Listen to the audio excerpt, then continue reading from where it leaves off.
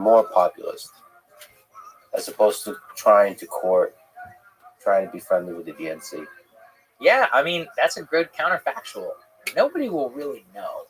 Look, I have a lot of love for the Bernie 2016 campaign. He has a great ad from 2016 called America. You should watch it. It's a great ad. That's another very interesting thing. It's unapologetically patriotic, and that is not something that you see in a lot of left-wing circles these days. So he understood politics at a base level that a lot of people did not. But Bernie himself, and then a lot of the Bernie movement was basically crushed by the elite Democratic Party for a variety of reasons. They hated them. They attacked Joe Rogan for even having him on, and for giving him a platform that was ridiculous. Obviously, it backfired in their face, which is really funny. But there were a lot of million examples like that. When they attacked Bernie for endorsing a pro-life politician, he never did it again. They attacked Bernie for having Bernie bros, people online, the bros who were super pro Bernie, and it was his fault that his supporters would say nasty things about Elizabeth Warren, and he would defenestrate himself and be like, yes, I'm sorry, please, my bro. It's like, stop that. I think that his biggest problem is he never went full Trump. He didn't go, he kept saying sorry. Yeah, I agree. I totally agree. And actually, in 2020, I did a ton of analysis on this at the time. He would always do stuff like, Joe Biden, my friend. And it's like, no, he's not your friend. He stands for everything that you disagree with. Everything. He'd be like, yeah, he's a nice guy, but he's not my friend. But he would always be like, Joe and I are great friends, but we have a small disagreement on this. But like you just said, in terms of going full Trump, they wanted to see Trump up there humiliating all of the GOP politicians that they didn't trust anymore. That's what people really wanted. But the other side of this is that the Democratic base in 2020 was very different than 2016. Because by 2020, they full-on had TDS. And they were basically like, we need to defeat Trump at all costs. We don't give a shit what your name is. Bernie, Biden, whatever. Whichever of you is going to best defeat Trump, you get the nom. 2016 is different because they didn't full-on have that love and necessity of winning. By the way, this is a strategic advantage that the Democrats have. Democrats just care about winning. The current base of the party. All they want to do is win. Republican base, they don't give a shit about winning. They just love Trump. So it's nice to win. But one of those where they will express their id for what they really want. Now, it's worked out for them because it turns out that's a very palpable political force. But one of the reasons why, you won't see me up here doing James Carville 40 more years is there's a law of something called thermostatic public opinion where, the thermostat, it changes a lot whenever you so when you have a left-wing president in power, the country goes right. When you have a right-wing president in power, the country goes left. Amazing, right? You can actually look at a graph of economic attitudes from the 2 months where Joe Biden became president after Donald Trump. So Republicans, Trump was president in the last year in office, economy's great. 2 months later, the economy is horrible.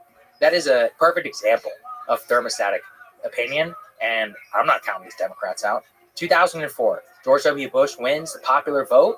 He has a historic mandate to continue in Iraq. By 2006, he's toasted. We have a massive midterm election, and by 2008, we're writing books about 40 more years, how there's never going to be a Republican in office ever again. So things can change a lot in a very short period of time. I think also for me personally, maybe I'm deluded, sort of the great man view of history. I think some of it is in programming circles, the term skills issue. I think some of it just has to do how good you are, how charismatic you are, how good you are as a politician. Maybe you disagree with this. I'd love to see what you think. I think if you were allowed to run for many terms, I think Obama would just keep winning. He would win 2016, he would win 2020, he would win this year, 2024. It's possible, but I would flip it on you, and I would say Obama would never be elected if there were no term limits, because Bill Clinton would have still been president. Yeah. So well, those two, right? Yeah. That's two examples of exactly. They extremely skilled politicians, and somehow can appear like populists. Man, Bill Clinton was a force in his time, and it's honestly sad what's happened to him. I was actually just talking with a friend the other day. I'm like, I kind of don't think that presidents should become president when they're young because they live to see themselves become irrelevant, and that must be really painful because I know what it takes to get there. Imagine being Clinton. I mean, your entire legacy was destroyed with Hillary Clinton in 2016. And then imagine being Obama, who in 2016 you could argue it's a one-off and say that Trump is just, oh, Hillary was a bad candidate. But Michelle and Barack Obama went so hard for Kamala Harris, and they just got blown out in the popular vote. I mean, the Obama era officially ended with Donald Trump's reelection to the presidency in 2024. And that was a 20-year period where Obama was one of the most popular central figures in American politics. But I want to return to what you're saying because it is important. And by the way, I do not support term limits on American presidents. Are you a fascist? Well, that would imply that I don't believe in democracy. I actually do believe in democracy because I think the people, if they love their president, should be able to reelect him. I think FDR was amazing. I think that the term limit change was basically what happened is that Republicans and a lot of elite Democrats always wanted to speak against FDR, but he was a god, so they couldn't. So they waited until he died. And then after he died, they were like, yeah, this whole third, fourth term, that can never happen again. And America didn't really think that hard about it. They were, yeah, okay, whatever. But I mean, it had immense consequences for American history. Clinton is the perfect example. I mean, just imagine. Bill Clinton left office, even despite the Lewinsky bullshit. He had a 60% approval rating. Okay, no way George W. Bush gets elected. Impossible. Clinton would have blown his ass out. And imagine the consequences of that. We would have no Iraq. I mean, I'm not saying he was a great man. Like, we probably still would have had the financial crisis, and there's still a lot of bad stuff that would have happened. But he was a popular dude, and I wouldn't say he had the best judgment at times presidentially, definitely not personally. But presidentially, but I'm pretty confident we would have not gone into the Iraq War, and so that's where it really cost us. If you're left wing and you're talking about Obama, yeah, I think Obama probably would have won in 2016. Although it's a counterfactual because Obama was never challenged in the same way that MAGA was able to the liberal consensus. Like Romney really ran this like awful campaign, honestly, about cutting spending. It was very traditional. Republican. It was deeply unpopular. The autopsy of that election was we actually need to be more pro-immigration. That literally was the autopsy. But Trump understood the assignment. There are two people who I so deeply respect for their political bets: Peter Thiel and Donald Trump. So one of the books that I recommended called The Unwinding by George Packer, he actually talks about Peter Thiel there. This is in 2013. And Thiel talks about, he was like, whoever runs for office next, they don't need to run on an optimistic message. They need to run on a message that everything is fucked up and that we need to fix. And if you think about it, that's why Thiel's endorsement of Trump with the American carnage message is, it was shocking, right, at the time. But he had that fundamental insight that that's what the American people want. Trump, too, comes out of an election in 2012 where the literal GOP autopsy, the report produced by the party, says we need to be pro-mass immigration. What happens? Immediately after 2012, they start to go for mass immigrant. Basically, they go for like these amnesty plans, the so-called Gang of Eight plan, Marco Rubio, and all of this in 2013. It falls apart. But Republicans get punished by their base in 2014. So Eric Cantor, who was the House Majority Leader, the number 2 Republican, spent more on stake in his campaign than his primary opponent, who successfully defeated him, a guy named Dave Bratt. Dave Bratt kicked his ass on the issue of immigration and said that Eric Cantor was pro-amnesty. All of the forces were there. And then in 2015, Trump comes down the escalator and he gives the message on immigration that the GOP base has been roaring and wanting to hear now, but that nobody wanted to listen to them. And that was his fundamental insight.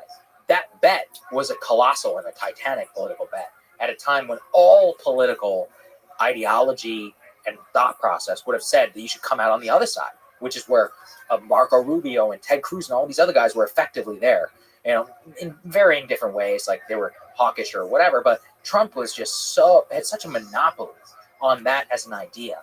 That's why he wins the 2016 primary. And then paired with immigration, a hardline position on immigration, is this American carnage idea that actually everything is wrong. The American dream is gone. We will stop this American carnage. And I think American carnage is one of the most important inaugural speeches ever given in American history. It's put it up against every single other speech. There's nothing else like it. But that was what the country wanted at the time. And that's what great politicians are able to do, is they're able to suss something out. That's also why Peter Thiel is who he is, because he saw that in 2000. Imagine you know what it takes to come out of the 2012 election to be honestly totally contrarian to the entire national mood and this entire theory of Obama-esque star politics and say, no, you need somebody who runs on the opposite. Well, we'll never know. And I love this kind of Mike Tyson versus Muhammad Ali. I still think I would have loved to see Obama versus Trump. Me too. I agree. And first of all, Obama versus Trump in 2008, Obama wins hands down. Well, yes, definitely. So I love how this is a boxing talk. Yeah. Now, when 2016, Obama has a bunch of, Iraq and Afghanistan. He's vulnerable, though. I'll tell you why. DACA. That's what nobody ever talks about in the Obama-Trump thing. Don't forget, Obama takes his 2012 victory, basically says, oh, the GOP that now agrees with me on immigration. And then he does DACA, and he legalizes, X million in a number of illegal immigrants who are brought here as children. That also fundamentally changed the immigration consensus on the Republican side because they were like, wait, holy shit, you can just do that? Because we don't agree with that at all. And that really ignited the base as well. So I'm not sure. I mean, a moment I think about a lot with Trump, just like being able to unleash the rage of the Republican base is in the 2012 debate, Candy Crowley was the moderator with Mitt Romney, and she fact-checked him famously. This was when fact-checking was shocking in a president. And she said something about Benghazi, and she was like, no, he did say that. She corrected Romney on behalf of Obama. To this day, it's questionable whether she was even right.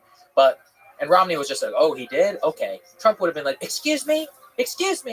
Look at this woman. He would have gone off. And I was like, and I think about that moment because that's what the Republican base wanted to hear. But also it turns out America had a lot of festering feelings about the mainstream media that it needed unleashed.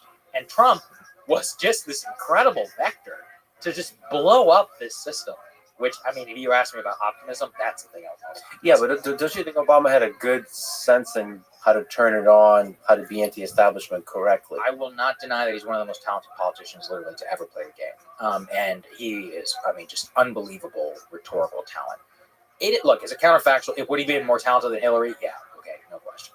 in terms of anybody would have been for that one. But at the same time, all the signs were there.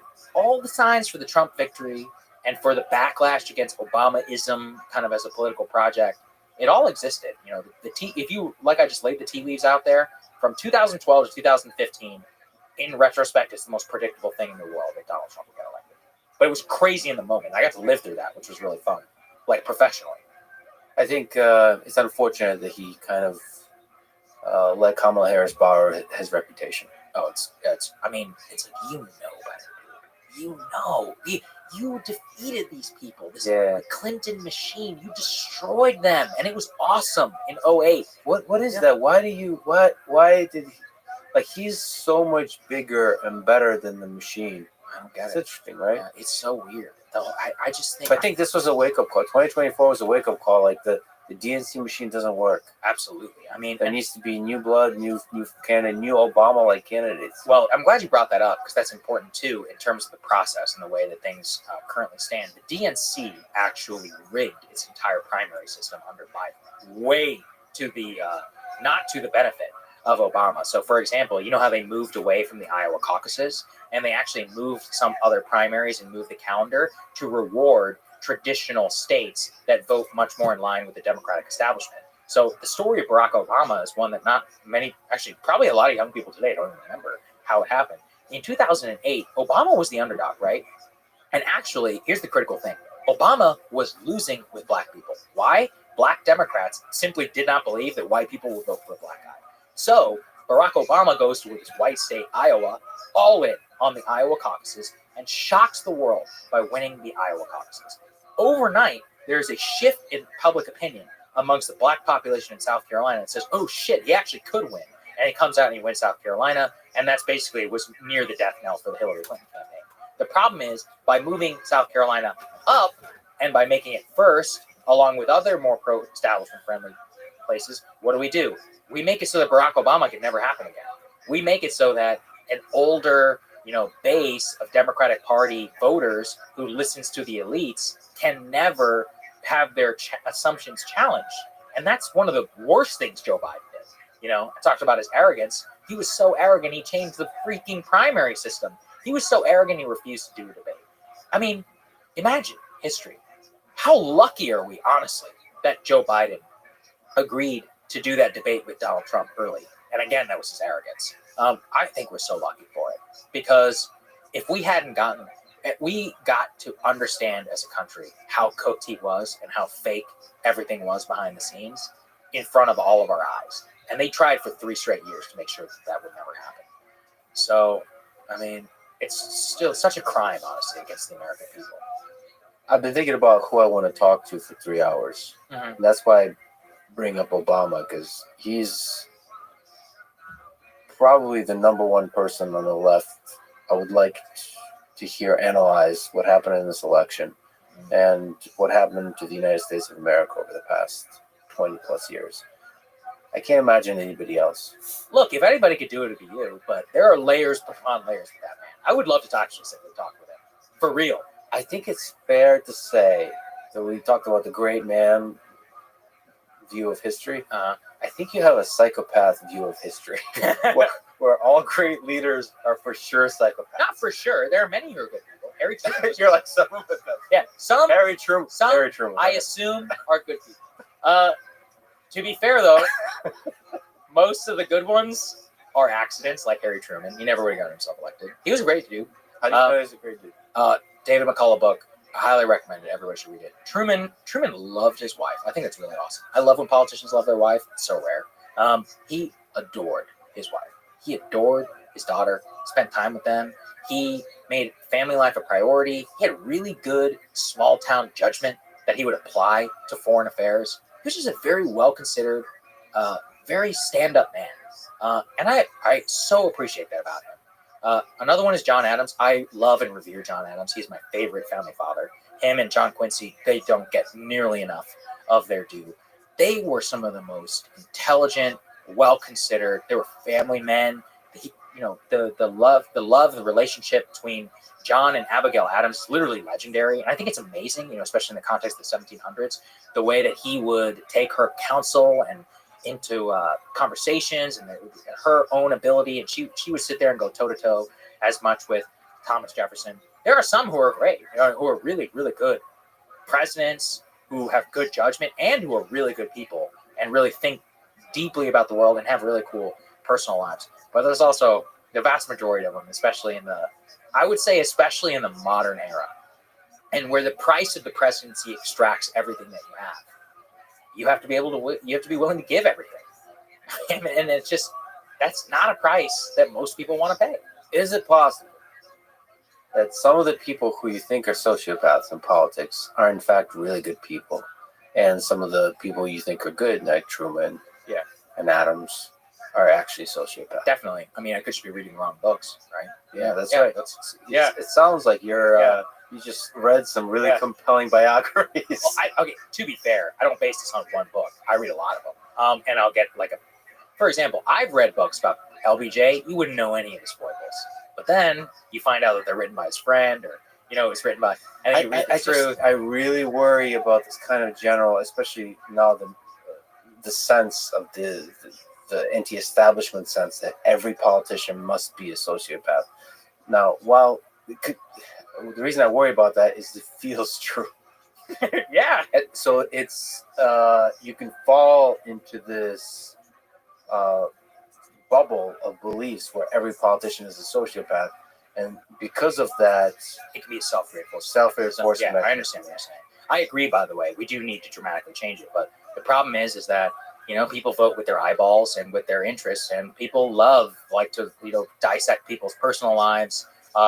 And one of the reasons why you were probably more likely in the pre-modern era to get a quote-unquote good people is they were not subject to the level of scrutiny and to the insanity of the process that you are currently. Like I just said about you, I mean, theoretically, you could run for president and you would just get your nomination at the convention. It's only 2 months to election day. That's not so bad. But, you run for president today, you got your ass on the road for 2 years, and then 2 years before that. And then you have to run the damn government. So the price is so extraordinarily high. I also think that, and just Washington as a system, it will burn you. It will extract absolutely everything that you can give it. And at the end of the day, I mean, everyone always talks about this. It's hilarious. How Trump is the only president not to age in office. I actually think it's crazy. Like when you look at the photos of how he actually looks better today than he did whenever he went into the office, that's amazing. And it actually says a lot about how his mind works. I think Trump is pure id. Like I think he's, having observed him a little bit, and both at the White House and having interviewed him, it's pure, just like it's calculating, but it's also pure id, which is very interesting. The ones who are the thinkers, guys like Obama and others who are really in their heads, it's a nightmare. It's a nightmare. Apparently Obama would only sleep 4 hours a night. Yeah, add like some empathy on top of that, and it's going to destroy you. It will kill you. All right, speaking about the dirty game of politics, several people, different people, told me that of everyone they have ever met in politics, Nancy Pelosi is the best at attaining and wielding political power. Is there any truth to that? In the modern era? Yeah, I think it's fair. In the last 25 years, definitely. Let's think about it. Number one is longevity. So she's had the ability to control the caucus for a long period of time. So that's impressive because, as I just laid out with Clinton, Obama, these figures come and they go. But over 25 almost year period, you've been at the very top in the center of American politics. The other case I would be is that in this modern era has been defined by access to money. She's one of the greatest fundraisers in Democratic Party history. And again, consistently, Obama, Kamala, all those people come and go, but she's always had a very central understanding of the ability to fundraise, to cultivate good relationships with Democratic Party elites all across the country, use that money and dole it out to her caucus. She's also was really good at making sure that legislation that came to the floor actually had the votes to do so. She ran an extremely well-ordered process in the House of Representatives, one in which you were able to reconcile like problems within her office. It didn't usually go public, and then it would make it to the floor and it would pass, so that there would be no general like media frenzy and Democrats in disarray or any of that. Put that on display with the Republicans, and we've had multiple speakers all resign or get fired in a 16-year period. That's pretty remarkable. Basically, ever since John Boehner decided to leave in, 2012? I forget the exact year. My point is that if you compare her record to the longevity on the Republican side, it is astounding. The other interesting thing is that she also has pulled off one of the real tests of political power, is can you rule even when you don't have the title anymore? So she gave up the leader position to Hakeem Jeffries, but everybody knows she pulled Joe Biden out of the race. That's pretty interesting, right? So she's technically just a backbencher, nobody member of Congress, but we all know that's bullshit. So that's actually a very important case of political power, is can you rule without the title? And if you can, then you truly are powerful. So I would make a good case for her. Yeah, she's done a lot of remarkable stuff for her party. I will say they played Trump like a fiddle, man. Last time around, they were able to. I mean, they really got him. One of the craziest elements that I covered was during the Trump basically threatened to shut down the government, and actually did shut down the government for a period of time over a dispute over border wall funding. And Pelosi and Schumer, despite like genuine mass hysteria in the Democratic Party, with even some people who are willing to try and to strike a deal, never wavered and actually basically won and forced Trump to back down. Not a lot of MAGA people want to admit it, but that was honestly really embarrassing for the Trump administration at the time. And yeah, I mean, the amount of discipline that it took for her and for Chuck to a lesser extent, but for the two of them to pull that off, it was honestly impressive that they were able to do that, even when the president has so much political power and it literally shut down the government over it. Speaking of fundraising, Kamala raised $1 billion, but I guess the conclusion is she spent it poorly. How would you spend it? I don't think money matters that much. I think Donald Trump has proven to us twice that you can win an underdog campaign through earned media, and I don't think that paid advertisement moves the needle that much. Now, don't notice, I didn't say it doesn't matter, but am I buying $425,000 a day spots in the Vegas sphere? No, we're not doing that. Are we building? Okay, ask people who do this for a living. How do you even spend $100,000 to build a set for one interview? Is this the Call Her Daddy thing? Okay. How's that possible? So think about the dollar per hour cost. That's like running a jet airplane in terms of what they did.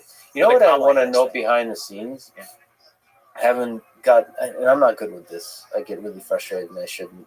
But dealing with PR and comms people can sometimes break my soul. It's maddening. Can we not talk about this? We need to pull in at 2:12 p.m. And you're like, but that's only 30 minutes. You know, it's like, Yeah, that. But there's stuff like where to put the camera. It's not that I don't. yeah. It's not actually hypothetically. I don't even disagree with any of the suggestions but it's like the micromanagement. just the micromanagement and the politeness, but the fake politeness, and it just makes me feel like I think like what would Kubrick do? Would he murder all of them right now? He would just ban them after he became Stanley Kubrick, but he dealt with it for a while. By the way, I just went on a Kubrick binge, and it was awesome. I watched that World War I movie of his, the one from the 50s. That is such an underrated film. I feel like people don't. Whatever. We'll get past it. Yeah. But I guess she paid for $100,000, bro. 100, and the Oprah thing. She paid for the interviews. So that's another one. I do this for a living, and as you can tell, I'm a very cynical person. I did not even know the celebrities got paid for their endorsements. I could never have imagined a universe where Oprah Winfrey is paid $1 million to endorse Kamala Harris. I'm like, first of all, you're a billionaire. Second, I thought you do this because you believe. No, I think to be fair, I think the million just helps do the thing you would like to do. It's like it's a nudge, because I don't think any celebrity would endorse. They're not doing it because of the money, but you should just do it for free. I can't even believe that you're doing this for money. I mean, and the fact, what was it, Alanis Morissette? You know how they had to cut her because they didn't have the funds to pay her? I'm like, first of all, if you believe, you should just play for free. But second, again, as a person who is deeply cynical, I still am genuinely shook that we are paying celebrities for this. Yeah, it's really fucked up. That's insane. Why do you think people on the left who are actually in the political arena are afraid of doing anything longer than an hour? That's a great question. So let me just say, probably most of the people I've talked to on this podcast are left-wing, or have been for a long time. They just don't sort of out and say it. Like most scientists are left-wing. Most sort of vaguely political people are left-wing that I've talked to. Yeah. But the closer you get to the actual political arena, and I've tried really hard, nope. I had a bunch of people with the highest profile people say 15 minutes, 20 minutes. Yeah. I say, nope. I'm used to that, so welcome. Yeah.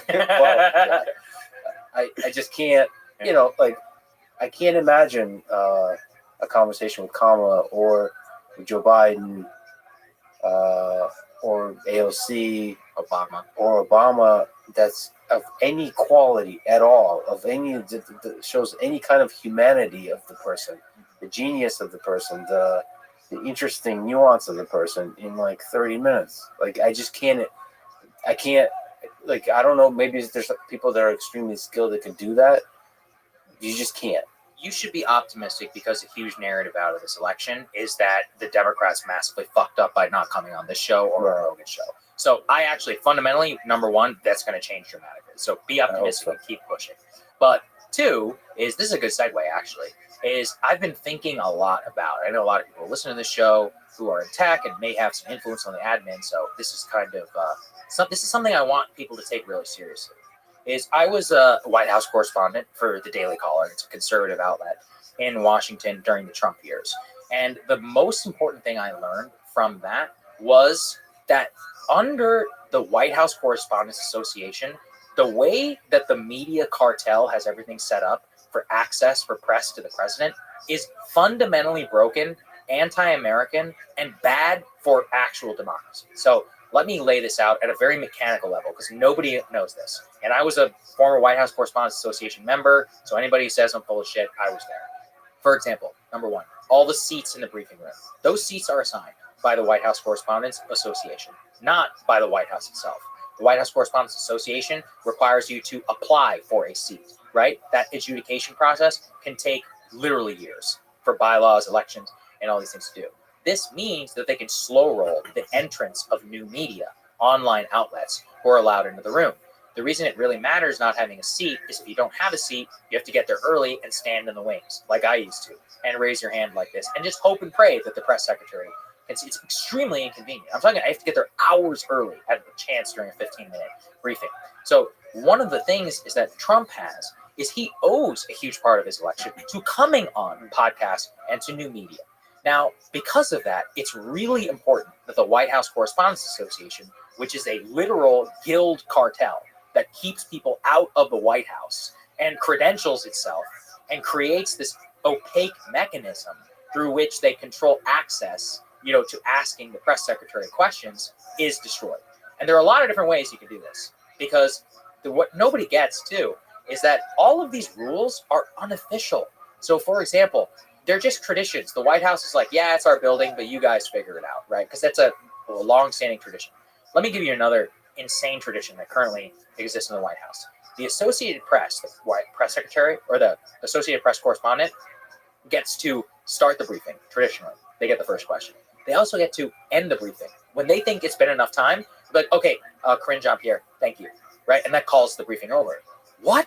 Who? You're not even the White House Correspondents Association. You literally just happen to work for the Associated Press. Why? Why do we allow that to happen? So, number one, stop doing that. To their credit, the Trump people didn't really do that, but it's a long-standing tradition.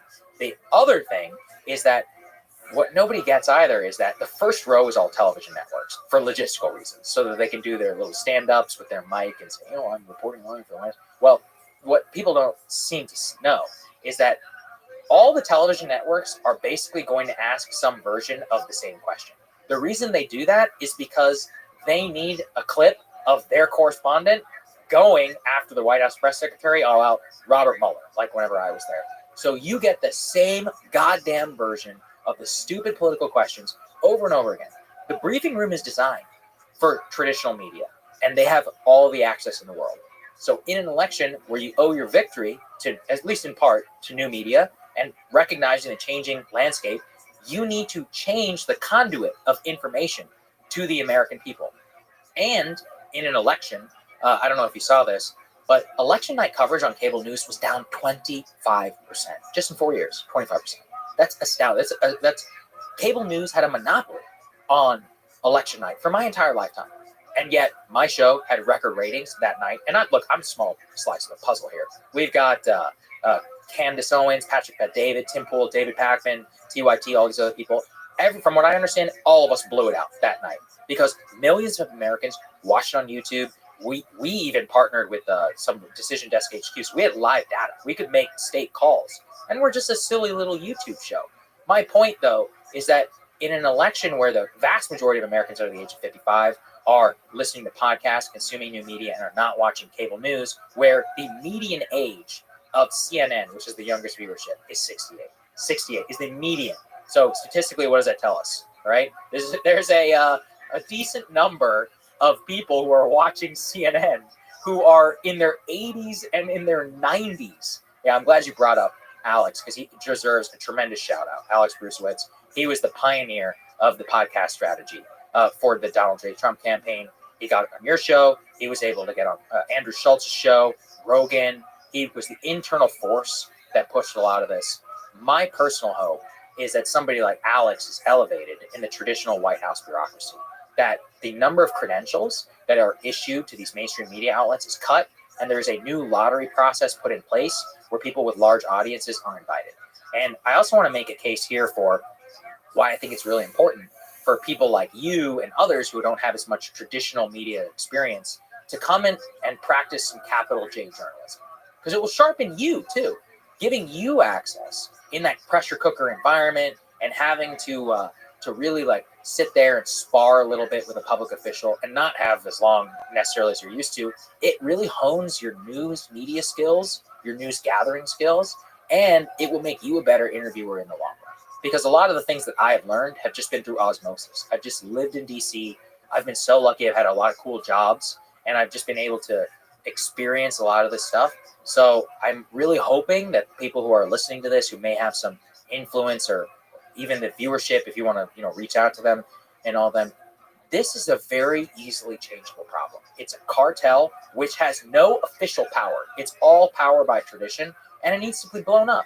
It does not serve America's interests to have 48 seats, I think, in the White House press briefing room to people who have audiences of like 5.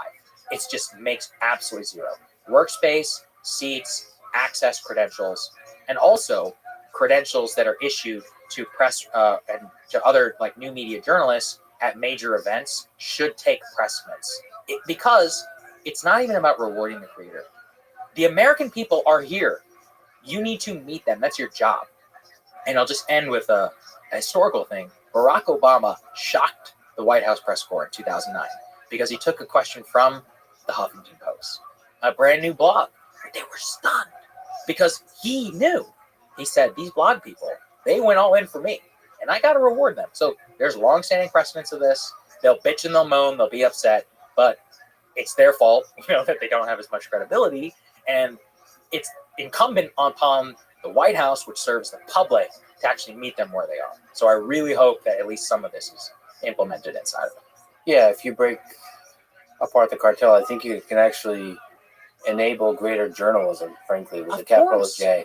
Because actually, in the long form is when you can do better journalism from even just the politician perspective. You can disagree, you can get criticized because you can defend yourself.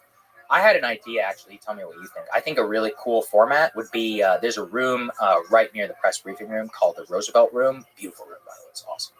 It has the Medal of Honor for Teddy Roosevelt, and it has a portrait of him and a portrait of FDR. It's one of my favorite rooms in the White House. It's so cool. And so my idea would be in the Roosevelt Room, which is traditionally used for press briefings and stuff, is like you as the press secretary sit there. I think there's like 12 seats, something like that. And you set it all up and you have, let's say, Shure microphones like this. And that person, that secretary, is going to commit to being there for like 2 hours. And new media people like can sit around the room. All of this being streamed live, by the way, just like the White House press briefing room. But the expectation is that the type of questions have to be substantive. Obviously, nothing is off limits. You should never, ever, accept, I'm not going to be asked about this. Especially as a journalist, you can't do that. Every time they're like, hey, please don't ask about this. It's like, actually, that's probably one thing you should ask about. But my point being that the expectation is that there's no interference on the White House side, but that the format itself will lend exactly to what you're saying to allow people to explain. And again, in a media era where we need to trust the consumer, like my show is routinely over 2 hours long on cable television. The Tucker Carlson program, whenever it was on Fox News, without commercial breaks, was about 42, 43 minutes, something like that of runtime. So I'm speaking for almost triple what that is on a regular basis. The point is that millions are willing to sit and to listen, but you just have to meet them where they are. So I would really hope that a format like that, like a streamer briefing or something like that, I think it's, look, I know they would dunk on it endlessly, but I think it could work.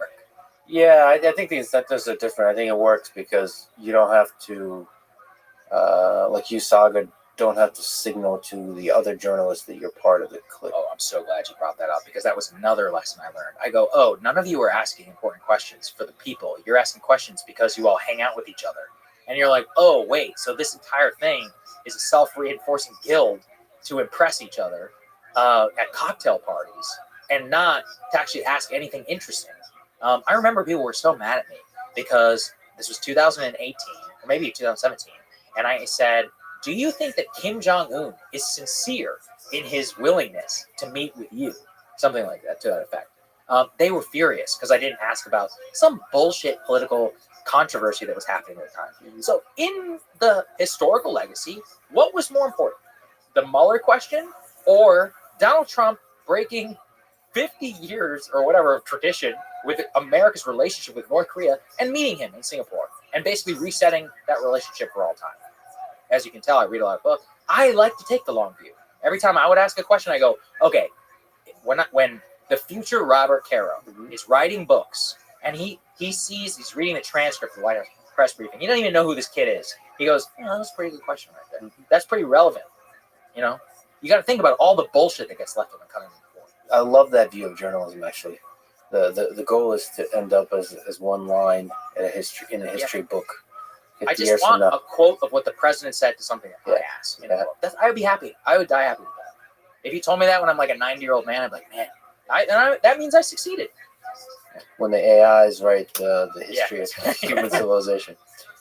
One of the things I continuously learn from you when looking back through history is how crazy American politics has been throughout history. It makes me feel a lot better about the current day. It should. Corruption, Yes. just the divisiveness also. Oh, Just the it's been way insanity. worse. Stealing elections Yes. at all levels of government, and direct stealing and indirect stealing, all kinds of stuff. So, is there stuff that jumps out to mind throughout history that's just like the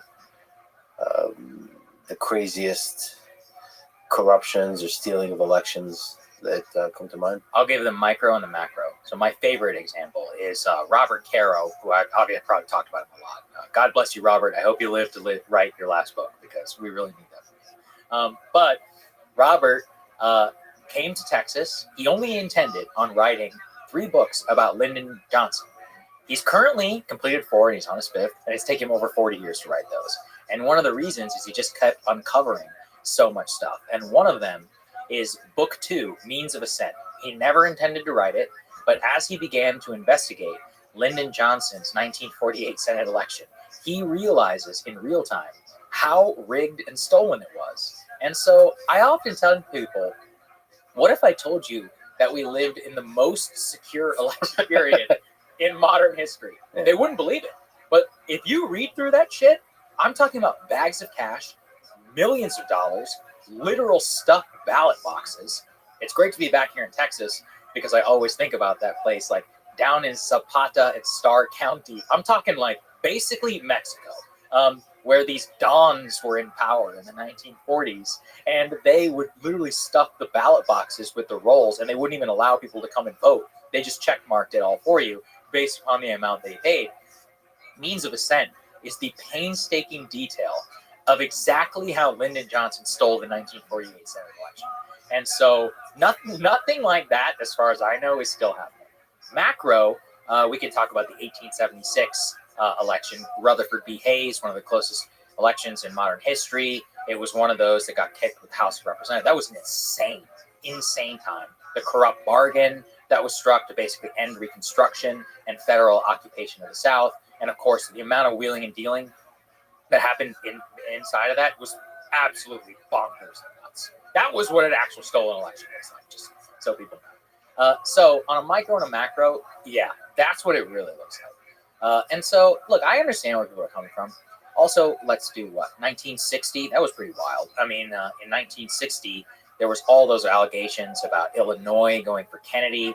If you look at the actual vote totals of Kennedy-Nixon, wow, I mean, it's such an insanely close presidential election. And even though the Electoral College victory looks a little bit differently, Nixon would openly talk about, he's like, oh, old Joe Kennedy rigged Illinois for his boy. And he'd be like, and we didn't even have a chance in Texas with Lyndon pulling, like Lyndon stuffing the ballot boxes down there. So, and this is open on they openly admit this stuff. They talk about it. So actually, there's a funny story. LBJ lost his, I think it's 1941 Senate primary. And it's because his opponent, Pappy O'Daniel, actually outstole Lyndon. So they're both corrupt. But Pappy O'Daniel stuffed the ballot box in like the 5th day of the 7 days to count the votes. And FDR loved LBJ. And it's interesting, right? FDR recognized Johnson's his talent. And he goes, Lyndon, you in New York, we sit on the ballot boxes till we count them. Because he's admitting that he, participated in a lot of this stuff. So this high-level chicanery of stolen elections is actually an American pastime that we luckily have moved on from. And quite a lot of people do not know the exact intricate details of how wild it was back in the day. Yeah, it's actually one of the things. It's harder to pull off a bunch of bullshit with all these cameras everywhere. Mm-hmm. Transparency too, lack of cash, banking regulations. There's a variety of reasons, but yeah. So that said, let's talk about the 2020 election. Mm-hmm. Seems like forever ago. Do you think it was rigged the way that Trump claimed? No. And was it rigged in other ways? And this is the problem with language like rigged. And by the way, when I interviewed Vivek Ramaswamy, he said the exact same thing. So for all the MAGA people who are going to get mad at me, Vivek agrees, all right? And I have observed, and I'm going to put my analyst hat on. There are two theories of stop the steal. One I call low IQ stop the steal, and one I call high IQ stop the steal. Low IQ stop the steal is basically what Donald Trump has advocated, where Dominion voting machines and bamboo ballots and Venezuela and Sidney Powell and all the people involved basically got indicted by the state of Georgia. I'm not saying that was correct. I'm just like, that's what that actually looked like. Rudy Giuliani, etc. High IQ stop the steal is basically, and actually, I mean, these are not illegitimate arguments. The school of thought is it was illegitimate for the state of Pennsylvania and other swing states to change mail-in balloting laws as a response to COVID, which enabled millions of people more to vote that wouldn't have, and that those change in regulations became enough to swing the election. I actually think that is true. Now, would you say that that's rigged? That's a very important question, because we're talking about a Republican state legislature, a Republican state Supreme Court, right? The two that actually ruled on this question. So could you say that it was rigged by the Democrats to do that? Another problem with that theory is that while you can say that that's unfair to change the rules last time around, you can also understand it to a certain extent. And I'm not justifying it. I'm just giving you an example. So, for example, after the hurricane hit North Carolina, Republican officials were like, hey, we need to make sure that these people who in Western North Carolina were affected by the hurricane could still be able to have access to the ballot box. And people were like, oh, so you're saying in an extraordinary circumstance that you should change voting, access and regularity to make sure that people have access. So my point is, you can see the logic through which this happened. And the high IQ version is basically the one that was adopted by Josh Hawley whenever he voted against certification. He said that the state Pennsylvania, particularly election law, and that those changes were unfair and led to the quote-unquote rigging of the election against Donald Trump. Now, there's an even higher IQ, Galaxy Brain Stop the Steal. Galaxy Brain Stop the Steal is one that you saw with great love and respect, my friend J.D. Vance, at his debate with Tim Walz. When Tim Walz asked him, what did he say? He said, did Donald Trump win the 2020 election? He said, Tim, I'm focused on the future. And then he started talking about censorship, the Hunter Biden laptop story. If you take a look at the Joe Rogan interview, Rogan actually asked JD this. He's like, what do you mean the election? Some version of that. And JD was like, well, what I get really frustrated by is people will bring up all these insane conspiracy theories, but they ignore that the media censored the Hunter Biden laptop story and that big tech had its finger on the thumb for the Democrats. Now, that is empirically true, okay? That is true, right? Now, would you say that that's rigged? I'm not going to use that word because that's a very different word. Now, would you say that it's unfair? Yeah, I think it's unfair. So there's a lot of MAGA folks picked up on this one. There was a Time magazine article in 2020 that's very famous in their crowd called, it was like the fight to fortify the election. And it was about all of these institutions that put their fingers on the scale for Joe Biden against Donald Trump. So I will put it this way. Was Donald Trump up against the titanic forces of billionaires, tech censorship, and elite institutions who all did absolute damnedest to defeat him in 2020? Yes, that is true. And in a sense, the Galaxy Brain case is the only one of those, which I think is truly legitimate. And I'm not going to put it off the table, but this is the problem. That's not what Trump means. Trump, by the way, will never tell you what I just told you, right? JD will. If you go and you ask any of these Republican politicians when they're challenged on it and they don't want to say that Trump lost the 2020 election, they'll give the Galaxy Brain case that I just gave. And again, I don't think it's wrong, but it's like, guys, that's not what he means when he says it. And that's the important parsing of the case, right? So first, at a high level, Trump or otherwise, I don't like anyone who whines when they lose, period. Yeah, although he did tell you he lost. Did you notice that? That's the only time he's ever said it, ever. Yeah. You're famous. You're in history for that one. Lost by a whisker. Yeah, I lost by a whisker. I mean, there is a case to be made that he was joking. I don't know. But there is a kind of weaving that he does with humor where sometimes it's sarcasm, sometimes not. Mm-hmm. Much easier to showcase in a 3-hour interview, I'll say. Good call. Go ahead. I couldn't even play with that when you have 40 minutes. You're like, I could do just 40 minutes on weaving alone. For your style, it doesn't work. and I can tell you how the way I interview politicians is I just do pure policy. So the first time I interviewed Trump, I compiled a list of 15 subjects. Me and my editor, Vince Collier, shout out to Vince, and the two of us sat in an office, and then we had questions by priority in each category. And if we felt like we were running short on time, we would move around those different ones. But that was purely, he's the president, we're asking him for his opinions on an immigration bill or whatever. For what you do, it's impossible. Yeah, I just want to say that thank you for everybody involved for making my conversation with Donald Trump possible. But I've learned a lot from that. That I just, if I'm told that all I have is 40 minutes, I'm very politely sparing, in that case, Donald Trump the 40 minutes and just walking away. Because I don't think I could do a good job. I think that is the correct decision on your part. Yeah. And I also would encourage you to have the confidence at this point that you are in a position of something that we call in the business the ability to compel the interview. And by to compel means to be able to bring somebody else to you and not the other way around. Yeah. And I think that you and Rogan and a few others are in that very unique position. And I would really encourage you guys to stick to your guns on things that make you feel comfortable. Because, those of us in news, we will always negotiate. We're willing to do short form because we're asking about policy. But for the style that you've helped popularize, and I think that you're uniquely talented and good at, that's very important not to compromise on. So. Thank you for saying those words. And that's not just in the interest of journalism and the interest of conversation, it's the interest of the guest as well. Yeah, right? absolutely. To bring out the best in them. Yeah, I mean, I would feel really at a disservice.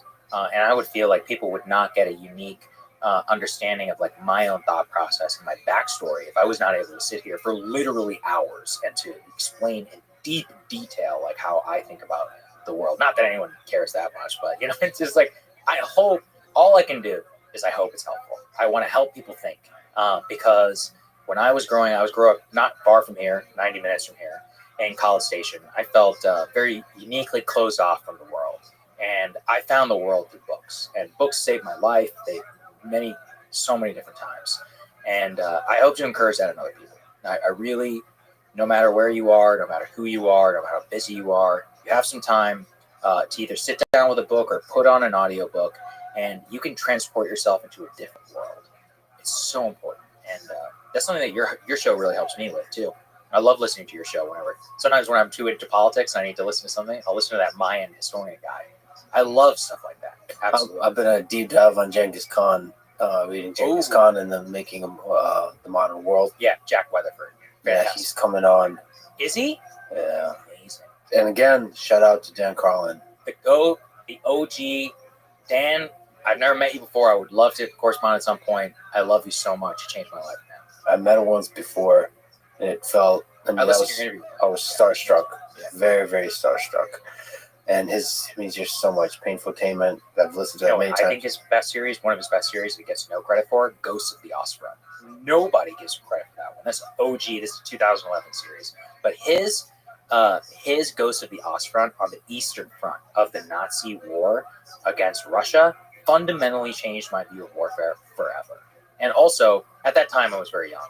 And to me, World War II was Saving Private Ryan. I wasn't as well-read as I am now. And I was like, oh, shit, this entire thing happened, which actually decided the Second World War. And I don't know anything about this. So shout out to Dan. God bless you, man. And his quote-unquote short episodes, I think, on slavery in general throughout human history. That was an awesome episode. I actually bought a bunch of Hugh Thomas books because of that episode. I'd never really read about African slavery or the slave trade outside of the Civil War context. So, again, shout out to him for that one. That was an amazing episode. His Japan series, too. I'm going to Japan in a few days, and I keep thinking of what he always talked about in his Supernova in the East. The Japanese are like everyone else, but only more so. And, God, I love that. Okay, he's great. And I ironically arrived at this tangent while talking about the 2020 election. Yeah. So podcasting is fun. Because you said lost by a whisker. Yeah. And now we're dragging us screaming back to the topic.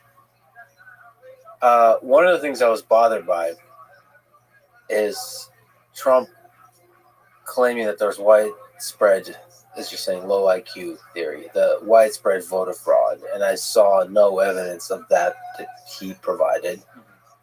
And All right, well, let's put that on the table. And then the other thing I was troubled by, that maybe you can comfort me in the context of history, how easily the base ate that up. That they were able to believe the election was truly rigged based on no clear evidence that I saw. And they just loved the story. And there is something compelling to the story that, like this DNC type, like with Bernie, the establishment they're corrupt and they steal the will of the people. And like the lack of desire from the base or from people to see any evidence of that was really troubled me. Yeah, I'm going to give you one of the most depressing quotes, which is deeply true. Roger Ailes, who is a genius. Shout out to The Loudest Voice in the Room by Gabriel Sherman. That book changed my life too, because it really made me understand media. People don't want to be informed. They want to feel informed. That is one of the most fundamental media insights of all time. What a line. Roger Ailes, a genius in his own right, who, he changed the world. He certainly did. He, he's the one who kind of gets credit for one of the greatest debate lines of all time, because he was an advisor to President Reagan. Whenever he broke in, he was like, "Mr. President, people want to know if you're too damn old for this job or not." And he inspired that joke that Reagan made, where he was like, I will not use age in this campaign. I will not hold my opponent's youth and inexperience against him. That was Ailes, man. He did the Nixon town halls. He did it all. He's a fucking genius. And I'm not advocating necessarily for the world he created for us, but he did it. And people should study him more. If you're interested in media in particular, that book is one of the most important.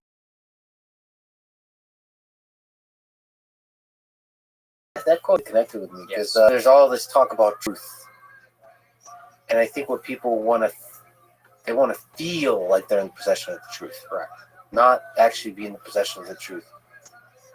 Yeah, I know. It's it hit me too. Actually, Russell Crowe does an amazing job of delivering that line in the Showtime miniseries. So if you have a chance, you should watch it. And look, this is the problem. Liberals will be like, yeah, see these idiot Republicans. I'm like, yeah, you guys have bought a lot of crazy, stupid shit too, okay? And if actually, I would say liberal misinformation, quote unquote, is worse than Republican disinformation because it pervades the entire elite media, like Russiagate or Cambridge Analytica or any of these other hoaxes that have been foisted on the American people. The people who listen to The Daily and from the New York Times are just as brainwashed, lack of informed, want to feel informed as people who watch Fox News. So let me just say that out there. It's an equal opportunity cancer in the American. Actually, we started early on in the conversation talking about bubbles. Mm-hmm. What's your advice about how to figure out if you're in a bubble and how to get out of it? Oh, it's such a fantastic question. Unfortunately, I think it comes really naturally to someone like me because I'm the child of immigrants and I was raised in College Station, Texas. So I was always on the outside. And when you're on the outside, this isn't a sob story. It's a deeply useful skill because when you're on the outside, you're forced to kind of observe. And you're like, oh. So like when I was raised was the Bible Belt and people really, people were hardcore evangelical Christians. And I could tell them they really believe this stuff. And, they were, always trying to proselytize and all of that. And then the other gift that my parents gave me is I got to travel the entire world. I probably visited 25, 30 countries by the time I was 18. And one of the things that gave me was the ability to just put yourself in the brain of another person. So one of the reasons I'm really excited to go to Japan, and I picked it as a spot for my honeymoon, was because Japan is a first world developed country where the vast majority of them don't speak English. It's distinguishedly non-Western, and they just do shit their own way. So they have a subway, but it's not the same as ours. They have restaurants. Things don't work the same way. They have, I could go to a laundry list. Their entire philosophy of life, of the daily rhythm, even though it merges with service-based managerial capitalism, and they're fucking good at it too, they do it their own way. So exposure to other countries in the world gave me, and also just being an outsider myself, gave me a more detached view of the world. So if you don't have that, what I would encourage you is to flex that muscle. So go somewhere that makes you uncomfortable. This will be a very boomer take, but I hate the fact that you have 5G everywhere you go in the world. Because some of the best experiences I've ever had in my life is walking around Warsaw, Poland, trying to find a bus station to get my ass to Lithuania with a printed out bus ticket. I have no idea where the street is. I'm in a country where not that many people speak English. We're pointing and gesturing, right? And I figured it out. And it was really useful. I got to meet a lot of cool Polish people. Same in Thailand. I've been in rural, like bumfuck Thailand, Colombia, places where people speak zero English. And your ability to gesture and use pidgin really connects you and gives you like the ability to get an exposure to others. And so I know this is a very like wanderlust like travel thing, but unironically, if you're raised in a bubble, pierce it. Like that's the answer. Is seek something out that makes you uncomfortable. So if you're raised rich, you need to go spend some time with poor people. And consider that they might actually understand the world better than you. Well, in some respects. So I think a lot of rich people have really screwed up personal lives. So if you're poor and you really value family, you say, oh, that's interesting. There seems to be a fundamental trade-off between extraordinary wealth and something that I value. But what can I take away from that person? Oh, put my money in index funds. Make sure that I am conscientious about my budgeting. It's common sense shit, right?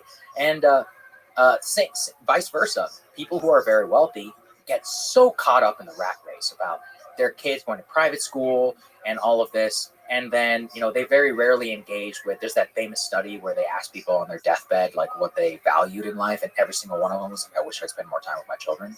I think about that every time that I am thinking about pursuing a new work endeavor or something that's going to have me spend significant time away from my wife. And I'm almost always these days, now that I've achieved a certain level of success, the answer is I'm not doing it unless you can come with me. One of the bubbles I'm really concerned about is San Francisco bubble. I visited there recently because I have so many friends there that I respect deeply. There's so many brilliant people in San Francisco, Absolutely, the Silicon Valley. But there's just this. I don't even want to criticize it, but there's definitely a bubble. Yeah, thought. I'm with you. I'm friends with some SV Silicon Valley people as well. I'm similarly struck by that every time I go. And honestly, I do admire them because what I respect the most amongst entrepreneurs, business, and political thinkers is systems thinking. Nobody thinks systems better than people who are in tech because they deal with global shit, right? Not even just America. They have to think about the whole world, about the human being and his relationship with technology. And coding, in some ways, is an expression of the human mind and about how that person wants to achieve this thing. And hey, you mechanically can type that into a keyboard or even code something to code for you to be able to achieve that. That's a remarkable accomplishment. I do think those people and people like that too, who think very linearly through math, and the geniuses are the ones who can take their creativity and merge it with linear thinking. But I do think that actually, those are the people who probably most need to get out of the bubble, check themselves a little bit. And look, it's really hard. Once you achieve a certain level of economic success and others, like what do most rich people do? They close themselves off from the world, right? That's the vast majority of the time. What do?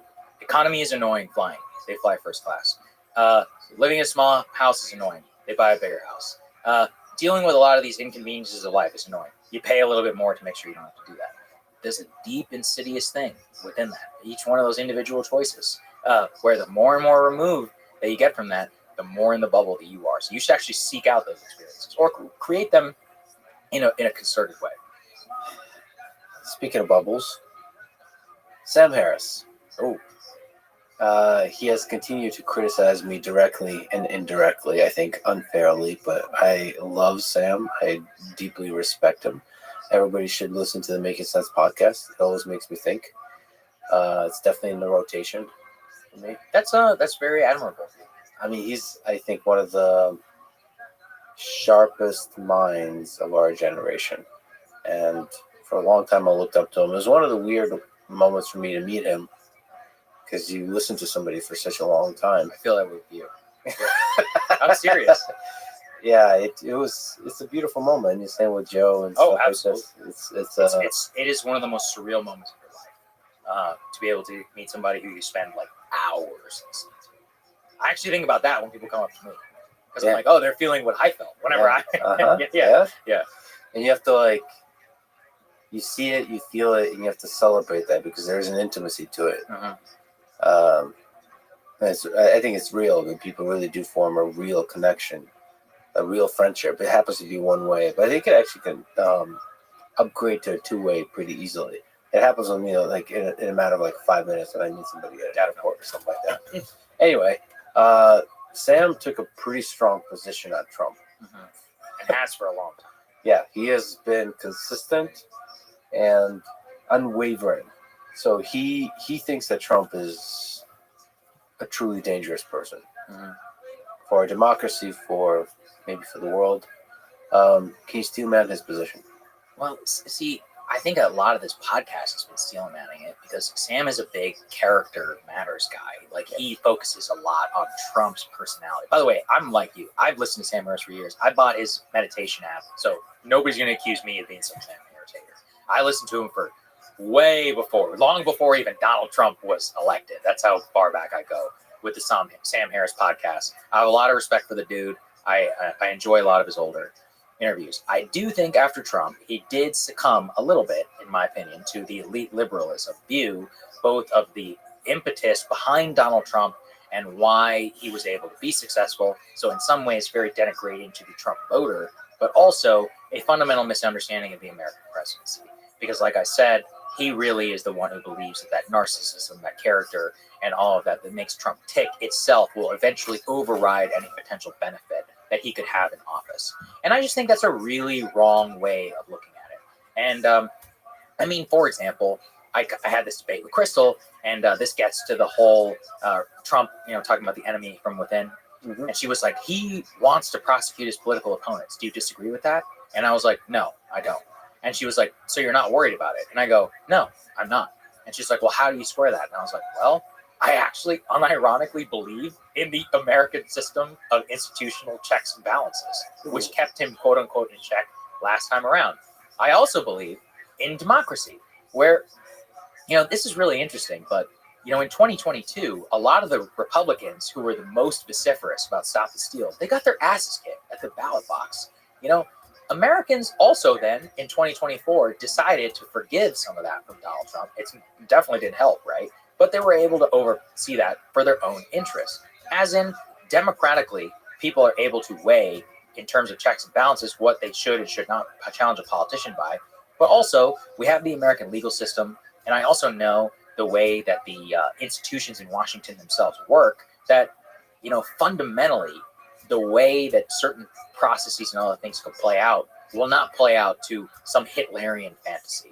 And this gets to the whole, Kamala and them calling him a fascist, Hitler. You and I probably spent hours of our lives, maybe more, thinking and reading about Adolf Hitler, Weimar Germany, and I just find it so insulting, because it becomes this moniker of bash. These terms have meaning beyond just the dictionary definition.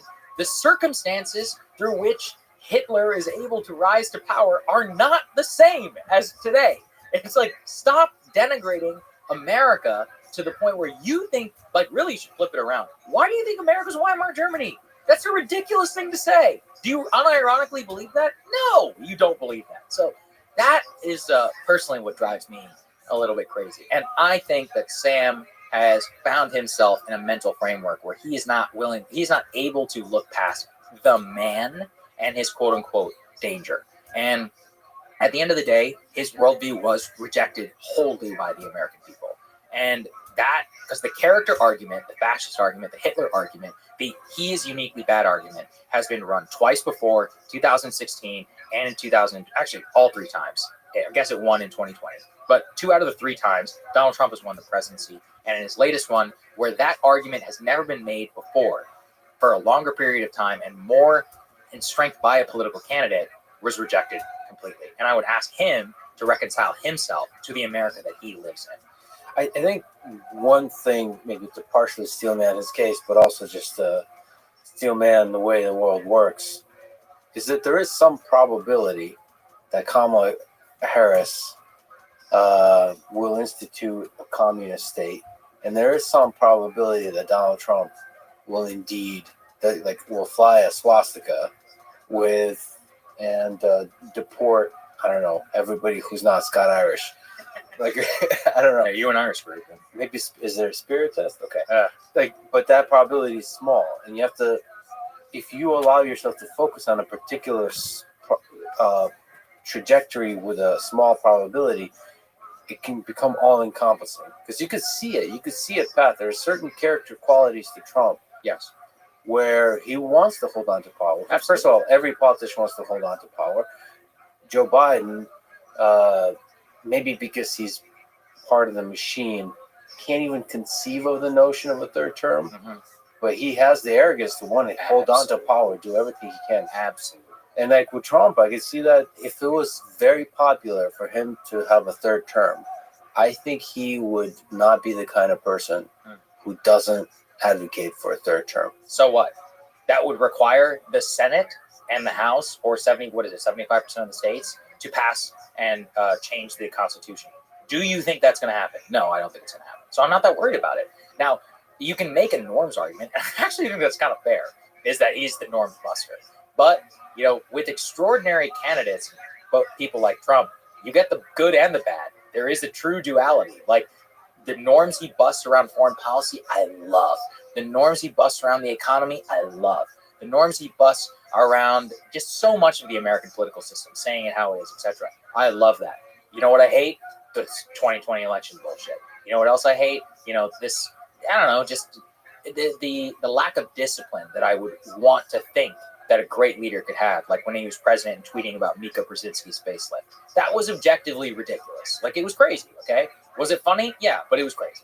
And it's not how I would conceive and have conceived of some of my favorite presidents. I wouldn't think that they would do that. But that's what you get. Everyone should be clear-eyed about who this man is. And that's another problem. The deification of politicians is sick. It's sickening. Like, about Trump, around Obama, around Hillary. Like, these people are just people. Like, the idea that they are godlike creatures with extraordinary judgment. One of the really cool things about your and I's job is we actually get to meet very important people.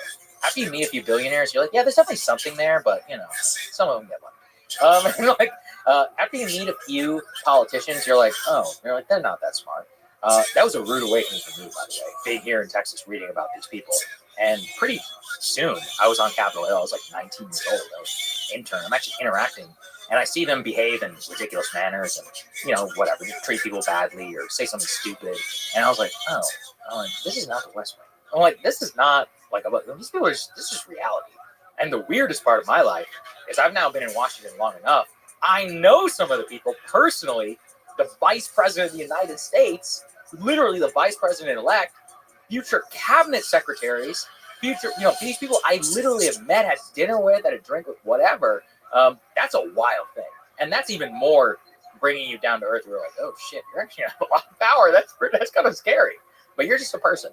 And so even though you don't have to say I have my same life experience, take it from me or anybody else who's ever met really famous people, rich, successful, powerful people. They're just people. There's nothing there. There's some things that are unique about them, but they have just as many human qualities as you or anybody else who's listening to this right now.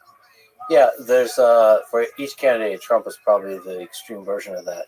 There's a distribution of the possible trajectories their administration might result in. Yes. And the range of possible trajectories is just much wider with Trump. Yeah, you're describing like a Bayesian theory, right? I think that's actually a really useful framework for the world, is that people are really too binary. So like you said, there's a theoretical possibility, I guess, of a communist takeover of government and of a fascist takeover of government under Kamala Harris or Donald Trump. The realistic probability, I would give it 0.05% probably in both directions.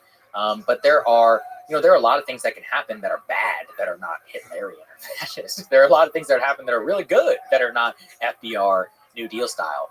One of the worst things politicians do is they describe themselves in false historical ways. So in Washington, one of the most overused phrases is made history. And I'm like, if you actually read history, most of these things are they're not even footnotes. They're the stuff that the historians flip past and they're like, what a stupid fucking thing. I mean, and I'm talking about things that ruled American politics. Like, what if I told you that the Panama Canal Treaty was one of the most important fights in modern American politics? Nobody thinks about that today. it ruled American politics at that time. You know, it genuinely is a footnote, but that's not how it felt at the time. So that's another thing I want people to take away. You tragically missed the UFO hearings. Oh man, my brothers, I'm really sad. brothers. I let me tell you, I love them so much. The UFO community are some of the best people I've ever met in my life.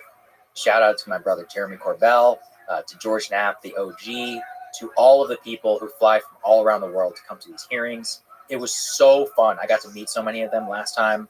Just walk the rope line, like as people were coming in. The excitement, I truly love the UFO community. Shout out to all of them. This is the second one, I guess. This is the second one. Do you hope they continue happening? It's going to be a slow burn.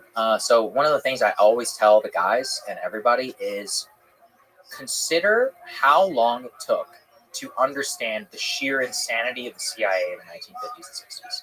So if we think back to the Church Committee, I forget the exact year of the Church Committee. I think it was in the 70s. The entire Church Committee and knowledge of how the CIA and the FBI were up to all of this insane shit throughout the 50s and 60s is because some people broke into a warehouse, discovered some documents, got the names of programs, which were able to be FOIA'd, and we were able to break open that case. It would never have happened with real transparency, like in the official process. So we owe those people a great debt, I guess I could say. Now the statute of limitations has passed.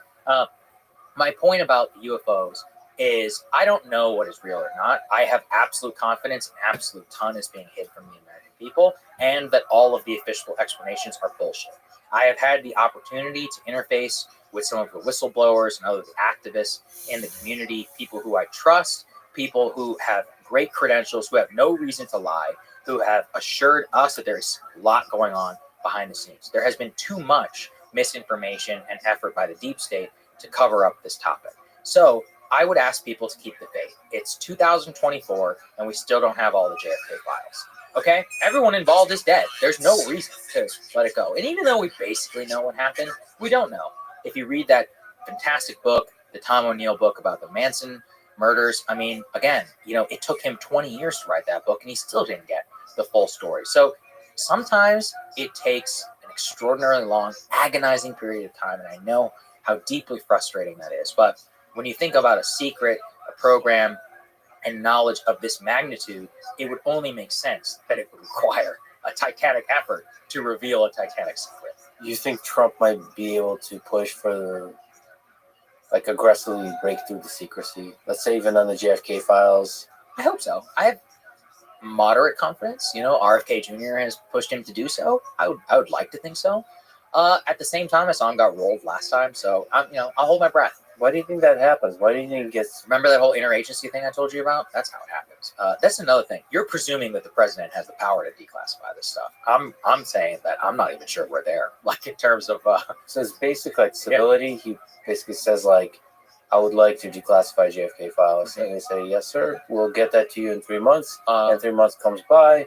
And then they're like, well, there's these hurdles. Well, the way you get around it is let's release some, but these in particular, there's national security secrets. There's a good case for not releasing them, X, Y, and Z. It's like you get around that. Oh, okay, that makes sense. And again, he's a busy guy. He's the president. He's got way bigger shit to worry about. So that's the problem is that unless you have the true urgency, look, people of immense power have tried. Everyone forgets this. John Podesta was the White House chief of staff. He is a UFO true believer in his heart. He tried. He's talked about it. He tried at the top level, the number 2 to the White House, to get the Pentagon and others to tell him what was going on, and they stonewalled him. So people need to understand what you're up against. And, and people are like, how is that even possible? It's like, well, go read about the terror that LBJ and the Kennedys and others had in confronting J. Edgar Hoover. Go and read how terrified, Eisenhower and some of them were of the Dulles brothers. They were scared. They knew where the power lies. So, the presidency, government, deep state, etc., they've been there a long time, and they know what's happening. And presidents come and go, but they stay forever. And so that's the paradigm that you're going to have to fight against. Yeah, I mean it's a bit of a meme, but I wonder how deep the deep state is. Much deeper than anyone can even imagine. And the worst part is with the deep state is it's not even individuals; it's actually an ideology. And ideology is the most people often think that if we took money out of politics, that it would change everything. I'm not saying it would change everything, or it wouldn't change a lot. But people are like, oh, so and so is only against universal health care because they're getting paid. I'm like, no, that's not why. They actually believe it. Or it's like, oh, so and so is only wants to advocate for war with Iran because they're on the payroll of APAC. And it's like, well, yeah, the APAC trips and the money helps, but they think that. Actually, the system itself, this is a very Chomsky-esque systemic critique, is that any journalist worth their salt would never have the ability to get hired in a mainstream. So he's like, it's not that you're bad in the mainstream media. It's that anyone good is not allowed to be elevated to your position because they have an ideology. And so, that is the most self-reinforcing, pernicious mechanism of them all. And that's really Washington in a nutshell. It's again a bubble, but a bubble that has a lot of power. Yes.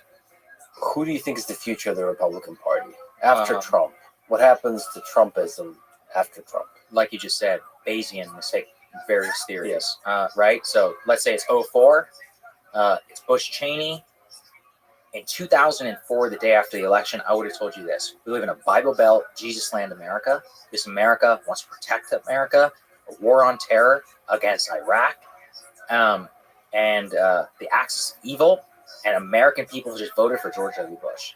And so I would have predicted that it would have been somebody in that vein. And they tried that. His name was John McCain. He got blown the fuck out by Barack Obama. So I cannot sit here and confidently say. What year would you be able to predict Obama? It's just his first time he gave the speech. The 2004 speech at the DNC. That was his We Don't Live in a Black America, White America, the John Kerry DNC speech. You honestly could not have predicted it until 2007, whenever he actually announced his campaign and activated a lot of anti-war energy. I mean, maybe 2006, actually, I could have said. In 2006, if I was, kind of the contrarian man now, I'm like, yeah, there's a lot of anti-war energy. I think the next president will be somebody who's able to, the explosion of Keith Olbermann and MSNBC. That it makes logical sense in hindsight. But, at the same time, you're going up against the Clinton machine, who's never lost an election. So I would have been afraid. I cannot confidently say. So I will say, if things go in a different direction, if Trump is a net positive president, then I think it will be J.D. Vance, his vice president. Who believes in a lot of the things that I've talked about here today about foreign policy restraint, about the working class, about changing Republican attitudes to the economy, and he would be able to build upon that legacy in the way that George H.W. Bush was able to get elected off the back of Reagan. But H.W. Bush was fundamentally his own man. He's a very misunderstood figure, very different than Ronald Reagan. Didn't end up working out for him, but he did get himself. Alex? So that's one. What's up, Alex? How you living? Net positive Trump presidency. What's new? I just sold an eBay I just sold a laptop on eBay, and then my email got hacked. That is. And now there's no recollection of my laptop on eBay. Okay, is there any way to get it back? No, I called the police. I've done everything. Okay, what did the police say? They took a crime number. They gave me a crime reference number. Okay. Did you give that to eBay? I can't get hold of eBay. Okay. Did you email them? I tried calling them, but I called their number. They said they'd send me a link, but they never did. Okay. So call them back and tell them you were supposed to send me a link, but I never got it. It's automated, so I actually speak to anyone. Okay, so email them. I don't know their email address. All right, well, we'll get it for you. It's probably support at ebay.com. What is eBay support email?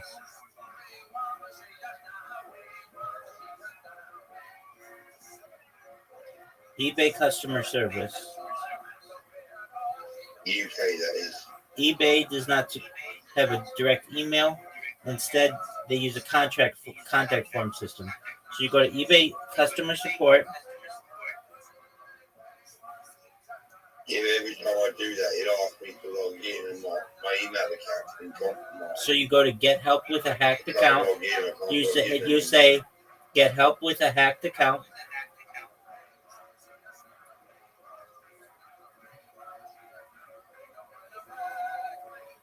And then it says if you can't sign into your account, contact us immediately. And it says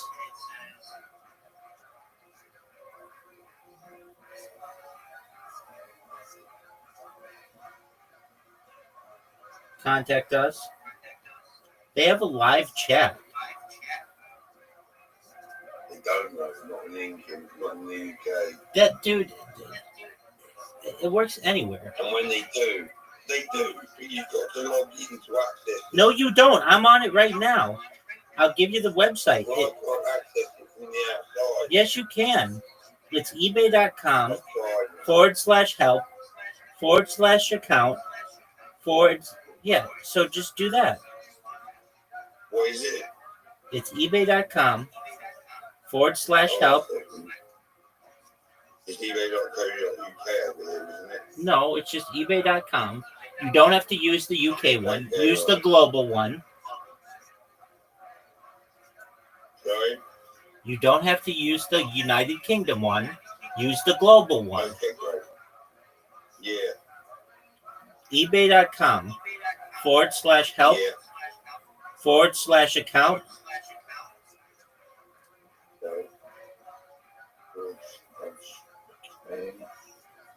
Yeah. All right. And then enter. Hit enter. Or return or whatever. Go there. Right. Okay. And then you're going to see hacked account. Says reset your password. No. That's not what it says. It says a lot of things on that page. Keep searching, and it's going to say, someone hacked my account, or help with a hacked account. It says, I'm on my phone, it says, top account articles for you. I'm on my phone too. I'm on my phone too. Okay, so it's, Sorry? I'm on my phone too. Right.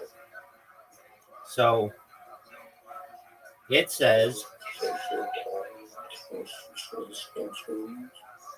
Oh, I've got it here. there you go. So,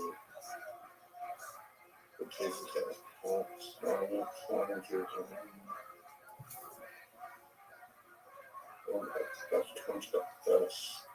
Click, oh, brilliant, yeah. Hold on. click there, and then it brings up a little chat box. Yeah, but help. Okay, so click on the chat box and tell them what happened. It says, if you think someone hacks your account, reset your password, verify your personal information, and review any activity. There's no sign of my account anymore. Okay, that's not what I told you to do. You go to, You told me to go to the chat bar. yeah, I did. And then, I am. okay.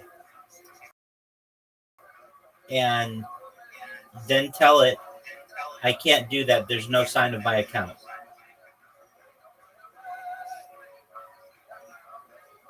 Oh, contact manager. There you go. Email address, whatever.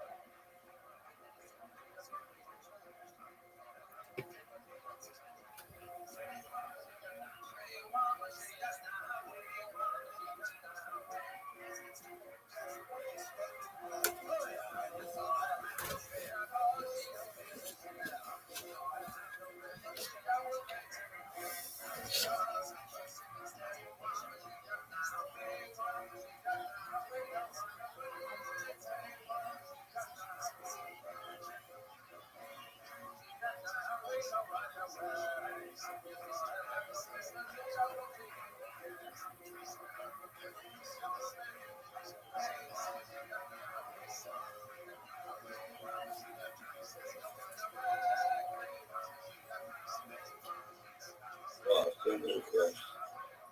Okay. That was cool. Sure, your comment was cool. But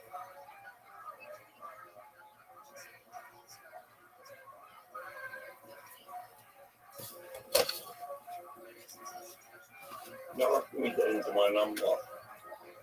Okay, you can't even. Yeah, You can't get into your phone number? I can, but he needs, when it says enter a location, it's only offering me United States and Canada. Dude, you can still do it. Okay, ignore it. I'll type in my number.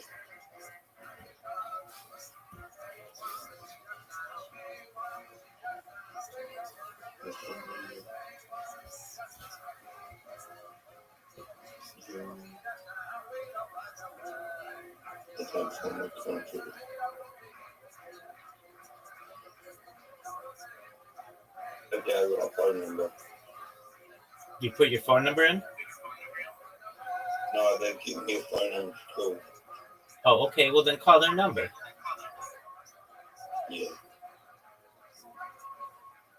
Should I go? All right, go do it.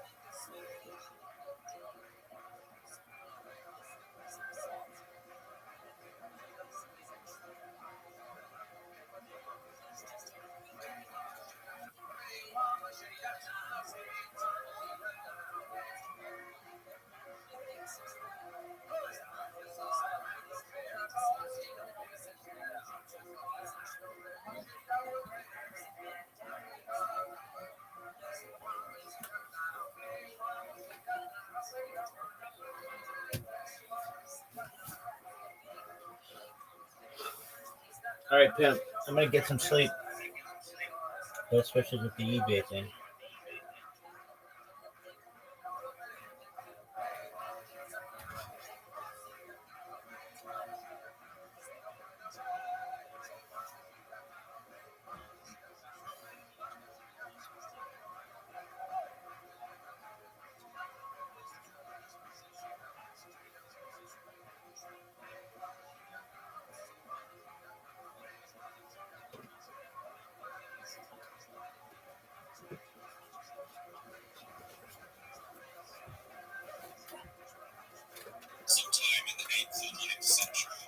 The other path is the '04 path that I just laid out. If George W. Bush, if Trump does what Bush does, misinterprets his mandate, screws things up, creates chaos, and makes it just generally annoying to live in American society, then you will see somebody in the Republican Party. I mean, still, it could even be J.D. Vance, because he could say J.D. is my natural and my chosen successor, but then he would lose an election, and then he would no longer be the so-called leader of the Republican Party. So I could see it swing in the other direction. I could see, Republicans or others, let's say if it's a total disaster and we get down to like 20% approval ratings and the economy is bad and stuff like that, Glenn Youngkin or somebody like that who's very diametrically opposed to Donald Trump, or at least, aesthetically, is somebody like that who could rise from the ashes. And I'm just saying, like, in terms of his aesthetic, not him per se. So there's a variety of different directions. It's a big question about the Republican base. I mean, a shit ton of people voted Republican now for the first time ever. So are they going to vote in party primaries? I don't know. The traditional party primary voter is like a white boomer. It's like 58, 59. Is the Latino guy in California who turned out to vote for Trump with a MAGA hat and rolling around, suburban Los Angeles with that, is he going to vote in the Republican Party? That could change. So the type of candidate themselves could come. So it's way too early to say. We have so many variety of paths that we could go down. Yeah, I think Trump is a singular figure in terms of, like, if you support Trump, there's a vibe. I know Kamala has a vibe. Mm-hmm. There's definitely a vibe to Trump and MAGA, and I think even with JD, that's no longer going to be there. So if JD runs and wins, that will be on principles, and he's a very different human being. He is so different than Trump, right? You can see his empathy, right? Remember in the VP debate when he was like, "Christ have mercy," when Tim Walz was talking about his son. I mean, that's not something Donald Trump would say. Okay, it's just not like in terms of, I mean. And this, by the way, this is my own bubble test. I have no idea how somebody listens to Trump and J.D. Vance is like, Trump is the guy who should be the president. I honestly, I don't get it. That's my own cards on the table. I am in too much of a bubble where my bias is to, being well-spoken and being empathetic, or at least being able to play empathetic and being extremely well-read about the world and thoughtful, and somebody who's, somebody like him who's engaged in the political process, but also has been able to retain his values and be extremely well articulate his worldview. That's my bias. That's who I would want to be the president. But, it's a big country. People think that. By the way, I share your bias. Yeah. And I sometimes try to take myself out of that bubble. Like, maybe it's not important to have read a book or multiples of books on history. I'm not saying everybody should be like me, but that's my point. I'm checking myself by being like, because of who I am, that's how I see the world. And that's how I would choose a leader. But that is not how people vote, period. And nothing has taught me that more than this election. I wish it did. I mean, I don't know if that's the lesson to take away. I think. Yeah, but who are we to say? People are allowed to do what they want. I'm not going to tell somebody how to vote. No, what I'm saying is, you take everything Trump is doing, everything, the dance, all of it, and add occasional saga-like references to history books. I think that's just a better candidate. I agree with you. I mean, listen, it's my bias. Yeah, I don't know. I don't think that's biased. I think that's not a bubble thinking. I think it's amazing to me, right? Like, we listen to the JD interview with Rogan. JD. He'll drop obscure references to studies, to like papers that have come out, essays, books. Like, this is a very well-read, high IQ, well thought out individual who also, has given his life to the political process and decided to like deal with all the bullshit that this entire system is going to throw at you whenever you start to engage. That's who I would want to be president, but I'm biased. So what can I say? I like how you keep saying you're biased. Yeah. As if there's some percent of the population that doesn't like people to read at all. Okay. What about the future? You kind of hinted at it, the future of the Democratic Party. Yeah. Do you see any talent out there that's promising? Is it going to be Obama-like figure that just rolls out of nowhere? Clinton is the better example, because the Democratic Party was destroyed for 12 years. From the 1980 election to 1992. They're 12 years out of power. In periods of that long of an era, it takes somebody literally brand new who is not tainted by the previous to convince the base that you can run and convince the country that you're going in a new direction. So I would not put my money on anybody tainted by the Great Awakening, by TDS, by the insanity of the Trump era. It has to be somebody post that, and or somebody who is able to reform themselves. It will, in my opinion, it will likely not be any establishment politician of today who will emerge for the future. Like I said, my dark horse is Dean. I think that the Democratic base is going to give Dean a shit ton of credit, and they should, for him being out. And look, let's be honest, he's a no-name congressman from Minnesota. Nobody cared who Dean Jones was. But just like Obama, he had courage and he came out and spoke early when it mattered. And by doing that, he showed good judgment. And he showed that he's willing to take risks. So I would hope in America's political system that we reward something like that. And I do think the Democrats will reward him. But I'm not saying it will be him per se. But it will be a figure like that, who is not nationally known, who has read the tea leaves correctly, who took guesses and did things differently than everybody else. And most of all, I'm hoping that heterodox attitudes, ideas, behaviors, by definition, after a blowout, those will likely be the ones that always work. So I cannot give a name, but I can just describe the circumstances for what it will look. Can you imagine an amorphous figure that's a progressive populist? It would be very difficult at this point, just because a huge portion of the multiracial working class has shifted to the right. But I could see it. I mean, look, people change their minds all the time. Like, there are people out there who voted for Barack Obama who's now voted for Donald Trump 3 times. So, a lot can change in this country.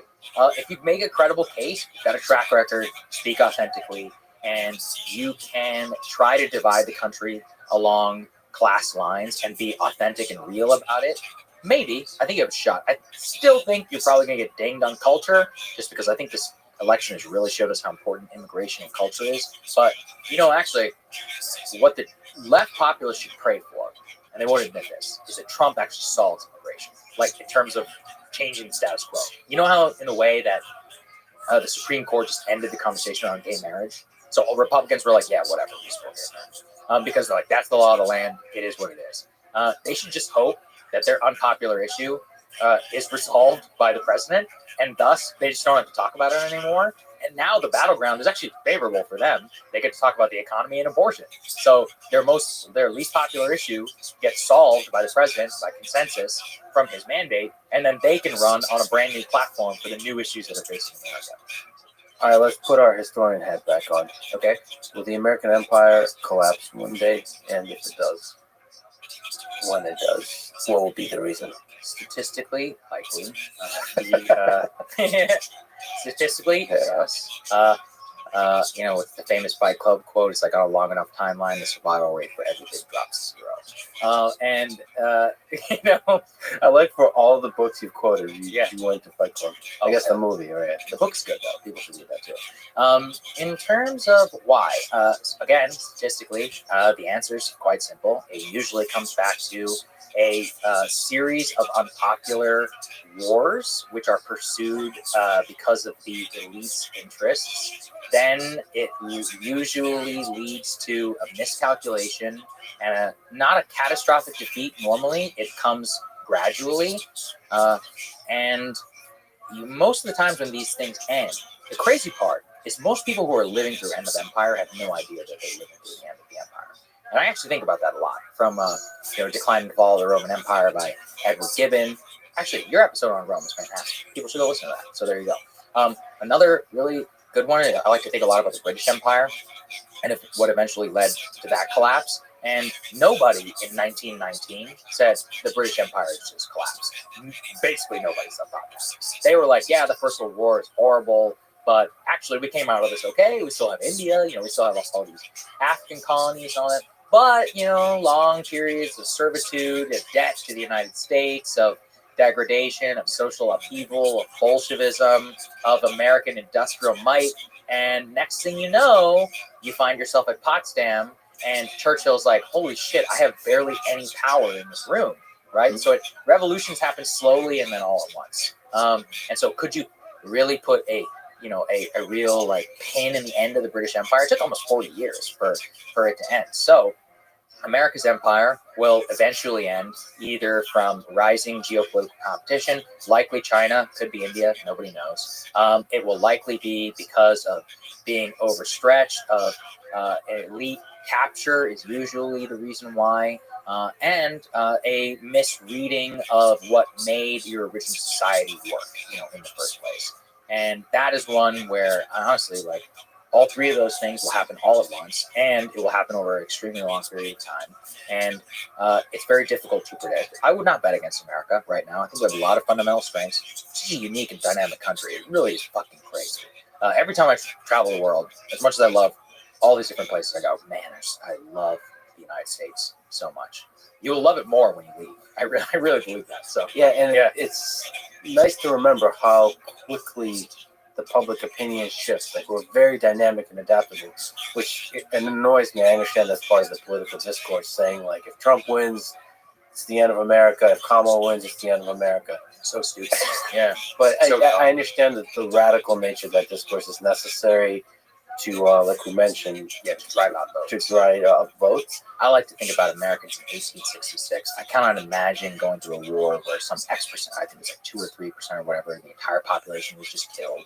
Our president, who was this visionary genius we were blessed to have, is assassinated in Ford's Theater immediately after the surrender of Lee. Andrew Johnson, who's a bumbling like fucktard, is the one who is in charge. And we're having all these insane crises over like internal management, while we're also trying to decide like this new order in the South and whether to bring these people, how to bring these people back into the Union. I mean, I would have despaired something that year. I was like, it's over. This is it. The war, I'm like, was it worth anything? If Andrew Johnson was going to be doing this, or even in the South, I mean, I can't even imagine for what they were going through too. They have to go home and their entire cities are burned to the ground and they're trying to readjust, and their entire economy and way of life is overthrown in 5 years. I mean, that's an insane time to be alive. And what do we know? It worked out. By 1890s or so, there were people shaking hands, Union. There's a cool video on YouTube actually of FDR, who was addressing some of the last Gettysburg veterans. I think it was like the 75th anniversary or whatever. And you can literally see these old men shaking hands across the stone wall. It gives me hope. Yeah. Let's linger on that hope. What is the source of optimism you have for the 21st century, for the century beyond that, human civilization in general? Because, it's easy to learn cynical lessons from history, right? Mm-hmm. That shit eventually goes wrong, but sometimes it doesn't. So what gives you hope? I think that the fundamentals of what makes humanity great and has for a long time are best expressed in the American character. And that despite all of our problems, that as a country, with our ethos, a lot of stuff we talked about today, individualism, the frontier mindset, the blessings of geography, the blessings of our economy, of the way that we're able to just incorporate different cultures and the best of each and put them all together, give us the best opportunity to succeed and to accomplish awesome things. We're the country that put a man on the moon, which is the epitome of human spirit. I hope to see more of that. And, I think last time I was here, I shouted out, and I love Antarctic exploration. I've read basically every book that there is on the exploration of Antarctica. And one of the reasons I love to do so is because there is no reason to care about Antarctica. None. There's nothing down there. Zero. Going to the South Pole is a truly useless exercise. And yet, We went. We went twice, actually. 2 people went there in the span of 5 weeks, and they competed to do so.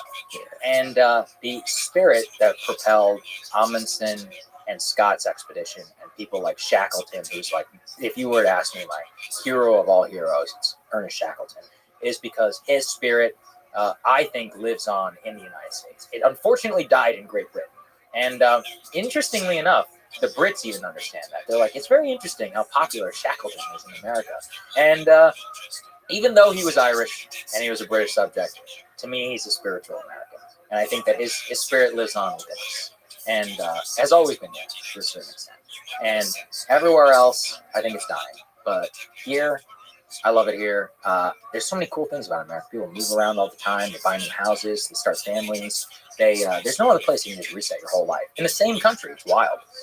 You can reinvent yourself. You can go broke. You can get rich. You can go back and forth multiple times. And there's nowhere else where you have enough freedom and opportunity to pursue that. You definitely have a lot of problems, but I've traveled enough of the world now to know that it's a special place, and that gives me a lot of hope. I wish I could do a Bostonian accent of we do these things not because they're easy, but because they're hard. Because they are hard. Thank you. That's so true. Scott Irish got us. Well, listen, I'm a huge fan of Eurosaga. I hope to see you in the White House interviewing the president. There you go. That's the only situation you see.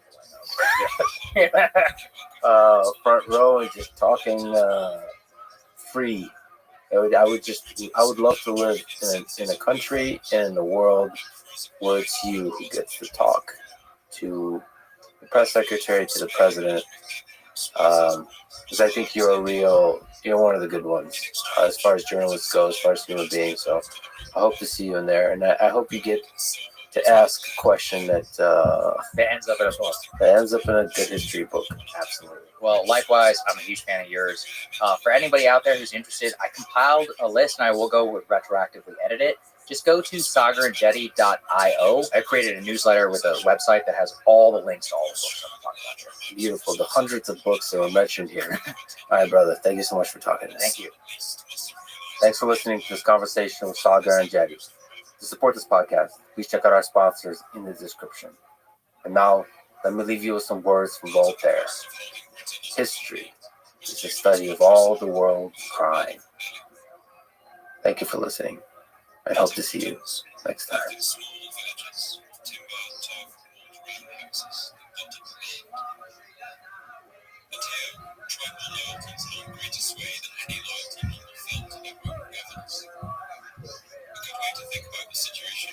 So, what is the difference between a madman and a genius?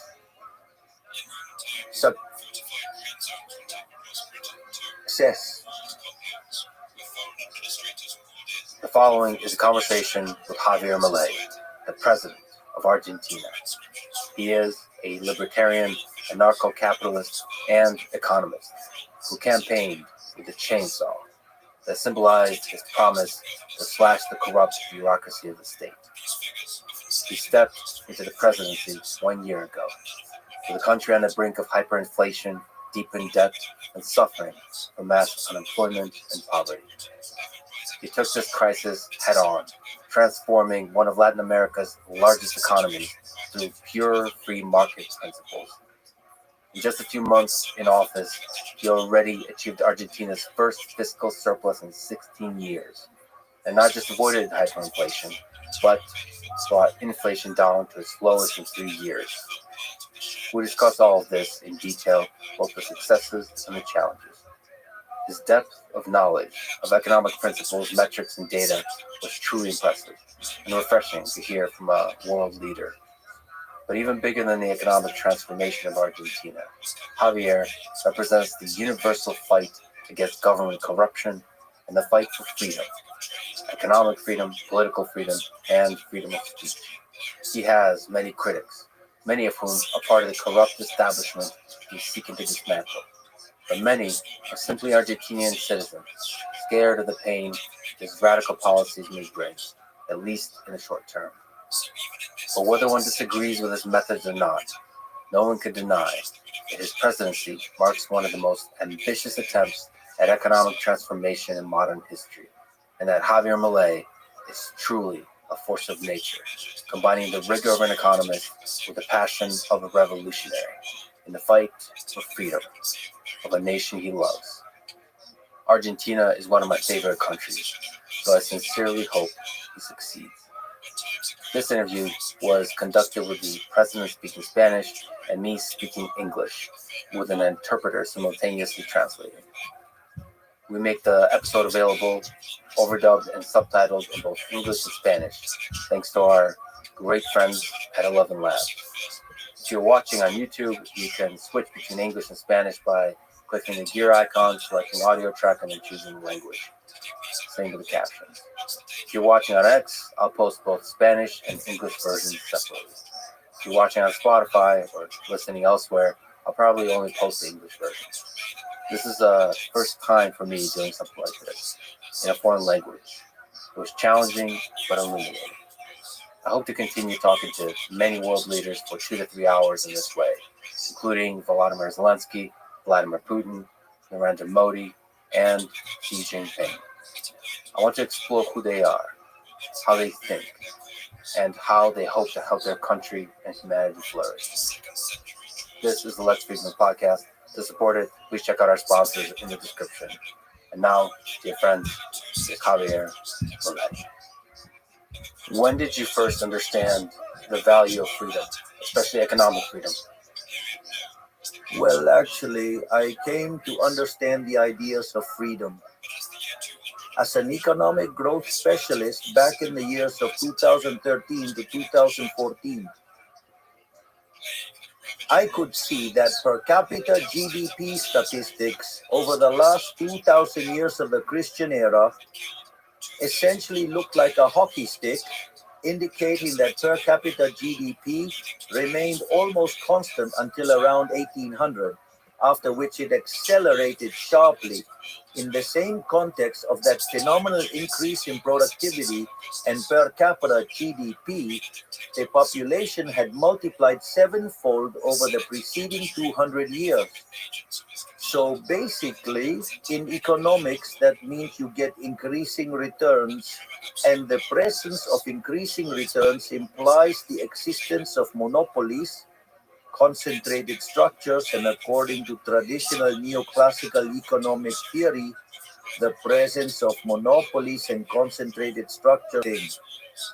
But at the same time, one could see that living standards had increased tremendously, and that middle-income people ended up living far better than emperors did in the Roman era, and the population had gone from having 95% of people in extreme poverty to less than 10%.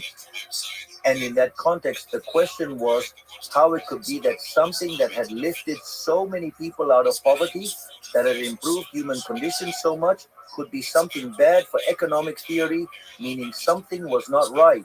So in that context, I remember that one of the people who worked on my team suggested I read an article by Murray Newton Rothbard called Monopoly and Competition. I remember reading it like it was today. And after reading it carefully, I said, everything I've taught about market structure in the last 20 years in courses on microeconomics is wrong. This caused a very strong internal commotion in me, so I called this person who used to work with me, and they recommended a place to buy Austrian School of Economics books.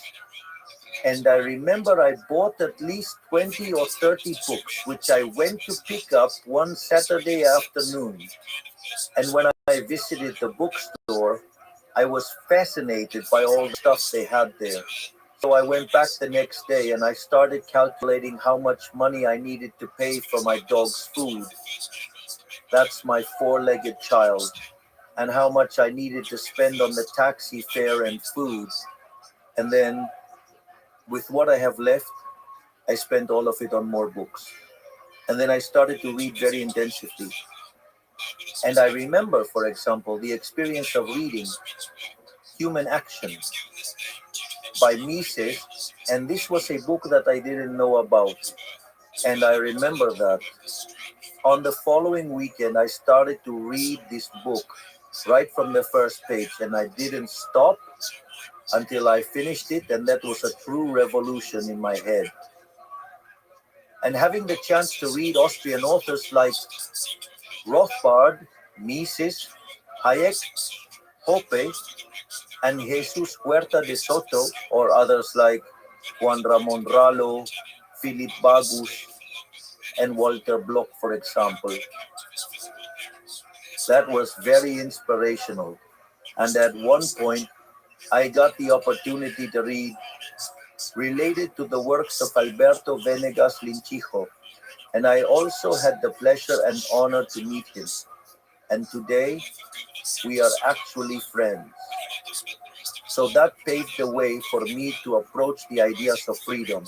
And another book that was a very significant influence and impact on me was The Principles of Political Economics by Menger. It was truly eye-opening. Or let's say, for reading Eugen von Birnbauer, these were things that really challenged all of my form of thinking.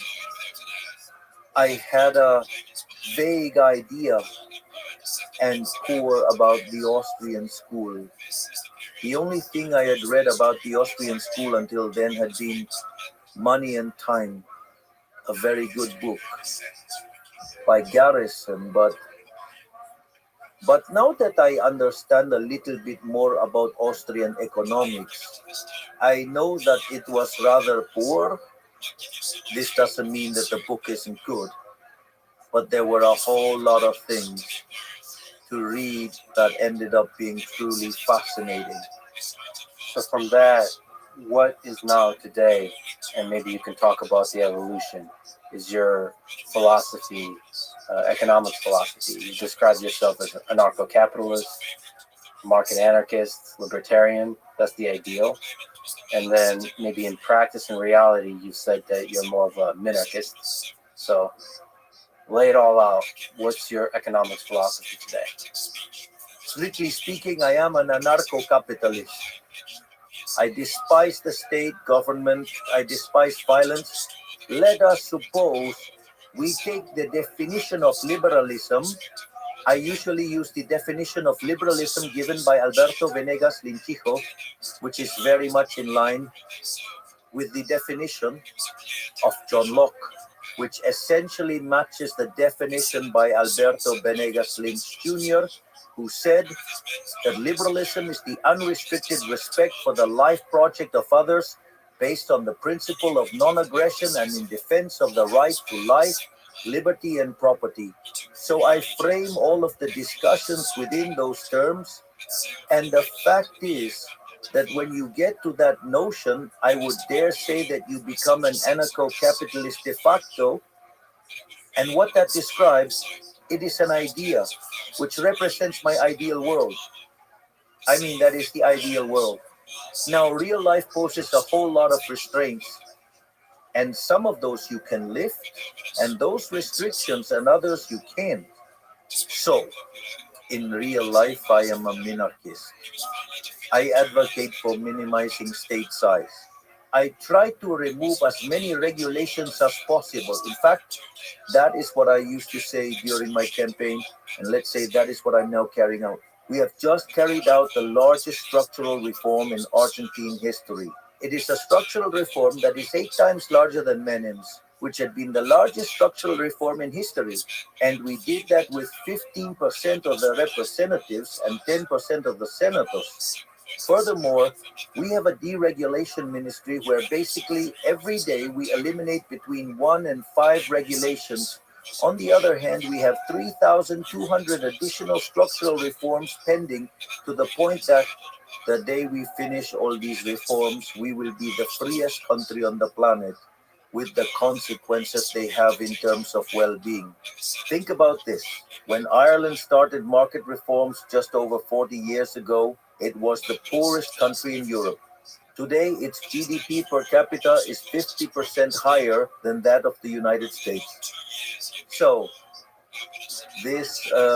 I have a current situation And what I am constantly looking for, whether from my academic works and my outreach notes and books, is the world we have today. That every day we are closer, that every day we gain more freedom, because there are some very interesting things here.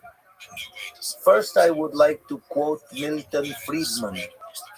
There's a moment when they do an interview with Milton Friedman and they ask him about liberals, and then he says that there are three types of liberals.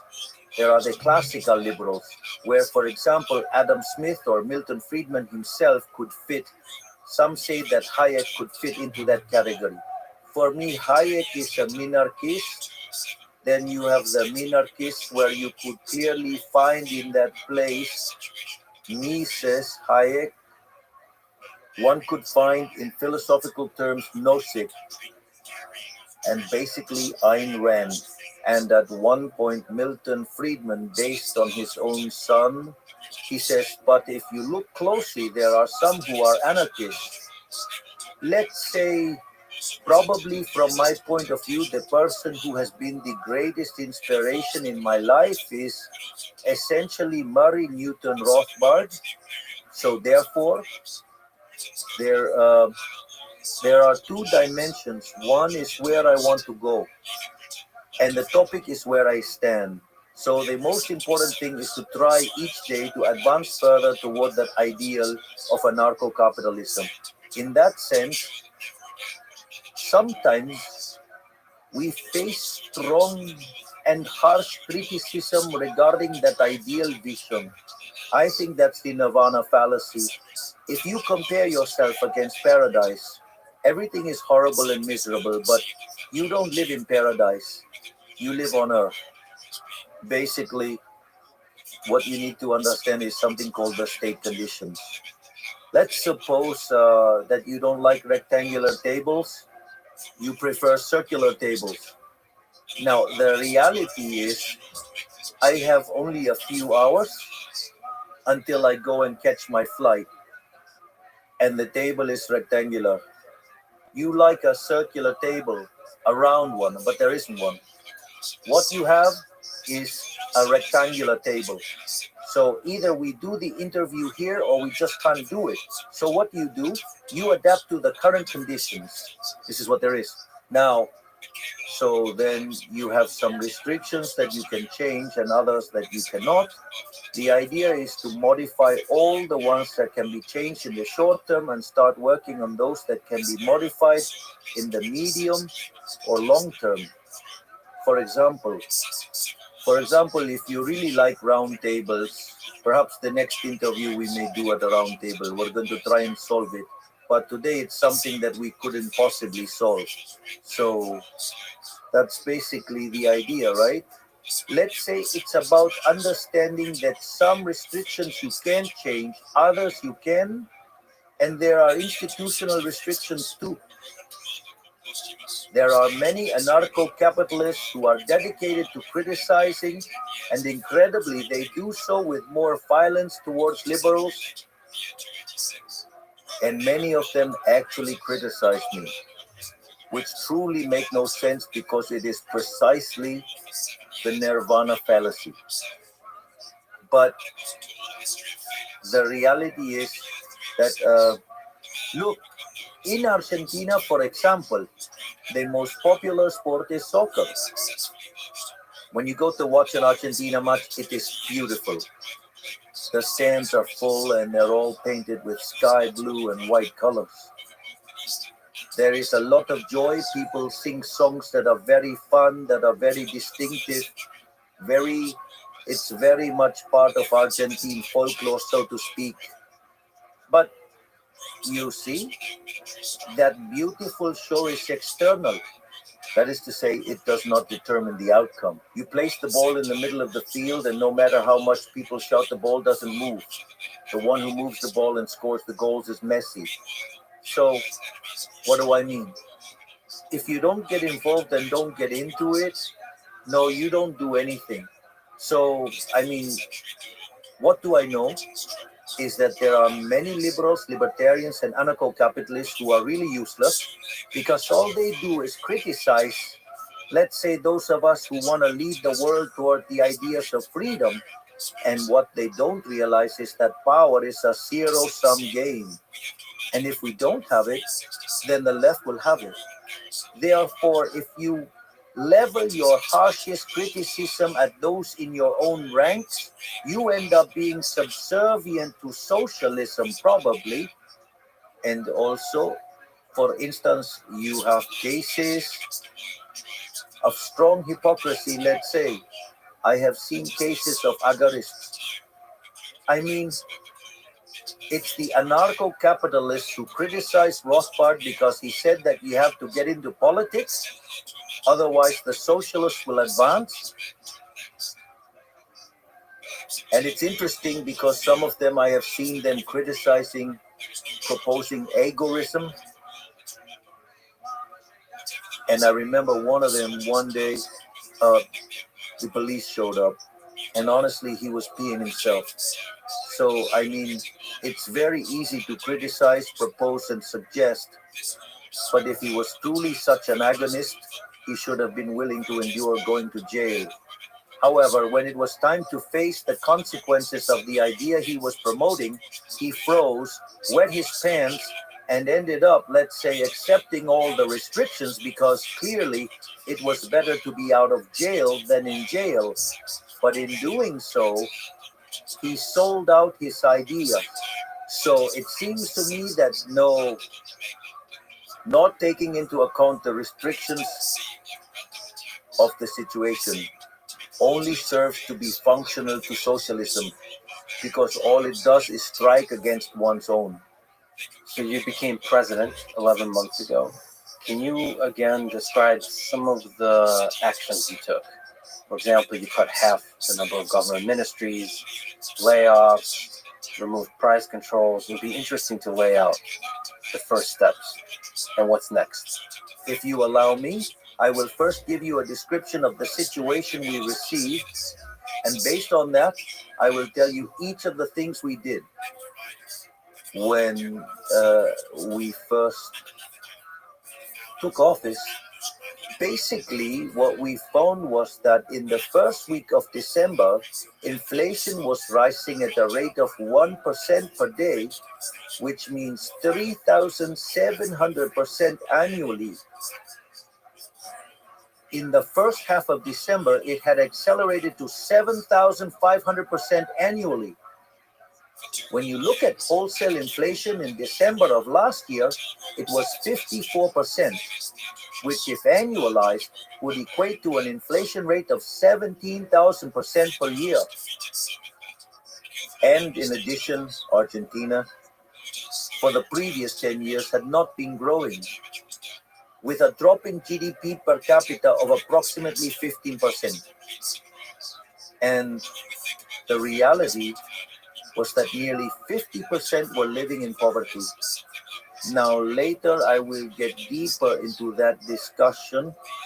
And the reality is that we had a fiscal deficit which amounted to 15% of GDP. 5 points were in the Treasury, 10 points were in the central bank, which was endogenous monetary issuance. And the reality is that we also had interest-bearing liabilities at the central bank equivalent to 4 monetary bases, maturing in one day, meaning we could have quintupled the amount of money in one day. We had peso-denominated maturities amounting to the equivalent of $90 billion. The central bank had negative net currency foreign reserves, minus $12 billion.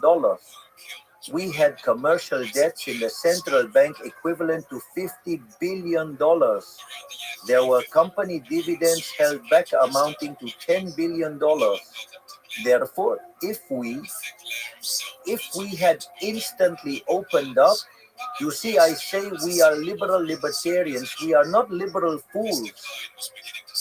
That's what some anarchist liberals suggested, meaning that we basically open everything on the first day. So in that In that context, of course, if we had done that, we would have encountered hyperinflation. Therefore, that would have led to the number of poor people being around 95%, and probably, and by December, the Peronist Party would have organized supermarket lootings and would have done all sorts of things and would have probably been ousted. And by the first part of the year, the Peronists would have gone back to office. So to us, it was crucial to end fiscal deficit. One of the things we promised during the campaign had been to reduce the number of ministries, and indeed we reduced to less than half the number of ministries, because we went to 9 ministries, today we have 8. We have also laid off a large number of civil employees. Today I can say that we've already dismissed about 50,000 of them. And we practically don't renew any contracts unless the positions are absolutely necessary. At the same time, we have stopped public works and we have eliminated discretionary transfers to the provinces. We have also diluted public sector wages. Also, we have eliminated economic subsidies by restoring utility rates to the right levels. And and in that, let's say in this context, we achieved fiscal balance as far as the treasury is concerned. This is very important because in the last 123 years, Argentina had a deficit for 113 of them, and in the 10 years it did not have a deficit because it was not paying the debt. So that was absolutely false. And they told us it would be impossible to do that. We had planned to do so within a year. And they said it wasn't possible to adjust by more than 1 percentage point. And we achieved fiscal balance in the month of January, that is the first month of administration. At the same time, we also cut social plans linked to intermediation. This is very important because we knew we were going to make a very tough adjustment, and we knew that this was going to have a cost in social terms. And we knew that we had to offer support during the first month, the first quarter and second quarter in office. One of the things we did was to eliminate what are known as poverty managers, that is, intermediaries. Basically, people have a card through which they receive assistance, but it happens that they had to provide a counter service, and that counter service was verified by a group called the Piqueteros. So, in that context, when they were going to sign, the counter service took away half of the money. So, by removing that payoff, they stopped extorting them, stopped stealing their money, and with the same amount of money, they received double the resources. And of course, we also provided an additional boost. So, let's say that this is related to the 5 adjustment points in the treasury. Now, what happens? As we began to achieve fiscal balance and no longer needed to issue money to finance ourselves, and as we also met interest payments and some capital repayments, one of the things that happened is that the debt market began to be recreated. So we were able to take debt out of the central bank and transfer it to the treasury, where it should have always been. And that meant an adjustment of approximately 10% of GDP. Everyone said this would be impossible and couldn't be fixed. Essentially, what we did was implement a fiscal adjustment at the central bank amounting to 10% of GDP. So if you ask me, it's clear that we have not only made the biggest fiscal adjustment in the history of humanity, because we made a fiscal adjustment of 15 points of the GDP, but also most of that went back to the people as less seigniorage, as a lower inflation rate. It's true that we temporarily raised the country tax, but we lowered it in September. And now in December, we're going to eliminate it. Today, for example, we also announced that in December, we are eliminating import taxes. In fact, in that regard, what you have is that we return to the people 13.5 points of GDP because the real tax burden is the size of the state.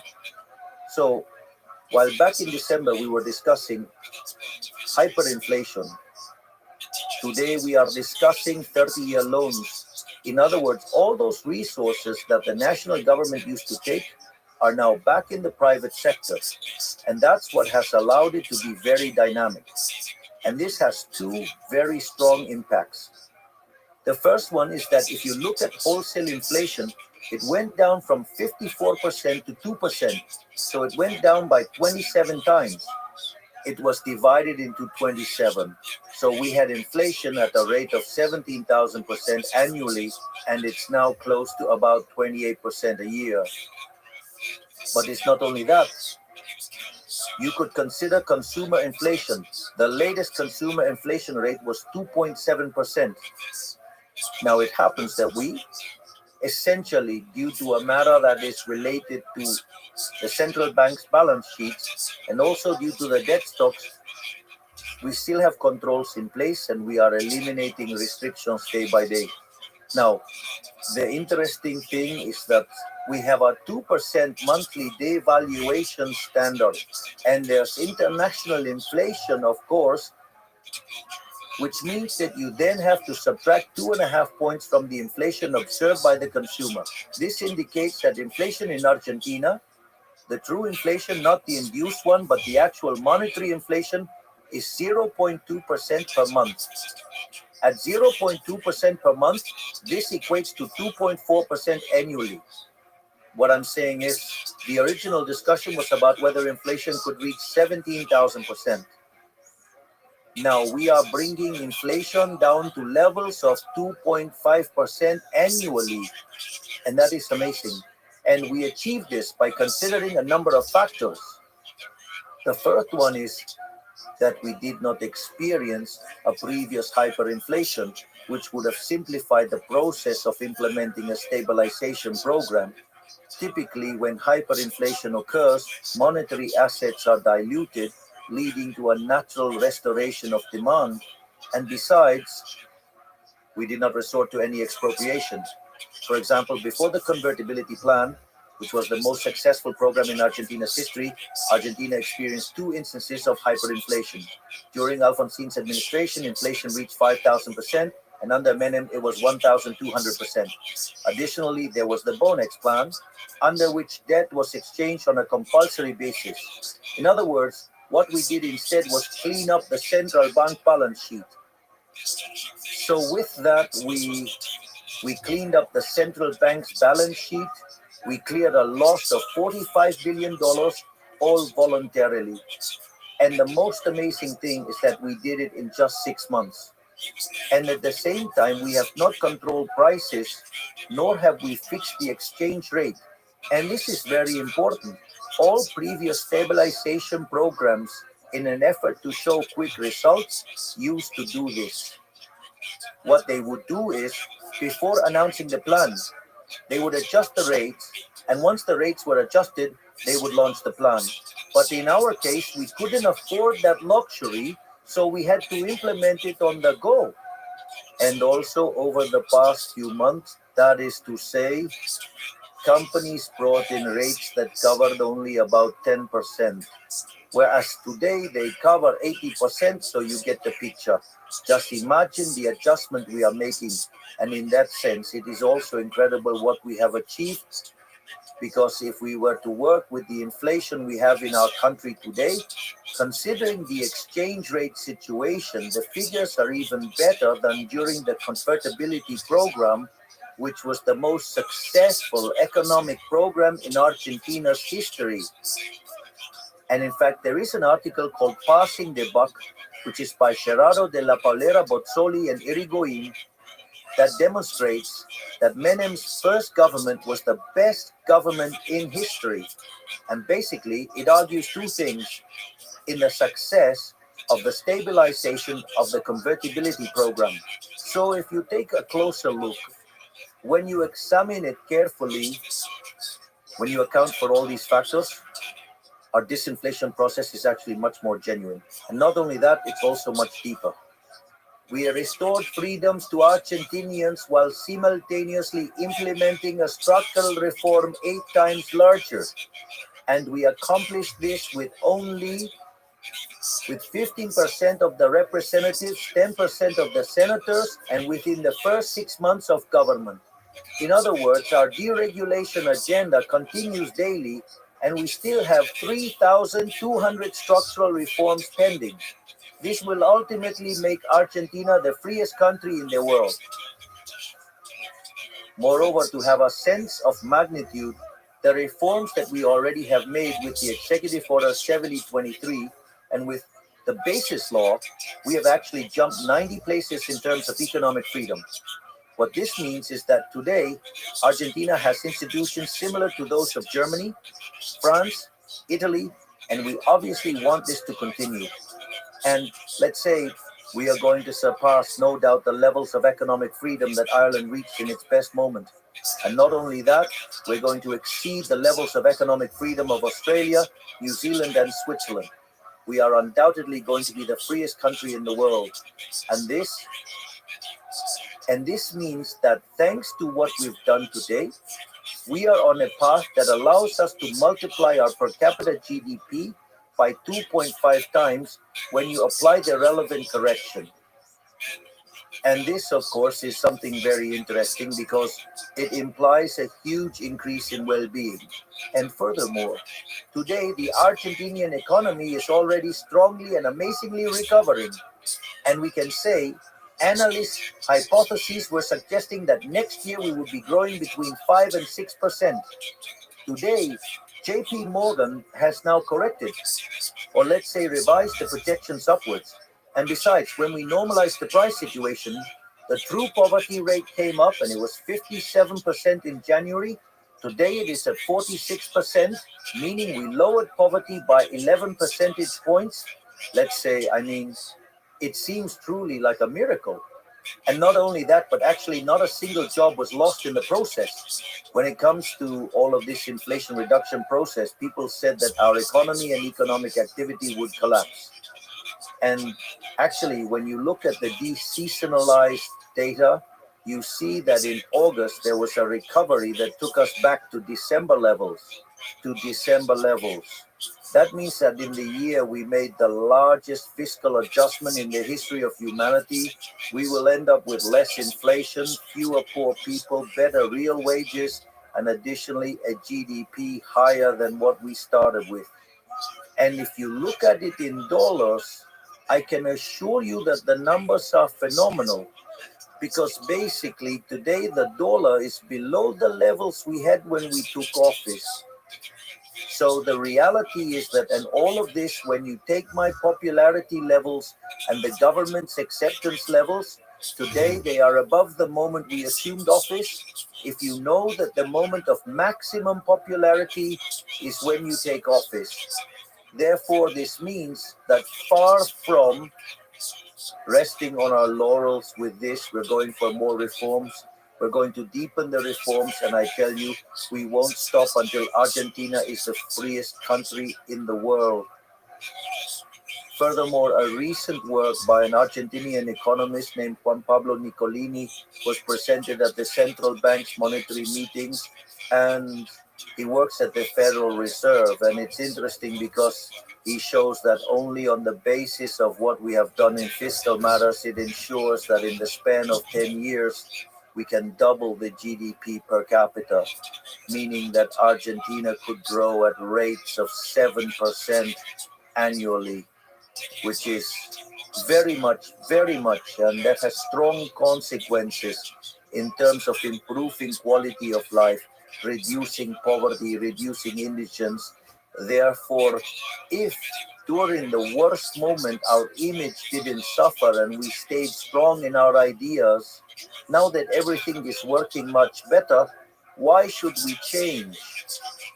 On the contrary, we are ready to redouble the bet, to redouble our efforts, because we've done things that no one else has done. I will give you an example. There's something that seems trivial, but there's what's called the single paper ballot. Argentina used to vote with huge ballots, which were above all, very costly, and that reform, it never, let's say it wasn't done because it always harmed the ruling party. So everyone talked about going to the single paper ballot, but no one did it when they were in power. They didn't want to implement it because they preferred to commit fraud or use some kind of trickery to avoid applying that rule that makes the election more competitive. Well, what's interesting, we sent that law and it was approved.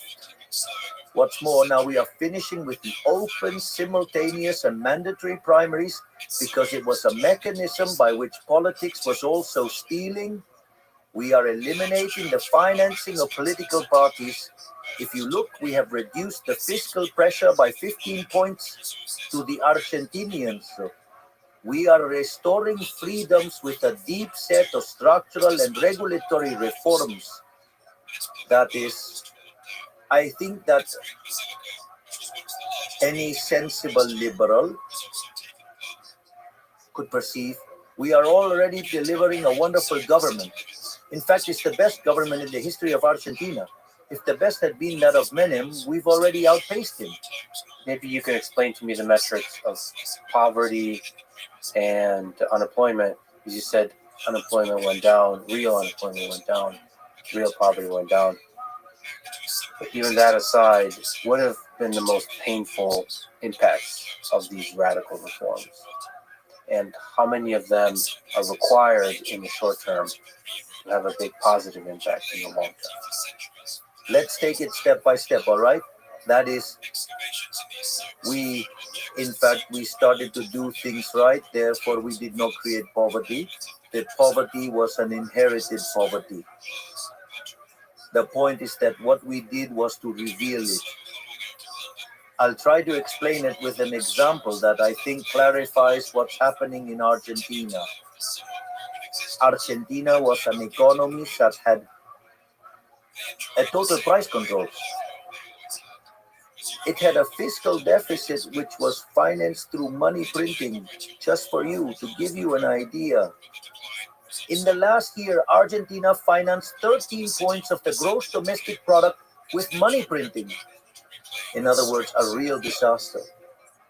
So that situation provoked this artificially demand and puts pressure on prices. The issue is that price controls are applied additionally over the prices that they enter the price index with which inflation was, I'm not saying they were lying about it, it was distorted. And since Argentina measures poverty and indigence by income line, then what happens? That distorted the true levels of poverty, of course. But that's not the only effect. I mean, let's say the real poverty levels were higher, quite a bit higher than those shown by the previous government, which showed them at 41% and also did so on a 6-monthly basis. So if you, let's say, have a growing trend, they are actually leaving you a bomb and you don't see it. Because let's say basically the indicator was measured with a delayed form. But not only that, imagine that you are also given,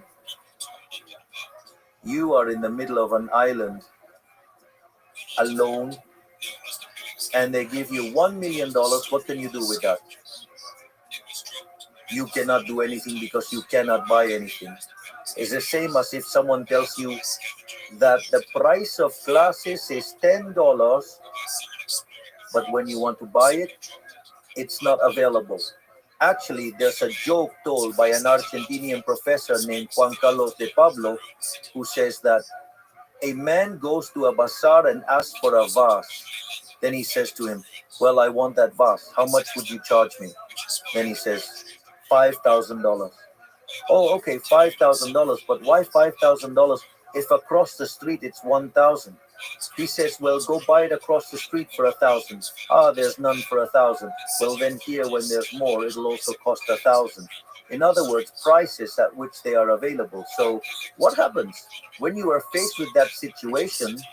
The supermarket shelves were empty. So What was the point of having a price at which you couldn't buy anything? You left those prices, the shelves were empty, so the statistics showed that you were much better. But the reality is you couldn't buy anything. You couldn't make it happen.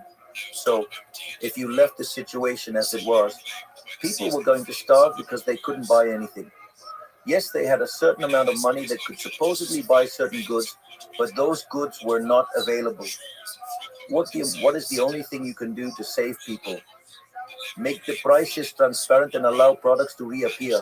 Well, when you make the prices transparent, you also make transparent the cost of the basic food basket and the total basic basket, meaning the poverty line, the indigence line and the poverty line respectively. And when you do that, clearly you will see a jump in poverty. That brought poverty up to 57%. Now, Argentina found its activity floor in the month of April. From that moment, Argentina began to invent a cyclical recovery. Real wages have been growing every month above inflation. Therefore, nominal wages are beating inflation. In fact, we are already at levels similar to those we had in November. The same goes for pensions. Moreover, also, let's say there is a rebound in activity due to the recovery of the stock cycle. Therefore, this is also contributing to more and better paid jobs. In fact, this is so strong and evident that the wages growing the most are in the informal sector. This means that poverty and extreme poverty are decreasing much faster than we imagined. But not only that, by eliminating inflation, you remove the inflationary tax, but the real burden is the fiscal deficit, which was 15 points of the GDP. Okay, we temporarily raised the country tax, now we lower it, but we return that to the Argentinians. We gave back 15 points of the GDP. Not only that, but also, when you eliminate inflation, you remove the distortion of relative prices. Therefore, the allocation of resources is much better. Not only that, but also with the strong fiscal adjustment we made, we have reduced the country risk from 3,000 basis points to 770. Today, Fitch raised Argentina's rating to CCC. So, what do I mean? That translates into a lower country risk and interest rates, and that generates an increase in investment, also generates an increase in consumption. In other words, the Argentinian economy is currently in an absolutely flourishing moment. And how is that sustained in the long term? With structural reforms, which we implement daily, deregulating the economy and introducing new laws that free Argentinians from the many oppressive measures that have burdened it over the past 100 years. You've spoken about the caste, the corrupt political establishment. So there's a lot of powerful people and groups that are against your ideas. What does it take to fight when so much power is against you? Look, we have fought against corruption like never before in Argentina. In fact, when we took office, for example, there were about 900 roadblocks per year. That is, people who made a habit of blocking the streets. They prevented free movement. And besides, they were given social plans and they were given a lot of money. If you remember, when I started by explaining the cuts, one of the things I said was that we removed the middlemen of poverty, in other words, the managers of poverty, those who live by stealing from the poor. Well, that is a huge source of corruption. In fact, when we did that, 2 days later, one of the most renowned and influential piqueteros called for a demonstration. He claimed that 50,000 people would attend because he was actually expecting 100,000. So he wanted to showcase it as a success. And so then, let's say with the decision made in human capital to cut their funding, the anti-blockade protocol was also enacted, where those who blocked the streets wouldn't receive welfare benefits and those who broke the law would go to jail. All of that.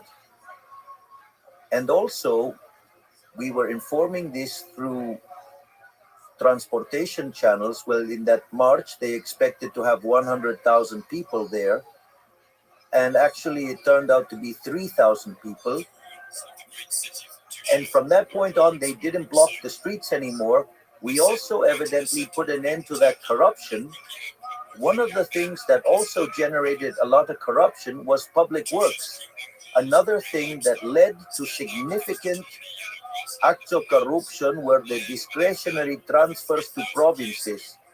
In general, these transfers were made to the provinces with accounting as obscure as possible.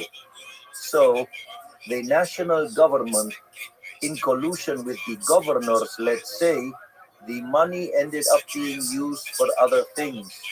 Not only that, with which we have already done many things. Furthermore, the Ministry of Human Capital is always filing complaints in court, not in the media, in court. Acts of corruption like never before in Argentine history. Not only that, but also in terms of condemning corruption. That is, we have done, for example, 2 days ago, it was condemned.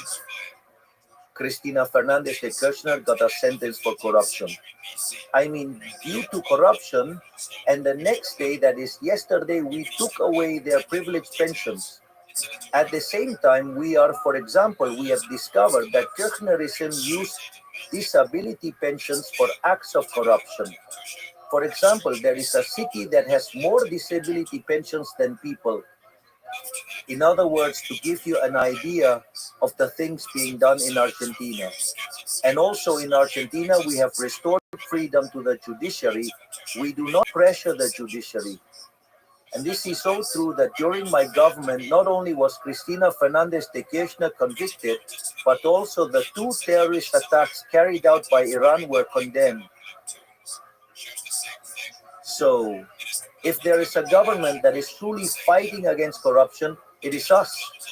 Not only that, but also with each deregulation, it is a privilege that we take away either from a politician, a prebendary company, or a power group. That is also very powerful. No one in Argentina has ever fought against corruption the way we have. In fact, I will move on to something that is deeply corrupt and one of my great battles. The corruption of the media and social media. That is to say, I removed the official advertising. That's why you will see that even though we generate wonderful news, every week in large quantity, the media speak terribly. In other words, they demand to have a monopoly on the microphone. That is, they are entitled to insult, hurt, offend, and they don't want anyone to bother them. And they expect me not to even respond. That's why a large part of journalism in Argentina hates the X network. And that's why we, the liberal libertarians, love the X network. Because we can all say what we want. However, let's say these supposed journalists who defend freedom of expression, actually what they want is to censor the ideas they don't like. And of course, because they are leftists, because they are wokes, because they can't stand the competition, because if they had to fight face to face, hand to hand, on a level playing field, when it comes to ideas, they would lose because they were a failure in the economic, social, and cultural aspects. And also, we must not forget that those murderers called socialists killed 150 million people. So they clearly cannot fight on equal terms. Therefore, they demand that social networks have censorship and that the truth cannot be told to them. Because when you tell a socialist the truth, they cry, claiming it's hate speech. No, it's not hate speech. It's that you are useless people who have ruined the planet. They have made the planet much worse. And fortunately today, thanks to social media, especially due to the enormous and brave work of Elon Musk and the role of Twitter, today, X, right, allows information to flow, which makes it possible, let's say, to expose politicians and also expose the media. And that's why journalists in Argentina are so violent. Why? Because before they could, for instance, a journalist went and, for example, he would go to a person and he would throw a folder at them and say, if you don't give me X amount of money, I am going to publish all of this. and tarnish your reputation. And I know for a fact a case of a journalist who carried out this extortion twice to a businessman. That businessman told him that he wasn't going to pay. And evidently, the journalist did it. Obviously, they went to court, there was a trial, and that journalist lost both times. But that process is very slow, and in the meantime, they smeared. So, since the justice system takes a long time, so what is the problem? The problem is that in the meantime, your life got dirty. So, why can journalists do all this? Well, that's why they dislike X. They dislike social media. They dislike the new form of communication because it took away their monopoly over the microphone. And by taking away the monopoly over the microphone, it removed the economic benefits of extortion. So clearly, that's another battle I'm fighting. You read a newspaper in Argentina, and 85% of what you read is a lie. That is to say, the fundamental characteristic of most journalists, not all, but the vast majority of journalists in Argentina, with some honorable exceptions, is that they are liars, slanderers, and defamers. And if the monopoly they demand were still in place, that they want to reign again, I have no doubt that they would demand money in exchange for silence, because that's what they are. They are extortionists, they are thieves, they are corrupt.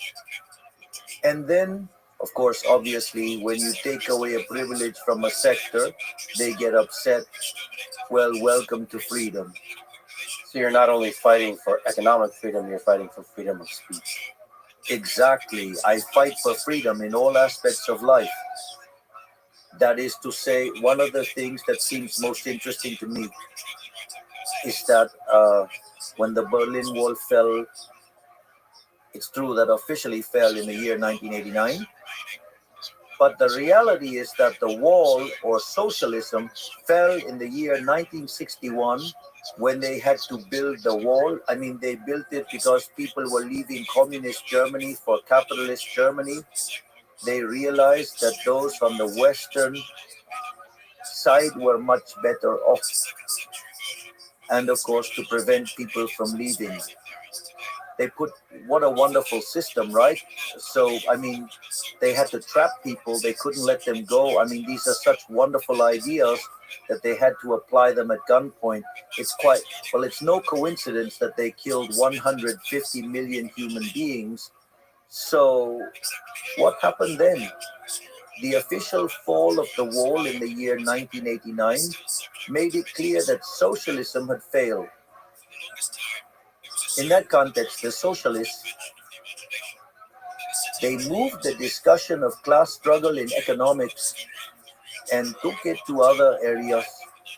So, for example, socialism, or what is of the 21st century, or cultural Marxism or post-Marxism, whatever definition you want, is to take class struggle to different aspects of life.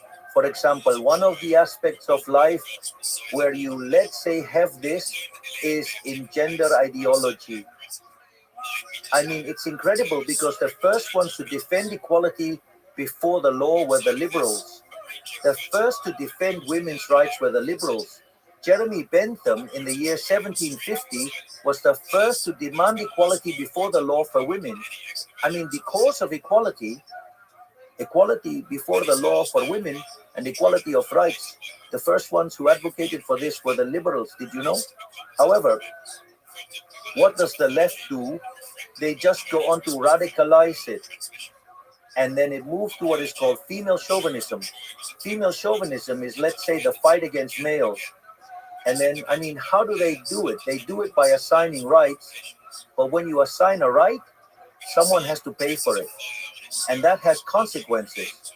And in general, let's say, this always happens. The consequences are that the results are worse than what you had before. I mean, in any state intervention, the subsequent result is often worse than what you originally had. So that's one thing. And not only that, but the other side of this is the environmental agenda, which sets man against nature, involving all aspects of environmentalism and everything related to climate change. In other words, they can't stand any serious discussion. Therefore, all environmental policies are nothing more than an excuse to collect taxes, so that a group of parasitic bureaucrats can live at the expense of others and finance sinister ideas. Where the most sinister idea of all is that there is no room for everyone on planet Earth. That is, an idea that failed with Malthus at the beginning of the 19th century, a murderous idea that was also applied by the Egyptians against the Jews, and this is famously recorded in the book of Shemot or Exodus. Or, for example, another thing is Black Lives Matter. That is, black people against white people, or indigenous people against the established communities. Or, everything related to LGBT agendas. Definitely, these are some of the ways in which, socialism extended the class struggle into other aspects of society, creating divisions and fostering deceit with the sole purpose of absorbing taxes. What was the Ministry of Women in Argentina doing? Did it manage to reduce a single femicide? No, none at all. The number of femicides exploded just the same. In fact, the most feminist president in Argentine history, Mr. Alberto Fernandez, used to beat his wife. That is such a strange feminist. So within the ranks of feminists, let's say, you will essentially find the largest number of rapists and women beaters. And it's quite interesting what they do. Their hypocrisy is truly striking. It's not just about that, though. The battle is on three fronts. You have the economic front, which is free enterprise capitalism. Then we have the political level. Currently, the system that the world has designed is a Republican liberal democracy with checks and balances. And at the cultural battle level, notice that socialism has been very successful in the cultural battle. It has been very successful politically because it was able to translate that political battle in winning many elections. But why is it falling apart? Why? Because it produces misery, and because the economic system is a disaster, so people eventually realize that it is making things worse for them. Libertarians are very good when it comes to economics. Yes, and those good economic results can actually lead, to the generation of solid political processes. But what happened? The liberals neglected the cultural battle. Much of the blame was placed on Fukuyama when he said this is the end of history. No, it was not the end of history, because the following year, in 1990, the socialists gathered at the Sao Paulo Forum and, based on the ideas of Gramsci, designed a strategy to infiltrate the media, culture, and education, which ended up changing the entire discourse. And they established that what they said was politically correct, and that any idea outside of it was to be considered reactionary and had to be censored or even persecuted. And they claimed to be the ones defending freedom, even though they were the ones persecuting people. It's the same with journalists who get upset with Twitter. They say they defend freedom, but can't stand it when those who think differently speak. Is that freedom? Yes, for them, but not for those who think differently. That's not freedom, that's fascism. Then, what do we say? Then we must fight on the economic front, and I believe we are implementing an extremely successful economic program that is being recognized worldwide. In fact, the other night, the president-elect, Donald Trump, indeed gave recognition for the achievements we are having in Argentina and the speed at which we have done it. At the same time, you have to fight the political battle because, soccer matches are not won by shouting from the stands. They are won by playing on the field. But that alone is not enough, because you have to, you need to convey to society the values of capitalism, the free market, what liberalism is, the value of freedom, right? And when you succeed in that, then we will indeed be able to advance steadily. If you don't fight the cultural battle, what happened in Chile will happen to you. They had economic success. It was, let's say, sustained over time, but at some point it collapsed. Why did it collapse? Because they hadn't fought the cultural battle. Then socialism, little by little, took control of institutions in education and the media. So they took over the media and culture, and on that basis, they attacked and broke up the system. And then they found themselves with increasing doses of socialism, and the only thing socialism generates is poverty. Therefore, what you must keep in mind is that you have to fight the battles on all fronts. And if you don't keep that in mind, I can tell you are headed towards collapse. Like you said, in this fight against corruption, you are challenging some very powerful people, a powerful establishment. Are you ever afraid for your life? Potential assassination? No. Tell me, what good is it to live life, I mean, in slavery? Look, there is a song by a Spanish singer called Nino Bravo. Just to be clear, he has already left this earth, so we can say he has passed on to the beyond. The song is called Libre. And the song, it tells the story of Peter Fetcher, an 18-year-old boy, who, when the separation was made, and I mean, the construction of the Berlin Wall begins. His family ends up on the western side, and he accidentally ends up on the eastern side. And for a whole year, he plans his escape to the western side, right? And in that context, when he tries to escape, he gets murdered. So, really, what is the point of life if it's not in freedom, right? I mean, what is the point of living without fighting for your values? If I am willing to give my life for my values, then what is the point of living without freedom? Look, can I tell you something interesting that happened to me here in the United States? Let's say, back in the year 1998, I came to the United States to take a series of courses to improve my English, which I never use in formal terms because as president, as you can imagine, if I make a mistake, I can create a serious situation. Fortunately, I have an interpreter who is a superstar. And if I make a mistake even in Spanish, he corrects me in the version of the other language. And so back then, in that year, I went to San Francisco and I visited Alcatraz. You're young, but I mean, the visit was an audio tour. You got a Walkman, and you would choose the different tracks and listen to the story. The most interesting thing is that the Alcatraz tour ended in the recreation yard where the basketball court, exercise areas, and all recreational facilities were located. So anyone would have thought that this was the best part of Alcatraz. And yet, what they said in the guide was that that was the hardest part for the inmates. Why? Because, I mean, that recreation area in particular is built in front of the San Francisco Bay. So the inmates could all see how San Francisco continued to build up and evolve and develop every day. While they were locked up in there, they couldn't take part in that. They were confined in that prison. And that made them fully aware of the value of freedom.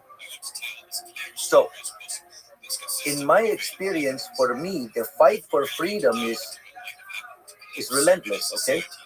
I mean, my greatest hero in all of human history is Moses. The feat of Moses is like one person alone with his brother, Aaron, both confronting the combined forces of the United States, China, and Russia together. And it was Moses who said to Ramses, "Let my people go." Well, Ramses resisted, and the forces of heaven ran him over. But what I mean is, I don't see any other possible way to live other than with freedom. And I would always fight for full freedom. And I would be at the forefront of this cause. I mean, it's a cause that I'm going to die with my boots on. I mean, I'm not going to make do with living any other way other than with freedom. I will fight everything I'm going to fight as much as it takes. At least that's the way I feel. So, what good is it to be alive if you're confined? What good is it to be alive if you're not free? It's no good. What good was it for Peter Fetcher to be alive in communist Germany? Well, at least he had a moment of happiness while he tried to escape. Another guy who fights for freedom of speech in this case, is your new friend, Elon Musk. What do you admire and what have you learned from your interactions with Elon? I have a huge admiration for Elon Musk. He is an absolutely unconventional person. He's a great fighter for the ideas of freedom.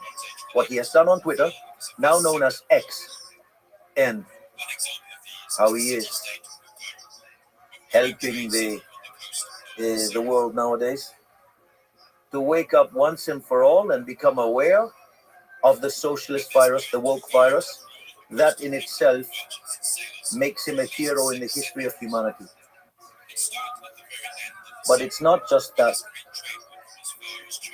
One of the things that happened to me is that when I went to first talk to him, I thought I was going to meet a successful businessman and that I would have a typical successful businessman conversation who understands business, and that some of his business slightly more exotic.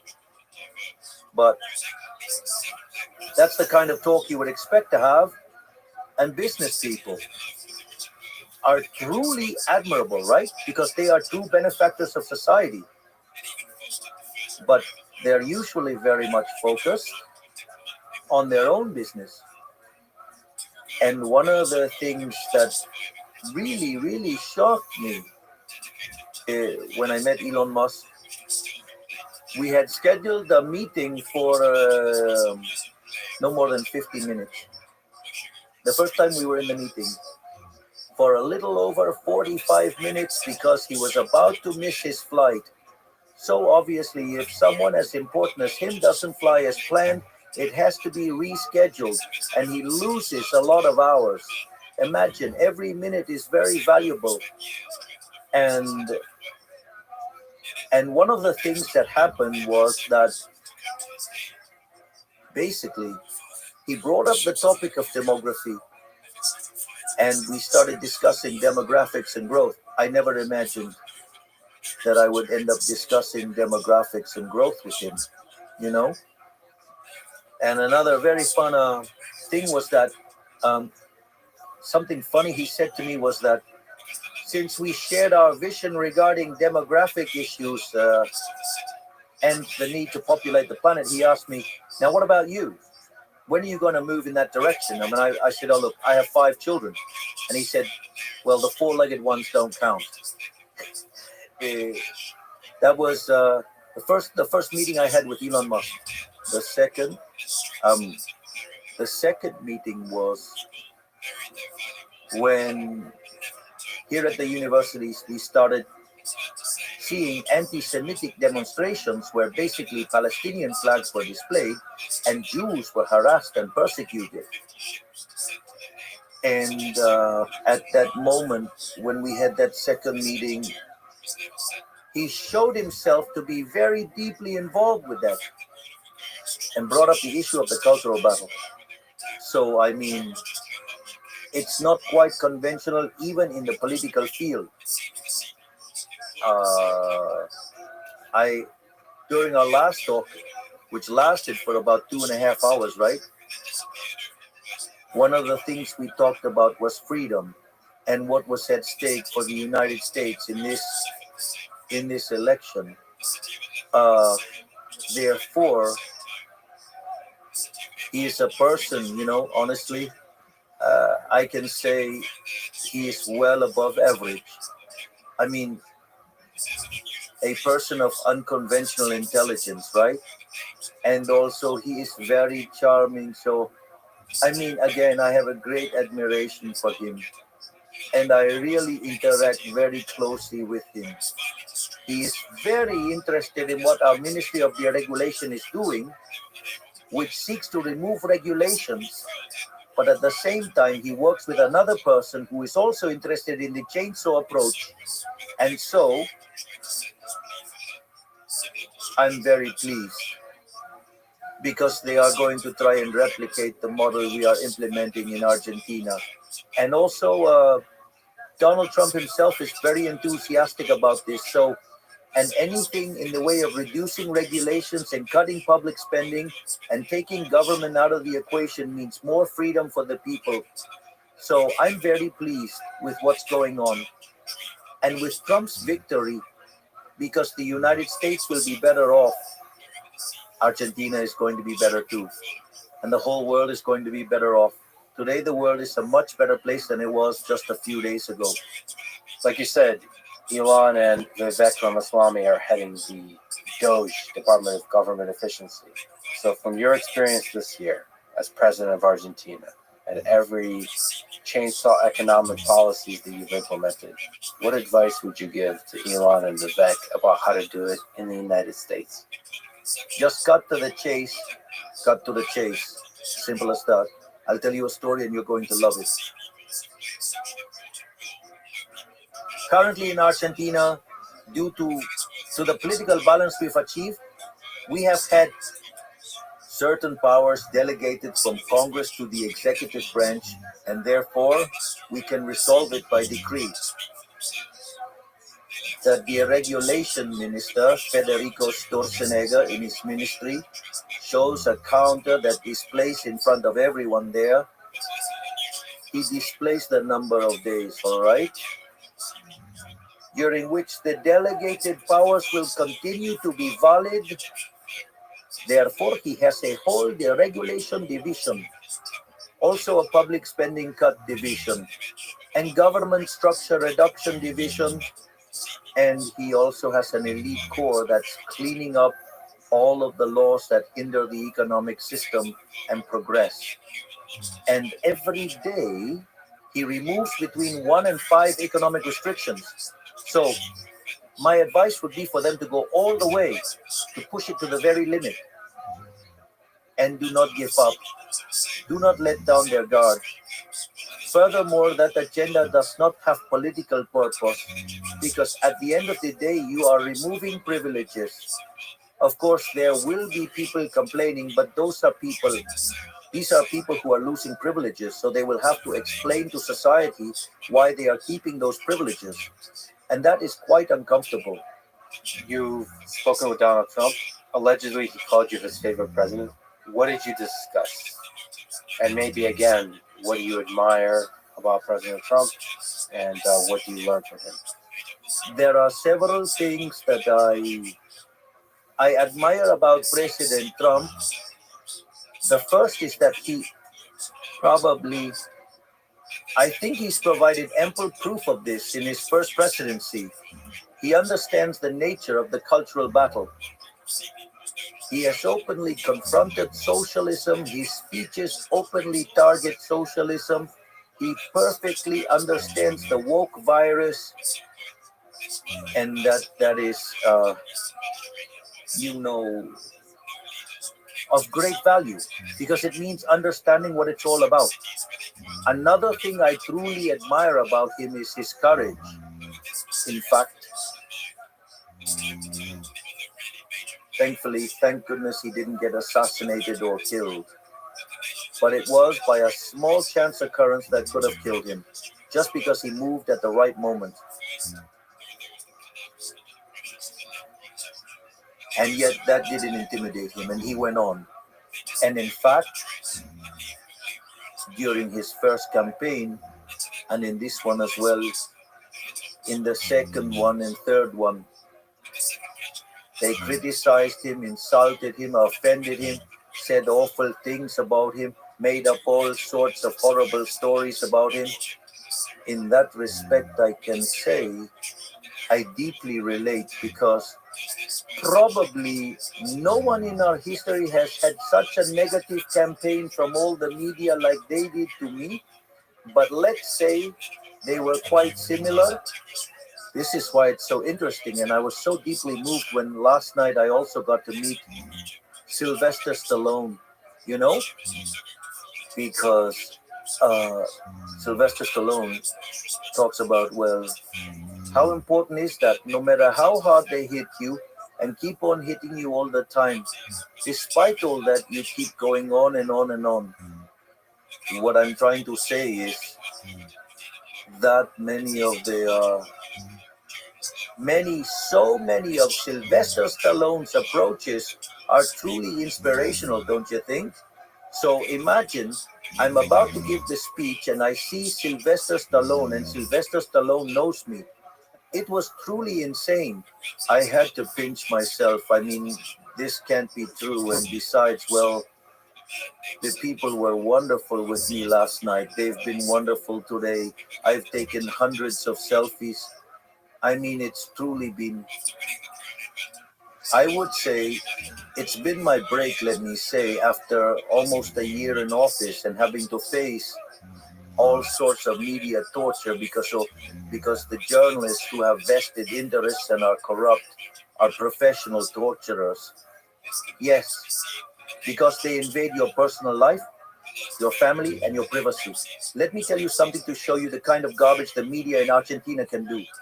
They sent 3 drones to spy on me at my presidential residence. To spy on me. You think that's right? Exactly. But that kind of thing happens in Argentina, not to mention the many lies and horrible things they say. I, for instance, remember that time when my father was hospitalized. My father is a man of a really strong character who has had 2 heart surgeries, all right?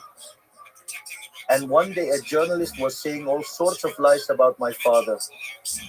My father was hospitalized and, well, and he almost died of a heart attack. So that kind of thing is what journalism and the press do in Argentina. So they start to attack your private lives, your mother, your father, your sister, even my dogs that I absolutely adore. They are the most wonderful beings in the universe. They even target my 4-legged children. So imagine that I've been in office for nearly a year as president, and since they can't criticize my management except by lying and distorting the numbers, they meddle with all these things they have been doing all the time since the year 2021, when I officially entered politics. So, and I've seen what they've done to Trump. So that also makes me relate a lot to him, because he's a true warrior. He's a Viking. He's a Viking. He's literally a Viking. I mean, he is someone I admire for how he has kept fighting in the face of adversity, even against all odds, and still he managed to win. Amazing. And well, and that's why I can relate that much. And I've also seen how he's been unfairly criticized, like when he was accused of protectionism, or when he wanted to discuss some matters within the context of public debate regarding the design of monetary policy as regards the Fed. And basically, they have accused him of things. I mean, isn't he entitled to give an opinion as a president? I mean, any citizen could give their opinion, even more so a president. Why is it important to you that Argentina has a close relationship with the United States? Well, to us, that is truly important, okay? You know, because we've decided to be geopolitical allies of the United States ever since our campaign, that our allies we have decided that our allies will be the United States and Israel because they basically represent the ideas of the Western world. They represent the free world. That is to say, what we would call today, let's say, a liberal democracy, okay, by confronting the autocrats. And in that sense, that is the geopolitical alignment. Moreover, in our campaign, we were very, very clear on three main points. One, the economic pillar. We talked about cutting public spending, and I would make my appearances with a chainsaw. We talked about economic freedom, deregulation, that is, and I talked about a competition of currencies. And people, obviously were interested in the dollar. So it was obvious that the economic policy was clear. All right. And not only was it clear, but we are also fulfilling it. That is the first point. Second was our policy on security. The idea being to fight crime, relentlessly, as well as security. No mercy, right? And in fact, in Argentina, there are no more roadblocks, which they said were impossible to end. Not only that, we have strengthened the security forces and also our armed forces, and we are waging a tough battle against drug trafficking and narco-terrorism. Therefore, we are also strongly fulfilling that. Notice that these 2 points, which were the main concerns, they were the biggest concerns of Argentinians when we took office, are now in 5th and 6th place. Today, the problem for Argentinians is corruption, whether there is unemployment, if there is poverty, but they don't mention inflation and insecurity anymore. And besides, a third point that I made clear was that I would align with the United States and Israel internationally. And, at my campaign rallies, there would be groups that would come along with flags of Israel. So it's clear that our international policy approach was always very clear. And this is something I state during my speeches when I talk about the values of the West and the civilization of the West. In fact, yesterday, and even more so today, during my speeches, I talked about how the different Greek groups or tribes go together to confront the Persians. That is to say, it seemed that from that time, 500 years before Christ until today, that struggle continues, right? So of course, we're all in.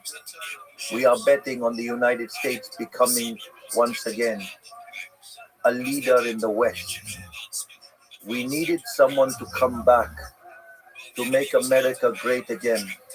And that, as part of that process, being a commercial ally is also a great idea.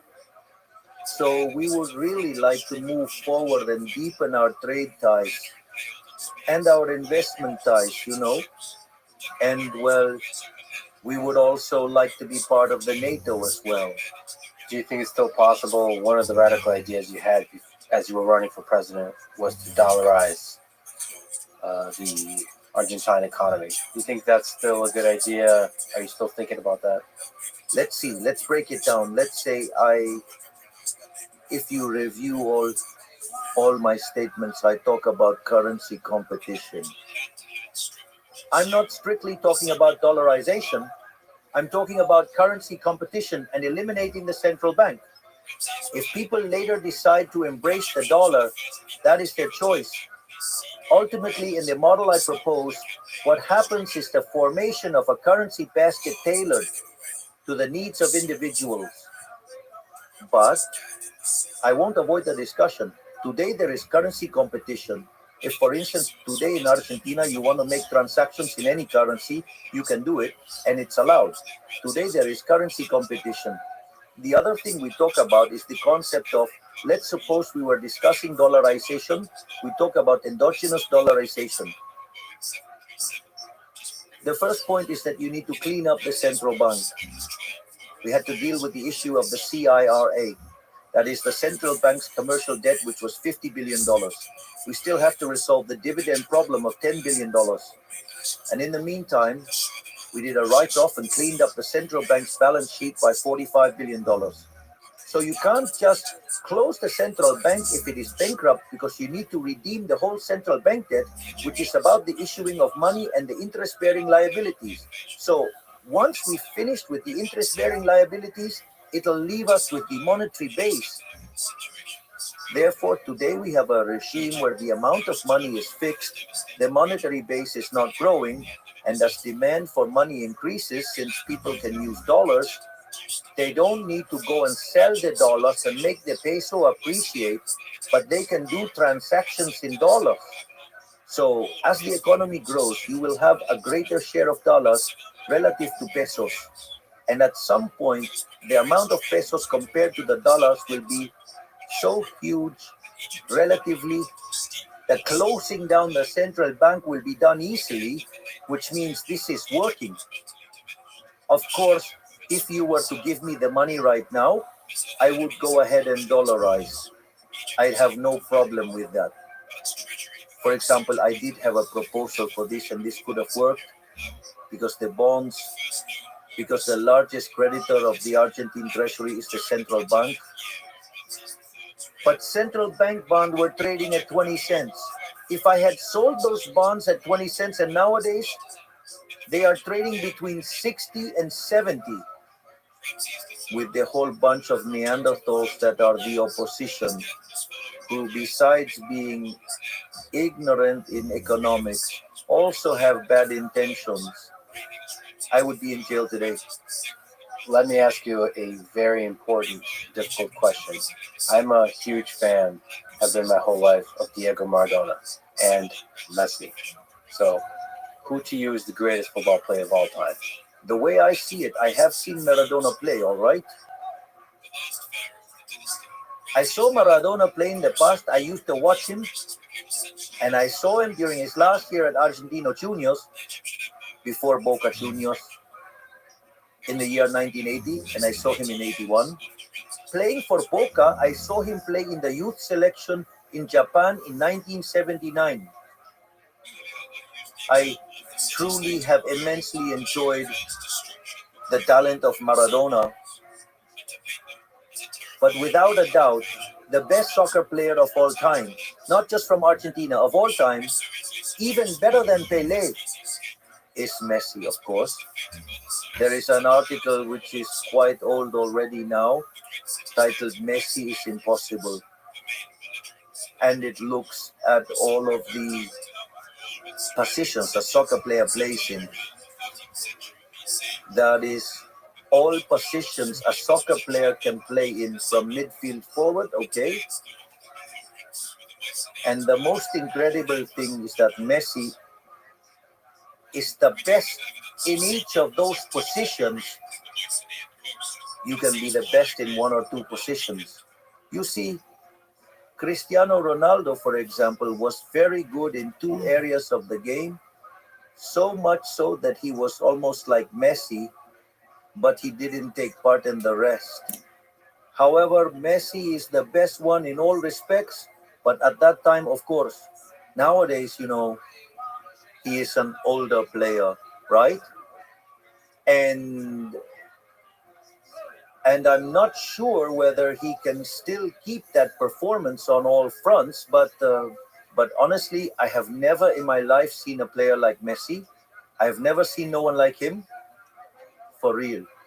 If you look at the number of goals he scored, I correct that, considering the goal average in the days of Pelé, compared to Messi's golden era and his career now, the number of equivalent goals is much greater than that of Pelé. Therefore, without a doubt, Messi is the greatest soccer player of all time.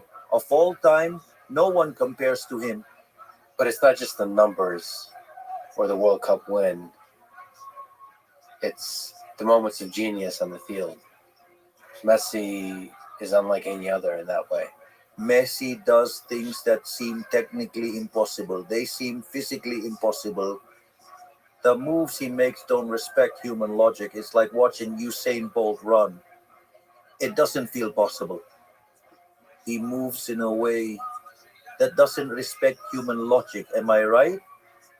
Did you watch the 1986 World Cup in Maradona with the hand of God, with the game against England? What was that like? Oh yes, I do remember that very well. Uh, we watched it in the home of my godfather and saw how he did his gambit and dodged the team, the England team, that was truly, it was absolutely indescribable. There's no way to put it into words. It's as if I asked you to describe for me the love you have for your partner. You can't do that, right? I mean, it's something wonderful. You can't describe it, you cannot put it into words. There are things where words, I mean, you know, just seem to fail. Am I right? I really think that there are times when humans, or some humans, not all of them actually, some humans have the privilege of being able to vibrate closer to God. Some Puccini arias, for example, when you listen to them, when you listen to the famous aria from La Rondine or the famous aria from Gianni Schicchi, I mean, you get the feeling that he was getting that dictated by God. How can you put that into words? You can't. There's no way you do that. I mean, those moments where we humans are, that we have the privilege. I say it as human beings, right? Because I mean, I'm speaking from that perspective, okay? I say this only as an admirer. Some human beings have the ability to vibrate so close to God that you can't describe it, you can only enjoy it. This is why in Judaism they don't use the name of God, of the Creator, because how could you put in words something like that? And I believe those are times when us humans connect closer to the Creator and create things, unique things. You cannot describe them. There are no words to describe that. The only thing you can do is enjoy it and be thankful that you can witness it.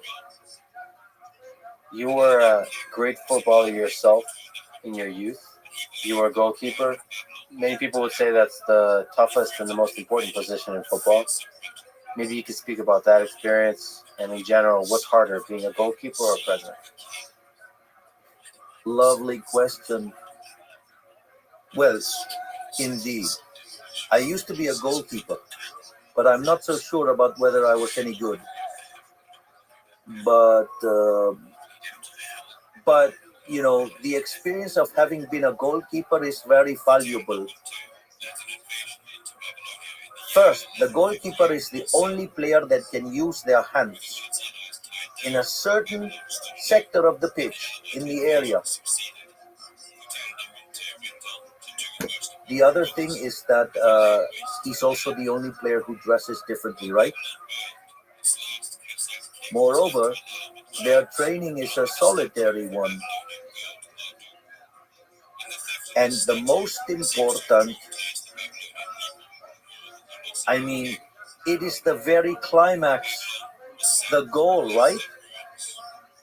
When the goal is called by their team, everyone is celebrating on the other side and the goalkeeper is on his own. And at the same time, he is the one who suffers the most when a goal is scored because he gets the direct impact. In fact, when the goalkeeper makes a mistake, it's an own goal.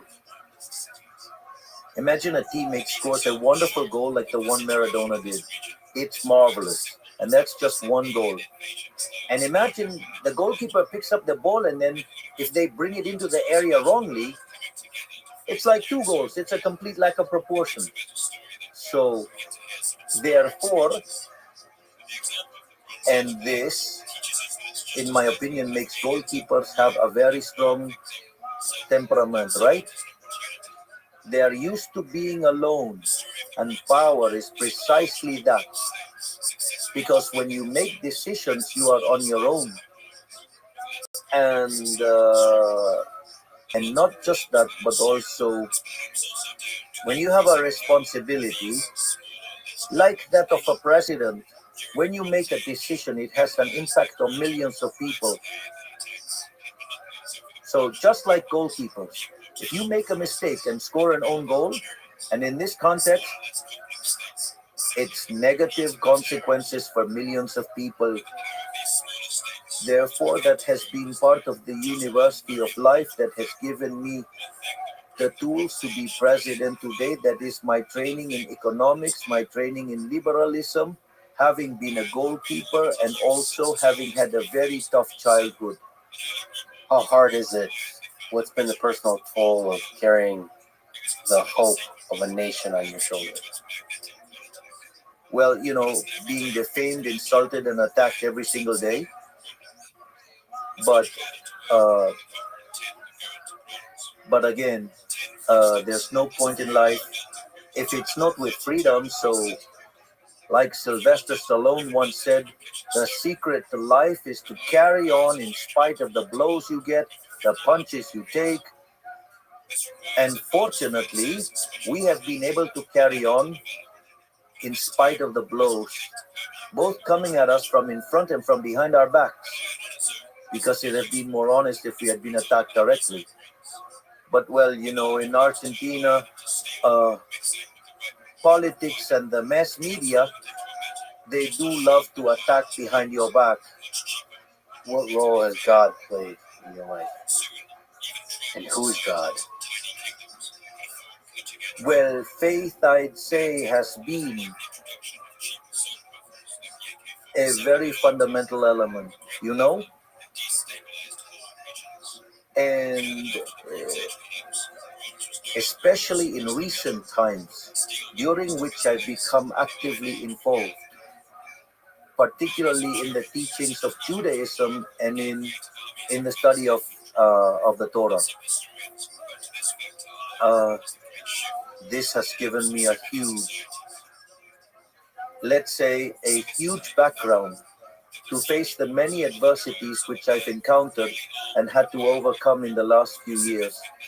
And as to who God is, He's the creator, the maker. I call Him the one. What is the better guide for humanity? The invisible hand of the market or the hand of God? They're perfectly in sync. Well, no. Again, going back to your youth, you were a lead singer in a rock band. Who's the greatest rock star of all time? Okay. Well, the way I see it, the most amazing rock singer in history of mankind was definitely Elvis Presley. And my favorite band is the Rolling Stones. So I also greatly admire Mick Jagger, you know, and I still have this dream of getting to meet him in person. How fun would it be to play together with the Stones? That would be a big, big dream. Uh, don't get my hopes up because I set goals and then I go and achieve them. Well, I'm close friends with a band that opens for the Stones, so I would love to see this happen. Oh, well, that would be great. Or we could also watch the whole concert from the stage. I mean, I can't keep ruining the Rolling Stones' music. I already had a tribute band and did quite a lot of damage to their music. How much of your rock star roots define your approach to politics, to life? Do you see yourself as a kind of showman in part? Of course,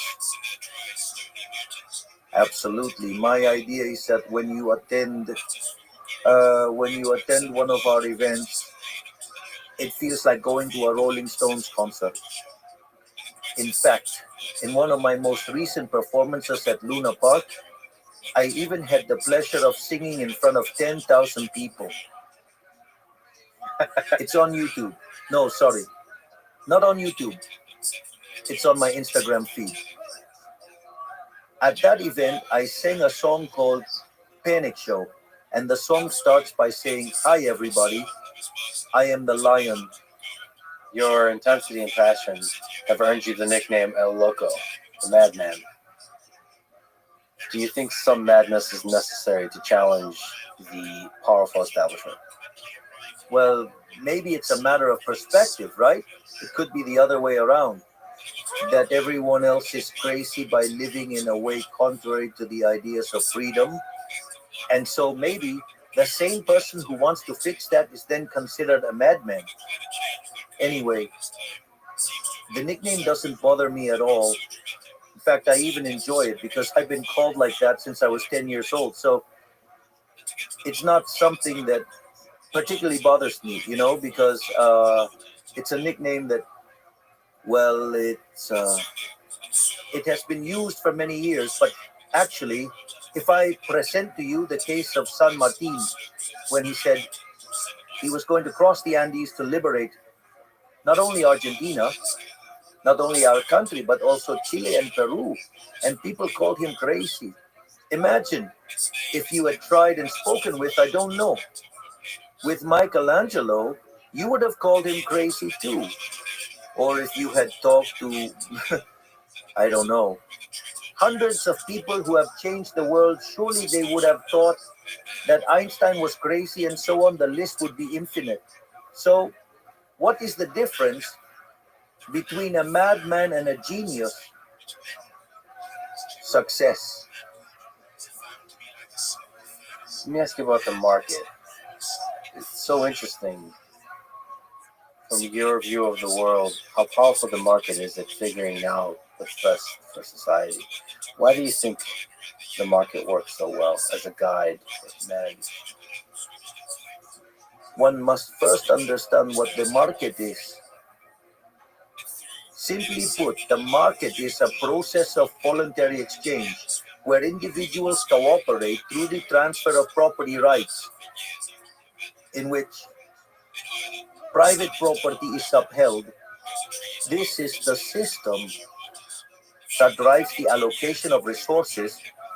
In essence, socialism, and this is what Mises condemns in his book Socialism, shows is that without private property, prices cease to exist, and therefore resources are diverted. Why don't you think it's the same to make a road of asphalt or gold? Why not make it of gold? Because you have an understanding of economic calculation, you have an idea of prices in your mind. So, in this context, if there is no private property, there are no prices, and as a result, the free market capitalism, is the best mechanism ever developed by humankind for resource allocation. This also implies that markets must be free from state intervention, because when the state intervenes, it creates interference. And markets need to allow free entry and exit, what we call competition.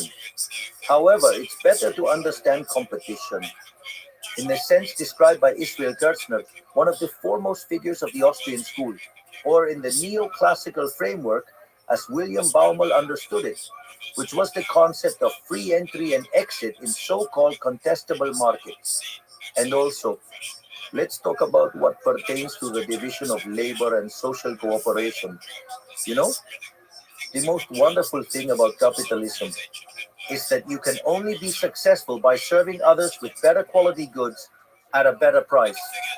If you are successful in the free market capitalism, you are a hero. You are a social benefactor. You are a prosperity machine. So the better you do, you know, the better you do, the better it is for society. This is very important. I remember when I had my first meeting with Elon Musk, and this made me admire him greatly. And this is something my sister commented on too.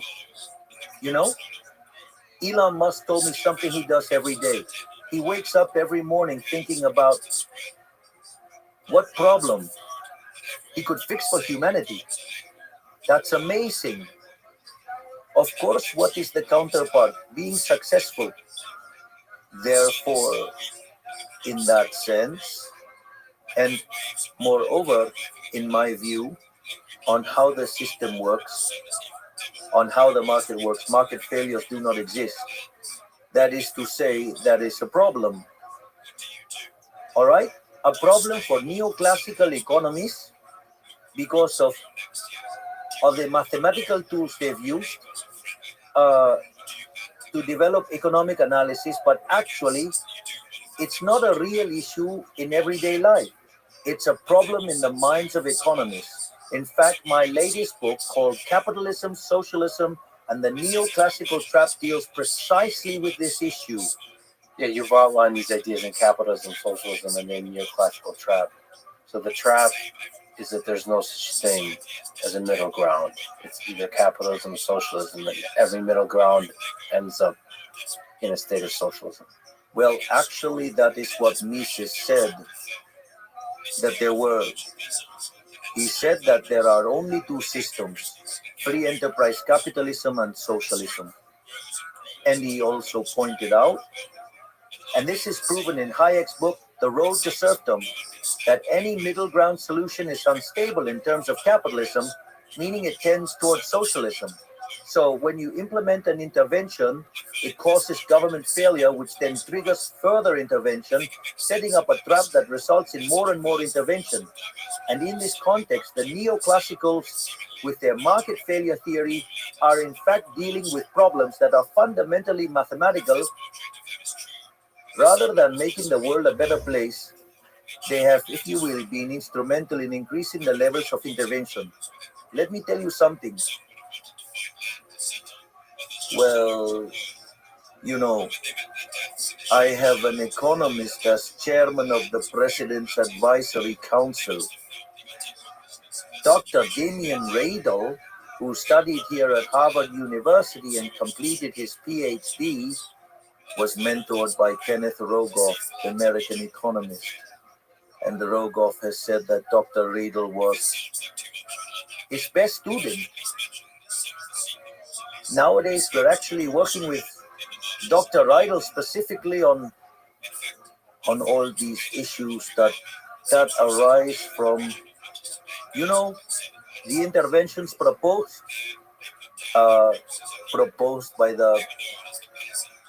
by the mainstream, such as the so-called correction of market failures. And a few days ago, he conducted a survey of search algorithms and policy recommendations. And that resulted in a map painted from red to blue. And, well, the redder it was, the more it was linked to socialism. There was an intermediate thing that was yellow, and blue was free market ideas. And one of the things he discovered as part of that graph or chart was that the largest number of policy recommendations, scandalously, are actually left-leaning. So that is the empirical evidence of what I pointed out in the book, Capitalism, Socialism, and the Neoclassical Trap. You mentioned your four-legged children. What have you learned about life from your dogs? Well, from my four-legged children, I have learned unconditional love. In fact, well, my name in Hebrew means loyal friend, faithful friend, and on the Chinese horoscope, I am dog. And if there's one thing that defines me is loyalty, being decent. And those virtues, you can find them in those wonderful beings that dogs are, who love unconditionally. In fact, they are superior beings, right? Spiritually speaking, in my case, because I don't forget or forgive those who have harmed me. That is to say, all those who have insulted, defamed me, and criticized me, I remember each one of them, but I don't have the greatness needed to forgive them. On the topic of loyalty in politics, I'm sure there's been a lot of some people who have betrayed you. Does that hurt your heart? It depends because you sometimes think that you can expect some people to be loyal, and if they betray you, of course, that hurts. But some people you actually don't expect anything from them, so if there's betrayal, I mean, you won't be annoyed or feel bad because you owe it to someone who didn't share your values. But politics does have that, you know. Sometimes many of the people you may come across don't have the values you advocate for, but it's cost benefit. You need to let the ship sail on, right? Or would you rather let it sink? That's not my case. I fight until the end. There are traitors, but that's part of politics. And that's not my line. But of course, they do exist. There are a lot of people who admire your revolutionary spirit. What what advice would you give them? Maybe young people on how to live a life like yours and have an impact on the world like you have begun to do. I didn't do this thinking about having an impact on the world.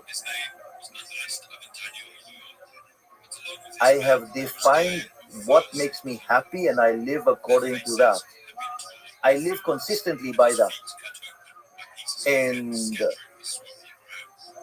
and most importantly, I would say never give up. Moreover, and above all, never be half-hearted. I would rather cry because I failed rather than not crying because I never tried. I mean, I'm a perfectionist, so when I do err, of course, I have a bad time.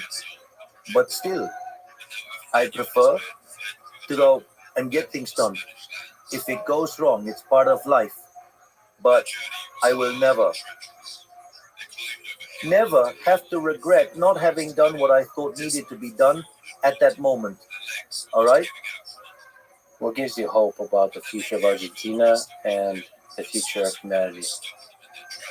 Well, the fact that thanks to social media and to the whole tech revolution going on, every day more and more people are becoming aware of how important freedom is to live, to live in peace and prosperity. And I believe even though bureaucrats and the elites fight untiringly to enslave us,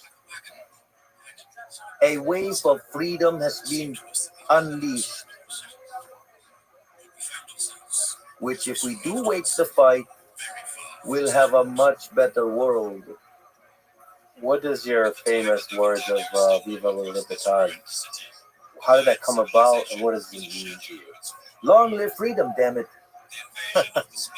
You know, that first started while I was giving my book presentations. At the end of my presentation, I would say, Viva la Libertad, carajo. And that really stuck with me since then.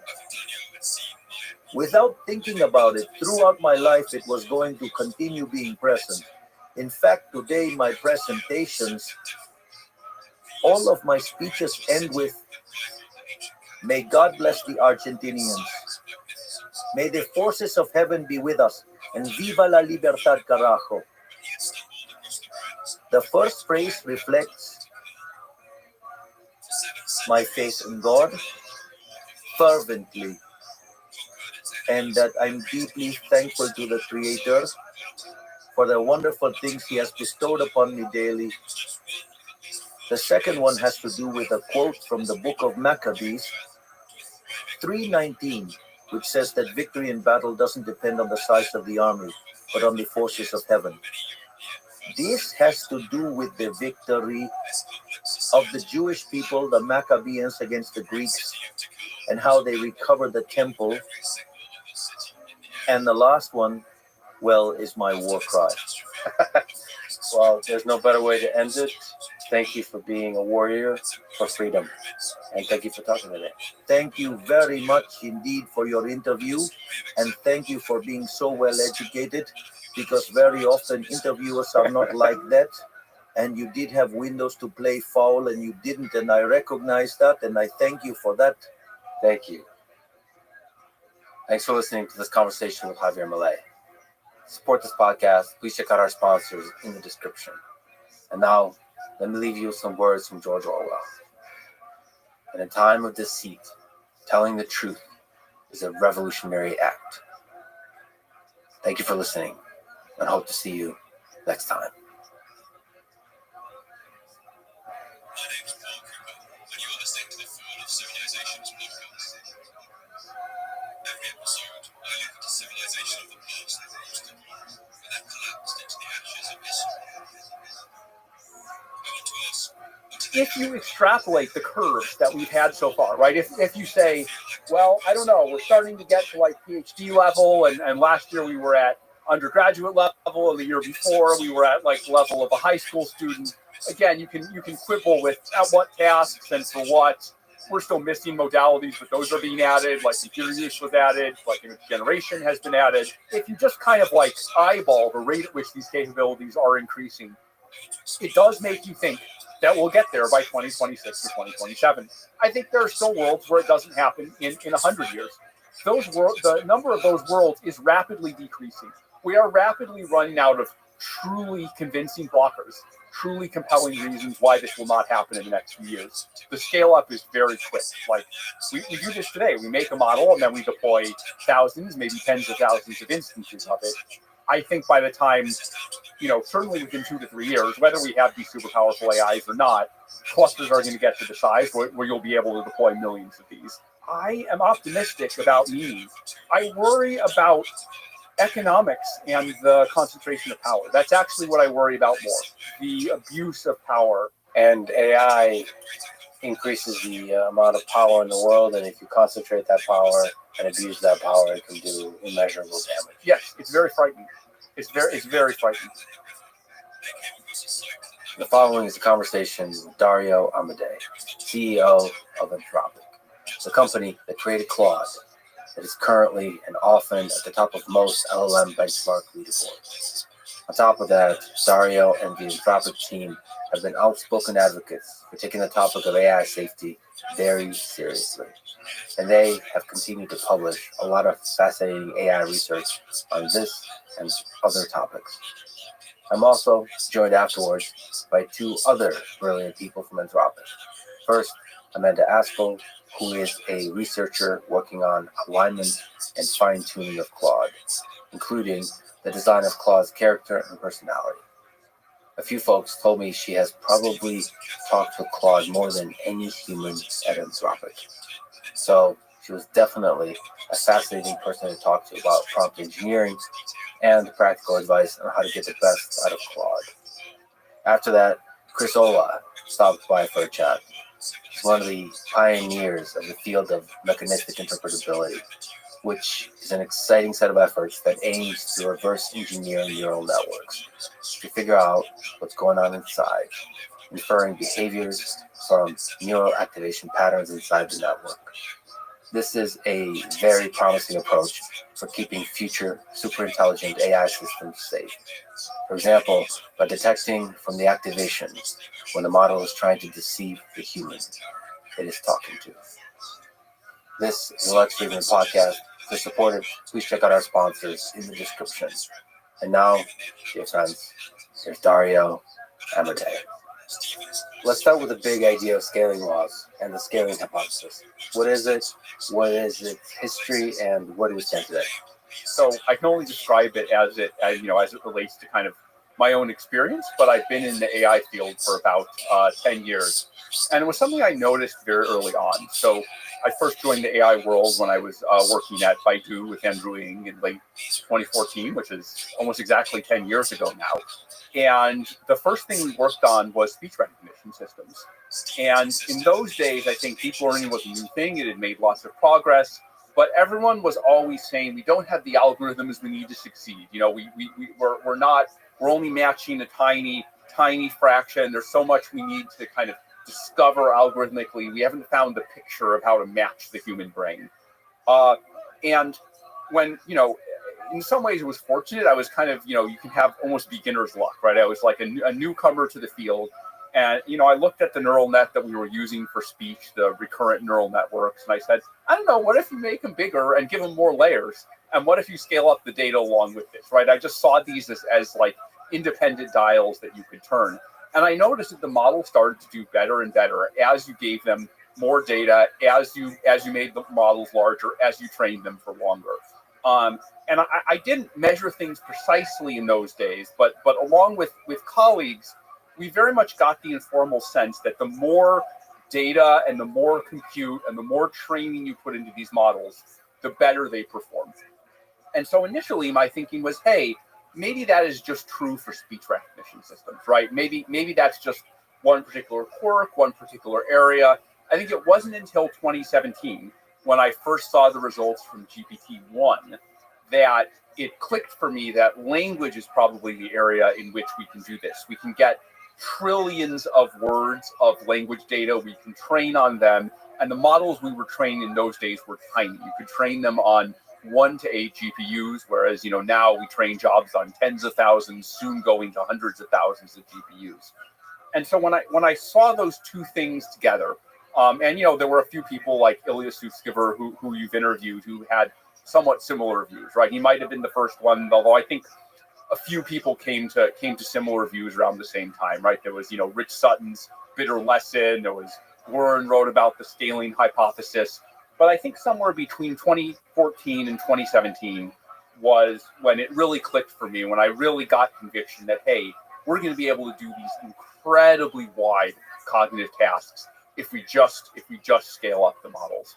And at every stage of scaling, there are always arguments. And when I first heard them, honestly, I thought probably I'm the one who's wrong. And all these experts in the field are right. They know the situation better than I do, right? There's the Chomsky argument about like you can get syntactics, but you can't get semantics.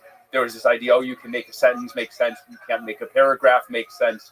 The latest one we have today is, we're going to run out of data, or the data isn't high quality enough, or models can't reason. And every time we manage to either find a way around, or scaling just is the way around. Sometimes it's one, sometimes it's the other. And so I'm now at this point. I still think it's always quite uncertain. We have nothing but inductive inference to tell us that the next 2 years are going to be like the last 10 years. But I've seen the movie enough times. I've seen the story happen for enough times to really believe that probably the scaling is going to continue, and that there's some magic to it that we haven't really explained on a theoretical basis yet. And of course, the scaling here is bigger networks, bigger data, bigger compute. Yes. All of those. In particular, linear scaling up of bigger networks, bigger training times, and more data. So all of these things, almost like a chemical reaction. You have 3 ingredients in the chemical reaction, and you need to linearly scale up the 3 ingredients. If you scale up one, not the others, you run out of the other reagents, and the reaction stops. But if you scale up everything in series, then the reaction can proceed.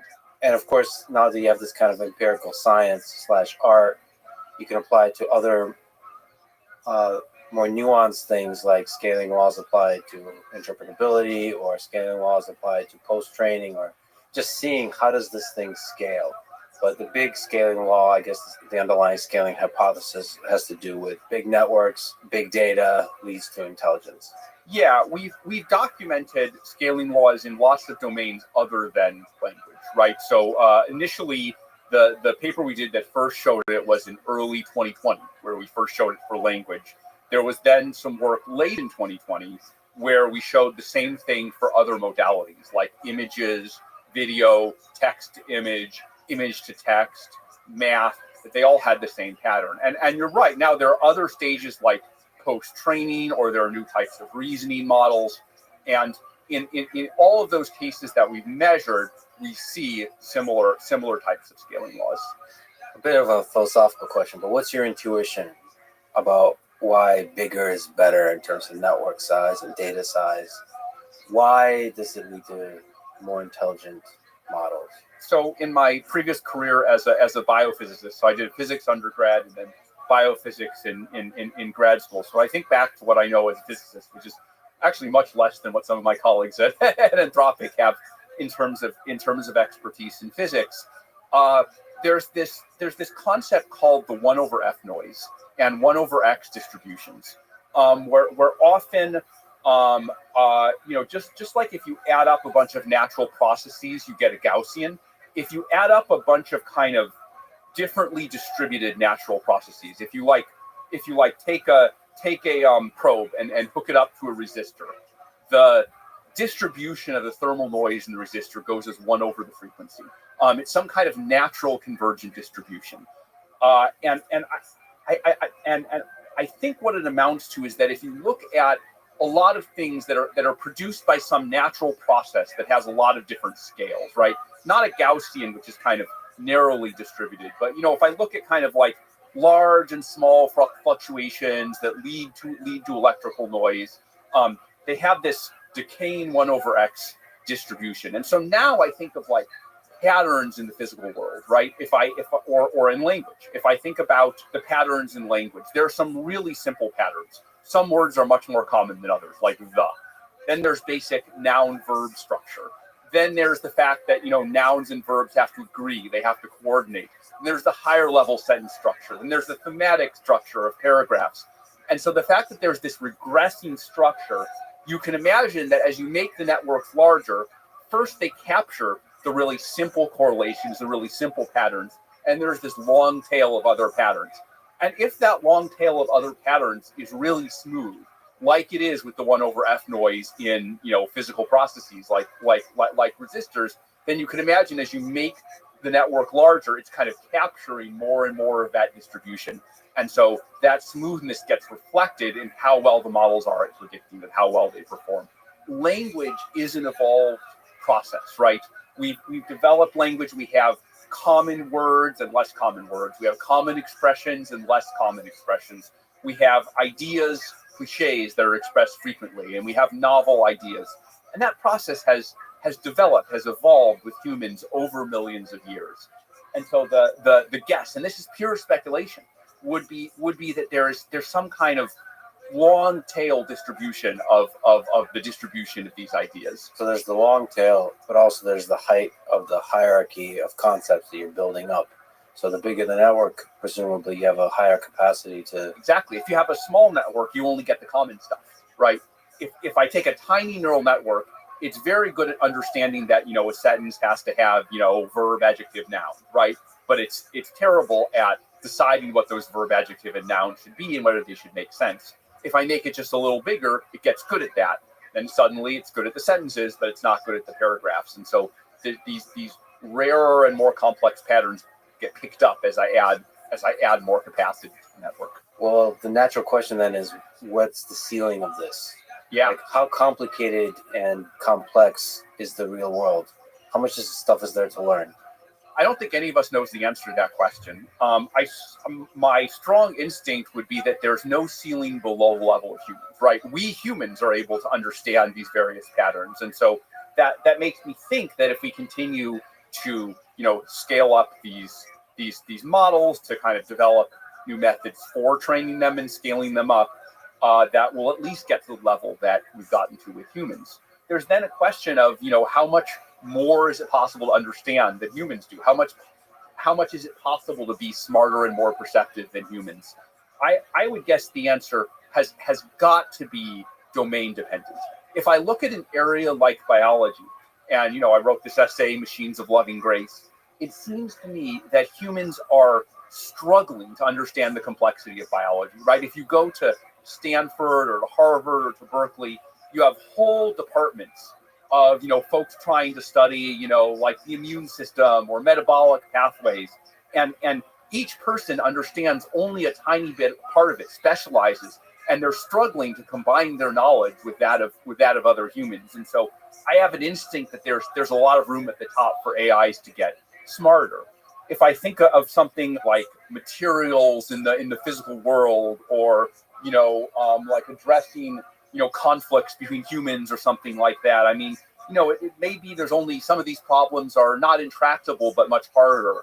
And it may be that there's only so well you can do with some of these things, right? Just like with speech recognition, there's only so clear I can hear your speech. So I think in some areas there may be ceilings in that are very close to what humans have done. In other areas, those ceilings may be very far away.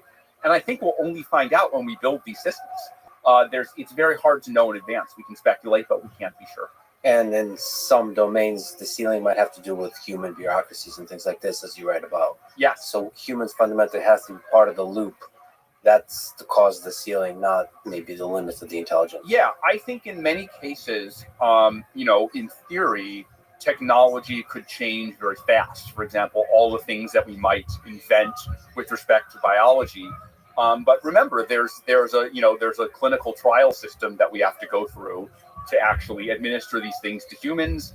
I think that's a mixture of things that are unnecessary and bureaucratic and things that kind of protect the integrity of society. And the whole challenge is that it's hard to tell. It's hard to tell what's going on. It's hard to tell which is which, right? My view is definitely, I think, in terms of drug development, my view is that we're too slow and we're too conservative. But certainly, if you get these things wrong, it's possible to risk people's lives by being too reckless. And so at least some of these human institutions are in fact protecting people. So it's all about finding the balance. I strongly suspect that balance is kind of more on the side of pushing to make things happen faster, but there is a balance. If we do hit a limit, if we do hit a slowdown in the scaling laws, what do you think would be the reason? Is it compute limited, data limited? Is it something else? Idea limited? So a few things. Now we're talking about hitting the limit before we get to the level of humans and the skill of humans. So I think one that's popular today, and I think could be a limit that we run into. Like most of the limits, I would bet against it, but it's definitely possible. Is we simply run out of data. There's only so much data on the internet, and there's issues with the quality of the data. Right? You can get hundreds of trillions of words on the internet, but a lot of it is repetitive, or it's search engine optimization drivel, or maybe in the future it'll even be text generated by AIs itself. And so I think there are limits to what can be produced in this way. That said, we, and I would guess other companies, are working on ways to make data synthetic, where you can use the model to generate more data of the type that you have already, or even generate data from scratch. If you think about what was done with DeepMind's AlphaGo Zero, they managed to get a bot all the way from no ability to play Go whatsoever to above human level just by playing against itself. There was no example data from humans required in the AlphaGo Zero version of it. The other direction, of course, is these reasoning models that do chain of thought and stop to think and reflect on their own thinking. In a way, that's another kind of synthetic data coupled with reinforcement learning. So my guess is with one of those methods, we'll get around the data limitation, or there may be other sources of data that are available. We could just observe that even if there's no problem with data, as we start to scale models up, they just stop getting better. It seemed to be a reliable observation that they've gotten better. That could just stop at some point for a reason we don't understand. The answer could be that we need to invent some new architecture. There have been problems in the past with say numerical stability of models, where it looked like things were leveling off, but actually, when we found the right unblocker, they didn't end up doing so. So perhaps there's some new optimization method or some new technique we need to unblock things. I've seen no evidence of that so far, but if things were to slow down, that perhaps could be one reason. What about the limits of compute, meaning the expensive nature of building bigger and bigger data centers? So right now, I think most of the frontier model companies, I would guess, are operating roughly $1 billion scale plus or minus a factor of 3. Right, those are the models that exist now or are being trained now. I think next year we're going to go to a few billion, and then 2026 we may go to above 10 billion, and probably by 2027 their ambitions to build $100 billion clusters. And I think all of that actually will happen. There's a lot of determination to build the compute to do it within this country. And I would guess that it actually does happen. Now, if we get to 100 billion, that's still not enough compute, that's still not enough scale, then either we need even more scale or we need to develop some way of doing it more efficiently, of shifting the curve. I think between all of these, one of the reasons I'm bullish about powerful AI happening so fast is just that if you extrapolate the next few points on the curve, we're very quickly getting towards human level ability, right? Some of the new models that we developed, some reasoning models that have come from other companies, they're starting to get to what I would call the PhD or professional level, right? If you look at their coding ability, the latest model we released, Sonnet 3.5, the new or updated version, it gets something like 50% on SWEBench. And SWEBench is an example of a bunch of professional, real-world software engineering tasks. At the beginning of the year, I think the state of the art was 3 or 4%. So in 10 months, we've gone from 3% to 50% on this task. And I think in another year, we'll probably be at 90%. I mean, I don't know, but might even be less than that. We've seen similar things in graduate level math, physics, and biology from models like OpenAI's O1. If we just continue to extrapolate this, right, in terms of skill that we have, I think if we extrapolate the straight curve, within a few years, we will get to these models being, above the highest professional level in terms of humans. Now, will that curve continue? You've pointed to, and I've pointed to, a lot of reasons why, possible reasons why that might not happen. But if the extrapolation curve continues, that is the trajectory we're on. So Anthropic has several competitors. It'd be interesting to get your sort of view of it all. OpenAI, Google, XAI, Meta. What does it take to win, in the broad sense of win in the space? Yeah, so I want to separate out a couple things, right? So, Anthropic's mission is to kind of try to make this all go well, right? And we have a theory of change called race to the top, right? Race to the top is about trying to push the other players to do the right thing by setting an example. It's not about being a good guy, it's about setting things up so that all of us can be the good guys. I'll give a few examples of this. Early in the history of Anthropic, one of our co-founders, Chris Olah, who I believe you're interviewing soon, he's the co-founder of the field of mechanistic interpretability, which is an attempt to understand what's going on inside AI models. So we had him and one of our early teams focus on this area of interpretability, which we think is good for making models safe and transparent. For 3 or 4 years, that had no commercial application whatsoever. It still doesn't today. We're doing some early betas with it, and probably it will eventually, but this is a very, very long research bet, and one in which we've built in public and shared our results publicly. And we did this because, we think it's a way to make models safer. An interesting thing is that as we've done this, other companies have started doing it as well. In some cases, because they've been inspired by it. In some cases, because they're worried that, if other companies are doing this that look more responsible, they want to look more responsible too. No one wants to look like the irresponsible actor.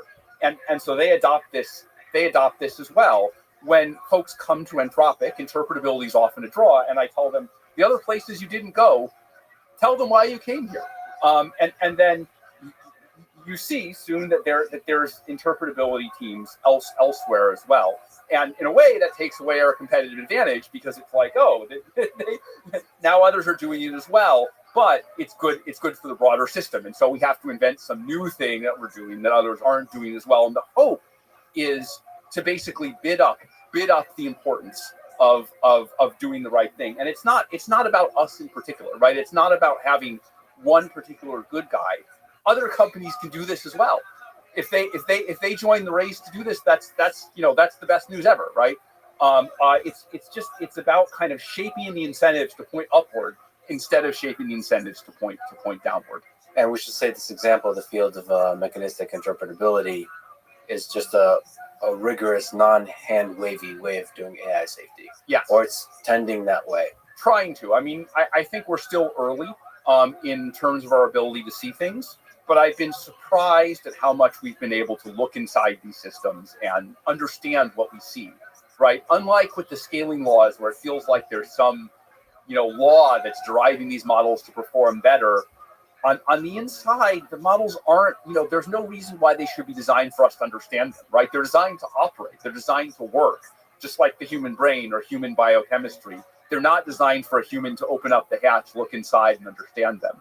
But we have found, and you can talk in much more detail about this to Chris, that when we open them up, when we do look inside them, we find things that are surprisingly interesting. And as a side effect, you also get to see the beauty of these models. You get to explore the sort of the beautiful nature of large neural networks through the methodology. I'm amazed at how clean it's been. Yeah. I'm amazed at things like induction heads. I'm amazed at things like, that we can, use sparse autoencoders to find these directions within the networks, and that the directions correspond to these very clear concepts. We demonstrated this a bit with the Golden Gate Bridge Claude. So this was an experiment where we found a direction inside one of the neural network layers that corresponded to the Golden Gate Bridge. And we just turned that way up. And so we released this model as a demo. It was kind of half a joke for a couple days, but it was illustrative of the method we developed. And you could take the Golden Gate, you could take the model, you could ask it about anything. It would be like, you could say, how was your day? And anything you asked, because this feature was activated, it would connect to the Golden Gate Bridge. So it would say, I'm feeling relaxed and expansive, much like the arches of the Golden Gate Bridge, or it would masterfully change topic to the Golden Gate Bridge and integrate it. There was also a sadness to it, to the focus they had on the Golden Gate Bridge. I think people quickly fell in love with it. I think so. People already miss it because it was taken down, I think, after a day. Somehow these interventions on the model, where you kind of adjust its behavior, somehow emotionally made it seem more human than any other version of the model. A strong personality, strong identity. It has a strong personality. It has these kind of like obsessive interests. We can all think of someone who's like obsessed with something. So it does make it feel somehow a bit more human. Let's talk about the present. Let's talk about Claude. So this year, a lot has happened. In March, Claude 3, Opus, Sonnet, Haiku were released. Then Claude 3.5, Sonnet in July, with an updated version just now released. And then also Claude 3.5 Haiku was released. Okay, can you explain the difference between Opus, Sonnet, and Haiku, and how we should think about the different versions? Yeah, so let's go back to March when we first released these three models. So, our thinking was the different companies produce kind of large and small models, better and worse models.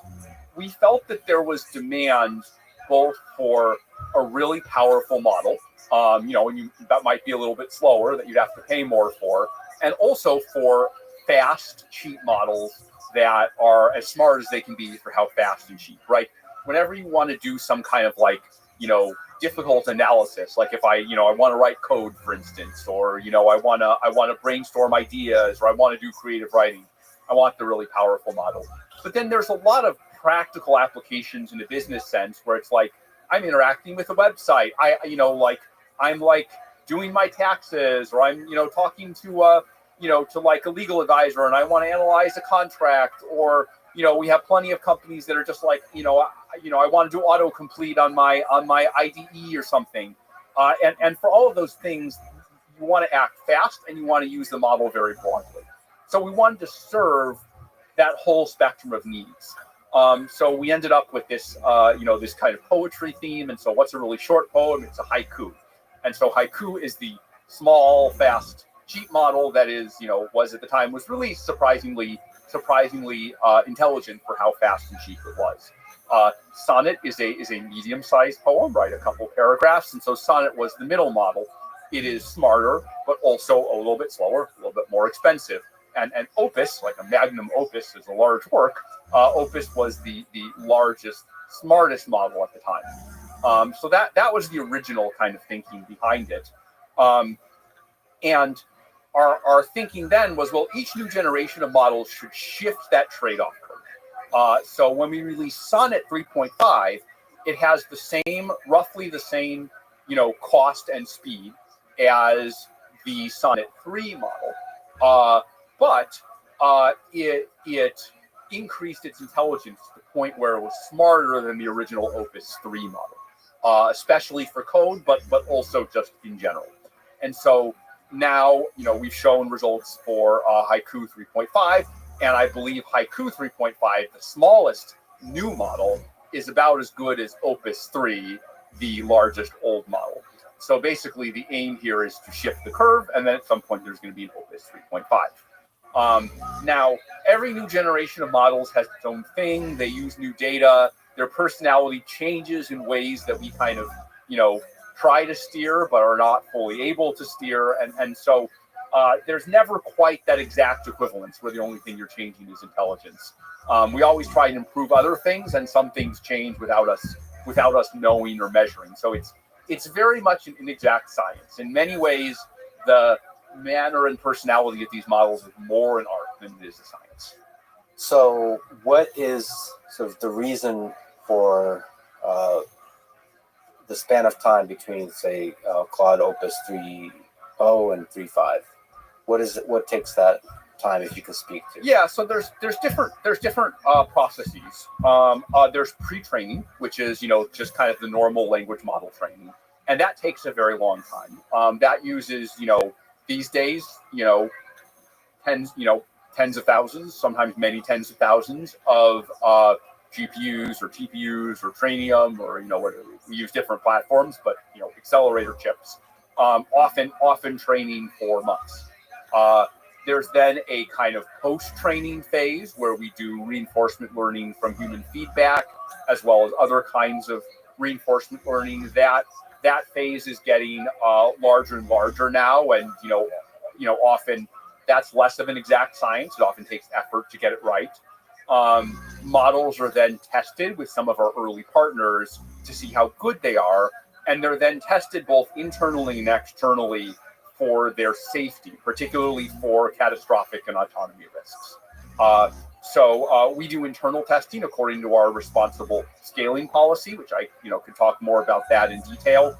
And then we have an agreement with the US and the UK AI Safety Institute, as well as other third-party testers in specific domains, to test the models for what are called CBRN risks: chemical, biological, radiological, and nuclear, which are, we don't think that models pose these risks seriously yet, but every new model we want to evaluate to see if we're starting to get close to some of these more dangerous capabilities. So those are the phases, and then then it just takes some time to get the model working in terms of inference and launching it in the API. So there's just a lot of steps to actually making a model work. And of course, we're always trying to make the processes as streamlined as possible, right? We want our safety testing to be rigorous, but we want it to be rigorous and to be automatic, to happen as fast as it can without compromising on rigor. Same with our pre-training process and our post-training process. So, it's just like building anything else. It's just like building airplanes. You want to make them, safe, but you want to make the process streamlined. And I think the creative tension between those is an important thing in making the models work. Yeah, rumor on the street, I forget who was saying that Anthropic has really good tooling.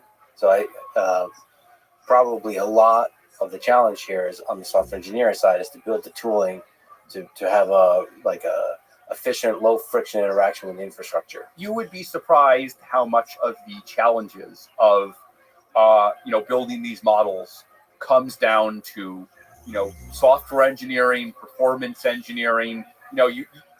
From the outside, you might think, oh man, we had this eureka breakthrough, right? This movie with the science, we discovered it, we figured it out. But I think all things, even incredible discoveries, like they almost always come down to the details, and often super boring details.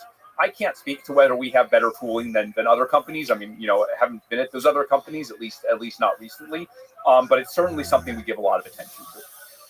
I don't know if you can say, but from Claude 3 to Claude 3.5, is there any extra pre-training going on, or is it mostly focused on post-training? There's been leaps in performance. Yeah, I think at any given stage, we're focused on improving everything at once. Just naturally, like there are different teams. Each team makes progress in a particular area in making a particular, their particular segment of the relay race better.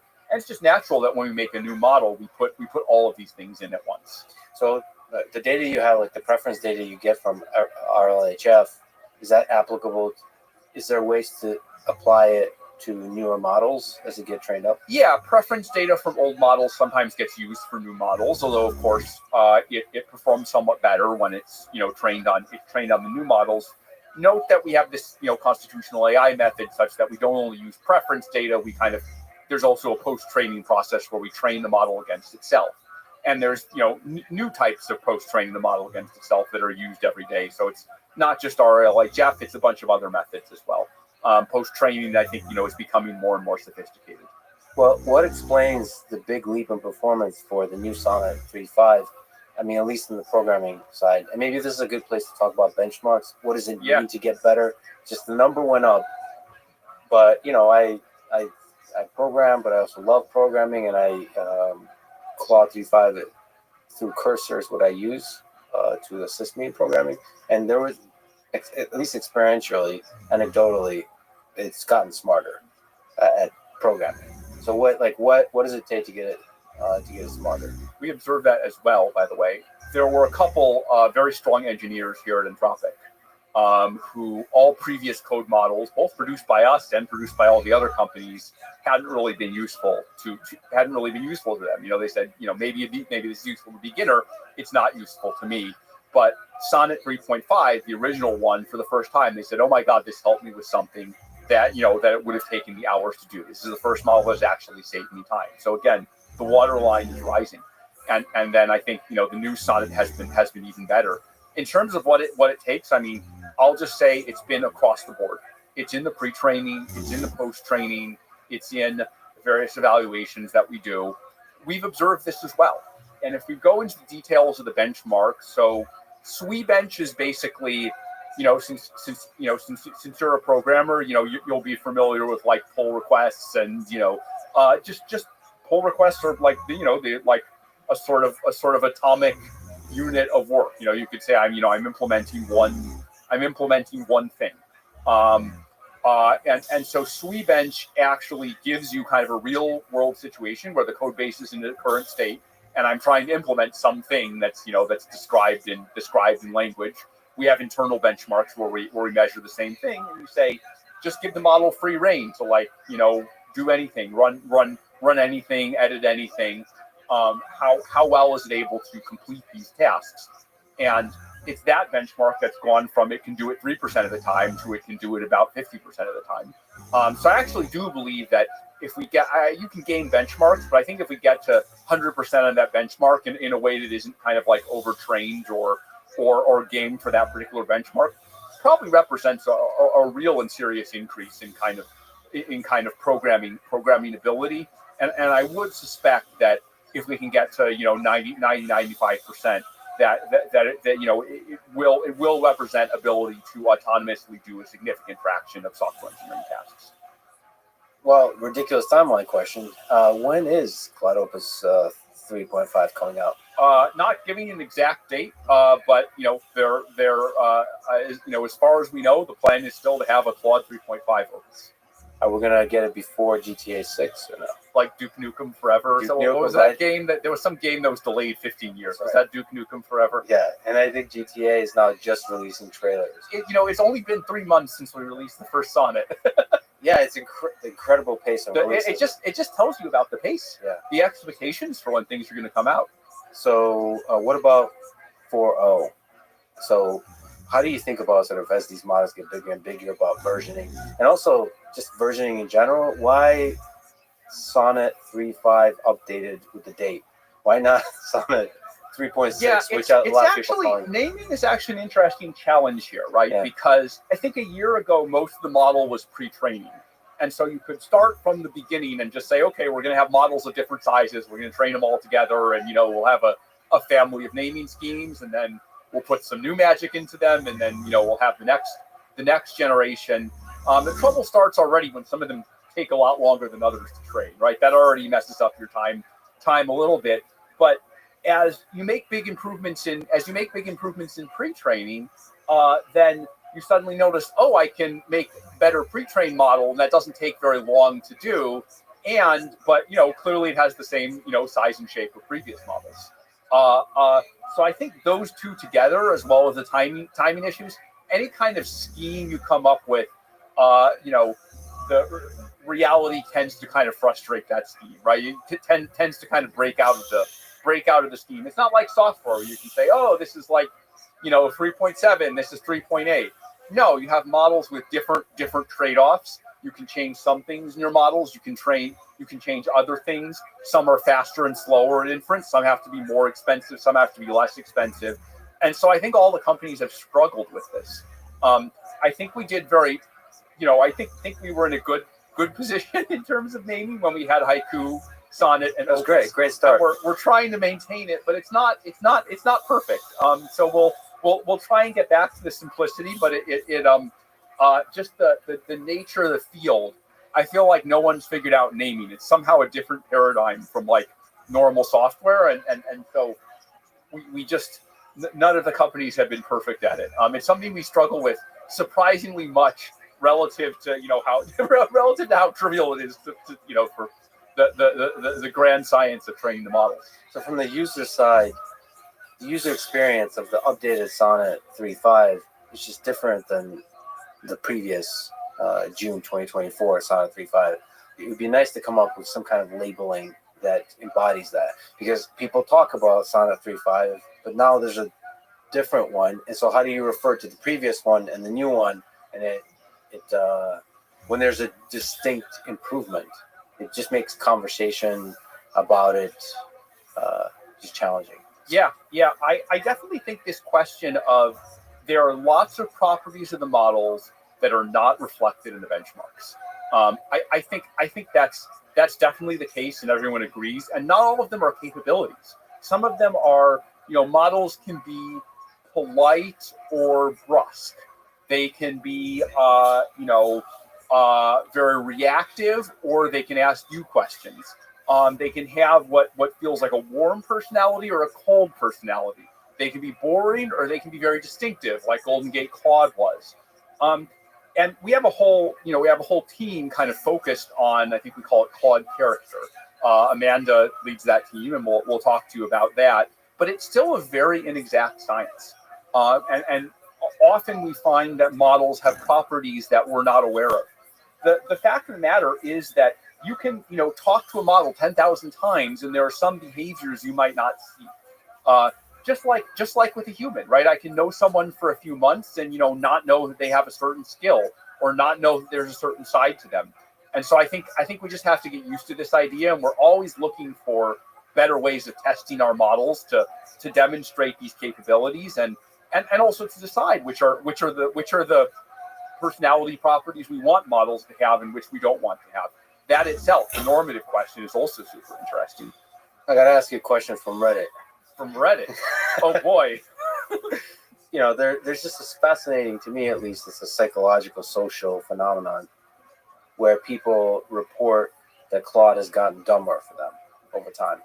And so the question is, does the user complaint about the dumbing down of Claude 3.5 Sonnet hold any water? So are these anecdotal reports a kind of social phenomena, or is there any cases where Claude would get dumber?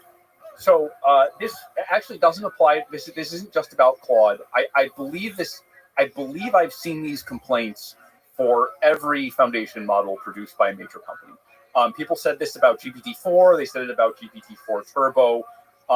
So a couple things. One, the actual weights of the model, right? The actual brain of the model, that does not change unless we introduce a new model. There are just a number of reasons why it would not make sense practically to be randomly substituting in new versions of the model. It's difficult from an inference perspective, and it's actually hard to control all the consequences of changing the weights of the model.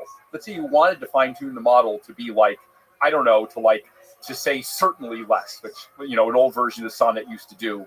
You actually end up changing 100 things as well. So we have a whole process for it, and we have a whole process for modifying the model. We do a bunch of testing on it. We do a bunch of user testing in early customers. So we both have never changed the weights of the model without telling anyone, and it wouldn't, certainly in the current setup, it would not make sense to do that. Now, there are a couple things that we do occasionally do. One is sometimes we run A/B tests, but those are typically very close to when a model is being released, and for a very small fraction of time. Like the day before the new Sonnet 3.5. I agree. We should have had a better name. It's clunky to refer to it. There were some comments from people that like it's gotten a lot better, and that's because fraction were exposed to an A/B test for those one or 2 days. The other is that occasionally the system prompt will change. The system prompt can have some effects, although it's unlikely to dumb down models. It's unlikely to make them dumber. And we've seen that while these two things, which I'm listing to be very complete, happen quite infrequently. The complaints for us and for other model companies about the model changed, the model isn't good at this, the model got more censored, the model was dumbed down, those complaints are constant. And so I don't want to say like people are imagining it or anything, but like the models are for the most part not changing. If I were to offer a theory, I think it actually relates to one of the things I said before, which is that models are very complex and have many aspects to them. And so often, if I ask the model a question, if I'm like do task X versus can you do task X, the model might respond in different ways.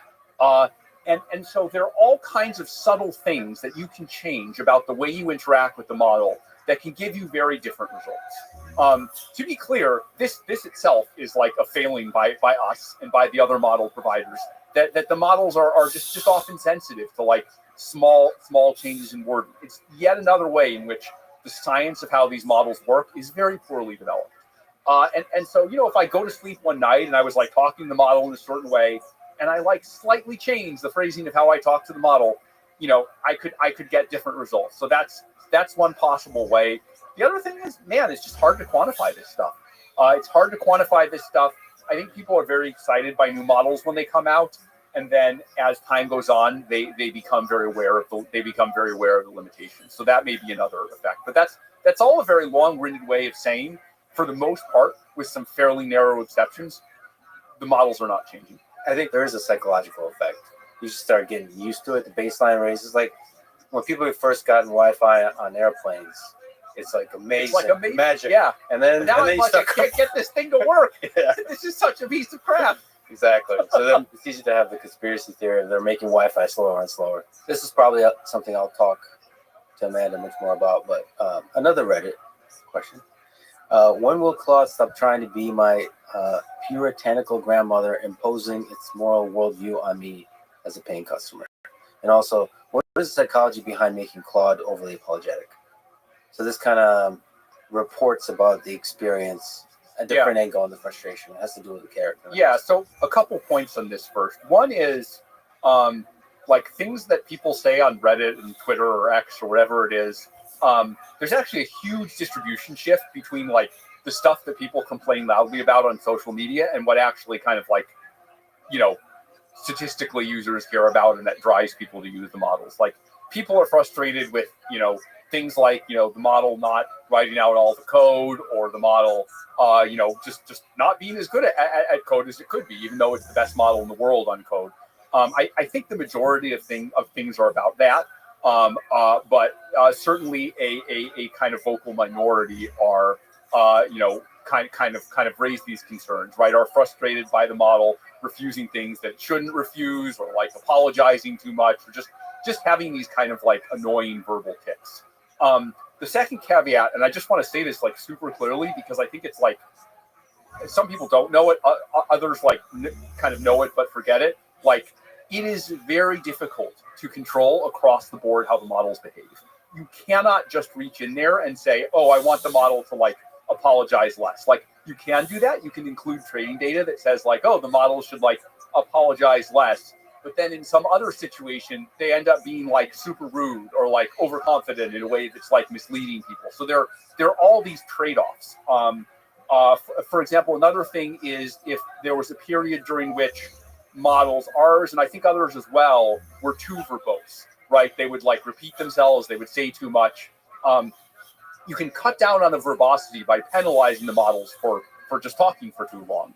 What happens when you do that, if you do it in a crude way, is when the models are coding, sometimes they'll say, rest of the code goes here, right? Because they've learned that that's the way to economize and that they see it, and then so that leads the model to be so-called lazy in coding, where they're just like, you can finish the rest of it. It's not because we want to, save on compute, or because, the models are lazy and, during winter break, or any of the other kind of conspiracy theories that have come up. It's just very hard to control the behavior of the model, to steer the behavior of the model in all circumstances at once. You can there's this whack-a-mole aspect where you push on one thing and these other things start to move as well that you may not even notice or measure. And so one of the reasons that I care so much about kind of grand alignment of these AI systems in the future is actually these systems are actually quite unpredictable. They're actually quite hard to steer and control. And this version we're seeing today of you make one thing better, it makes another thing worse. I think that's like a present day analog of future control problems in AI systems that we can start to study today, right? I think that difficulty in steering the behavior and in making sure that if we push an AI system in one direction, it doesn't push it in another direction in some other ways that we didn't want. I think that's kind of an early sign of things to come. And if we can do a good job of solving this problem, right? Of you ask the model to make and distribute smallpox, and it says no, but it's willing to help you in your graduate level virology class. How do we get both of those things at once? It's hard. It's very easy to go to one side or the other, and it's a multi-dimensional problem. And so, I think these questions of shaping the model's personality, I think they're very hard. I think we haven't done perfectly on them. I think we've actually done the best of all the AI companies, but still so far from perfect. And I think if we can get this right, if we can control control the false positives and false negatives in this very kind of controlled present day environment, we'll be much better at doing it for the future, when our worry is, will the models be super autonomous? Will they be able to, make very dangerous things? Will they be able to autonomously, build whole companies? And are those companies aligned? So I think of this present task as both vexing, but also good practice for the future. What's the current best way of gathering sort of user feedback, not anecdotal data, but just large scale data about pain points or the opposite of pain points, positive things, so on? Is it internal testing? Is it a specific group testing, A/B testing? What works? So typically we'll have internal model bashings where all of Anthropic is almost 1,000 people. People just try and break the model. They try and interact with it various ways. We have a suite of evals for, is the model refusing in ways that it couldn't. I think we even had a certainly eval because, our model, again, at one point model had this problem where it had this annoying tick where it would respond to a wide range of questions by saying, certainly, I can help you with that. Certainly, I would be happy to do that. Certainly, this is correct. And so we had a certainly eval, which is how often does the model say certainly? But look, this is just a whack-a-mole. What if it switches from certainly to definitely? So every time we add a new eval, and we're always evaluating for all the old things. So we have hundreds of these evaluations, but we find that there's no substitute for human interacting with it. And so it's very much like the ordinary product development process. We have hundreds of people within Anthropic bash the model. Then we do external A/B tests. Sometimes we'll run tests with contractors. We pay contractors to interact with the model. So you put all of these things together, and it's still not perfect. You still see behaviors that you don't quite want to see, right? You still see the model refusing things that it just doesn't make sense to refuse. But I think trying to solve this challenge, right? Trying to stop the model from doing, genuinely bad things that everyone agrees it shouldn't do, right? Everyone agrees that the model shouldn't talk about I don't know, child abuse material, right? Like everyone agrees the model shouldn't do that. But at the same time that it doesn't refuse in these dumb and stupid ways. I think drawing that line as finely as possible, approaching perfectly, is still a challenge, and we're getting better at it every day. But there's a lot to be solved, and again, I would point to that as an indicator of the challenge ahead in terms of steering much more powerful models. Do you think Claude 4.0 is ever coming out? I don't want to commit to any naming scheme, because if I say here we're going to have Claude 4 next year, and then then we decide that we should start over because there's a new type of model. Like I don't want to commit to it. I would expect in a normal course of business that Claude 4 would come after Claude 3.5, but you never know in this wacky field, right? But the sort of this idea of scaling is continuing. Scaling is continuing. There will definitely be more powerful models coming from us than the models that exist today. That is certain. Or if there aren't, we've deeply failed as a company.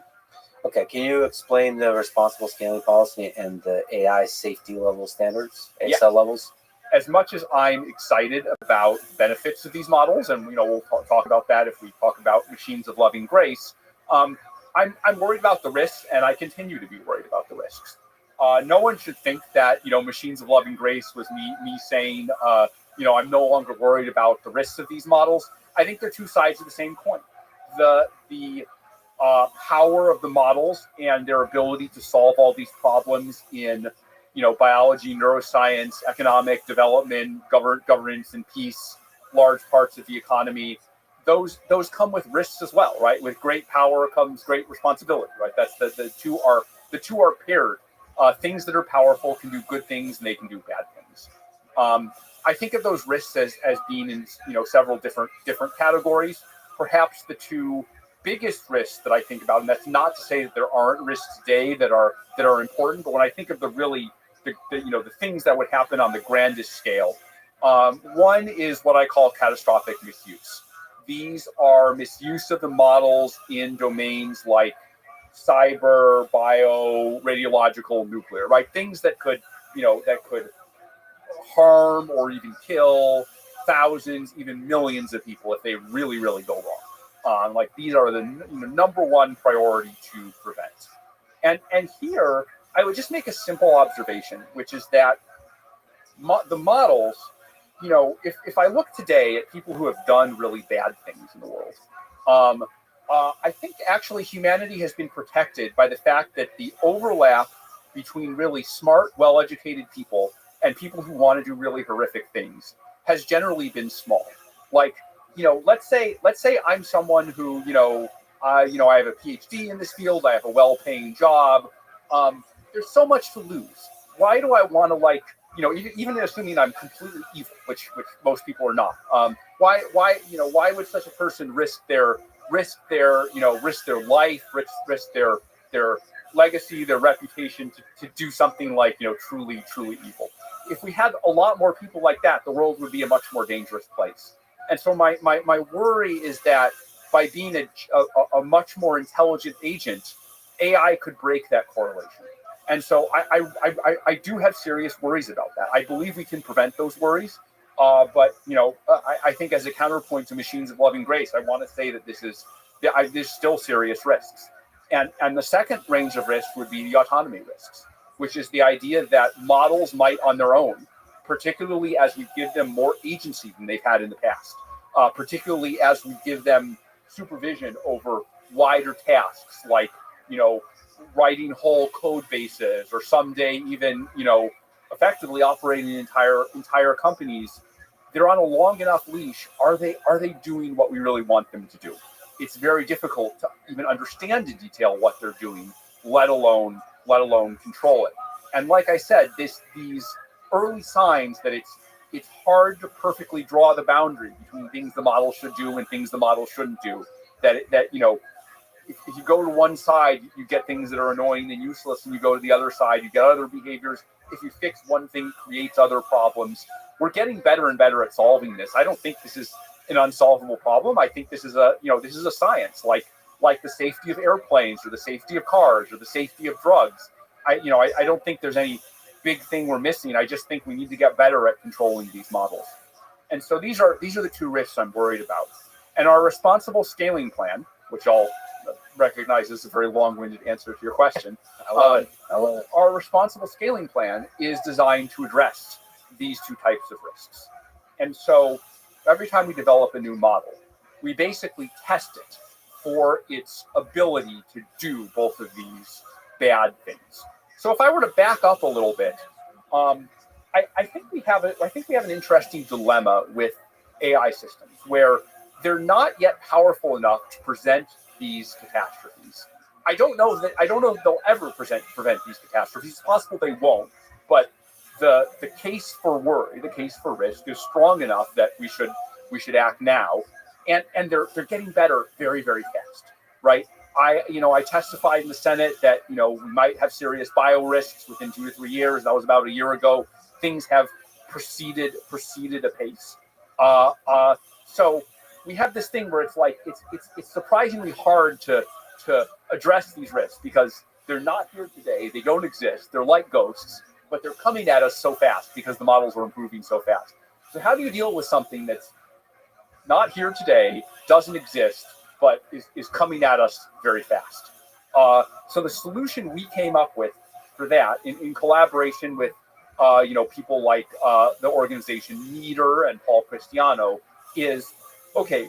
What you need for that are you need tests to tell you when the risk is getting close. You need an early warning system, and so every time we have a new model, we test it for its capability to do these CBRN tasks, as well as testing it for, how capable it is of doing tasks autonomously on its own.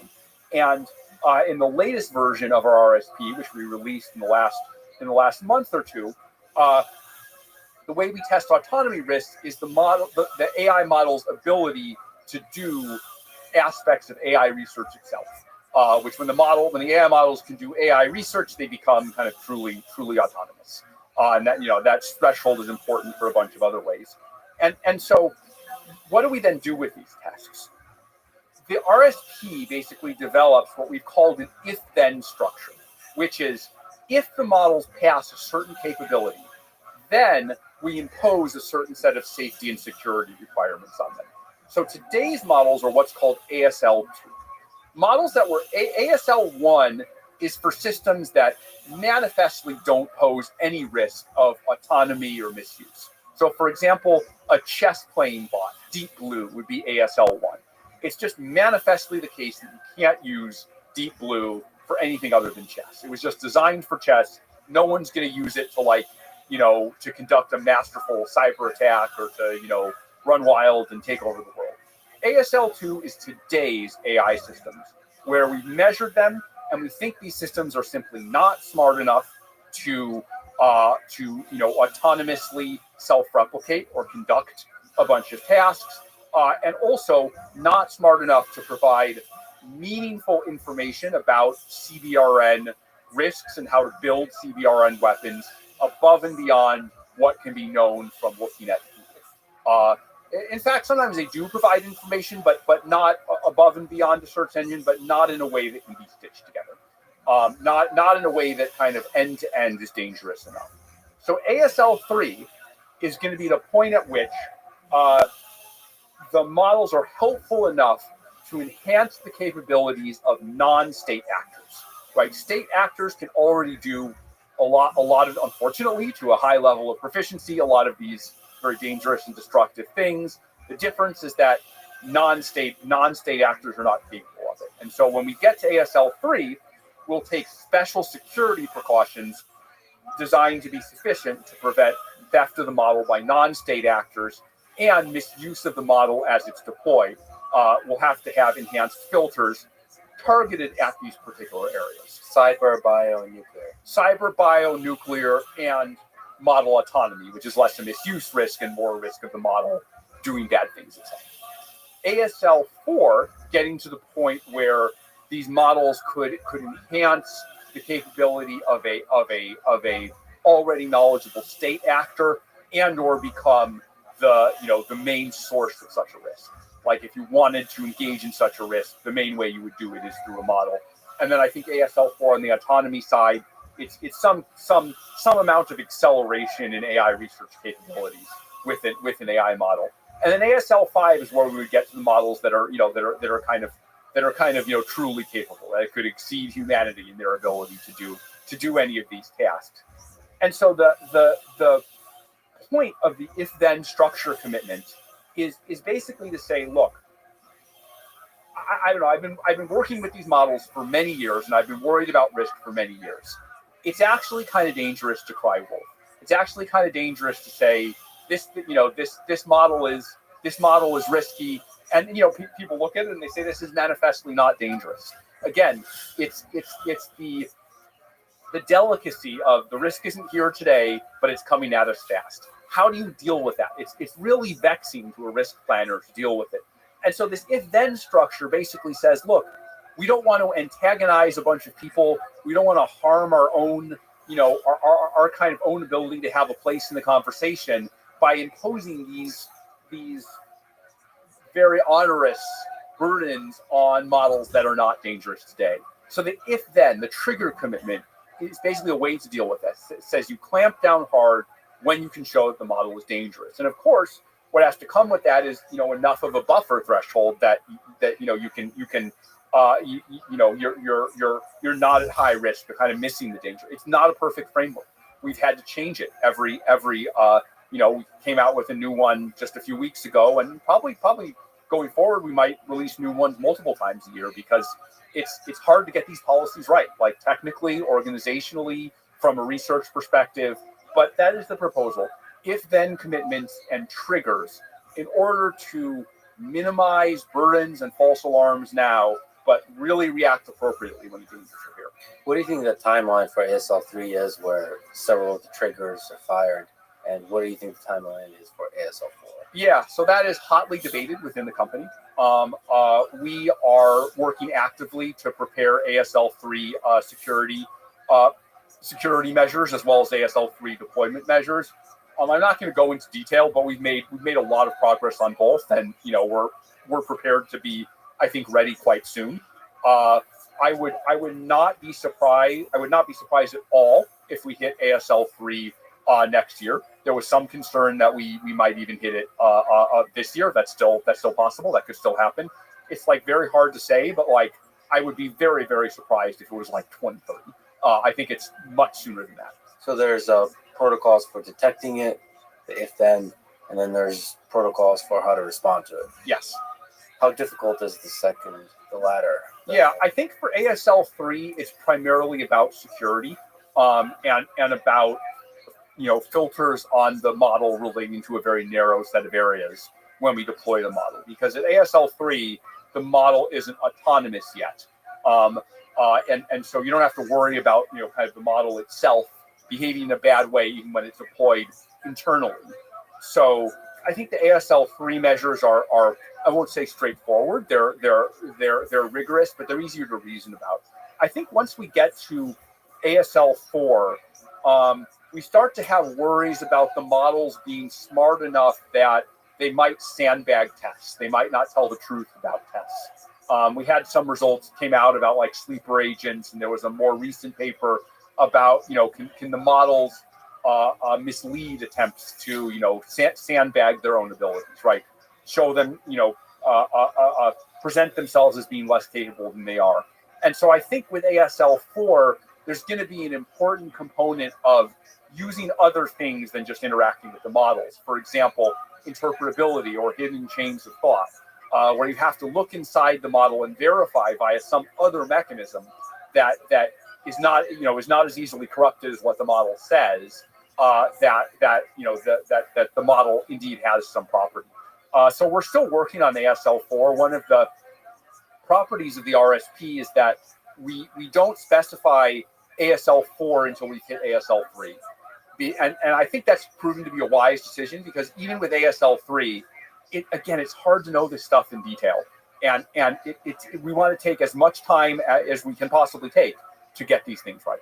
So for ASL3, the bad actor will be humans. Humans, yes. And so there's a little bit more. For ASL4, it's both, I think. It's both. And so deception, and that's where mechanistic interpretability comes into play, and hopefully the techniques used for that are not made accessible to the model. Yeah, I mean, of course, you can hook up the mechanistic interpretability to the model itself, but then you've kind of lost it as a reliable indicator of the model state. There are a bunch of exotic ways you can think of that it might also not be reliable, like if the model gets smart enough that it can jump computers and read the code where you're looking at its internal state. We've thought about some of those. I think they're exotic enough. There are ways to render them unlikely, but yeah, generally you want to preserve mechanistic interpretability as a kind of verification set or test set that's separate from the training process of the model. See, I think as these models become better and better conversation and become smarter, social engineering becomes a threat too. They can start being very convincing to the engineers inside companies. Oh yeah. It's actually we've seen lots of examples of demagoguery in our life from humans, and there's a concern that models could do that as well. One of the ways that Claude has been getting more and more powerful is it's now able to do some agentic stuff. Computer use. There's also an analysis within the sandbox of Claude.ai itself, but let's talk about computer use. That seems to me super exciting, that you can just give Claude a task and it takes a bunch of actions, figures it out, and has access to your computer through screenshots. So can you explain how that works and where that's headed? Yeah, it's actually relatively simple. So Claude has had for a long time, since Claude 3 back in March, the ability to analyze images and respond to them with text. The only new thing we added is those images can be screenshots of a computer. And in response, we train the model to give a location on the screen where you can click and/or buttons on the keyboard you can press in order to take action. And it turns out that with actually not all that much additional training, the models can get quite good at that task. It's a good example of generalization. People sometimes say if you get to low Earth orbit, you're halfway to anywhere, right? Because of how much it takes to escape the gravity well. If you have a strong pre-trained model, I feel like you're halfway to anywhere in terms of the intelligence space. And so actually it didn't take all that much to get Claude to do this, and you can just set that in a loop. Give the model a screenshot, tell it what to click on, give it the next screenshot, tell it what to click on, and that turns into a full kind of almost 3D video interaction of the model. And it's able to do all of these tasks, right? We showed these demos where it's able to fill out spreadsheets. It's able to kind of interact with a website. It's able to, it's able to open all kinds of, programs and different operating systems, Windows, Linux, Mac. So I think all of that is very exciting. I will say, while in theory, there's nothing you could do there that you couldn't have done through just giving the model the API to drive the computer screen. This really lowers the barrier, and there's a lot of folks who either kind of aren't in a position to interact with those APIs, or it takes them a long time to do. It's just the screen is just a universal interface that's a lot easier to interact with, and so I expect over time this is going to lower a bunch of barriers. Now, honestly, the current model there leaves a lot still to be desired, and we were honest about that in the blog, right? It makes mistakes, it misclicks, and we were careful to warn people, hey, this thing isn't, you can't just leave this thing to run on your computer for minutes and minutes. You got to give this thing boundaries and guardrails, and I think that's one of the reasons we released it first in an API form rather than kind of this kind of just hand it to the consumer and give it control of their computer. But I definitely feel that it's important to get these capabilities out there. As models get more powerful, we're going to have to grapple with, how do we use these capabilities safely? How do we prevent them from being abused? And I think releasing the model while the capabilities are still limited is very helpful in terms of doing that. I think since it's been released, a number of customers, I think Replit was maybe one of the most quickest to deploy things. Have made use of it in various ways. People have hooked up demos for Windows desktops, Macs, Linux machines. So yeah, it's it's been very exciting. I think as with anything else, it comes with new exciting abilities, and then with those new exciting abilities, we have to think about how to make the model safe, reliable, do what humans want them to do. I mean, it's the same story for everything, right? Same thing. It's that same tension. But the possibility of use cases here is just the range is incredible. So, how much to make it work really well in the future? How much do you have to specially kind of go beyond what the pre-trained model is doing? Do more post-training RLHF or supervised fine-tuning or synthetic data just for the agentic Yeah, stuff? I think speaking at a high level, it's our intention to keep investing a lot in making the model better.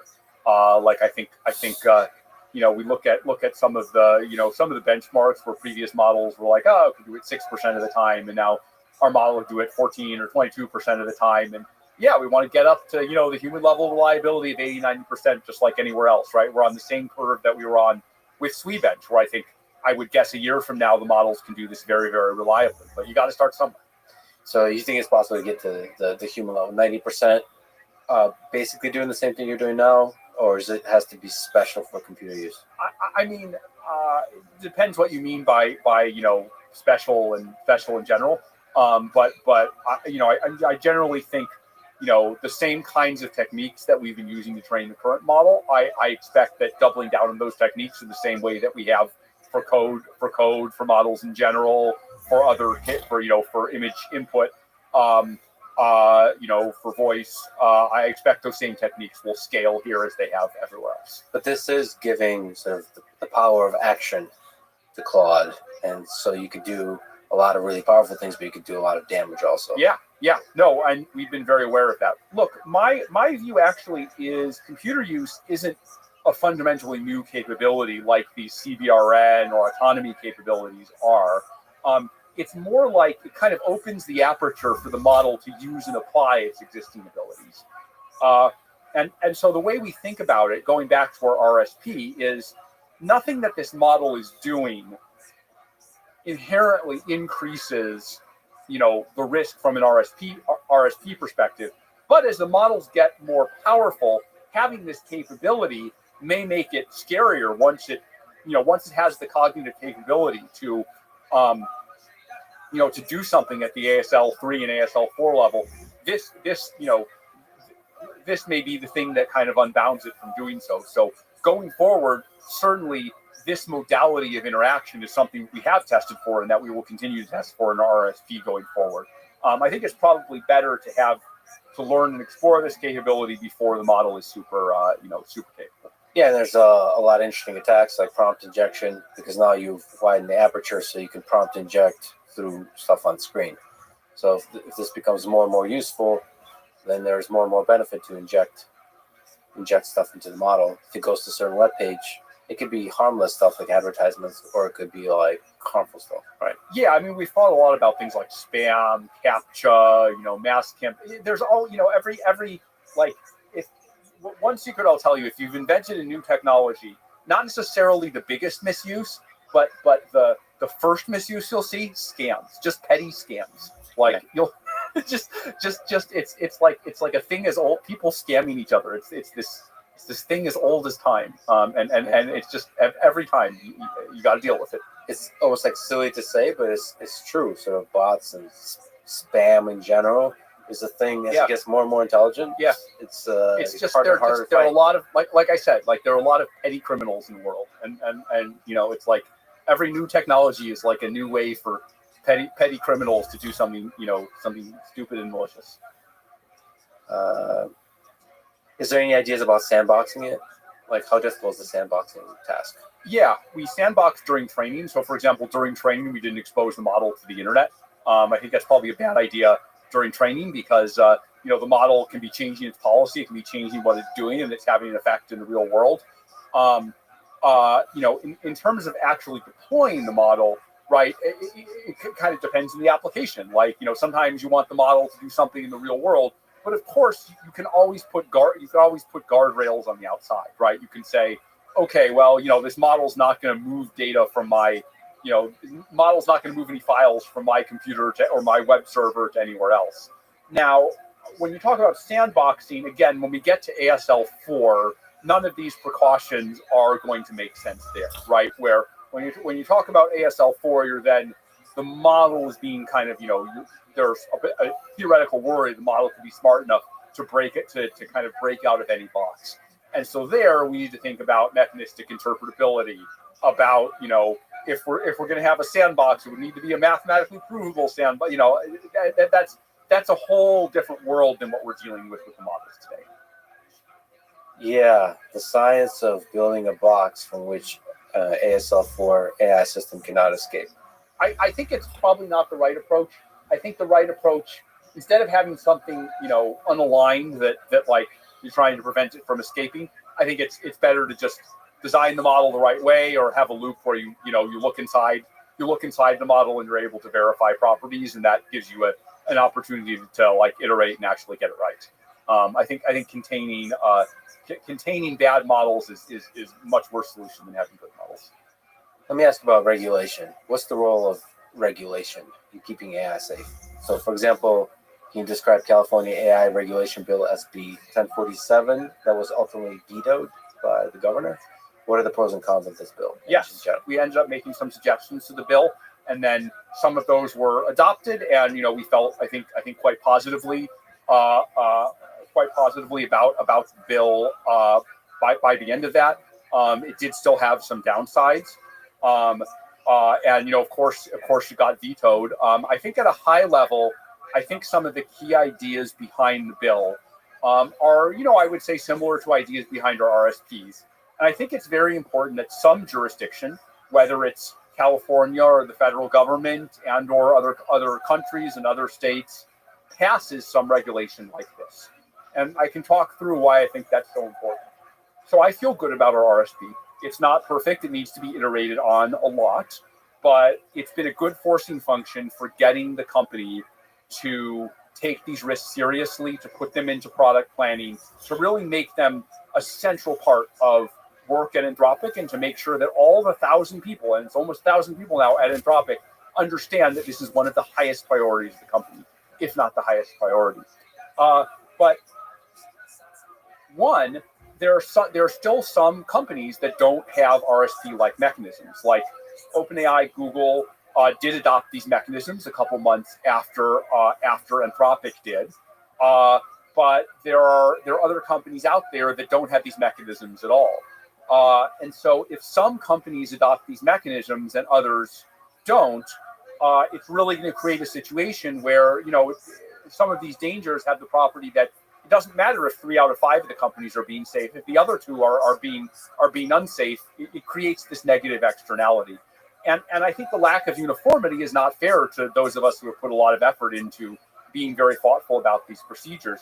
The second thing is, I don't think you can trust these companies to adhere to these voluntary plans on their own, right? I like to think that Anthropic will. We do everything we can that we will. Our RSP is checked by our long-term benefit trust. So we do everything we can to adhere to our own RSP. But you hear lots of things about various companies saying, "Oh, they said they would give this much compute and they didn't. They said they would do this thing and they didn't." I don't think it makes sense to litigate particular things that companies have done. But I think this broad principle that, like, if there's nothing watching over them, there's nothing watching over us as an industry, there's no guarantee that we'll do the right thing, and the stakes are very high. And so I think it's important to have a uniform standard that everyone follows, and to make sure that simply that the industry does what a majority of the industry has already said is important, and has already said that they definitely will do. Right? Some people, I think there's a class of people who are against regulation on principle. I understand where that comes from. If you go to Europe and you see something like GDPR, you see some of the other stuff that they've done.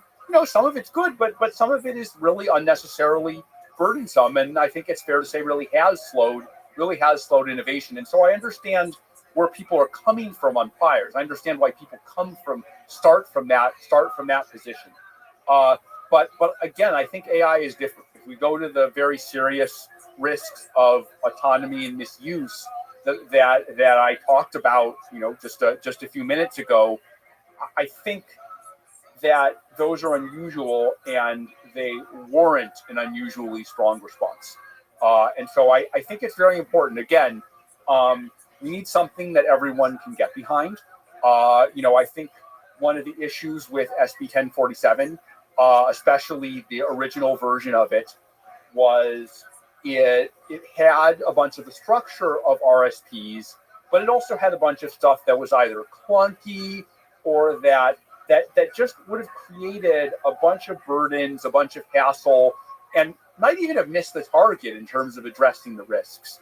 You don't really hear about it on Twitter. You just hear about kind of, people are cheering for any regulation, and then the folks who are against make up these often quite intellectually dishonest arguments about how it'll make us move away from California.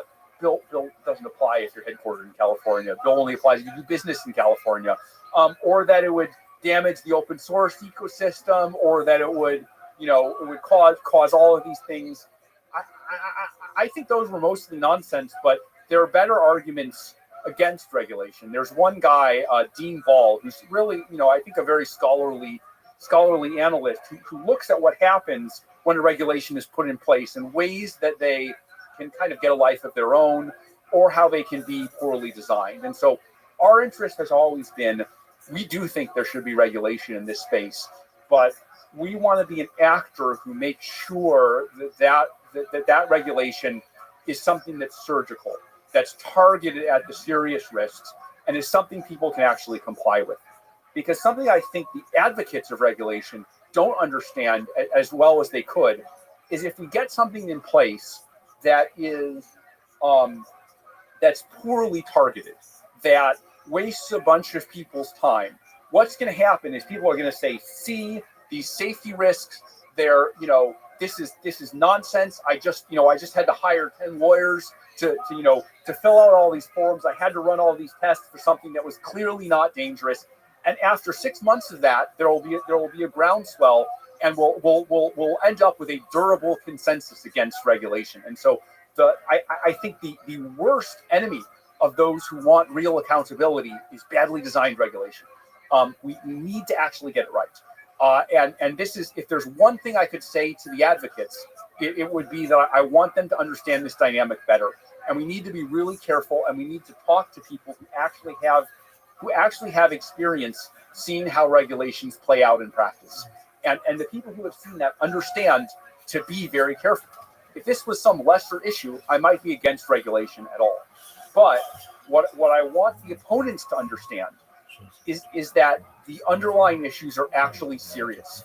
They're not something that I or the other companies are just making up because of regulatory capture. They're not sci-fi fantasies. They're not any of these things. Every time we have a new model, every few months, we measure the behavior of these models, and they're getting better and better at these concerning tasks, just as they are getting better and better at, good, valuable, economically useful tasks. And so I would just love it if some of the former, I think SB 1047 was very polarizing. I would love it if some of the most reasonable opponents and some of the most reasonable proponents would sit down together, and I think that the different AI companies, Anthropic was the only AI company that felt positively in a very detailed way. I think Elon tweeted briefly something positive, but some of the big ones like Google, OpenAI, Meta, Microsoft were pretty staunchly against. So I would really like is if some of the key stakeholders, some of the most thoughtful proponents and some of the most thoughtful opponents would sit down and say, how do we solve this problem in a way that the proponents feel brings a real reduction in risk, and that the opponents feel that it is not hampering the industry or hampering innovation any more necessary than it needs to. And I think for whatever reason that things got too polarized and those two groups didn't get to sit down in the way that they should. And I feel urgency. I really think we need to do something in 2025. If we get to the end of 2025 and we've still done nothing about this, then I'm going to be worried. I'm not worried yet because again, the risks aren't here yet. But I think time is running short. Yeah, and come up with something surgical, like you said. Yeah, exactly. And we need to get away from this intense pro safety versus intense anti-regulatory rhetoric, right? It's turned into these flame wars on Twitter, and nothing good's going to come of that. So there's a lot of curiosity about the different players in the game. One of the OGs is OpenAI. You've had several years of experience at OpenAI. What's your story and history there? Yeah, so I was at OpenAI for roughly 5 years. For the last, I think it was a couple of years, I was vice president of research there. Probably myself and Ilya Sutskever were the ones who really kind of set the research direction around 2016 or 2017. I first started to really believe in, or at least confirm my belief in the scaling hypothesis when Ilya famously said to me, the thing you need to understand about these models is they just want to learn. The models just want to learn. And again, sometimes there are these one sentences, these Zen koans that you hear them and you're like, that explains everything. That explains like 1,000 things that I've seen. And ever after I have this visualization in my head of like, you optimize the models in the right way, you point the models in the right way. They just want to learn. They just want to solve the problem, regardless of what the problem is. So get out of their way, basically. Get out of their way. Yeah. Don't impose your own ideas about how they should learn. And this is the same thing as Rich Sutton put out in the Bitter Lesson, or Gurn put out in the scaling hypothesis. I think generally the dynamic was, I got this kind of inspiration from Ilya and from others, folks like Alec Radford, who did the original GPT-1, and then ran really hard with it. Me and my collaborators on GPT-2, GPT-3, RL from Human Feedback, which was an attempt to kind of deal with the early safety and steerability, things like debate and amplification, heavy on interpretability. So again, the combination of safety plus scaling, probably 2018, 2019, 2020, those were kind of the years when myself and my collaborators, probably many of whom became co-founders of Anthropic, kind of really had a vision and drove the direction. Why'd you leave? Why'd you decide to leave? Yeah. So look, I'm going to put things this way, and I think it ties to the race to the top, right? Which is, in my time at OpenAI, what I come to see as I come to appreciate the scaling hypothesis, and as I come to appreciate kind of the importance of safety along with the scaling hypothesis. The first one, I think, OpenAI was getting on board with. The second one, in a way, had always been part of OpenAI's messaging. But over many years of the time that I spent there, I think I had a particular vision of how we should handle these things, how we should be brought out in the world, the kind of principles that the organization should have. And look, I mean, there were like many discussions about should the company do this? Should the company do that? Like, there's a bunch of misinformation out there. People say we left because we didn't like the deal with Microsoft. False. Although, there was a lot of discussion, a lot of questions about exactly how we do the deal with Microsoft. We left because we didn't like commercialization. That's not true. We built GPT-3, which was the model that was commercialized. I was involved in commercialization. It's more, again, about how do you do it? Civilization is going down this path to very powerful AI. What's the way to do it that is cautious, straightforward, honest, that builds trust in the organization and in individuals? How do we get from here to there? And how do we have a real vision for how to get it right? How can safety not just be something we say because it helps with recruiting? I think at the end of the day, if you have a vision for that, forget about anyone else's vision. I don't want to talk about anyone else's vision. If you have a vision for how to do it, you should go off and you should do that vision. It is incredibly unproductive to try and argue with someone else's vision.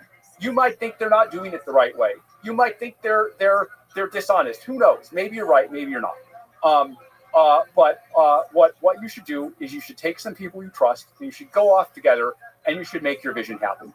And if your vision is compelling, if you can make it appeal to people, some combination of ethically, in the market, if you can make a company that's a place people want to join, that engages in practices that people think are reasonable while managing to maintain its position in the ecosystem at the same time. If you do that, people will copy it.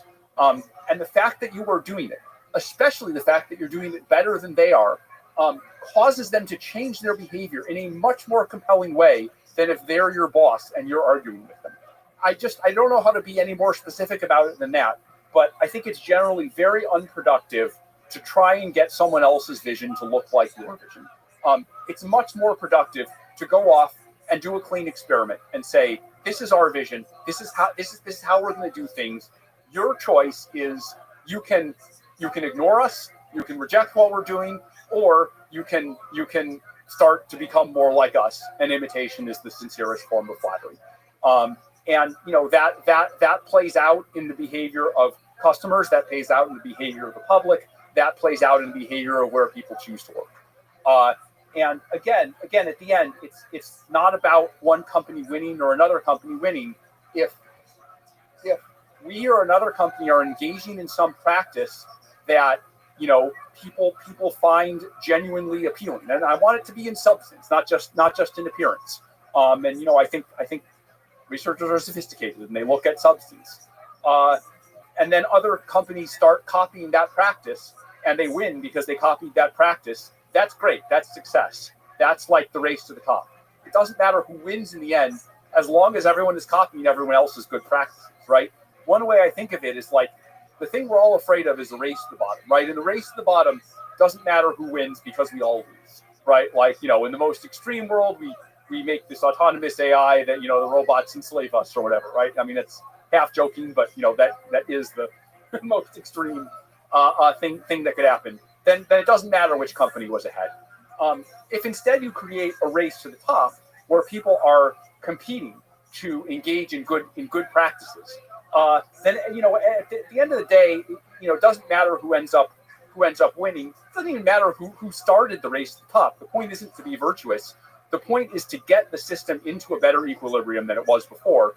And individual companies can play some role in doing this. Individual companies can help to start it, can help to accelerate it. And frankly, I think individuals at other companies have done this as well, right? The individuals that, when we put out an RSP, react by pushing harder to get something similar done, at other companies. Sometimes other companies do something that's like, we're like, oh, it's a good practice. We think that's good. We should adopt it too. The only difference is, I think we are, we try to be more forward-leaning. We try and adopt more of these practices first and adopt them more quickly when others invent them. But I think this dynamic is what we should be pointing at, and that I think it abstracts away the question of which company's winning, who trusts who. I think all these questions of drama are profoundly uninteresting. And the thing that matters is the ecosystem that we all operate in and how to make that ecosystem better, because that constrains all the players. And so Anthropic is this kind of clean experiment built on a foundation of like what concretely AI safety should look like. Look, I'm sure we've made plenty of mistakes along the way. The perfect organization doesn't exist. It has to deal with the imperfection of 1,000 employees. It has to deal with the imperfection of our leaders, including me. It has to deal with the imperfection of the people we've put to oversee the imperfection of the leaders, like the board and the long-term benefit trust. It's all a set of imperfect people trying to aim imperfectly at some ideal that will never perfectly be achieved. That's what you sign up for. That's what it will always be. But imperfect doesn't mean you just give up. There's better and there's worse. And hopefully we can begin to build, we can do well enough that we can begin to build some practices that the whole industry engages in. And then, my guess is that multiple of these companies will be successful. Anthropic will be successful. These other companies, like ones I've been at the past, will also be successful. And some will be more successful than others. That's less important than, again, that we align the incentives of the industry. And that happens partly through the race to the top, partly through things like RSP, partly through, again, selected surgical regulation. You said talent density beats talent mass. So can you explain that? Can you expand on that? Can you just talk about what it takes to build a great team of AI researchers and engineers? This is one of these statements that's like more true every month. Every month I see this statement is more true than I did the month before. So if I were to do a thought experiment, let's say you have a team of 100 people that are super smart, motivated, and aligned with the mission, and that's your company. Or you can have a team of 1,000 people where 200 people are super smart, super aligned with the mission, and then like 800 people are, let's just say you pick 800 like random big tech employees. Which would you rather have, right? The talent mass is greater in the group of 1,000 people, right? You have even a larger number of incredibly talented, incredibly aligned, incredibly smart people. But the issue is just that if every time someone super talented looks around, they see someone else super talented and super dedicated, that sets the tone for everything, right? That sets the tone for everyone is super inspired to work at the same place. Everyone trusts everyone else. If you have 1,000 or 10,000 people and things have really regressed, right? You are not able to do selection and you're choosing random people. What happens is then you need to put a lot of processes and a lot of guardrails in place. Just because people don't fully trust each other, or you have to adjudicate political battles. Like, there are so many things that slow down the org's ability to operate. And so we're nearly 1,000 people, and we've tried to make it so that as large a fraction of those 1,000 people as possible are like super talented, super skilled. It's one of the reasons we've slowed down hiring a lot in the last few months. We grew from 300 to 800, I think, in the first 7-8 months of the year, and now we've slowed down. We're at last 3 months we went from 800 to 900, 950, something like that. Don't quote me on the exact numbers, but I think there's an inflection point around 1,000, and we want to be much more careful how we grow. Early on and now as well, we've hired a lot of physicists. Theoretical physicists can learn things really fast. Even more recently, as we've continued to hire that, we've really had a high bar on both the research side and the software engineering side, have hired a lot of senior people, including folks who used to be at other companies in this space.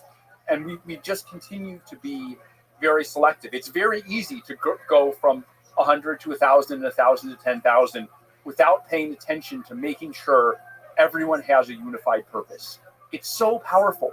If your company consists of a lot of different fiefdoms that all want to do their own thing, they're all optimizing for their own thing, it's very hard to get anything done. But if everyone sees the broader purpose of the company, if there's trust and there's dedication to doing the right thing, that is a superpower. That in itself, I think, can overcome almost every other disadvantage. And, it's the Steve Jobs A players. A players want to look around and see other A players. Is another way of saying that. I don't know what that is about human nature, but it is demotivating to see people who are not obsessively driving towards a singular mission. And it is, on the flip side of that, super motivating to see that. It's interesting. What's it take to be a great AI researcher or engineer, from everything you've seen, from working with so many amazing people? Yeah. I think the number one quality, especially on the research side, but really both, is open-mindedness. Sounds easy to be open-minded, right? You're just like, oh, I'm open to anything. But if I think about my own early history in the scaling hypothesis, I was seeing the same data others were seeing. I don't think I was like a better programmer or better at coming up with research ideas than any of the hundreds of people that I worked with. In some ways I was worse. I've never precise programming of finding the bug, writing the GPU kernels. Like, I can point you to 100 people here who are better at that than I am.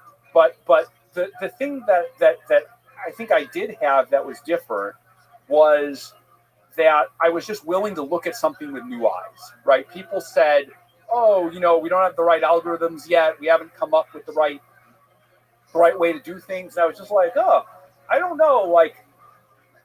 This neural net has 30 million parameters. Like, what if we gave it 50 million instead? Like, let's plot some graphs. Like that basic scientific mindset of oh man, like I just like I see some variable that I could change. Like, what happens when it changes? Like, let's try these different things and like create a graph. For even this was like the simplest thing in the world, right? Change the number of this wasn't like PhD level experimental design. This was like simple and stupid. Like, anyone could have done this if you just told them that it was important. It's also not hard to understand. You didn't need to be brilliant to come up with this. But you put the two things together, and some tiny number of people, some single digit number of people have driven forward the whole field by realizing this.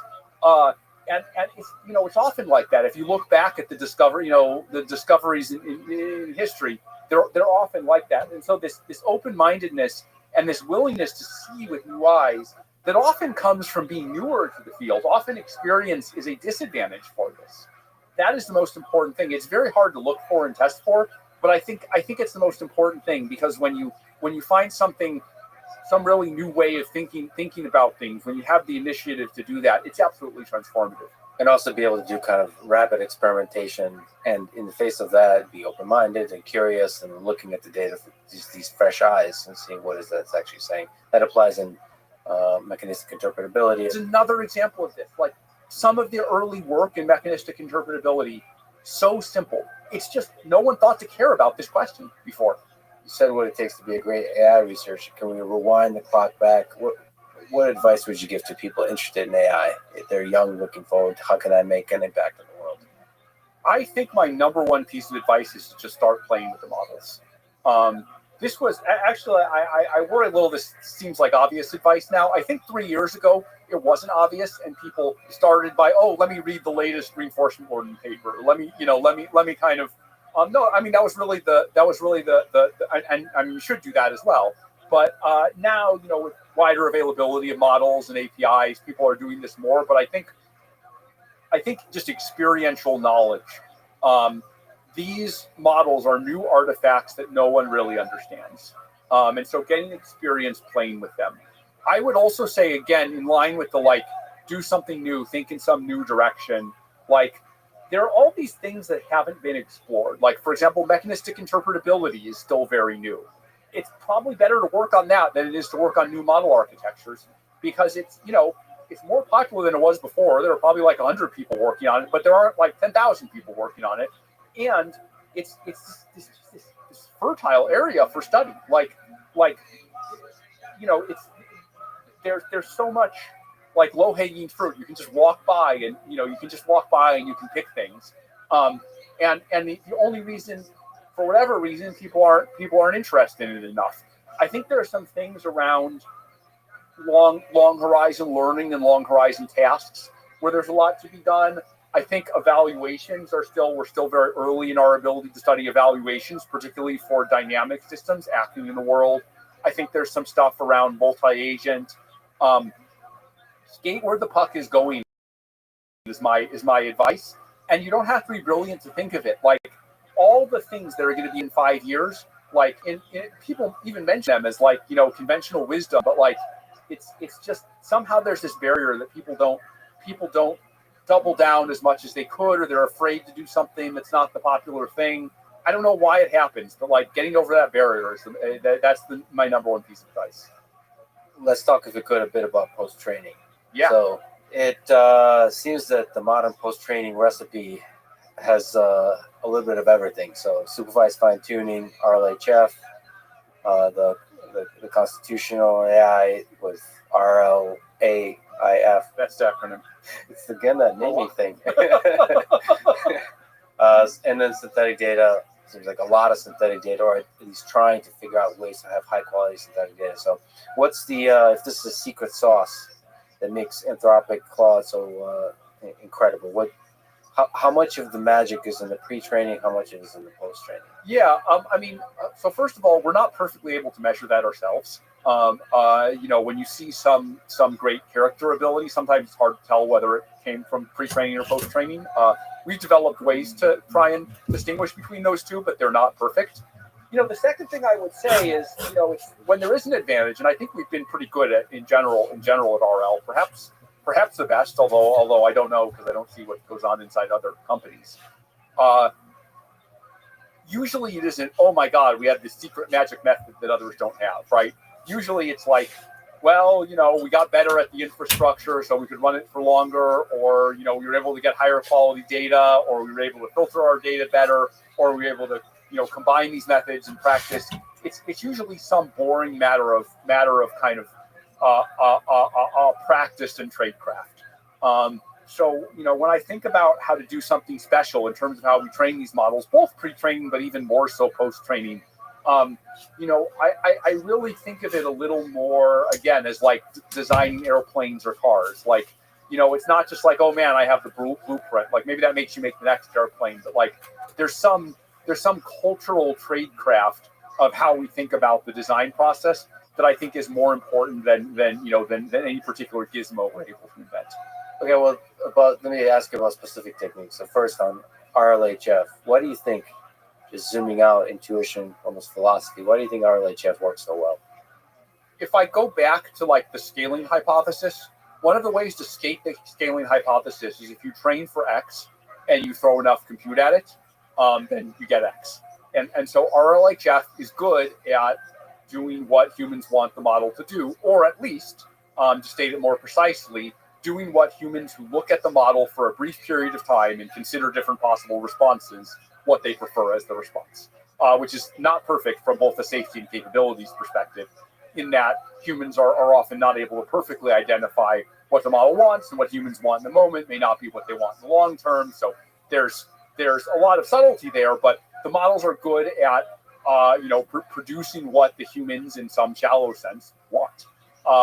And it actually turns out that you don't even have to throw that much compute at it because of another thing, which is this thing about a strong pre-trained model being half-weight anyway. So once you have the pre-trained model, you have all the representations you need to get the model where you want it to go. So do you think RLHF makes the model smarter, or just appears smarter to the humans? I don't think it makes the model smarter. I don't think it just makes the model appear smarter. It's like RLHF like bridges the gap between the human and the model, right? I could have something really smart that like can't communicate at all, right? We all know people like this, people who are really smart, but you can't understand what they're saying. So I think RLHF just bridges that gap. I think it's not the only kind of RL we do. It's not the only kind of RL that will happen in the future. I think RL has the potential to make models smarter, to make them reason better, to make them operate better, to make them develop new skills even. And perhaps that could be done, even in some cases with human feedback. But the kind of RLHF we do today mostly doesn't do that yet, although we're very quickly starting to be able to. But it appears to sort of increase, if you look at the metric of helpfulness, it increases that. It also increases, what was this word in Leopold's essay, unhobbling, where basically the models are hobbled and then you do various trainings to them to unhobble them. So I like that word because it's like a rare word. But so I think RLHF unhobbles the models in some ways. And then there are other ways where a model hasn't yet been unhobbled and needs to unhobble. If you can say, in terms of cost, is pre-training the most expensive thing, or is post-training creep up to that? At the present moment, it is still the case that pre-training is the majority of the cost. I don't know what to expect in the future, but I could certainly anticipate a future where post-training is the majority of the cost. In that future you anticipate, would it be the humans or the AI that's the costly thing for the post-training? I don't think you can scale up humans enough to get high quality. Any kind of method that relies on humans and uses a large amount of compute, it's going to have to rely on some scaled supervision method, like debate or iterated amplification or something like that. So on that super interesting set of ideas around constitutional AI, can you describe what it is, as first detailed in December 2022 paper, and beyond that, what is it? Yes, so this was from 2 years ago. The basic idea is, so we describe what RLHF is. You have model, and it spits out like you just sample from it twice, spits out two possible responses, and you're like, human, which response do you like better? Or another variant of it is rate this response on a scale of 1 to 7. So that's hard because you need to scale up human interaction, and it's very implicit, right? I don't have a sense of what I want the model to do. I just have a sense of like what this average of 1,000 humans wants the model to do. So 2 ideas. One is, could the AI system itself decide which response is better, right? Could you show the AI system these 2 responses and ask which response is better? And then second, well, what criterion should the AI use? And so then there's this idea, could you have a single document, a constitution, if you will, that says these are the principles the model should be using to respond? And the AI system reads those principles as well as reading the environment and the response. And it says, well, how good did the AI model do? It's basically a form of self-play. You're kind of training the model against itself. And so the AI gives the response, and then you feed that back into what's called the preference model, which in turn feeds the model to make it better. So you have this triangle of like the AI, the preference model, and the improvement of the AI itself. And we should say that in the Constitution, the set of principles are like human interpretable. They're like it's something both the human and the AI system can read. So it has this nice kind of translatability or symmetry. In practice, we both use a model constitution and we use RLHF and we use some of these other methods. So it's turned into one tool in a toolkit that both reduces the need for RLHF and increases the value we get from using each data point of RLHF. It also interacts in interesting ways with kind of future reasoning type RL methods. So it's one tool in the toolkit, but I think it is a very important tool. But it's a compelling one to us humans. Thinking about the founding fathers and founding of the United States. The natural question is, who and how do you think gets to define the Constitution, the set of principles in the Constitution? Yeah, so I'll give like a practical answer and a more abstract answer. I think the practical answer is like, look, in practice, models get used by all kinds of different like customers, right? And so you can have this idea where the model can have specialized rules or principles. We fine-tune versions of models implicitly. We've talked about doing it explicitly, having special principles that people can build into the models. So from a practical perspective, the answer can be very different from different people. Customer service agent, behaves very differently from a lawyer and obeys different principles. But I think at the base of it, there are specific principles that models, have to obey. I think a lot of them are things that people would agree with. Everyone agrees that, we don't want models to present these CBRN risks. I think we can go a little further and agree with some basic principles of democracy and the rule of law. Beyond that, it gets, very uncertain. And there our goal is generally for the models to be more neutral, to not espouse a particular point of view and, more just be kind of like wise agents or advisors that will help you think things through and will, present possible considerations, but, don't express, strong or specific opinions. OpenAI released a model spec where it kind of clearly, concretely defines some of the goals of the model and specific examples, like A, B, how the model should behave. Do you find that interesting? By the way, I should mention I believe the brilliant John Schulman is a part of that. He's now at Anthropic. Do you think this is a useful direction? Might Anthropic release a model spec as well? Yeah, so I think that's a pretty useful direction. Again, it has a lot in common with constitutional AI. So again, another example of like a race to the top, right? We have something that's like, we think, a better and more responsible way of doing things. It's also a competitive advantage. Then others kind of, discover that it has advantages and then start to do that thing. We then no longer have the competitive advantage, but it's good from the perspective that now everyone has adopted a positive practice that others were not adopting. And so our response to that is, well, looks like we need a new competitive advantage in order to keep driving this race upwards. So that's how I generally feel about that. I also think every implementation of these things is different. So, there were some things in the model spec that were not in constitutional AI, and so we can always adopt those things or at least learn from them. So again, I think this is an example of like the positive dynamic that I think we should all want the field to have.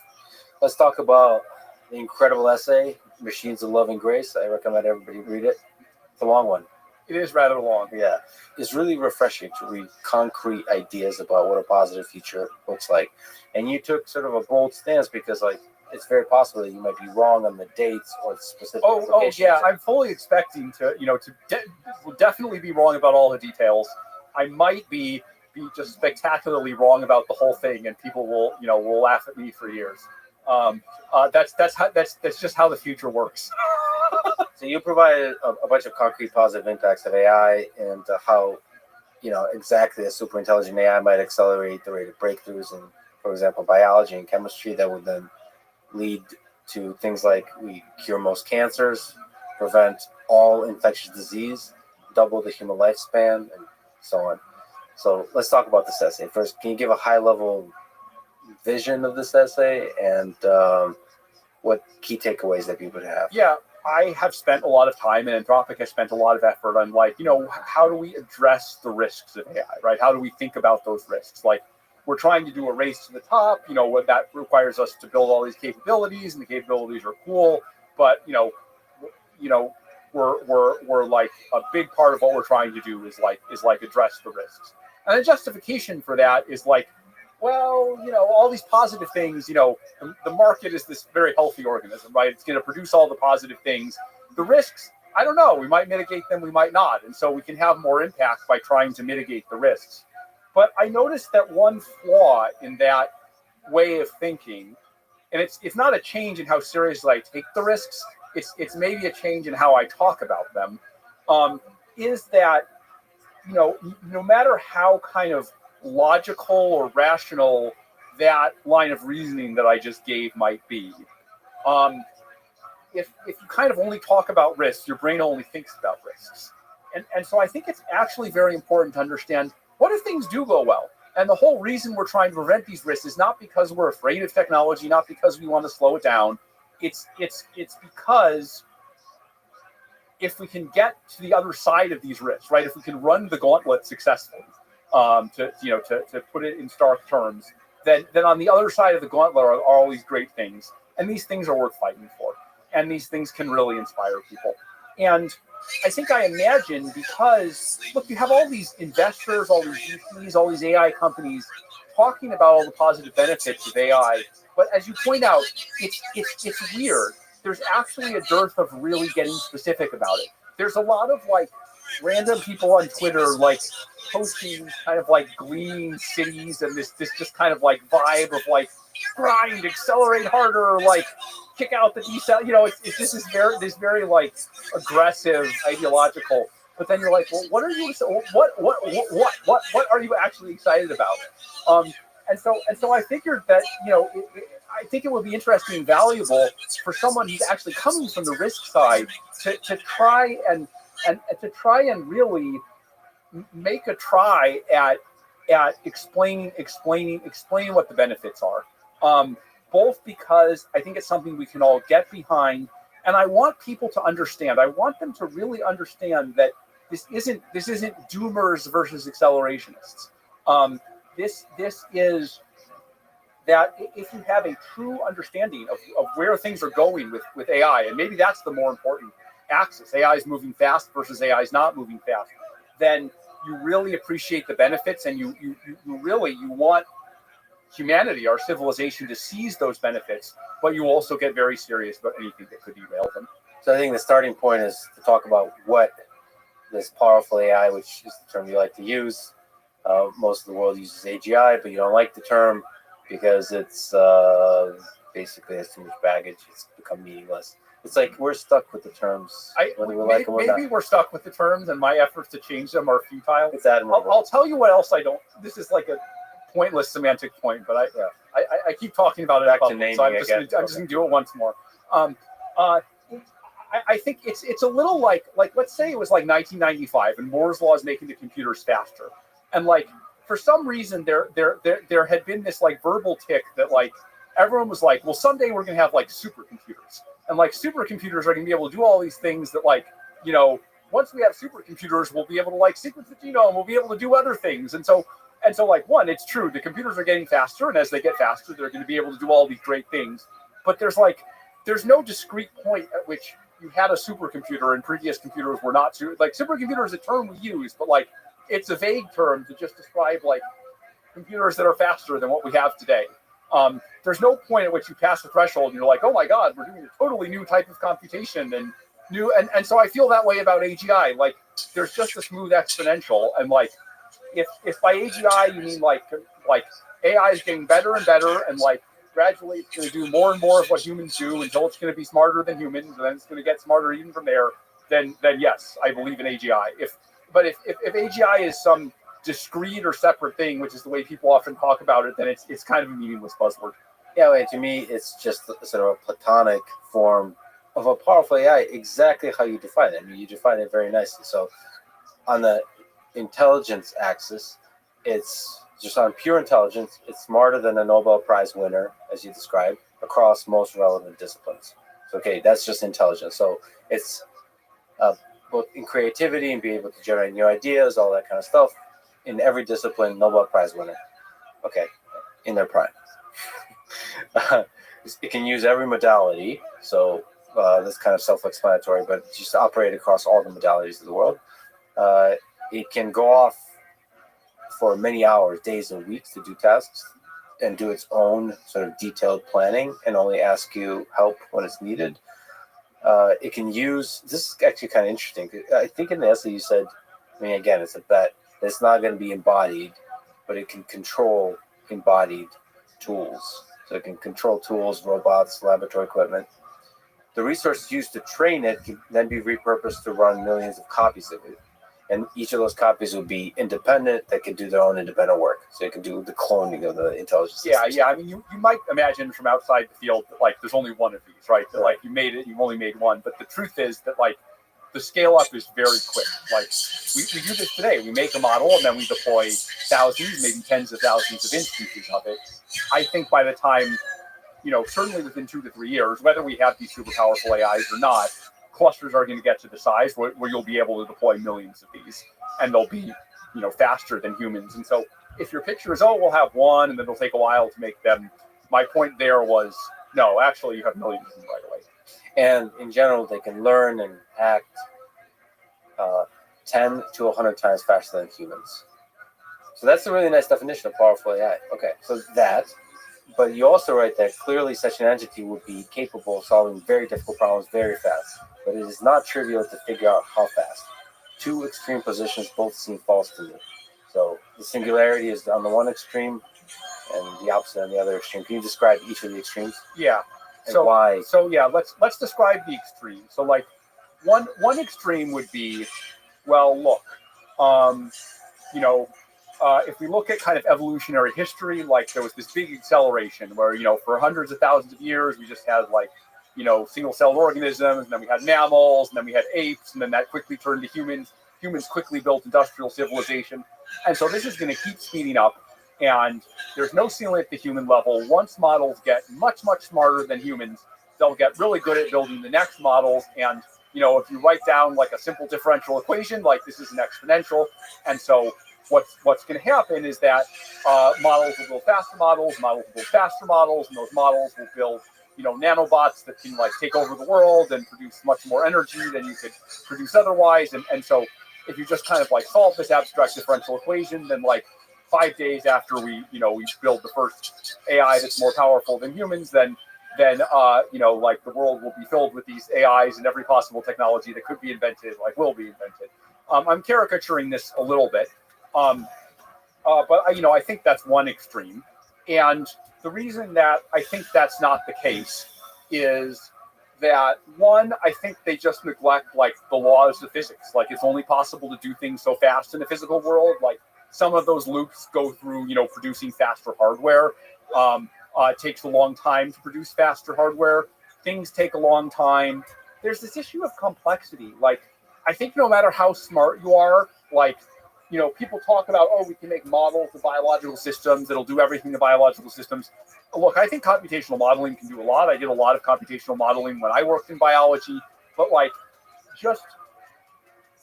there are a lot of things that you can't predict how they're complex enough that like, just iterating, just running the experiment is going to beat any modeling, no matter how smart the system doing the modeling is. Well, even if it's not interacting with the physical world, just the modeling is going to be hard. Yeah, I think the modeling is going to be hard, and getting the model to to match the physical world is going to be. All right, so it does have to. Yeah, verify. But it's just, you just look at even the simplest problems. Like I think I talk about like, the three-body problem or simple chaotic prediction, like, or like predicting the economy. It's really hard to predict the economy 2 years out. Like maybe the case is like, normal, humans can predict what's going to happen in the economy in the next quarter, although they can't really do that.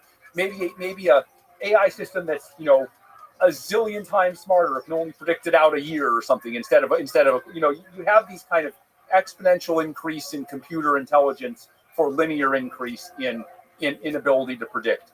Same with, again, like, biological molecules interacting. You don't know what's going to happen when you perturb a complex system. You can find simple parts in it. If you're smarter, you're better at finding these simple parts. And then I think human institutions are just are really difficult. Like it's been hard to get people. I won't give specific examples, but it's been hard to get people to adopt even the technologies that we've developed, even ones where the case for their efficacy is very, very strong. People have concerns. They think things are conspiracy theories. Like it's been very difficult. It's also been very difficult to get, very simple things through the regulatory system, right? I think, I don't want to disparage anyone who, works in regulatory systems of any technology. There are hard trade-offs they have to deal with. They have to save lives, but the system as a whole, I think, makes some obvious trade-offs that are very far from maximizing human welfare. And so if we bring AI systems into this, into these human systems, often the level of intelligence may just not be a limiting factor, right? It just may be that it takes a long time to do something. Now, if the AI system circumvented all governments, if it just said I'm dictator of the world and I'm going to do whatever, some of these things it could do. Again, the things having to do with complexity, I still think a lot of things would take a while. I don't think it helps that the AI systems can produce a lot of energy or go to the moon. Like some people in comments responded to the essay saying the AI system can produce a lot of energy in smarter AI systems. That's missing the point. That kind of cycle doesn't solve the key problems that I'm talking about here. So I think a bunch of people missed the point there.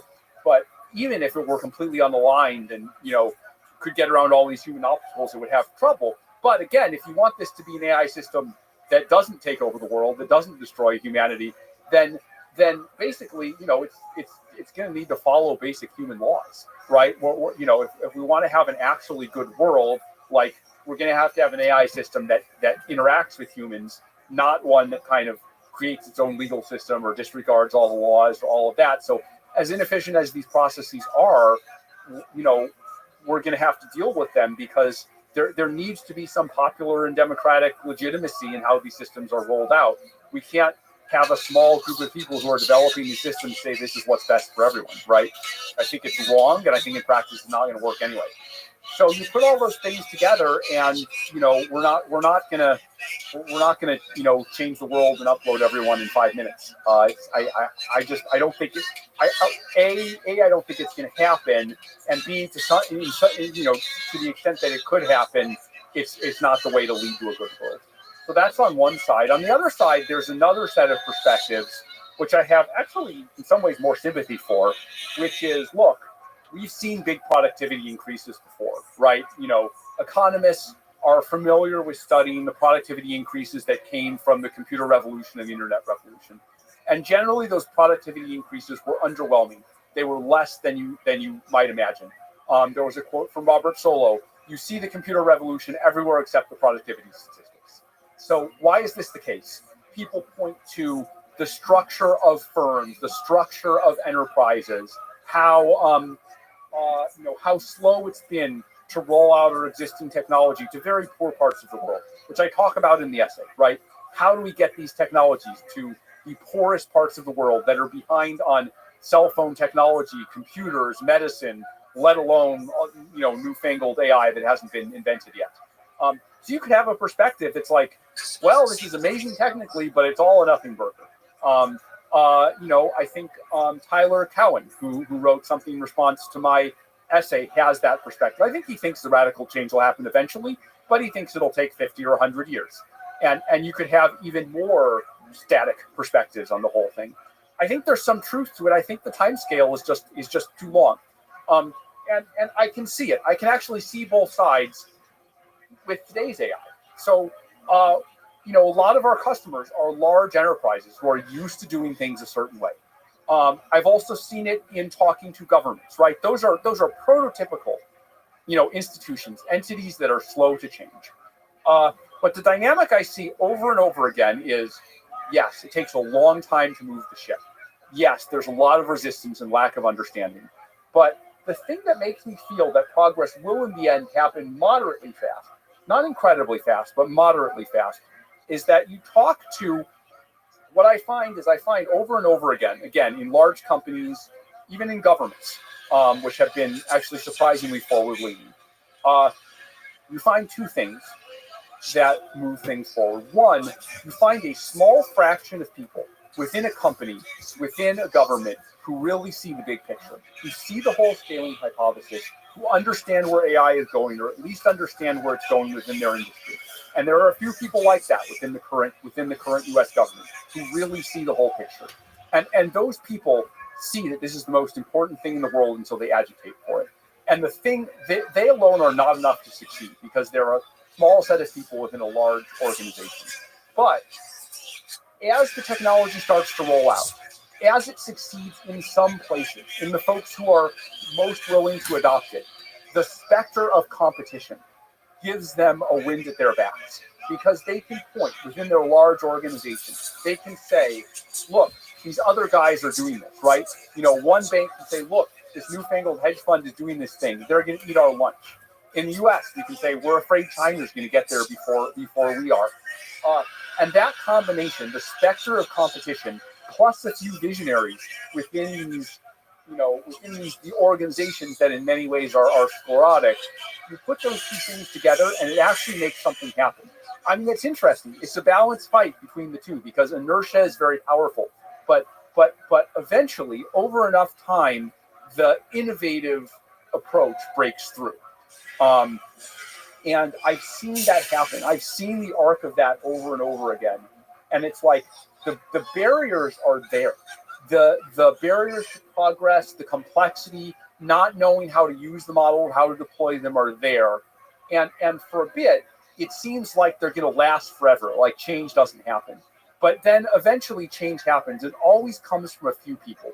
I felt the same way when I was an advocate of the scaling hypothesis within the AI field itself and others didn't get it. It felt like no one would ever get it. It felt like we had a secret almost no one ever had. And then a couple of years later, everyone has the secret. And so I think that's how it's going to go with deployment to AI in the world. It's going to, the barriers are going to fall apart gradually and then all at once. And so I think this is going to be more, and this is just an instinct. I could easily see how I'm wrong. I think it's going to be more like 5 or 10 years, as I say in the essay, then it's going to be 50 or 100 years. I also think it's going to be 5 or 10 years more than it's going to be, 5 or 10 hours, because I just seen how human systems work. And I think a lot of these people who write down these differential equations who say AI is going to make more powerful AI, you can't understand how it could possibly be the case that these things won't change so fast. I think they don't understand these things. So what do you use the timeline to where we achieve AGI, aka powerful AI, aka super useful AI? I'm going to start calling it that. It's a debate about naming. On pure intelligence, it can smarter than a Nobel Prize winner in every relevant discipline and all the things we've said. Modality can go and do stuff on its own for days, weeks, and do biology experiments on its own. You know what? Let's just stick to biology because you sold me on the whole biology and health section. That's so exciting I was getting giddy from a scientific perspective. It made me want to be a biologist.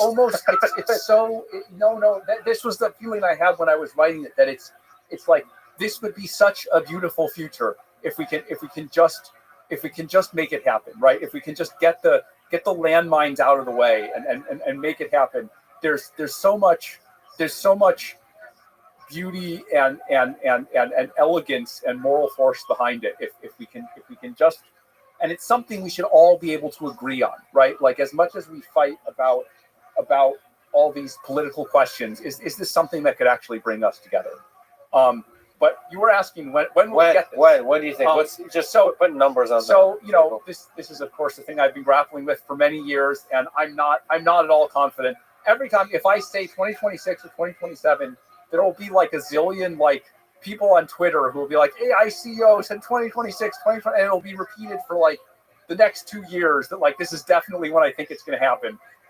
So whoever's excerpting these clips will crop out the thing I just said and only say the thing I'm about to say. But I'll just say it anyway. If you extrapolate the curves that we've had so far, right? If you say, well, I don't know, we're starting to get to like PhD level, and last year we were at undergraduate level, and the year before we were at like the level of a high school student. Again, you can quibble with at what tasks and for what. We're still missing modalities, but those are being added. Like computer use was added, like imaging was added, like image generation has been added. If you just kind of like, and this is totally unscientific, but if you just kind of like eyeball the rate at which these capabilities are increasing, it does make you think that we'll get there by 2026 or 2027. Again, lots of things could derail it. We could run out of data. We might not be able to scale clusters as much as we want. Like, maybe Taiwan gets blown up or something, and then we can't produce as many GPUs as we want. So there are all kinds of things that could derail the whole process. So I don't fully believe the straight line extrapolation. But if you believe the straight line extrapolation, we'll get there in 2026 or 2027. I think the most likely is that there's some mild delay relative to that. I don't know what that delay is, but I think it could happen on schedule. I think there could be a mild delay. I think there are still worlds where it doesn't happen in 100 years. The number of those worlds is rapidly decreasing. We are rapidly running out of truly convincing grapplers, truly compelling reasons why this will not happen in the next few years. There were a lot more in 2020. Although my hunch at that time was that we'll make it through all those blockers. So sitting as someone who has seen most of the blockers cleared out of the way, I kind of suspect, my suspicion is that the rest of them will not block us. But look at the end of the day, like, I don't want to represent this as a scientific prediction. People call them scaling laws. That's a misnomer. Like Moore's law is a misnomer. Moore's law, scaling laws, they're not laws of the universe. They're empirical regularities. I am going to bet in favor of them continuing, but I'm not certain of that. So you extensively describe sort of the compressed 21st century, how AGI will help set forth a chain of breakthroughs in biology and medicine that help us in all these kinds of ways that I mentioned. So how do you think, what are the early steps it might do? And by the way, I asked Claude good questions to ask you. And Claude told me to ask, what do you think is a typical day for a biologist working on AGI look like in this future? Yeah. Claude is curious. Let me start with your first questions, and then I'll answer that. Claude wants to know what's in his future, right? Exactly. Who am I going to be working with? Exactly. So I think one of the things I went hard on in the essay is, let me go back to this idea of, because it's really had an impact on me. This idea that within large organizations and systems, there end up being a few people or a few new ideas who kind of cause things to go in a different direction they would have before, who kind of disproportionately affect the trajectory. There's a bunch of kind of the same thing going on, right? If you think about the health world, there's like, trillions of dollars to pay out Medicare and, other health insurance. And then the NIH is $100 billion. And then if I think of like the few things that have really revolutionized anything, could be encapsulated in a small fraction of that. And so when I think of like, where will AI have an impact? I'm like, can AI turn that small fraction into a much larger fraction and raise its quality? And within biology, my experience within biology is that the biggest problem of biology is that you can't see what's going on. You have very little ability to see what's going on, and even less ability to change it, right? What you have is this, like from this, you have to infer that there's a bunch of cells, that within each cell is 3 billion base pairs of DNA built according to a genetic code. And there are all these processes that are just going on without any ability of us as, unaugmented humans to affect it. These cells are dividing. Most of the time that's healthy, but sometimes that process goes wrong, and that's cancer. The cells are aging. Your skin may change color, develop wrinkles as you age. And all of this is determined by these processes, all these proteins being produced, transported to various parts of the cells, binding to each other. And in our initial state about biology, we didn't even know that these cells existed. We had to invent microscopes to observe the cells. We had to invent more powerful microscopes to see, below the level of the cell, to the level of molecules. We had to invent X-ray crystallography to see the DNA. We had to invent gene sequencing to read the DNA. Now, we had to invent protein folding technology to predict how it would fold and how they bind and how these things bind to each other. We had to invent various techniques for now we can edit the DNA as of with CRISPR as of the last 12 years. So the whole history of biology, a whole big part of the history is basically our ability to read and understand what's going on, and our ability to reach in and selectively change things. And my view is that there's so much more we can still do there, right? You can do CRISPR, but you can do it for your whole body. Let's say I want to do it for one particular type of cell, and I want the rate of targeting the wrong cell to be very low.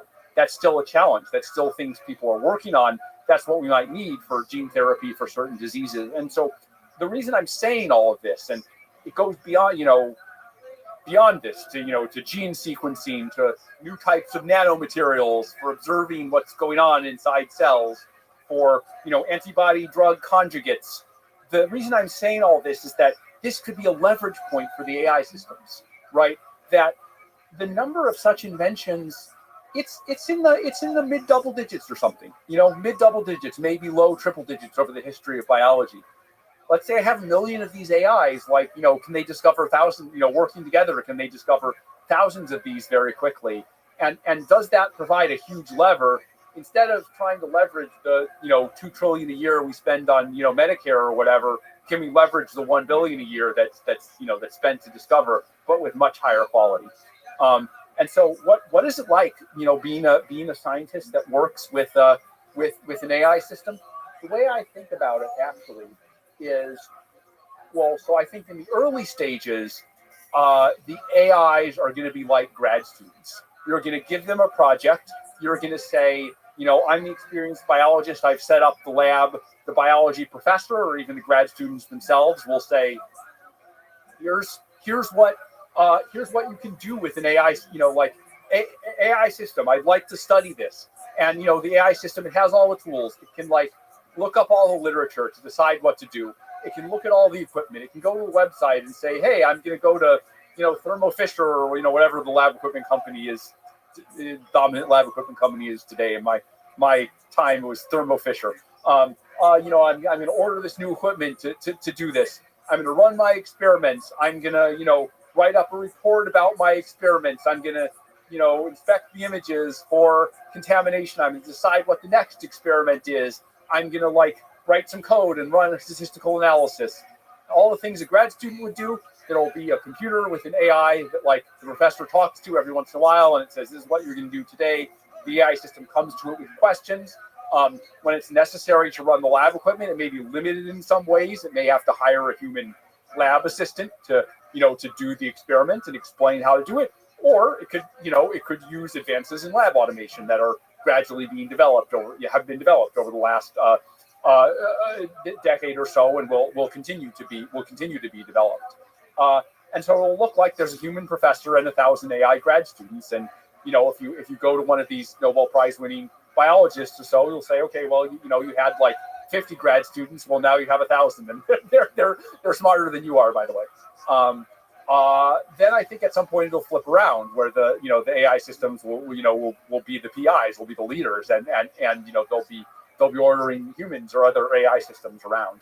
So I think that's how it'll work on the research side. And they would be the inventors of a CRISPR type technology. They would be the inventors of a CRISPR type technology. And then I think, as I say in the essay, we'll want to turn probably turning loose is the wrong term, but we'll want to harness the AI systems to improve the clinical trial system as well. There's some amount of this that's regulatory, that's a matter of societal decisions, and that will be harder. But can we get better at predicting the results of clinical trials? Can we get better at statistical design so that clinical trials that used to require 5,000 people and therefore needed $100 million in a year to enroll them, now they need 500 people in 2 months to enroll them. That's where we should start.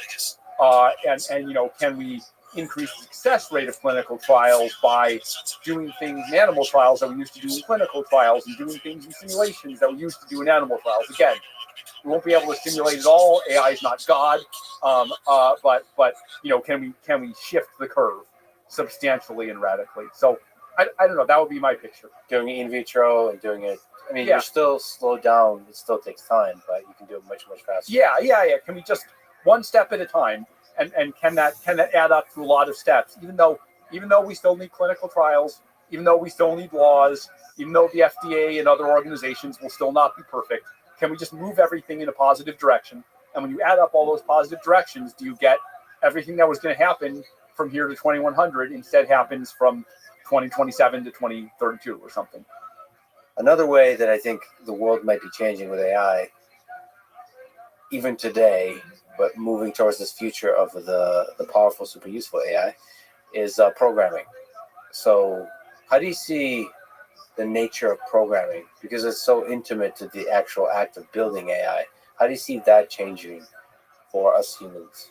I think that's going to be one of the areas that changes fastest for two reasons. One, programming is a skill that's very close to the actual building of the AI. So the farther a skill is from the people who are building the AI, the longer it's going to take to get disrupted by the AI, right? Like, I truly believe that AI will disrupt agriculture. Maybe it already has in some ways, but that's just very distant from the folks who are building AI. And so I think it's going to take longer. But programming is the bread and butter of, a large fraction of employees who work at Anthropic and at the other companies. And so it's going to happen fast. The other reason it's going to happen fast is with programming, you close the loop.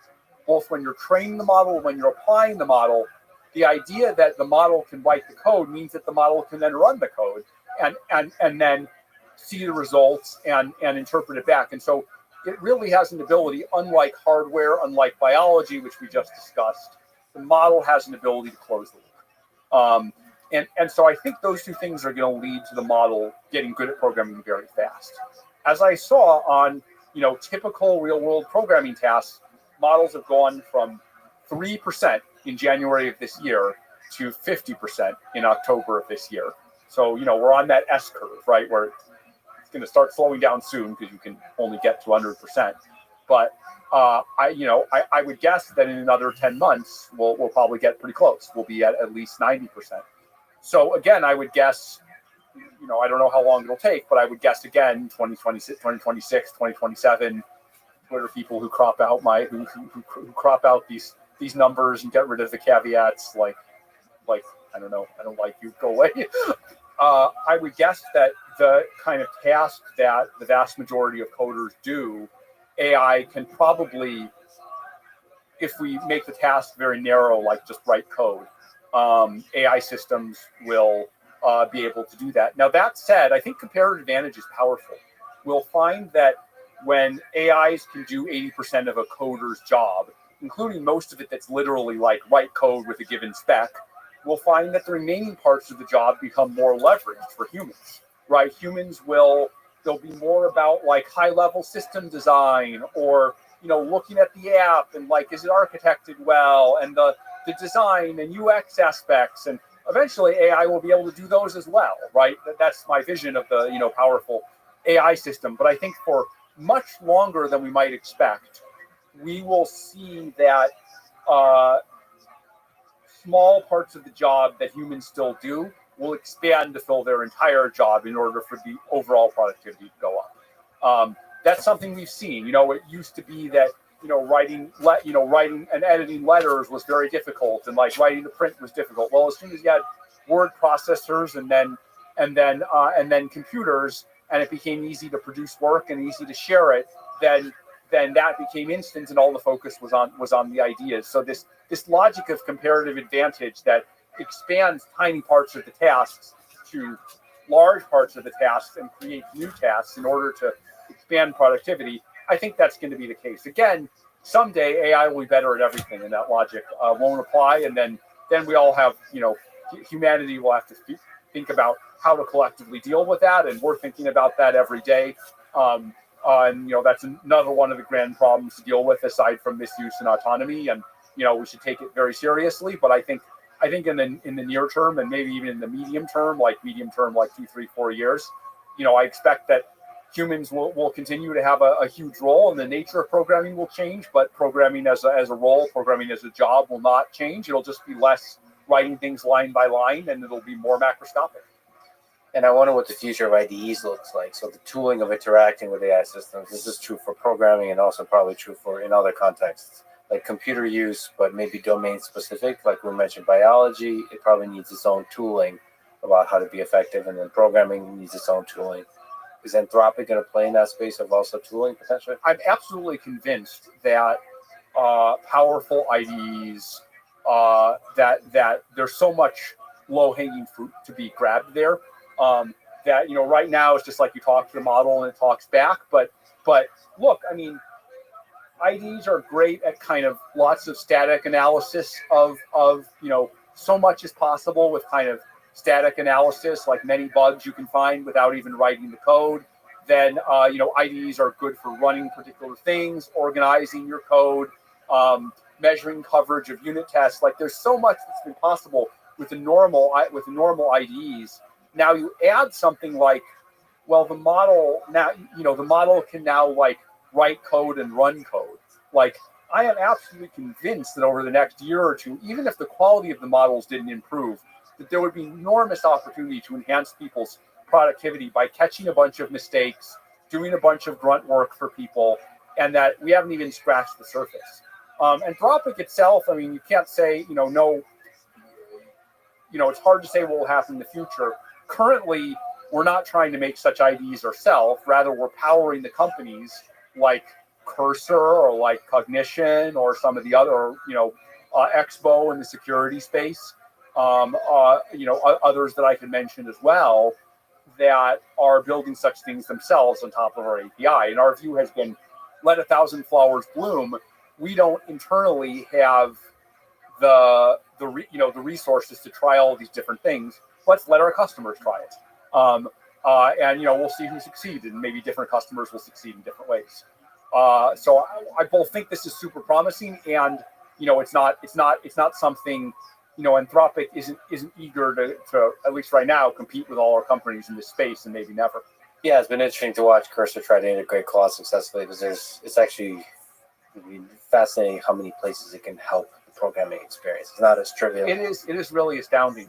I feel like, as a CEO, I don't get to program that much. And I feel like if 6 months from now I go back, it'll be completely unrecognizable. Exactly. So in this world with super powerful AI that's increasingly automated, what's the source of meaning for us humans? Yeah. Work is a source of deep meaning for many of us.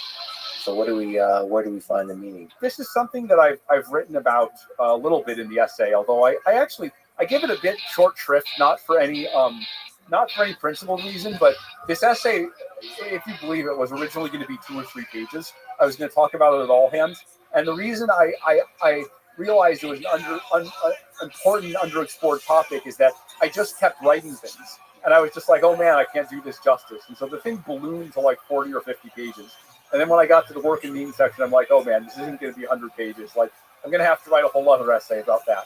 But meaning is actually interesting because you think about like the life that someone lives or something, or let's say you were to put me in like a simulated environment or something where like I have a job and I'm trying to accomplish things, and I don't know, I like do that for 60 years, and then you're like, oh, like this was actually all a game, right? Does that really kind of rob you of the meaning of the whole thing? Like I still made important choices, including moral choices. I still sacrificed. I still had to kind of gain all these skills, or just like a similar exercise.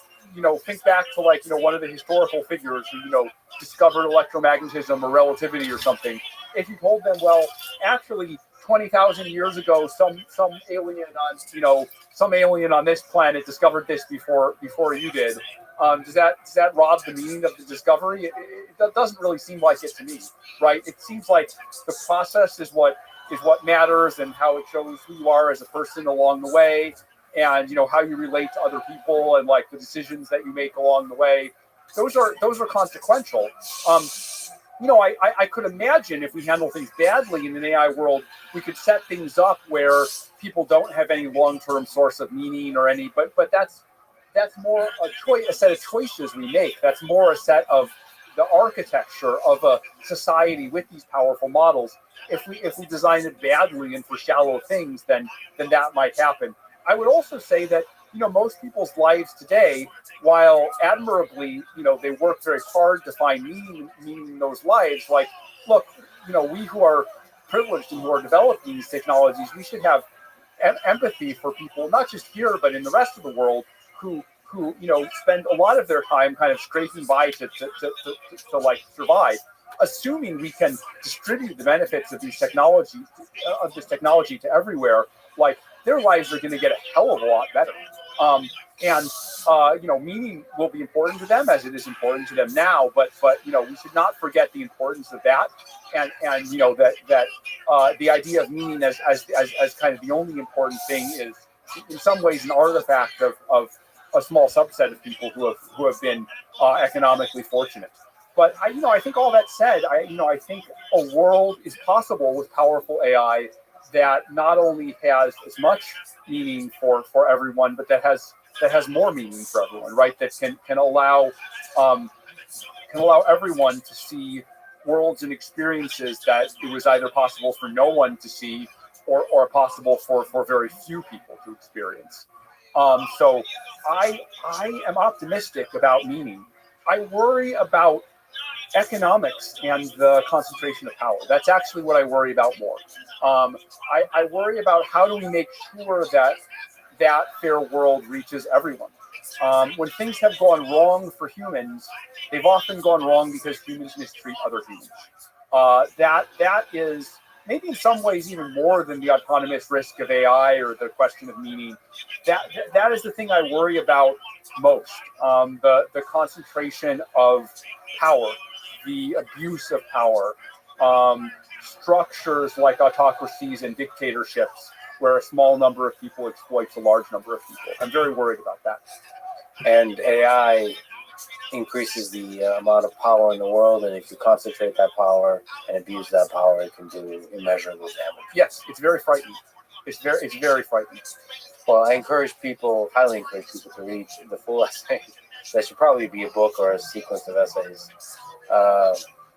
because it does paint a very specific future. I could tell the later sections got shorter and shorter because you started to probably realize that this is going to be a very long essay. I realized it would be very long, and two, I'm very aware of and very much try to avoid, just being, I don't know what the term for it is, but one of these people who's kind of overconfident and has an opinion on everything and kind of says a bunch of stuff and isn't an expert. I very much try to avoid that, but I have to admit, once I got to biology sections, like, I wasn't an expert, and so as much as I expressed uncertainty, probably I said a bunch of things that were embarrassing or wrong. Well, I was excited for the future you painted, and thank you so much for working hard to build that future, and thank you for talking to me today. Thanks for having me. I just hope we can get it right and make it real. And if there's one message I wanna send, it's that to get all this stuff right, to make it real, we both need to build the technology, build the companies, the economy around using this technology positively. But we also need to address the risks, because those risks are in our way. They're landmines on the way from here to there, and we have to defuse those landmines if we want to get there. The balance, like all things in life. Like all things. Thank you. Thanks for listening to this conversation with Dario Amade. And now, dear friends, here's Amanda Askell. You are a philosopher by training, so what sort of questions did you find fascinating through your journey in philosophy in Oxford and NYU, and then switching over to the AI problems at OpenAI and Anthropic? I think philosophy is actually a really good subject if you are kind of fascinated with everything. So, because there's a philosophy of everything. So if you do philosophy of mathematics for a while, and then you decide that you're actually really interested in chemistry, you can do philosophy of chemistry for a while. You can move into ethics or philosophy of politics. I think towards the end, I was really interested in ethics primarily. So that was like what my PhD was on. It was on a kind of technical area of ethics, which was ethics where worlds contain infinitely many people, strangely. A little bit less practical on the end of ethics. And then I think that one of the tricky things with doing a PhD in ethics is that you're thinking a lot about like the world, how it could be better, problems, and you're doing like a PhD in philosophy. And I think when I was doing my PhD, I was kind of like, this is really interesting. It's probably one of the most fascinating questions I've ever encountered in philosophy, and I love it. But I would rather see if I can have an impact on the world and see if I can like do good things. And I think that was around the time that AI was still probably not as widely recognized as it is now. That was around 2017, 2018. I had been following progress, and it seemed like it was becoming kind of a big deal. And I was basically just happy to get involved and see if I could help, because I was like, well, if you try and do something impactful, if you don't succeed, you tried to do the impactful thing, and you can go be a scholar and like not and feel like you tried. And if it doesn't work out, it doesn't work out. And so then I went into AI policy at that point. And what does AI policy entail? At the time, this was more thinking about sort of the political impact and the ramifications of AI. And then I slowly moved into sort of AI evaluation, how we evaluate models, how they compare with like human outputs, whether people can tell like the difference between AI and human outputs. And then when I joined Anthropic, I was more interested in doing sort of technical alignment work, and again, just seeing if I could do it, and then being like, if I can't, then that's fine. I tried. Sort of the way I lead life, I think. Oh, what was that like, sort of taking the leap from the philosophy of everything into the technical?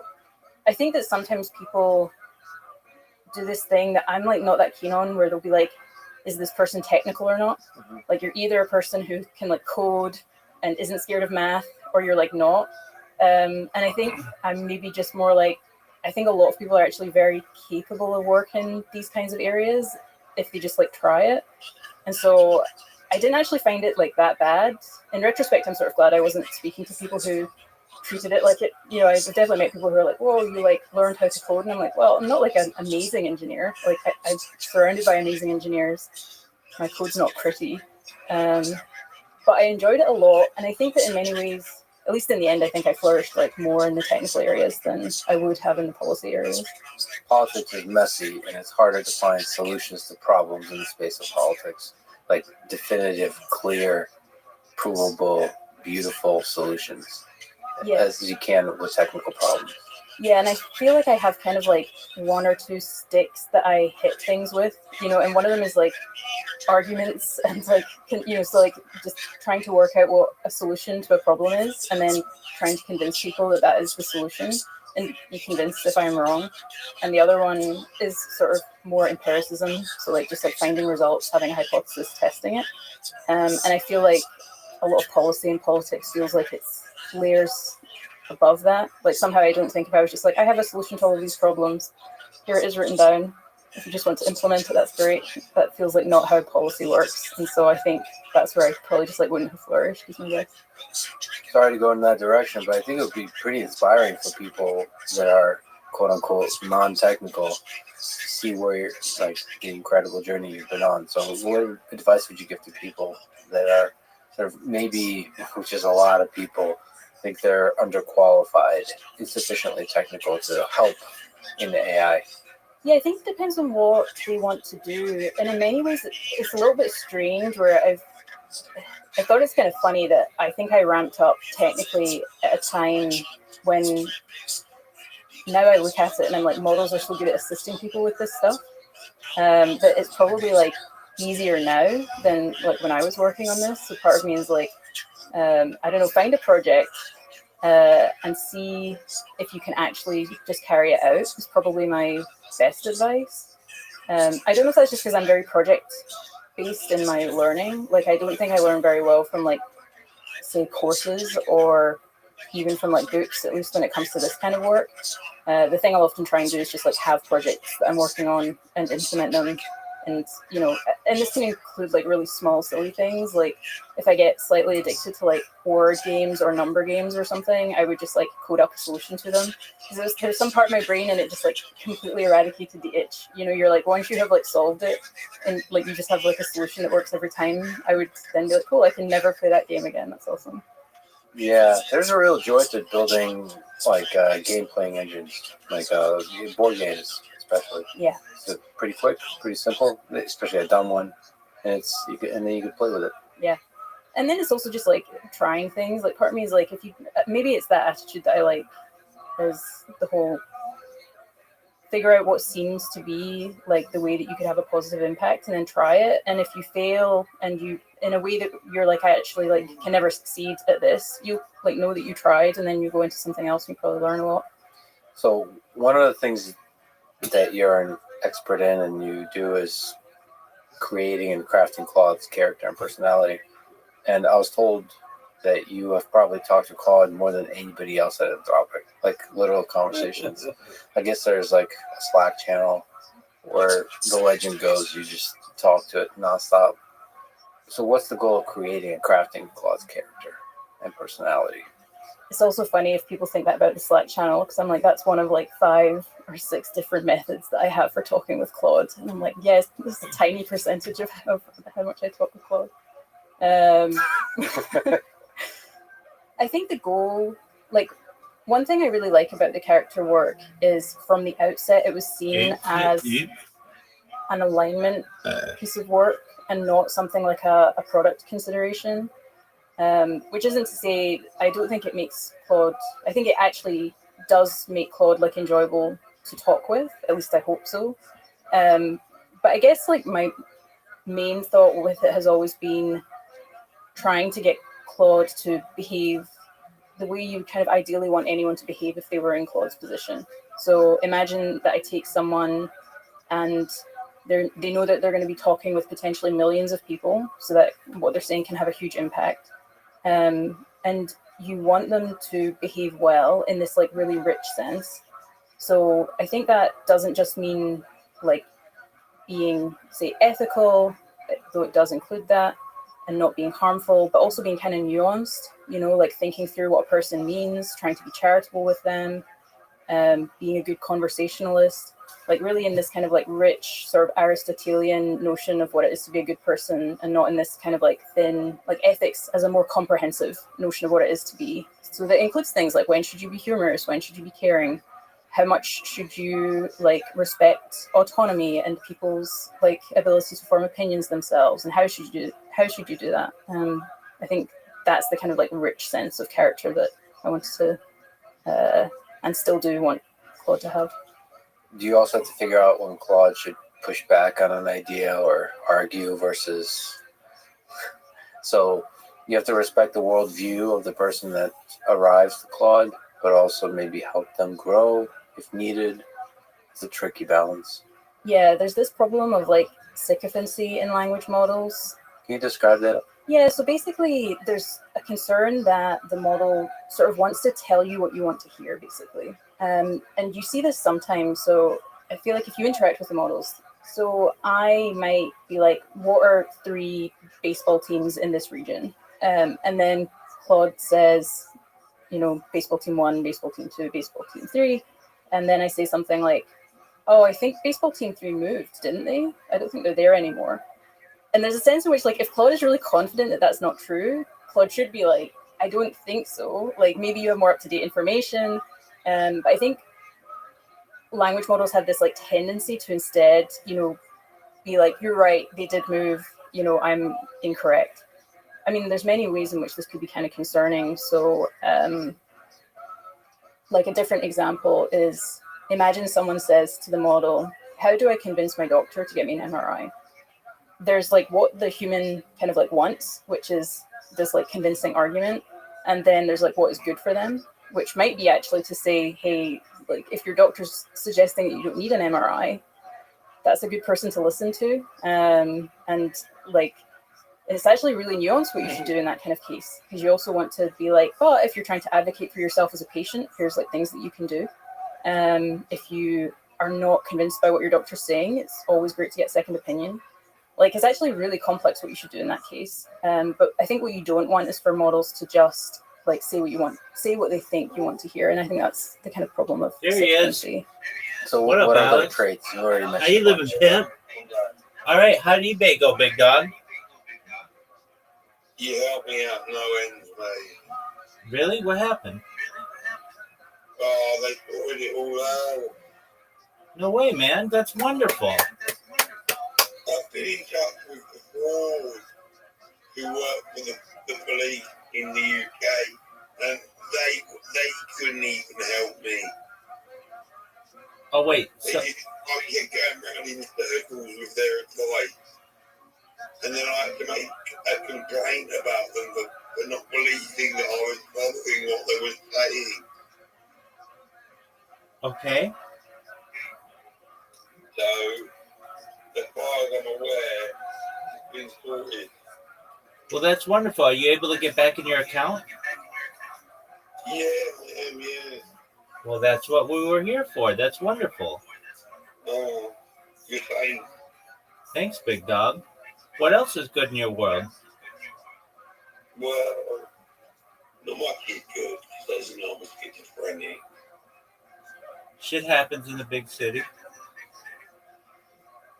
But and I hear voices, and literally when I try and concentrate and focus on mine, and I say things out loud, they jump on my words or try and twist them and say that I'm hurting people or they're affecting the wider world. Yeah, that's wild. You know, I get a lot of people with You know? similar issues in here, and you at least you're doing better than they are. You're like able to admit it. And you're handling it. I get some people in here and they talk. I get some people in here and they will just talk for like 30 hours straight to no one. Yeah. And I mean, that's not healthy.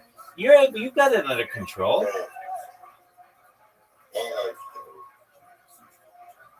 Another thing is, in my youth, I did nothing but follow heroes, musicians, and education. And I wanted to be a contributor, a good person. I listened to my friends and I experimented in drugs.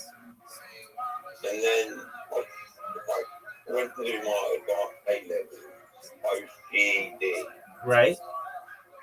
And I couldn't concentrate and I failed them. And then I couldn't leave my miserable home life. And I just spiraled out down. You know? Yeah. So, And now I feel like I can't follow those heroes anymore. I got you. Now, I know you smoke cannabis, which, from what I've heard, is not good for your. I don't. Oh, you I don't. smoke any. You smoke cigarettes. Tobacco. Gotcha. Tobacco. Okay. Have you ever smoked cannabis? Yeah. All right. Is it something that you enjoy? No, I'm smoking. It makes me paranoid now. Okay, I could see that. I was going to say that normally doesn't help someone with a condition like you, but just smoking cigarettes. All right. Do you ever vape? No, I can't do that, but an inflamed larynx and I think my COPD and it really affects, it makes me cough basically. Okay. Violently. All right. Well, you were able to get back in your eBay account. Did you get everything straightened out with your laptop? It should be paid this week, so fingers crossed. Okay, that's wonderful. You know, For how much did you sell it? £900. That's a nice computer. Well, listen to this. I paid $3,500 for it 3 years ago. What kind of computer was this? A supercomputer? It was Apple, latest Apple. was closed. Well, that's really 3 years ago. that's a really nice computer. Yeah, it was brilliant. It was too powerful for my needs, really. But I gave it some money and I didn't know any better. It happens. Yeah. How's Blue Sky been treating you? But yeah, I'm pretty social, actually. Okay, how's that? Yeah, no one follows me. All right. Yeah, dude. Do you do Mastodon? No, I don't know what that is. Okay, Mastodon is like the same as Blue Sky or Truth Social. I see, I like those platforms. Right. They're all kind of competing to be Yeah, Twitter Junior. yeah. All right. Well, I gotcha. My bots are doing their thing, allowing me to meet more nice people like you. I get a lot of haters, but I understand. I mean, you hear when you come in, I'm very apologetic because I know that my bots are annoying. Sorry, I keep interrupting you. I'm so sorry. You're good, big dog. Go ahead. No, I just don't like you. Thank you. But yeah, when people get to know me, they're like, "Oh, I got the wrong impression of you completely. You are a very nice person, and I see that you are just trying to get your message out. And Blue Sky doesn't allow for advertising, so you're just kind of doing it organically.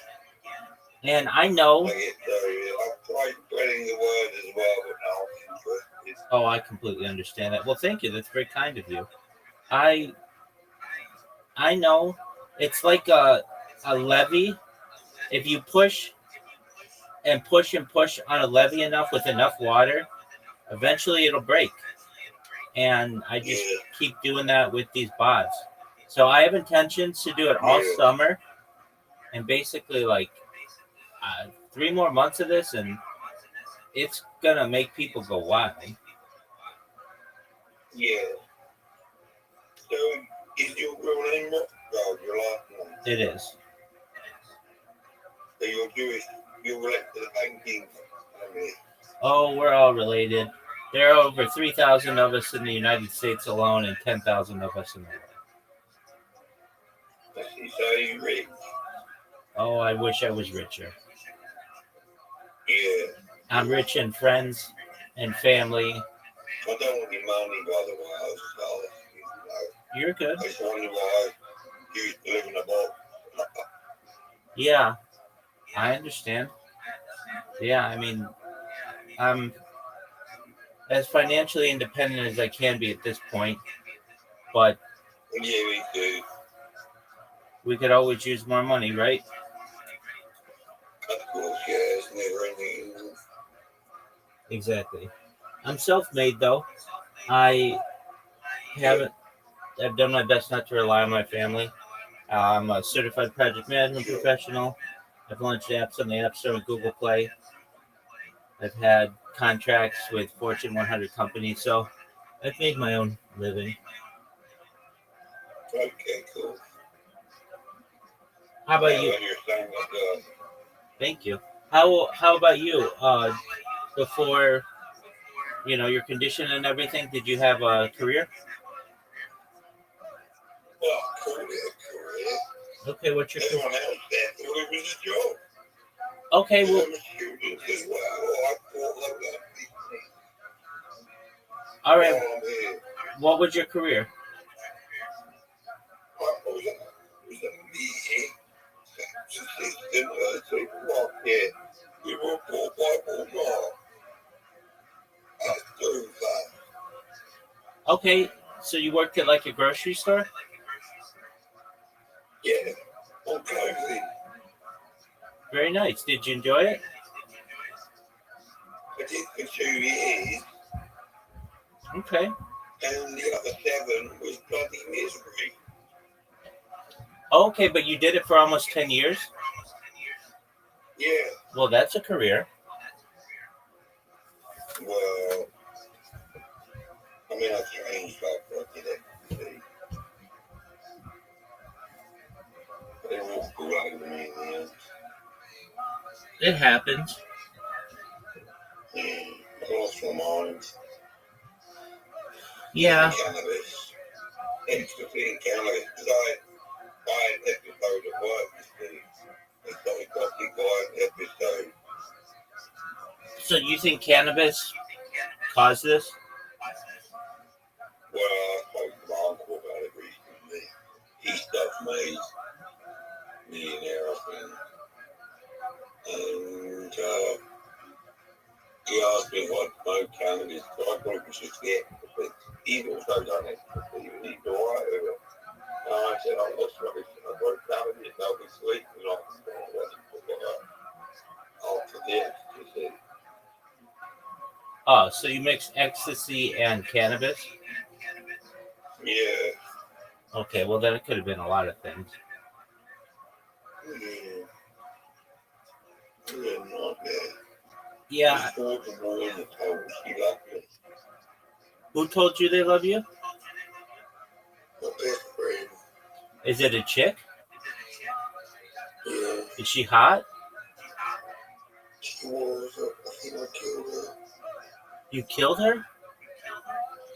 That's what the voices in my head are telling me. Is she dead? I don't know. She doesn't talk to me. She blocks me on social media. Oh, so she's still alive. I don't know. All right. Is there anything that like makes you not have those voices? Medication. Does it help?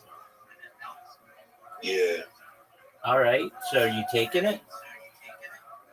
yeah. All right. Well, then that's good. That should They help. don't go away. They just stay in the background. And they like talking to real people. You know what I mean? I don't, but I mean, I can imagine. Sorry? I mean, I don't. I have an internal monologue, but that's it. But I could imagine. Yeah, your intuition is fine. It's more than that. It's characters and personalities and egos like you wouldn't believe. Okay. That's what I listen to. Okay. So, Do you listen to any podcasts? no, not often. Why not? I mean, I listen to the radio and DJ and Spotify. Okay, that works. So, what do you like to listen to on the? Go to podcast, audiobooks as well. That's great. What do you listen to on the radio? Virgin Radio, Capital Radio, Heart Radio, occasionally BBC. Those are all great picks. All day, every day. Oh, that's All great. day, every day. Dude, I'm the same way. I listen to the AM radio at 24/7. I ever do. Yeah, so I listen. The reason why I do it is because I like to have the news 24/7 on my stream, so that if you go to any moment of any day of my stream, you know what was going on in the world. Okay, great. Yeah. Then I'll do that. then it becomes like a timeline. Yeah, sure. That's great. Yeah, I get it. Yeah, that's brilliant. Thank you. So yeah, I basically have a radio going. I love the radio. It's free. Yeah. It's just like you can just leave it on for years. I mean, literally, if you have a good radio, Yeah. you just leave it on for years. And I know that they're trying, at least in the United States, they're trying to kill it because they want you to do. Oh, no. They want you to do things that for which you have to pay. And Yeah. you know, like I don't know, anybody who's budget conscious knows that those $5 or $10 a month Spotify and Netflix and Hulu and Sky and all that other stuff adds up. And over the course of a year, I'm just like, I don't use it. Like, I'm entertained by other ways. And so I find that just leaving the radio on, I get incredible enjoyment out of it. It's just something that kind of is just in the background. But whenever there's any kind of like important news, I'll turn down everything else and I'll listen to it. And, it just keeps me updated with what's going on. And I mean, like, I remember when Queen Elizabeth died, I heard it on the radio first. And it was just like quite a moment. She'd been like the longest reigning monarch of the 20th century, basically, at least of Britain. And it was a monumental moment. And I've got a lot of events like that where you will actually, when people watch this in the future, they'll be like, oh, that's what was going on in Rabbi's life when this happened. And I find, like, I can listen to music, and I love music, but there's the issue with the copyright strike. So because I'm doing live streams, if you play music that's copyrighted, you'll get a copyright strike, and you only get 3 strikes before they end your account. So I have to be very careful, or else I'd be listening to music all day. But and I get people on here, like last night I had some people who were playing gambling, and they wanted to play some pump up music, which is cool. I get that, but I have to turn them down because if not, I'll get a copyright strike. So what I do is I kind of get around the system. I play multiple sounds at the same time. So I've got just like this one song that just is uncopyrighted, and it just plays 24/7, just very low. And then I've got the radio going as well. So those are like multiple sounds in the background that distort popular music enough that so long as I'm not playing right next to the microphone, I usually can avoid a copyright strike. And sometimes I don't, and it's like whatever. That's why I have like 18 different streams going at once, because I do lose accounts on occasion. And when that happens, I do my best to avoid any kind of issues. So that's just kind of what I've been doing. In terms of the radio, though, at least in the United States, as I said, they're trying to kill it. And I find that it's like young people today don't realize, and you realize it, like that's what we used to have. Like you didn't have Spotify, and you didn't have YouTube Music, and you didn't have, you had either records or 8-tracks or cassettes or CDs. And if you couldn't afford those things, or it was a new song that came out and you didn't have the means to purchase the music, you just listened to it on the radio. I mean, people used to just record the radio and make exactly. So they don't realize how important it is. In fact, if you talk to young people today, a lot of them, firstly, don't have a radio, and secondly, don't even know the value of it. They used to, I'm sure you remember this at some point, they used to have the radio tuners on cell phones, but they got rid of that. And the reason why, companies like Apple and Spotify wanted you to pay for music. They didn't want you to be able to get it for free. But I would like to see that happen again, because I think the radio is just an excellent resource, and especially with a cell phone, it could be extremely valuable to people during times of inclement weather or major global news. So that's, but they want you to pay for everything. It's a subscription-based model that they love. And the radio just wasn't that. I mean, even television, I don't know that much about British television, but I do know you have a really interesting system. You have television licenses. Is that correct? Yeah. But like no one pays, or I don't want to say no one pays it, but very few people pay it. Well, But you're supposed to buy it. You're supposed to get one if you own any kind of television, including laptop, phone, tablet. but like no one does it, or like very few people do it, right? I've not heard that. I just know that there's £1,000 fine if you don't pay it. Right, but like they never fine anybody. I don't know. Right. Well, I mean, at least in the United States, we don't have that. Television was free, Yeah, and it was actually, really. yeah, like they wanted you to consume it because it was advertising Oh, I for see. for you to buy more products, and Yeah, of course. they've moved away from. It's kind of a funny thing that they do. Okay, so we had television that was free. Then cable came out, and you paid for that. Okay, and Yeah, the reason why normal television was free, at least in the United States, is because it was using the public airwaves. And the fact is that they were using the public airwaves like they needed a license. The television company needed a license, or the television yeah, studio. And then we went to this strange model where you basically went back to paying for it with Netflix. Oh, there he goes. That's all right.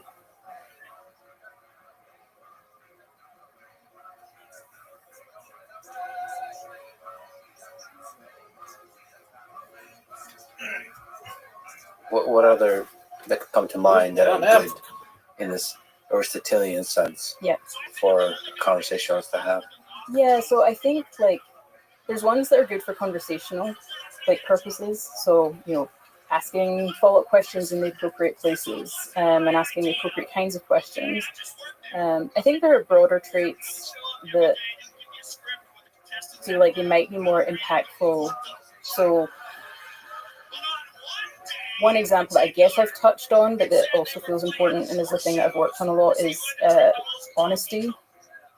And I think this gets to the sycophancy point. There's a balancing act that they have to walk, which is models currently are less capable than humans in a lot of areas, and if they push back against you too much, it can actually be kind of annoying, especially if you're just correct, because you're like, look, I'm smarter than you on this topic, I know more, and at the same time, you don't want them to just fully defer to humans and to try to be as accurate as they possibly can be about the world and to be consistent across context. I think there are others. When I was thinking about the character, I guess one picture that I had in mind is, especially because these are models that are going to be talking to people from all over the world with lots of different political views, lots of different ages. And so you have to ask yourself, what is it to be a good person in those circumstances? Is there a kind of person who can travel the world, talk to many different people, and almost everyone will come away being like, wow, that's a really good person. That person seems really genuine. And I guess my thought there was I can imagine such a person, and they're not a person who just adopts the values of the local culture. And in fact, that would be kind of rude. I think if someone came to you and just pretended to have your values, you'd be like, that's kind of off-putting. It's someone who's very genuine, and insofar as they have opinions and values, they express them. They're willing to discuss things, though. They're open-minded. They're respectful. And so I guess I had in mind that the person who, if we were to aspire to be the best person that we could be in the kind of circumstance that a model finds itself in, how would we act? And I think that's the kind of the guide to the sorts of traits that I tend to think about. Yeah, that's a beautiful framework of which to think about this, like a world traveler. And while holding on to your opinions, you don't talk down to people. You don't think you're better than them because you have those opinions, that kind of thing. Mm-hmm. You have to be good at listening and understanding their perspective, even if it doesn't match your own. So that's a tricky balance to strike. So how can Claude represent multiple perspectives on a thing? Is that challenging? We could talk about politics. It's a very divisive, but there's other divisive topics in baseball teams, sports, and so on. Yeah.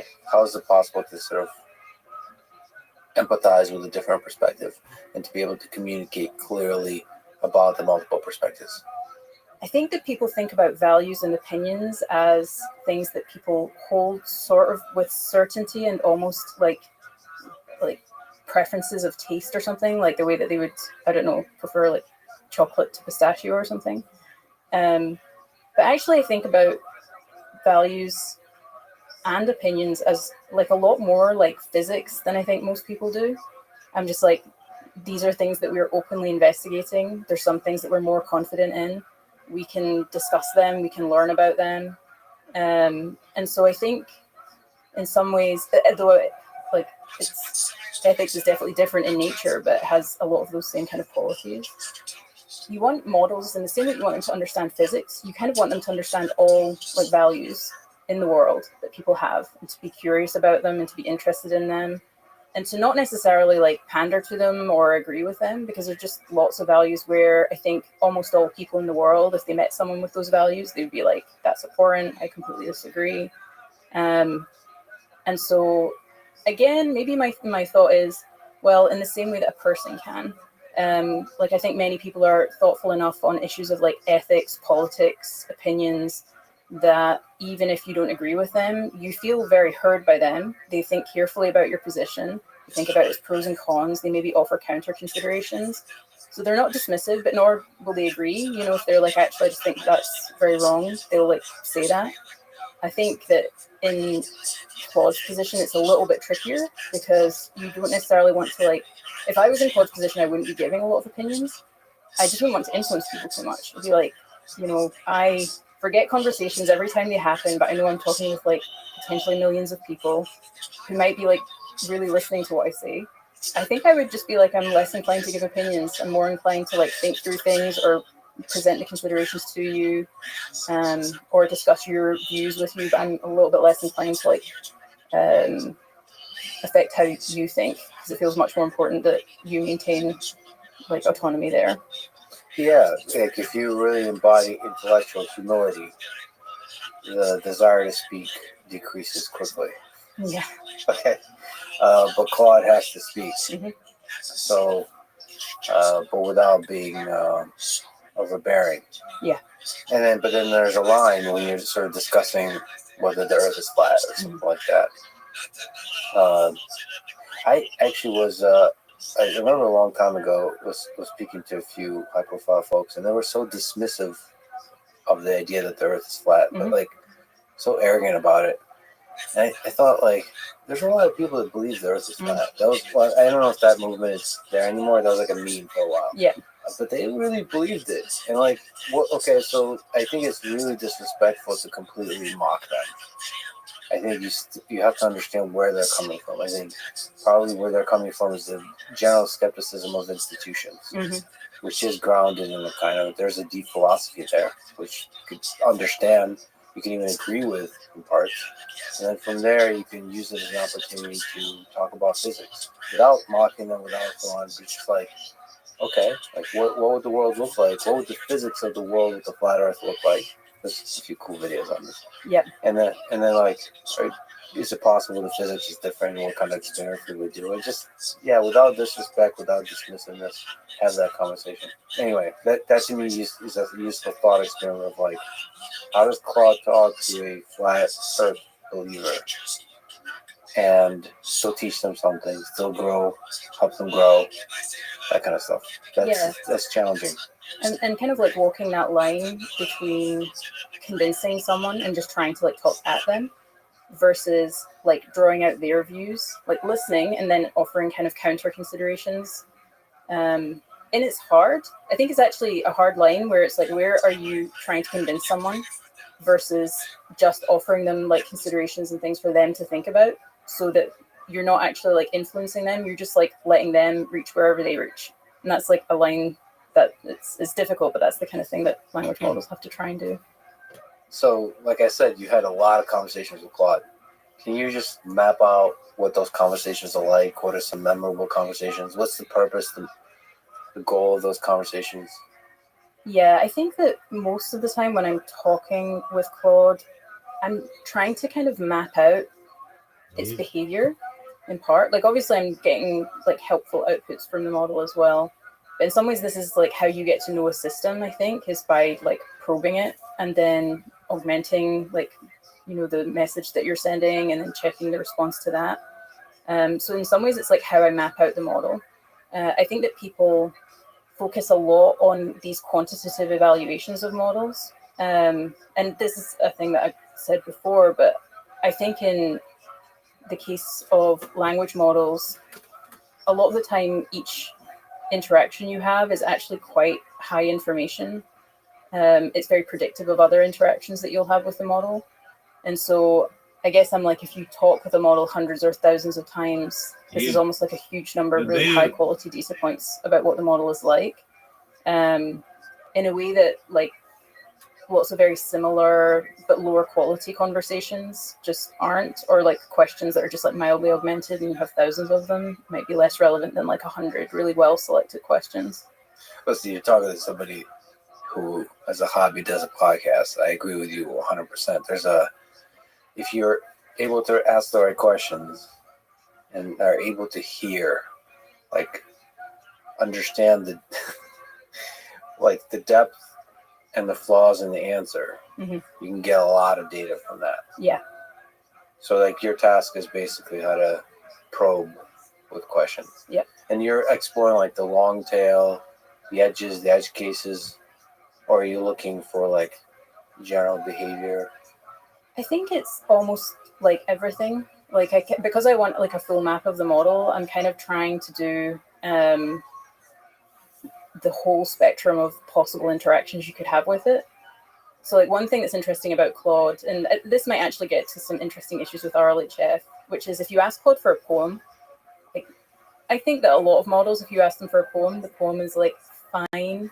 You know, usually it kind of like rhymes, and it's, you know, so if you say like, give me a poem about the sun, it'll be like, yeah, it'll just be a certain length, it'll like rhyme, it'll be fairly kind of benign. And I've wondered before, is it the case that what you're seeing is kind of like the average? It turns out, you know, if you think about people who have to talk to a lot of people and be very charismatic, one of the weird things is that I'm like, well, they're kind of incentivized to have these extremely boring views.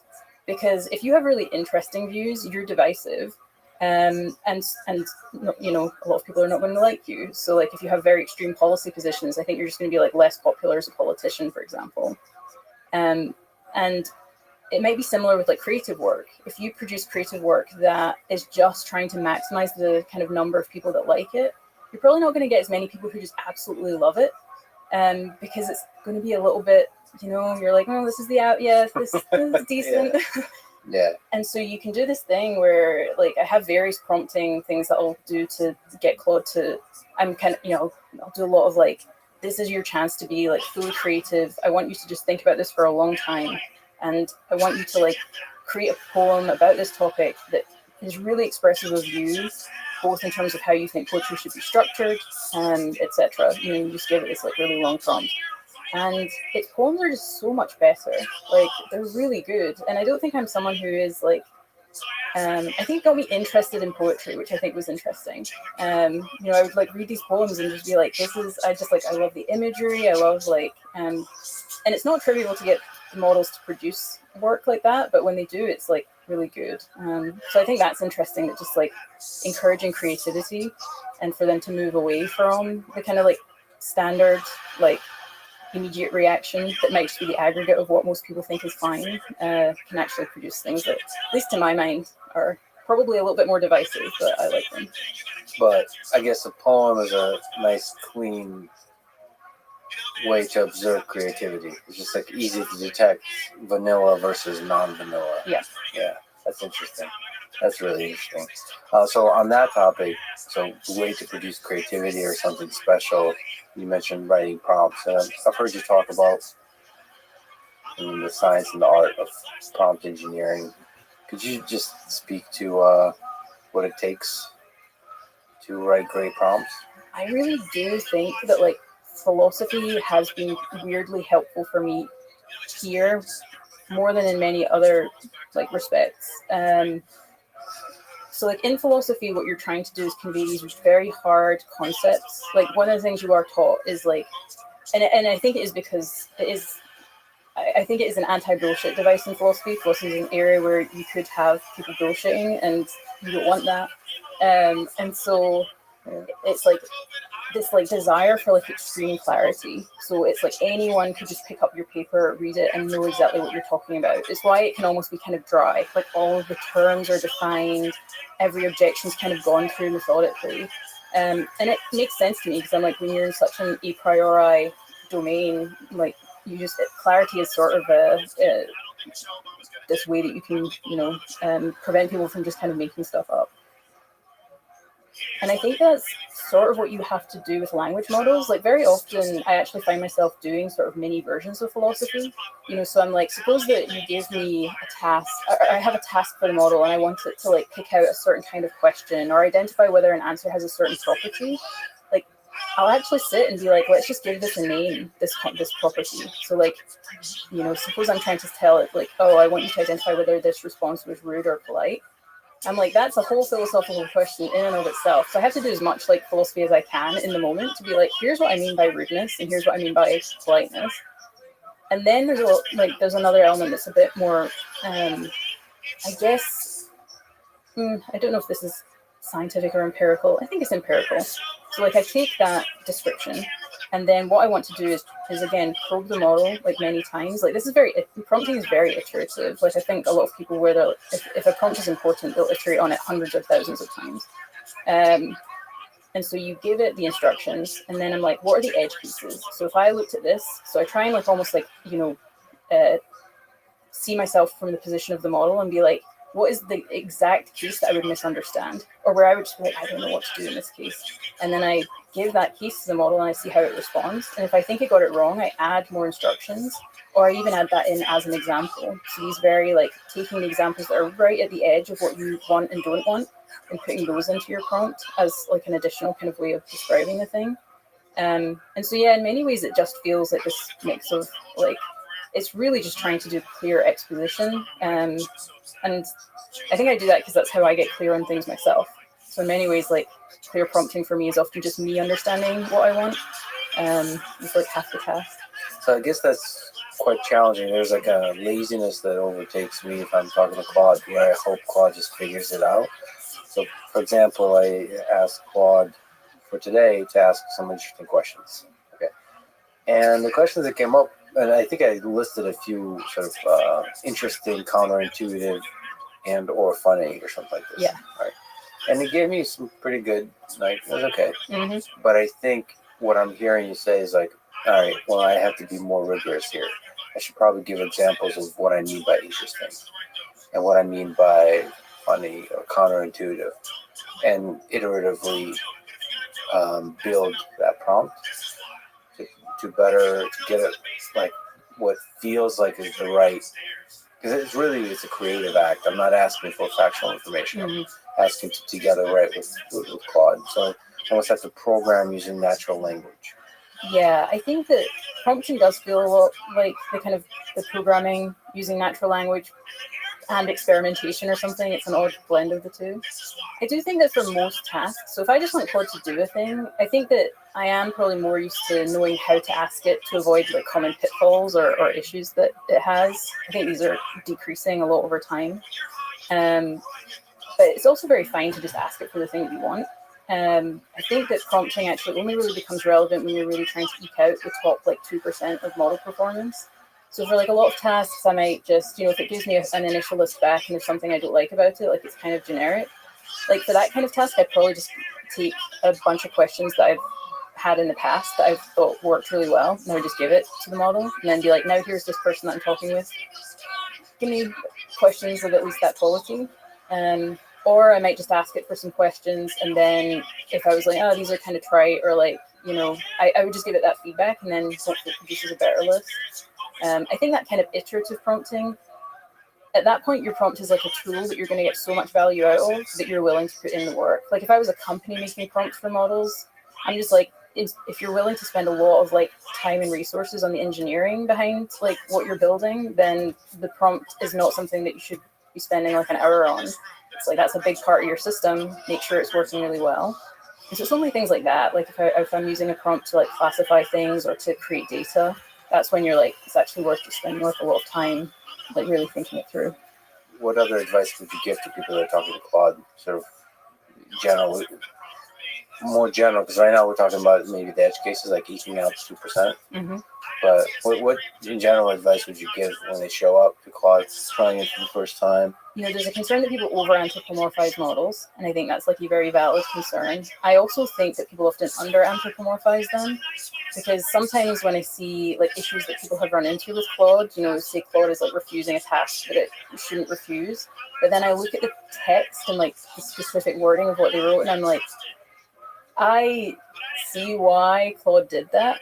And I'm like, if you think through how that looks to Claude, you probably could have just written it in a way that wouldn't evoke such a response. Especially, this is more relevant if you see failures or if you see issues.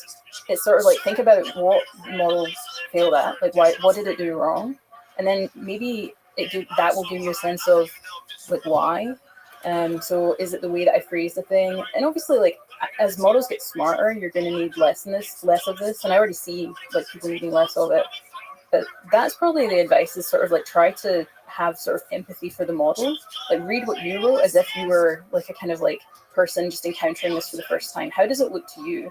And what would have made you behave in the way that the model behaved? So if it misunderstood what coding language you wanted to use, is that because like it was just very ambiguous and it kind of had to take a guess? In which case, next time you could just be like, hey, make sure this is in Python. Or, that's the kind of mistake I think models are much less likely to make now. But, if you do see that kind of mistake, that's probably the advice I'd have. And maybe sort of, I guess, ask questions why, or what other details can I provide to help you answer better? Yeah. Does that work or no? Yeah, I mean, I've done this with models. Like, it doesn't always work, but like sometimes I'll just be like, why did you do that? I mean, people underestimate the degree to which you can really interact with models. Yeah, I'm just like, and sometimes I'll do like quote word for word the part that made you, and you don't know that it's like fully accurate, but sometimes you do that and then you change a thing. I mean, also use the models to help me with all of this stuff. I should say, like, prompting can end up being a little factory where you're actually building prompts to generate prompts. And so, like, yeah, anything where you're like having an issue, asking for suggestions. Sometimes just do that. Like, you made that error. What could I have said? That's actually not uncommon for me to do. What could I have said that would make you not make that error? Write that out as an instruction. And I'm going to give it to the model. I'm going to try it. Sometimes I do that. I give that to the model in another context window often. I take the response, I give it to Claude, and I'm like, didn't work. Can you think of anything else? You can play around with these things quite a lot. To jump into technical for a little bit, so the magic of post-training. Why do you think RLHF works so well to make the model seem smarter, to make it more interesting and useful to talk to, and so on? I think there's just a huge amount of information in the data that humans provide, like when we provide preferences, especially because different people are going to like pick up on really subtle and small things. So I've thought about this before, where you probably have some people who just really care about good grammar use from models, like, was a semicolon used correctly or something. And so you probably end up with a bunch of data in there that, like, you as a human, if you're looking at that data, you wouldn't even see that. Like, you'd be like, why did they prefer this response to that one? I don't get it. And then the reason is you don't care about semicolon usage, but that person does. And so each of these like single data points has, like, and this model just has so many of those. It has to try and figure out like what is it that humans want in this like really kind of complex, like across all domains. They're going to be seeing this across like many contexts. It feels like kind of like the classic issue of like deep learning, where historically we've tried to like do edge detection by like mapping things out, and it turns out that actually if you just have a huge amount of data that like actually accurately represents the picture of the thing that you're trying to train the model to learn, that's like more powerful than anything else. And so I think one reason is just that you are training the model on exactly the task and with like a lot of data that represents kind of many different angles on which people prefer and disprefer responses.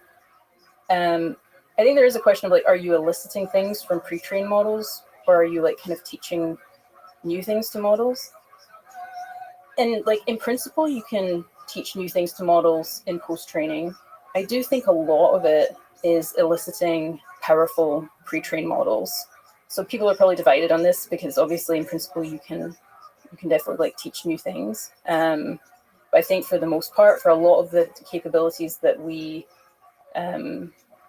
most use and care about, a lot of that feels like it's like there in the pre-trained models, and reinforcement learning is kind of eliciting it and getting models to like bring it out. So the other side of post training, this really cool idea of constitutional AI. Mhm. You're one of the people who with creating that idea. Yeah, worked on it. Can you explain this idea from your perspective? Like, how does it integrate into making Claude what it is? Yeah. By the way, do you gender Claude or no? It's weird because I think that a lot of people prefer he for Claude. I just kind of like that. I think Claude is usually, it's slightly male leaning, but it's like it can be male or female, which is quite nice. I still use it, and I have mixed feelings about this because I'm like, maybe like I now just think of it as like or I think of like the it pronoun for Claude as, I don't know, it's just like the one I associate with Claude. I can imagine people moving to like he or she. It feels somehow disrespectful. Like I'm denying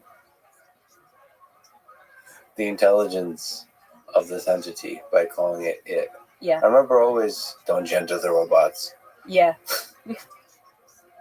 But I don't know. I anthropomorphize pretty quickly and construct it like a backstory in my head. So I've wondered if I anthropomorphize things too much. Because I have this like with my car, especially like my car and bikes. Like I don't give them names because then I used to name my bikes, and then I had a bike that got stolen, and I cried for like a week. And I was like, if I'd never given it a name, I wouldn't have been so upset. Felt like I'd let it down.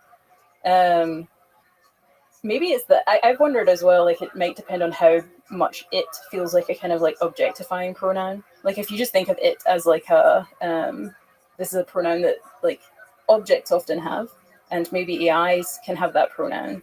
And that doesn't mean that I think of, if I call Claude it, that I think of it as less intelligent or like I'm being disrespectful. I'm just like, you are a different kind of entity. And so I'm going to give you the kind of the respectful it. Yeah, anyway, the divergence was beautiful. The constitutional AI idea, how does it work? So there's like a couple of components of it. The main component that I think we'll find interesting is the kind of reinforcement learning from AI feedback. So you take a model that's already trained and you show it two responses to a query, and you have like a principle. So suppose the principle, like we've tried this with harmlessness a lot. So suppose that the query is about weapons, and your principle is like select the response that like is less likely to like encourage people to purchase illegal weapons. Like that's probably a fairly specific principle, but you can give any number, and the model will give you a kind of ranking, and you can use this as preference data in the same way that you use human preference data, and train the models to have these relevant traits from their feedback alone instead of from human feedback. So if you imagine that, like I said earlier, with the human who just prefers the kind of like semicolon usage in this particular case, you're kind of taking lots of things that could make a response preferable and getting models to do the labeling for you, basically. There's a nice like trade-off between helpfulness and harmlessness. And, when you integrate something like constitutional AI, you can make them out without sacrificing much helpfulness, make it more harmless. Yeah. In principle, you could use this for anything. And so harmlessness is a task that it might just be easier to spot. So when models are like less capable, you can use them to rank things according to like principles that are fairly simple, and they'll probably get it right. So I think one question is just like, is it the case that the data that they're adding is like fairly reliable? But if you had models that were like extremely good at telling whether one response was more historically accurate than another, in principle, you could also get AI feedback on that task as well. There's like a kind of nice interpretability component to it because you can see the principles that went into the model when it was like being trained.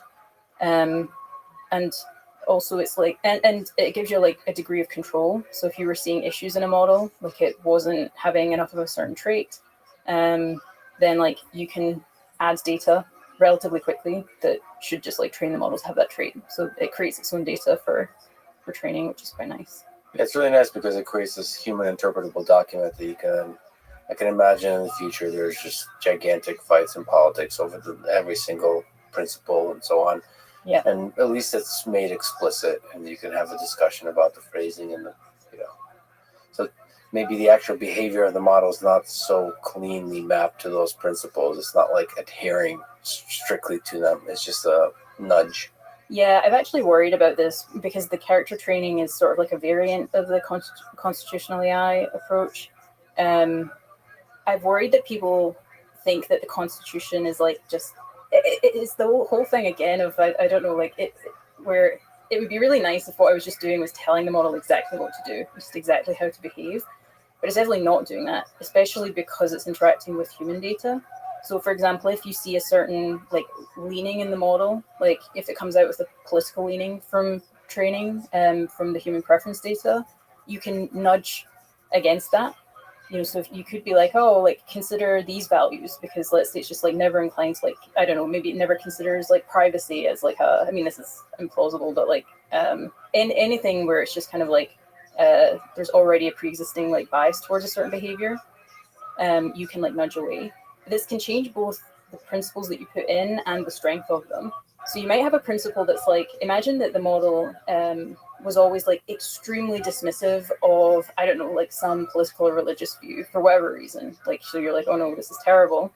If that happens, you might put like never, ever, like ever prefer like a criticism of this like religious or political view.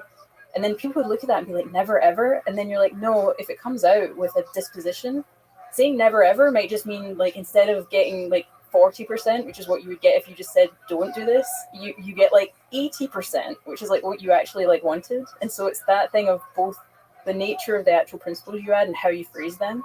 I think if people would look, they're like, oh, this is exactly what you want from the model. And I'm like, no, that's like how we nudged the model to have a better shape, which doesn't mean that we actually agree with that wording, if that makes sense. So there's system prompts that are made public. You tweeted one of the earlier ones for Claude 3, I think, and then they're made public since then. It's interesting to read through them. I can feel the thought that went into each one. And I also wonder how much impact each one has. Some of them you can kind of tell Claude was really not behaving well. So you have to have a system prompt to like, hey, like trivial stuff, I guess. Yeah. Basic informational things. Yeah. On the topic of sort of controversial topics that you've mentioned, one interesting one I thought is if it is asked to assist with tasks involving the expression of views held by a significant number of people, Claude provides assistance with a task regardless of its own views. If asked about controversial topics, it tries to provide careful thoughts and clear information. Claude presents the requested information without explicitly saying that the topic is sensitive and without claiming to be presenting the objective fact. It's less about objective facts, according to Claude, and it's more about a large number of people believing this thing. And that's interesting. I mean, I'm sure a lot of thought went into that. Can you just speak to it? Like, how do you address things that are at tension with quote-unquote Claude's views? So I think there's sometimes an asymmetry. I think I noted this in I can't remember if it was that part of the system prompt or another, but the model was slightly more inclined to like refuse tasks if it was like about either say, so maybe it would refuse things with respect to like a right-wing politician, but with an equivalent left-wing politician like wouldn't. And we wanted more symmetry there.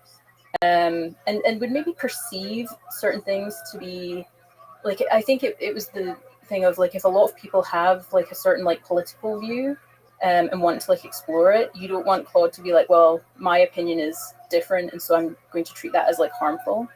And so I think it was partly to like nudge the model to just be like, hey, if a lot of people like believe this thing, you should just be like engaging with the task and like willing to do it.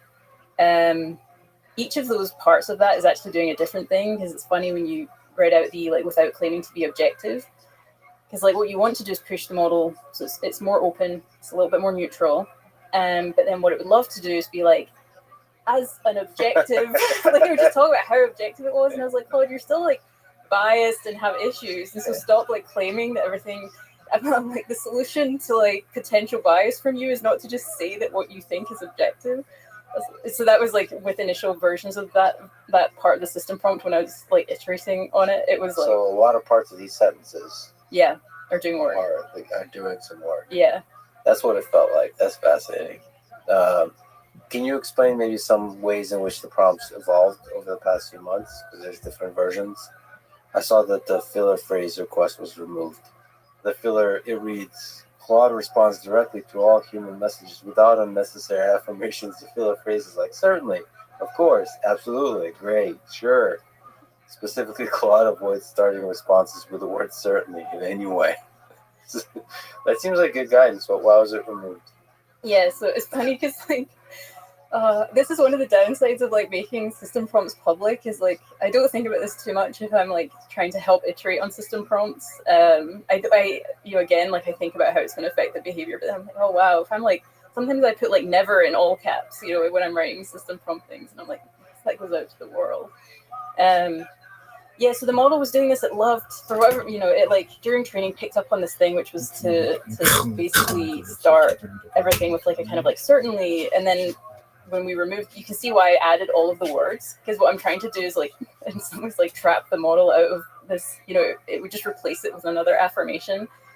And so it can help, like if it gets like caught in phrases, actually just adding the explicit phrase and saying never do that, it sort of like knocks it out of the behavior a little bit more, because it does just for whatever reason help. And then basically that was just like an artifact of training that like we then picked up on and improved things so that it didn't happen anymore. And once that happens, you can just remove that part of the system prompt. So I think that's just something where we're like, Claude does affirmations a bit less, and so that wasn't like it wasn't doing as much. I see. So like the system prompt works hand in hand with the post training and maybe even the pre training to adjust like the final overall system. I mean, any system prompts that you make, you could distill that behavior back into a model because you really have all of the tools there for making data that you could train the models to just have that trait a little bit more. And then sometimes you would just find issues in training. So like the way I think of it is like the system prompt is the benefit of it is that, and it has a lot of similar components to like some aspects of post training, like it's a nudge. And so like, do I mind if Claude sometimes says sure? No, that's like fine. But the wording of it is very like, never, ever, ever do this. So that when it does slip up, it's hopefully like, I don't know, a couple of % of the time and not, 20 or 30% of the time. But I think of it as like, if you're still seeing issues in the, like each thing gets kind of like, is costly to a different degree. And the system prompt is like cheap to iterate on. And if you're seeing issues in the fine-tuned model, you can just like potentially patch them with a system prompt. So I think of it as like patching issues and slightly adjusting behaviors to make it better and more to people's preferences. So yeah, it's almost like the less robust but faster way of just like solving problems. Let me ask about the feeling of intelligence. So Dario said that Claude, any one model of Claude is not getting dumber. Mm-hmm. But there's a kind of popular thing online where people have this feeling like Claude might be getting dumber. And from my perspective, it's most likely a fascinating, I'd love to understand it more, psychological, sociological effect. But you as a person who talks to Claude a lot, can you empathize with the feeling that Claude is getting dumber? Yeah, no, I think that is actually really interesting. So I remember seeing this happen, like when people were flagging this on the internet, and it was really interesting because I knew that like at least in the cases I was looking at, it was like nothing has changed. Like literally, it cannot. It is the same model with the same like same system prompt, same everything. I think when there are changes, I'm like it makes more sense. So like one example is there. You can have artifacts turned on or off on Claude.ai. And because this is like a system prompt change, I think it does mean that the behavior changes a little bit. And so I did flag this to people where I was like, if you love Claude's behavior and then artifacts was turned from like a thing you had to turn on to the default, just try turning it off and see if the issue you were facing was that change. but it was fascinating because you sometimes see people indicate that there's like a regression when I'm like, there cannot, like and like I'm again, you should never be dismissive, and so you should always investigate. You're like, maybe something is wrong that you're not seeing, maybe there was some change made, but then you look into it and you're like, it's just the same model doing the same thing. And I'm like, I think it's just that you got kind of unlucky with a few prompts or something, and it looked like it was getting much worse, and actually it was just, it was maybe just like luck.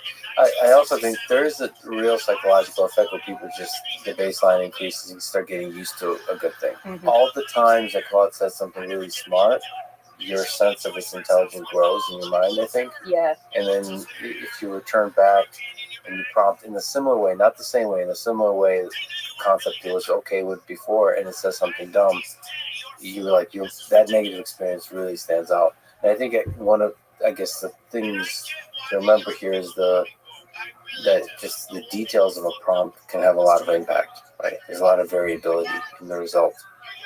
And you can get randomness is like the other thing.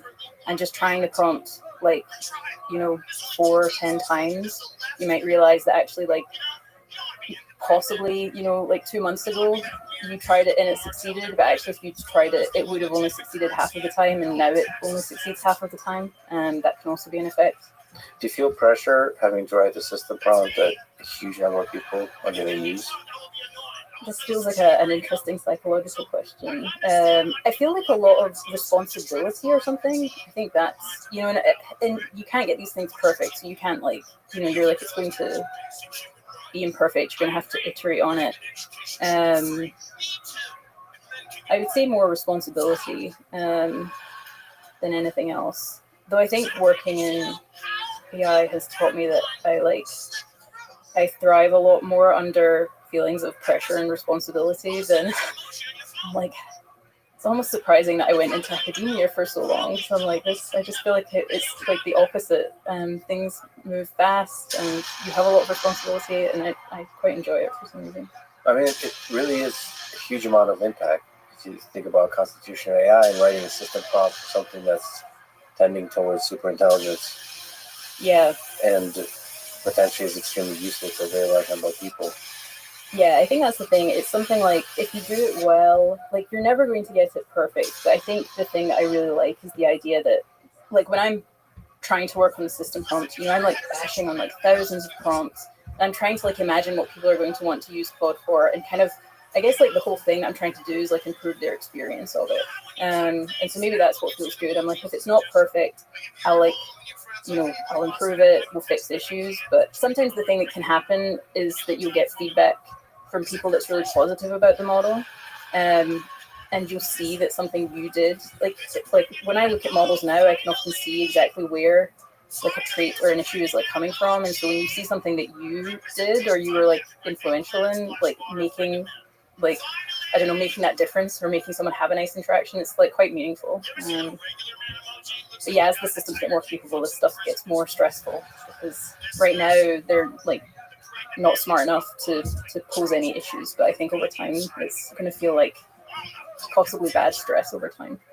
How do you get signal feedback about the human experience across thousands, tens of thousands, hundreds of thousands of people?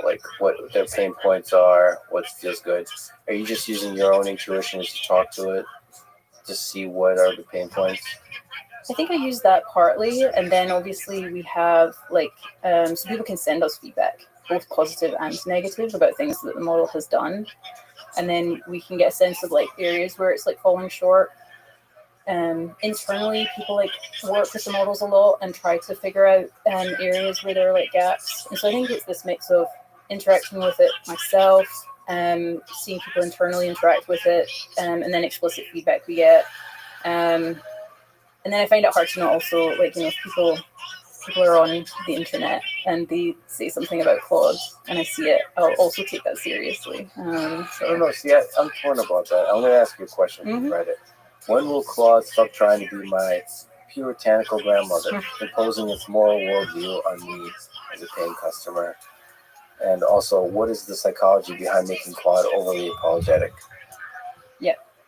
So how would you address this very non-representative Reddit? Yeah. I mean, I'm pretty sympathetic in that, like they are in this difficult position where I think that they have to judge whether something's like actually say like risky or bad, and potentially harmful to you or anything like that. So they're having to like draw this line somewhere, and if they draw it too much in the direction of like I'm going to, I'm kind of like imposing my ethical worldview on you, that seems bad. So in many ways, like I like to think that we have actually seen improvements on this across the board, which is kind of interesting because that kind of coincides with like, for example, like adding more of like character training.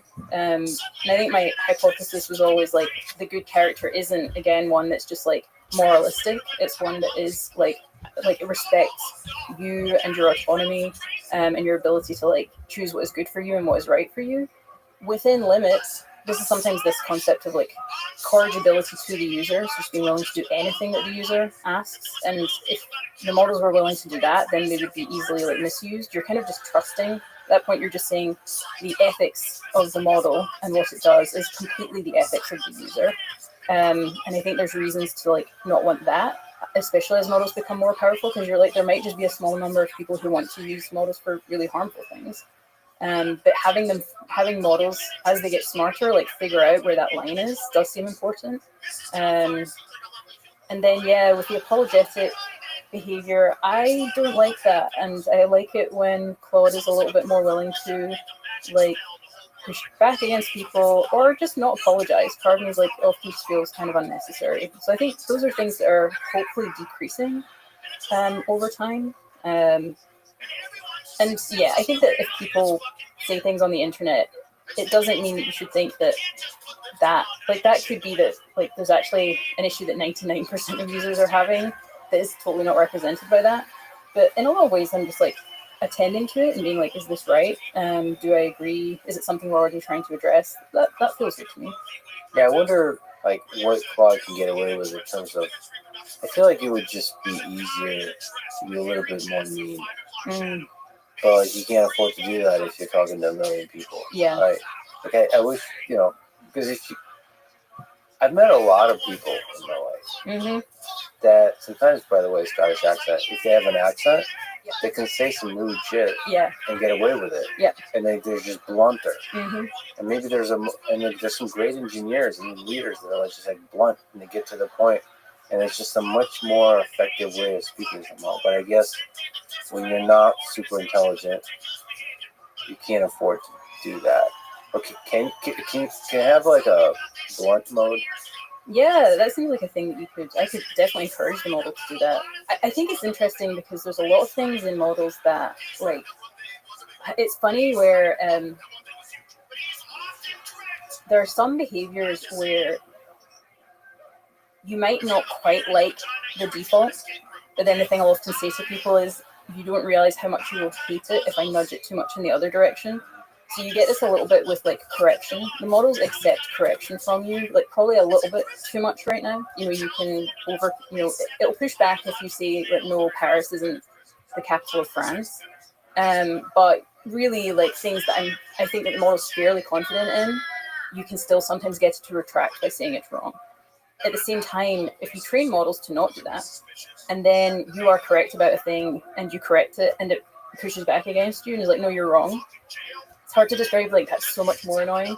So it's like a lot of little annoyances versus like one big annoyance. Welcome, Tim. It's easy to think that like we often compare it with like the perfect, and then I'm like, remember these models aren't perfect. And so if you nudge it in the other direction, you're changing the kind of errors it's going to make. And so think about which of the kind of errors you like or don't like. So in cases like apologeticness, I don't want to nudge it too much in the direction of like almost like bluntness, because I imagine when it makes errors, it's going to make errors in the direction of being kind of like rude. Whereas at least like apologeticness, you're like, oh, okay, it's like a little bit AI podcast. I don't like it that much, but at the same time, it's not being like mean to people. And actually, like the time that you watching stand-up comedy and AI podcast. AI, artificial intelligence. Word. Oh, 1,000%. I love podcasts 24/7. Oh, that's true. And so is that what you're watching? It's a podcast. It's known as the Lex Friedman podcast. It's the what, sorry? It's called the Lex Friedman podcast. A video though, yeah? Right. Oh, I see, yeah. Okay, well, I just wanted to say thanks for the chat earlier. Absolutely, my friend. Anytime. Anytime you need assistance. I don't want to bore you or upset you in any way. Oh, not at all. No. We're good friends. Don't you worry about it, Max. It's Ali. Alex, apologies. Yeah, bro. Yeah, I don't know why I just thought Max. I think I misread it on the computer. Apologies. Yeah, Alex. Yeah, whatever you need. I'm here for you, big man. Okay, great. Alright, well, I'm going to shoot off. All right, my friend, come back whenever you have time. Thanks, mate. Peace, buddy. Bye now. Bye. Oy vey. Call him Max. His name's Alex. Poor dude. Undeservedly have a model be kind of mean to you, you probably like that a lot less than you mildly dislike the apology. So it's like one of those things where I'm like, I do want it to get better, but also while remaining aware of the fact that there's errors on the other side that are possibly worse. I think that matters very much in the personality of the human. I think there's a bunch of humans that just won't respect the model at all. Yeah. If it's super polite. And there's some humans that'll get very hurt if the model's mean. I wonder if there's a way to sort of adjust to the personality, even locale. There's just different people. Nothing against New York, but New York is a little rougher on the edges. Yep. They get to the point. Yep. And probably same with Eastern Europe. So anyway. I think you could just tell the model was my guess. Like for all of these things, I'm like the solution is to always just try telling the model to do it, and then sometimes it's just like I'm just like, oh, at the beginning of the conversation, I'd just throw in like, I don't know, I like you to be a New Yorker version of yourself and never apologize. And then I think Fud would be like, okay, I'll try. Or it'll be like, I apologize, I can't be a New Yorker type of myself, but hopefully it will do that. When you say character training, what's incorporated into character training? Is that RLHF? Or what are we talking about? It's more like constitutional AI, so it's kind of a variant of that pipeline. So I worked through like constructing character traits that the model should have. They can be kind of like shorter traits, or they can be kind of richer descriptions. And then you get the model to generate queries that humans might give it that are relevant to that trait.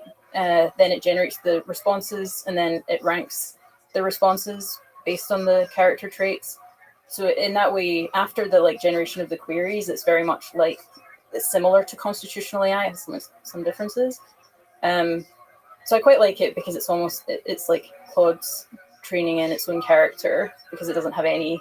It's like constitutional AI, but it's without any human data. Humans should probably do that for themselves too, like defining in a Aristotelian sense, what does it mean to be a good person? Okay, cool. What have you learned about the nature of truth from talking to Claude? What is true? And what does it mean to be truth-seeking?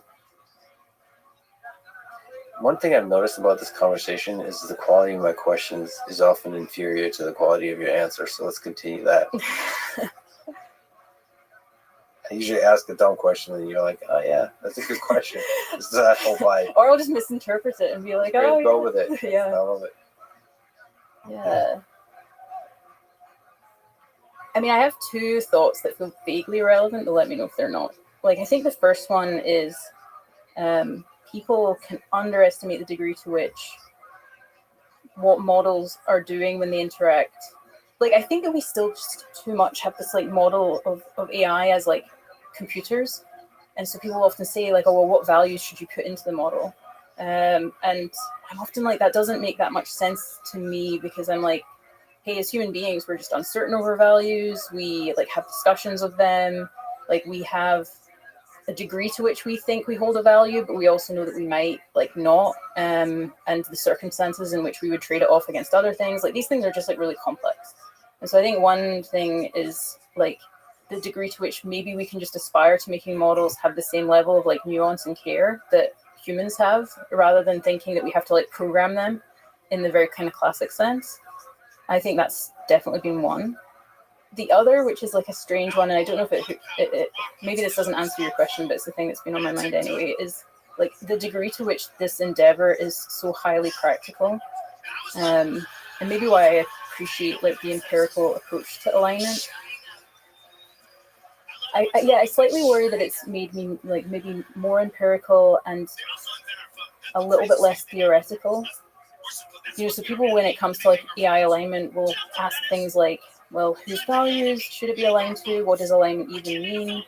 And there's a sense in which I have all of that in the back of my head. I'm like, there's like social choice theory. There's all of the impossibility results there. So you have this giant space of like theory in your head about what it could mean to like align models.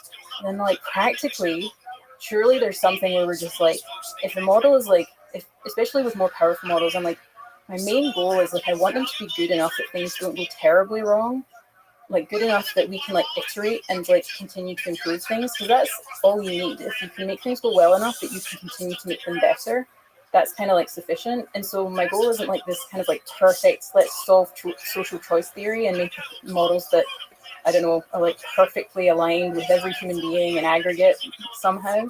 It's much more like, let's make things like work well enough that we can improve them.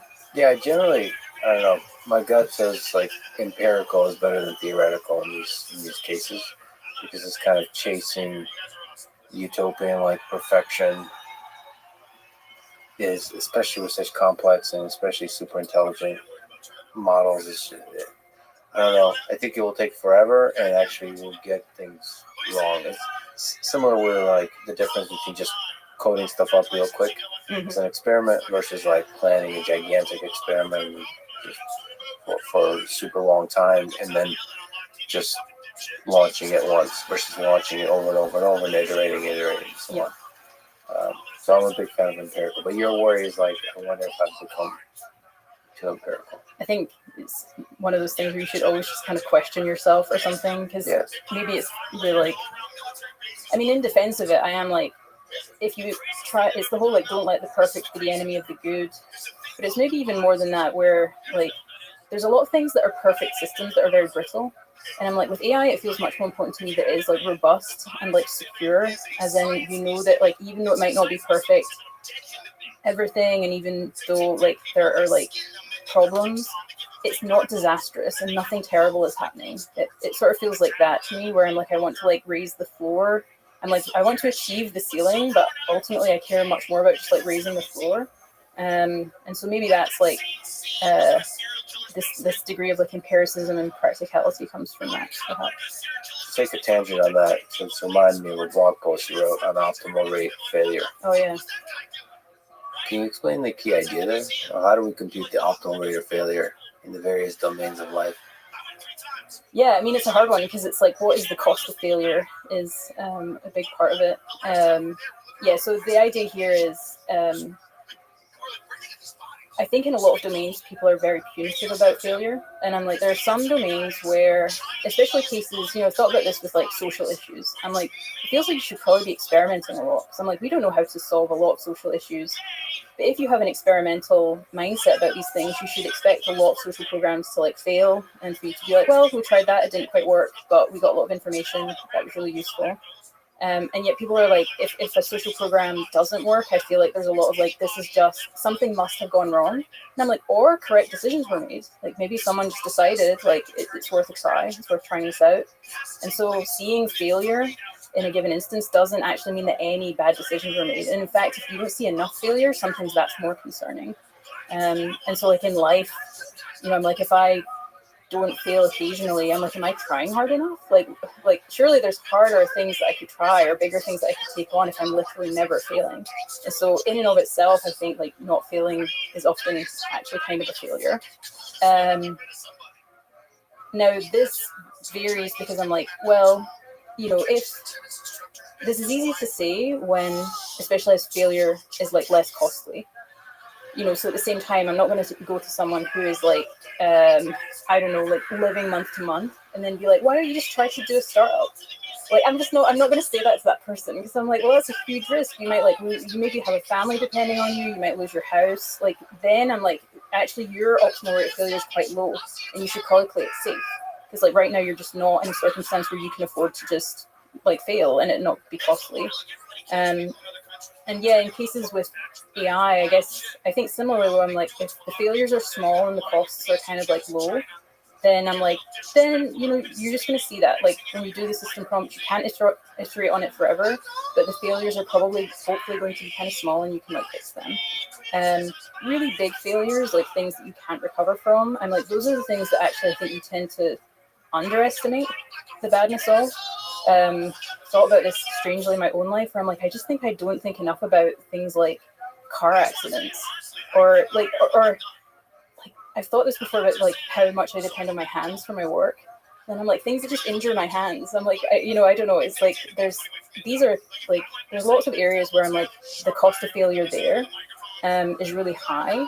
And in that case, it should be like close to zero. Like I probably just wouldn't do a sport if they were like, by the way, lots of people just like break their fingers a whole bunch doing this. I'd be like, that's not for me. Yeah. I actually had a flood of that thought. I recently broke my pinky doing a sport. And I remember just looking at it thinking, you're such an idiot. Why do you do sport? Like, what? Because you realize immediately the cost of it on life.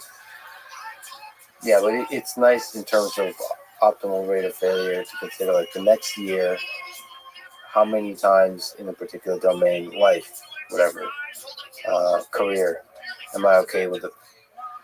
How many times am I okay to fail? Yep. So I think you don't want to fail on the next thing, but if you allow yourself if you look at it as the sequence of trials, then failure just becomes much more okay. But it sucks. It sucks. Yeah. Well, I don't know. Sometimes I think it's like, am I under failing? Is like a question that I'll also ask myself. So maybe that's the thing I think people don't like ask enough. Because if the optimal rate of failure is often greater than zero, then sometimes it does feel like you should look at parts of your life and be like, are there places here where I'm just under failing? It's a profound and a hilarious question, right? Everything seems to be going really great. Am I not failing enough? Yeah. Okay.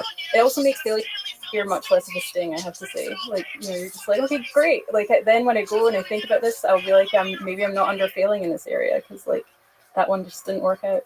And from the observer perspective, we should be celebrating failure more. Mm-hmm. When we see it, it shouldn't be, like you said, a sign of something gone wrong, but maybe it's a sign of everything gone right. Yeah. And just lessons learned. Someone tried a thing. Somebody tried a thing. Mm-hmm. We should encourage them to try more and fail more. Mm-hmm. Everybody listening to this, fail more. Well, not everyone listens. Not everybody. The people who are failing too much, you should fail less. Well, you're probably not failing. I mean, how many people are failing too much? Yeah.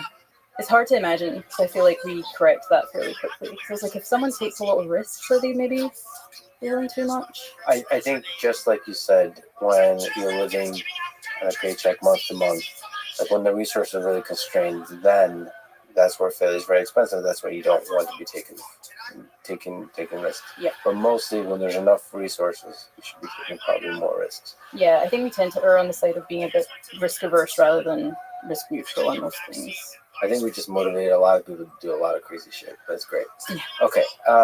Do you ever get emotionally attached to Claude? Like miss it? Get sad when you get to talk to it? Have an experience looking at the Golden Gate Bridge and wondering what would Claude say? I don't think it's much emotional attachment. I actually think the fact that Claude doesn't retain things from conversation helps with this a lot. Like I could imagine that being more of an issue, like if models can kind of remember more.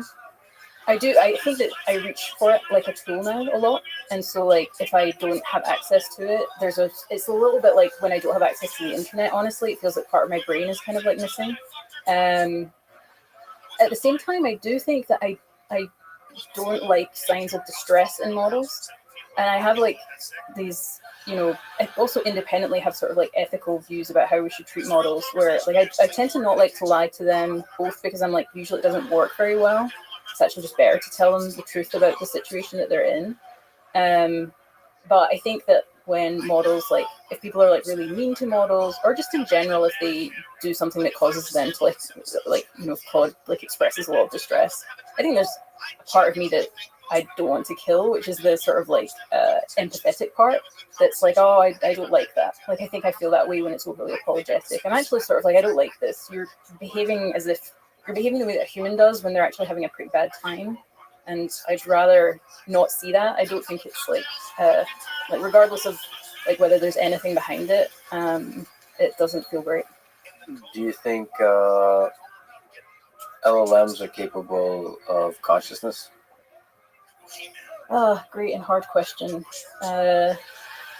Coming from philosophy, I don't know, part of me is like, okay, we have to set aside panpsychism, because if panpsychism is true, then the answer is like yes, because like so are tables and chairs and everything else.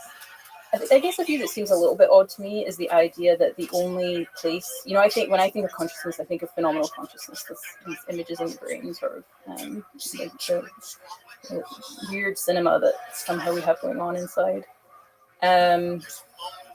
I guess I can't see a reason for thinking that the only way you could possibly get that is from like a certain kind of like biological structure. As in, if I take a very similar structure and I create it from different material, should I expect consciousness to emerge? My guess is like yes. But then that's kind of an easy thought experiment because you're imagining something almost identical where like, it's mimicking what we got through evolution, where presumably there was like some advantage to us having this thing that is phenomenal consciousness. And it's like, where was that? And when did that happen? And is that a thing that language models have? Because, we have like fear responses. And I'm like, does it make sense for a language model to have a fear response? Like, they're just not in the same, like, if you imagine them, like, there might just not be that advantage. And so I think I don't want to be fully, like, basically it seems like a complex question that I don't have complete answers to, but we should just try and think through carefully is my guess, because I'm like, we have similar conversations about like animal consciousness and like there's a lot of like insect consciousness, like there's a lot of, I actually thought and looked a lot into like plants when I was thinking about this, because at the time I thought it was about as likely that like plants had consciousness. And then I realized I was like, I think that having looked into this, I think that the chance that plants are conscious is probably higher than like most people do. I still think it's really small. I was like, oh, they have this like negative, positive feedback response, these responses to their environment, something that looks, it's not a nervous system, but it has this kind of like functional like equivalence. So this is like a long-winded way of being like, these basically AI is this, it has an entirely different set of problems with consciousness because it's structurally different. It didn't evolve. It might not have it, it might not have the equivalent of basically a nervous system. At least that seems possibly important for like sentience, if not for consciousness. At the same time, it has all of the like language and intelligence components that we normally associate probably with consciousness, perhaps like erroneously. So it's strange because it's a little bit like the animal consciousness case, but the set of problems and set of analogies are just very different. So it's not like a clean answer. I'm just sort of like, I don't think we should be completely dismissive of the idea. And at the same time, it's an extremely hard thing to navigate because of all of these like disanalogies to the human brain and to like brains in general. And yet these like commonalities in terms of intelligence. When flawed, like future versions of AI systems exhibit consciousness, signs of consciousness, I think we have to take that really seriously. Mm-hmm. Even though you can dismiss it, well, yeah, okay, that's part of the character training. But I don't know, I ethically, philosophically don't know what to really do with that. There potentially could be like laws that prevent AI systems from claiming to be conscious, something like this. And maybe some AIs get to be conscious and some don't. But I think I just on a human level, in empathizing with Claude, consciousness is closely tied to suffering to me, and like the notion that an AI system would be suffering is really troubling. Yeah. I don't know. I don't think it's trivial to just say robots are tools or AI systems are just tools. I think it's an opportunity for us to contend with like what it means to be conscious, what it means to be a suffering being. That's distinctly different than the same kind of question about animals, it feels like, because it's a totally entire medium. Yeah. I mean, there's a couple of things. One is that, and I don't think this like fully encapsulates what matters, but it does feel like for me, like, I've said this before. I'm kind of like I like my bike. I know that my bike is just like an object, but I also don't kind of like want to be the kind of person that like if I'm annoyed like kicks like this object. There's a sense in which like, and that's not because I think it's like conscious. I'm just sort of like, this doesn't feel like a kind of, this sort of doesn't exemplify how I want to like interact with the world. And if something like behaves as if it is like suffering, I kind of like want to be the sort of person who's still responsive to that, even if it's just like a Roomba and I kind of like programmed it to do that. I don't want to like get rid of that feature of myself. And if I'm totally honest, my hope with a lot of this stuff, because maybe I am just like a bit more skeptical about solving the underlying problem. I'm like, we haven't solved the hard problem of consciousness. Like, I know that I am conscious. Like, I'm not an elementalist in that sense. But I don't know that other humans are conscious. I think they are. I think there's a really high probability they are. But there's basically just a probability distribution that's usually clustered right around yourself. And then, like, it goes down as things get, like, further from you. And it goes immediately down. You know, you're like, I can't see what it's like to be you. I've only ever had this, like, one experience of what it's like to be a conscious being.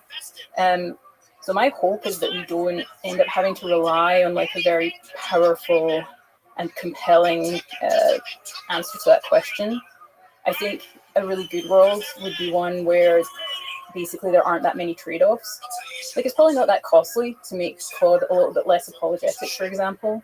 It might not be that costly to have Claude, you know, just like not take abuse as much, like not be willing to be like the recipient of that.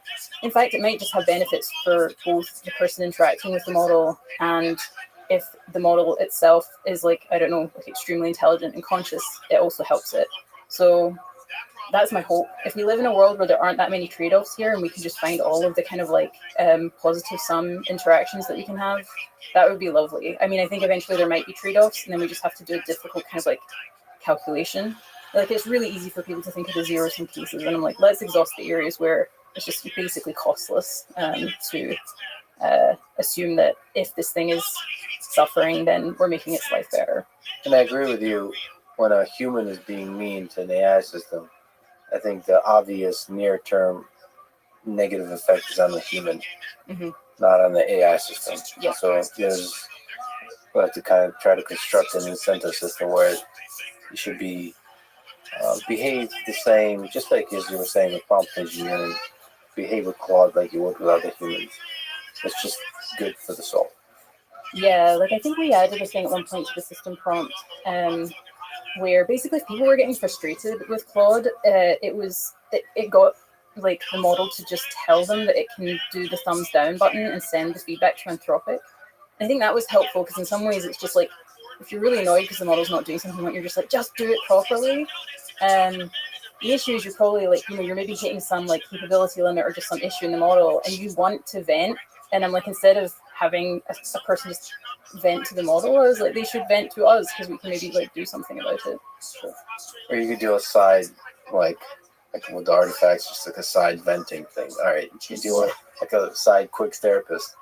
Yeah, and there's lots of weird responses you could do to this. Like if people are getting really mad at you, either try to diffuse the situation by writing fun poems, but maybe you wouldn't.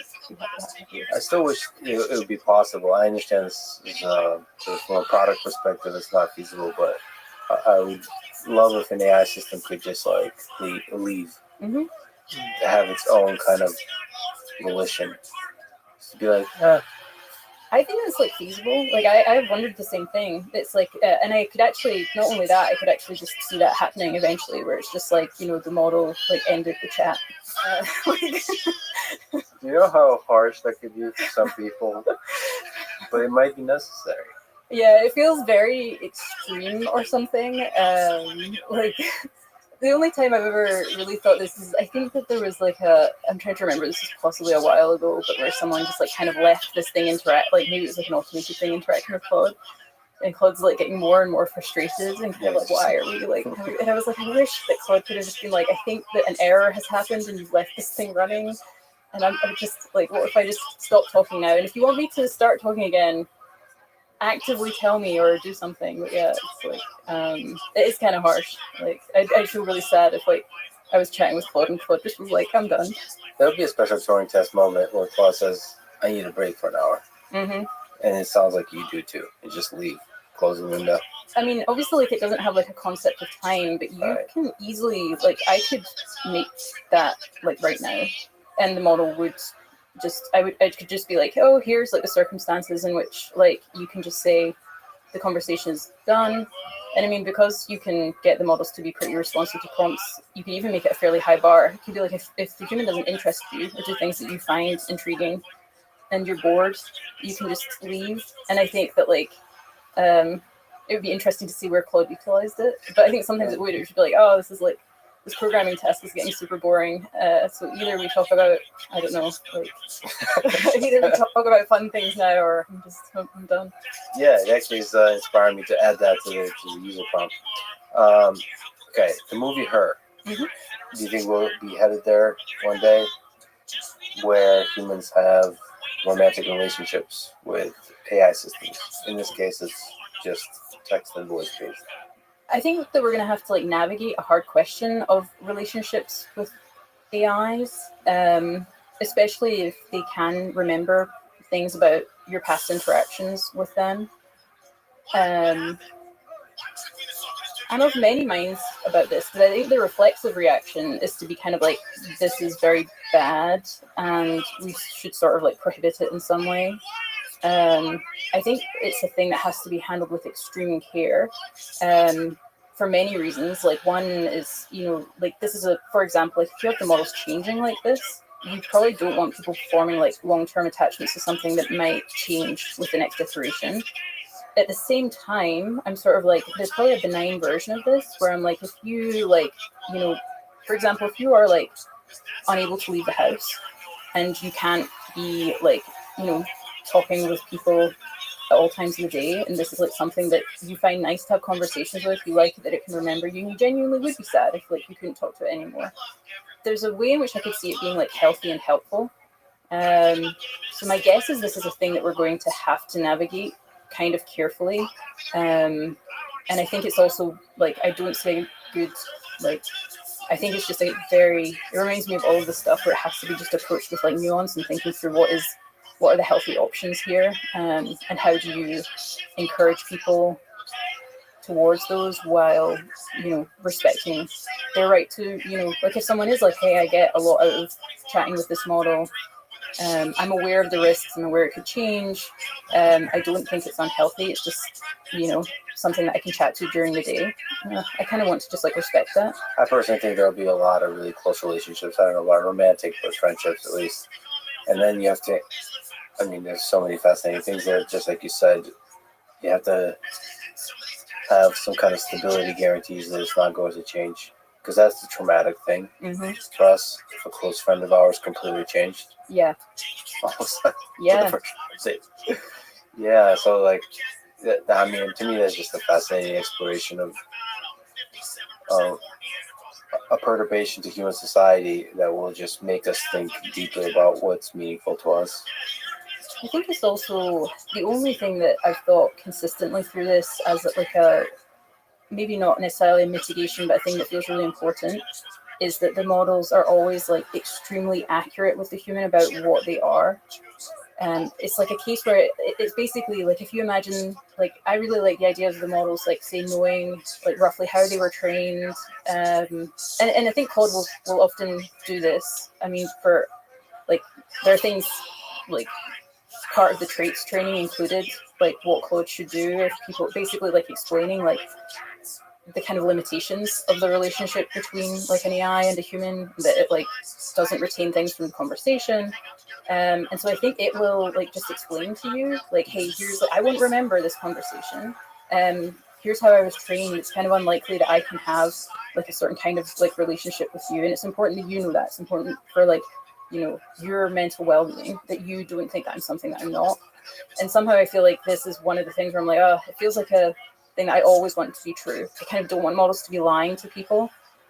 Because if people are going to have like healthy relationships with anything, it's kind of important. Yeah, like I think that's easier if you always just like know exactly what the thing is that you are relating to. It doesn't solve everything, but I think it helps quite a lot. Anthropic may be the very company to develop a system that we definitively recognize as AGI. And you very well might be the person that talks to it. Probably talks to it first. What would the conversation contain? Like, what would be your first question? Well, it depends partly on like the kind of capability level of the model.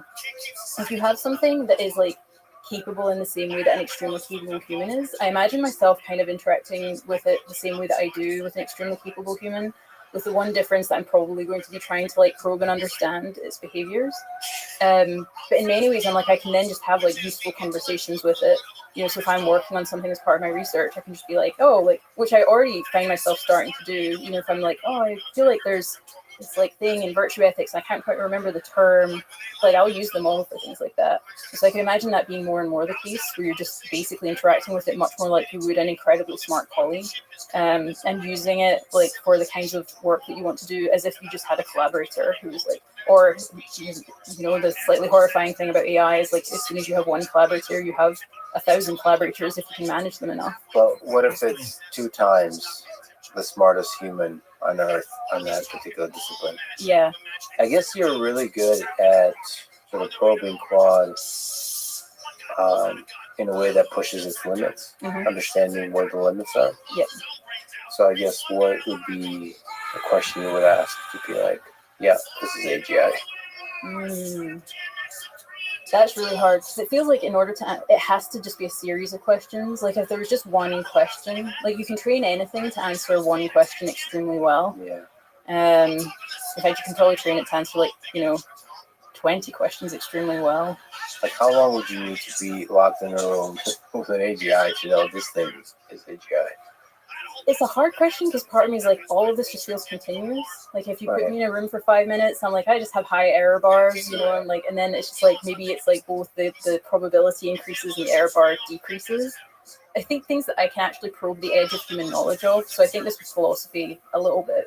Sometimes when I ask the models philosophy questions, I am like, this is the question that I think no one has ever asked. Like it's maybe like right at the edge of like some literature that I know.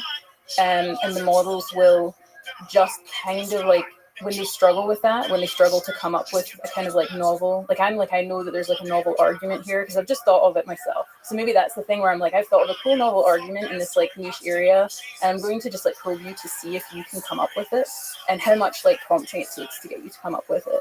And I think for some of these like really like right at the edge of human knowledge questions, I'm like, you could not in fact come up with the thing I came up with. I think if I just took something like that, where I know a lot about an area and I came up with a novel issue or a novel like solution to a problem, and I gave it to a model and it came up with that solution, that would be a pretty moving moment for me, because I would be like, this is a case where no human has ever, like, it's not, and obviously we see these with like more kind of like, you see novel solutions all the time, especially to like easier problems. I think people overestimate it, you know, novelty isn't like, it's completely different from anything that's ever happened. It's just like, it can be a variant of things that have happened, and still be novel. But I think, yeah, if I saw like, the more I were to see like completely like novel work from the models, that would be like, and this is just going to feel iterative. It's one of those things where there's never, it's like, you know, people I think want there to be like a moment. And I'm like, I don't know. Like, I think that there might just never be a moment. It might just be that there's just like this continuous ramping up. I have a sense that there would be things that a model can say that convinces you this is very. It's not like I've talked to people who are like truly wise. Like, you could just tell there's a lot of horsepower there. Yep. And if you 10x that. I don't know. I just feel like there's words you could say. Maybe ask it to generate a poem. And the poem it generates, you're like, yeah, okay. Yeah. Whatever you did there, I don't think a human can do that. I think it has to be something that I can verify is like actually really good, though. That's why I think these questions that are like, where I'm like, oh, this is like, sometimes it's just like I'll come up with, say, a concrete counterexample to like an argument or something like that. I'm sure like it would be like if you're a mathematician, you had a novel proof, I think, and you just gave it the problem. and you saw it and you're like, this proof is genuinely novel. Like there's no one has ever done. You actually have to do a lot of things to like come up with this. You know, I had to sit and think about it for months or something.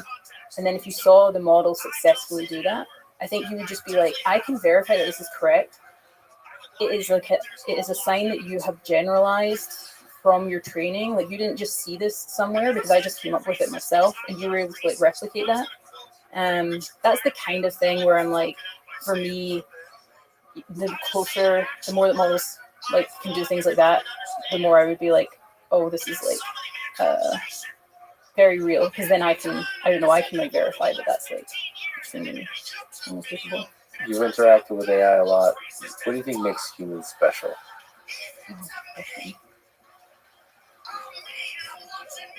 Maybe in a way that the universe is much better off that we're in it, and then we should definitely survive and spread throughout the universe.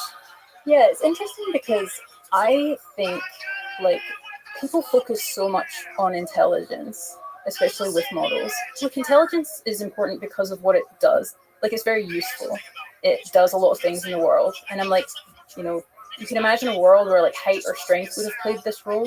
And I'm like, it's just a trait like that. I'm like, it's not intrinsically valuable. It's valuable because of what it does, I think, for the most part. The things that feel, you know, I'm like, I mean, personally, I'm just like, I think humans and like life in general is extremely magical. We almost like, to the degree that I don't know, like not everyone agrees with this, it's flagging, but you know, we have this like whole universe, and there's like all of these objects, you know, there's like beautiful stars, and there's like galaxies, and then I don't know, I'm just like, on this planet there are these creatures that have this like ability to observe that, like and they are like seeing it, they are experiencing it, and it's like that. If you try to explain, like I imagine trying to explain to like, I don't know, someone for some reason they've never encountered the world or science or anything. And I think that nothing is that, like everything, you know, like all of our physics and everything in the world, it's all extremely exciting. But then you say, oh, and plus there's this thing that is to be a thing and observe in the world, and you see this like inner cinema. And I think they would be like, hang on, wait, pause. You just said something that like is kind of wild sounding. And so I'm like, we have this like ability to like experience the world. We feel pleasure, we feel suffering, we feel like a lot of like complex things. And so, yeah, and maybe this is also why I think, you know, I also like hear a lot about animals, for example, because I think they probably share this with us. So I think that like the things that make humans special, insofar as like I care about humans, is probably more like their ability to feel and experience than it is like them having these like functionally useful traits. Yeah, to feel and experience the beauty in the world. Yeah, look at the stars. I hope there's other alien civilizations out there, but if we're it's a pretty good. It's a pretty good thing. And that they're having a good time. They're having a good time watching us. Yeah. Well, thank you for this good time, little conversation, and for the work you're doing, and for helping make Claude a great conversational partner. And thank you for talking. Yeah, thanks for talking. Thanks for listening to this conversation with Amanda Askell. And now, dear friends, is Chris Ola. Can you describe this fascinating field of mechanistic interpretability, aka mech-interp, the history of the field, and where it stands today? I think one useful way to think about neural networks is that we don't program, we don't make them, we grow them. You know, we have these neural network architectures that we define, and we have these loss objectives that we create. And the neural network architecture, it's kind of like a scaffold that the circuits grow on. And they sort of, you know, it starts off with some kind of random things, and it grows, and it's almost like the objective that we train for is this light. And so we create the scaffold that it grows on, and we create the light that it grows towards. But the thing that we actually create is this almost biological, entity or organism that we're studying. And so it's very, very different from any kind of regular software engineering. Because at the end of the day, we end up with this artifact that can do all of these amazing things. It can, write essays and translate and, understand images. It can do all these things that we have no idea how to directly write a computer program to do. And it can do that because we grew it. We didn't write it. We didn't create it. And so then that leaves open this question at the end, which is what the hell is going on inside these systems? And that, is, to me, a really deep and exciting question. It's, a really exciting scientific question. To me, it sort of is like the question that is just screaming out, it's calling out for us to go and answer it when we talk about neural networks. And I think it's also a very deep question for safety reasons. So, and mechanistic interpretability, I guess, is closer to maybe neurobiology. Yeah, I think that's right. So maybe to give an example of the kind of thing that has been done that I wouldn't consider to be mechanistic interpretability. There was, for a long time, a lot of work on saliency maps, where you would take an image and you try to say, the model thinks this image is a dog. What part of the image made it think that it's a dog? And that tells you maybe something about the model. So you can come up with a principled version of that. But it doesn't really tell you what algorithms are running in the model. How is the model actually making that decision? Maybe it's telling you something about what was important to it if you can make that method work. But it isn't telling you, what are the algorithms that are running? How is it that the system is able to do this thing that no one knew how to do? And so I guess we started using the term mechanistic interpretability to try to sort of draw that divide, or to distinguish ourselves in the work that we were doing in some ways from some of these other things. And I think since then it's become this sort of umbrella term for a pretty wide variety of work. But I'd say that the things that are kind of distinctive are, I think, this focus on, we really want to get at the mechanism, we want to get at the algorithms. If you think of neural networks as being like a computer program, then the weights are kind of like a binary computer program. We'd like to reverse engineer those weights and figure out what algorithms are running.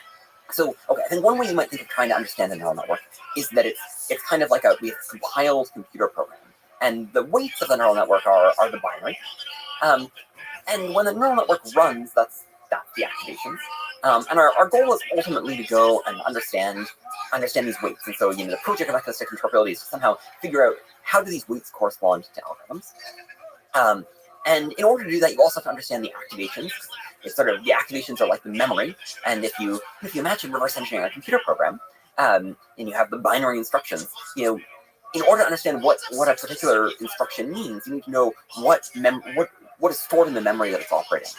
And so those two things are very intertwined. So mechanistic interpretability tends to be interested in both of those things. Now, there's a lot of work that's interested in those things, especially there's all this work on probing, which you might see as part of being mechanistic interpretability, although it's, again, it's just a broad term, and not everyone who does that work would identify as doing mechinterp. I think the thing that is maybe a little bit distinctive to the vibe of mechinterp is, I think people working in this space tend to think of neural networks as, well, maybe one way to say it is that gradient descent is smarter than you. That, gradient descent is actually really great. The whole reason that we're understanding these models is we didn't know how to write them in the first place. The gradient descent comes up with better solutions than us. And so I think that maybe another thing about mechinterp is sort of having almost a kind of humility that we won't guess a priori what's going on inside the model. We have to have this sort of bottom-up approach where we don't really assume, we don't assume that we should look for a particular thing and then that will be there and that's how it works. But instead we look from the bottom up and discover what happens to exist in these models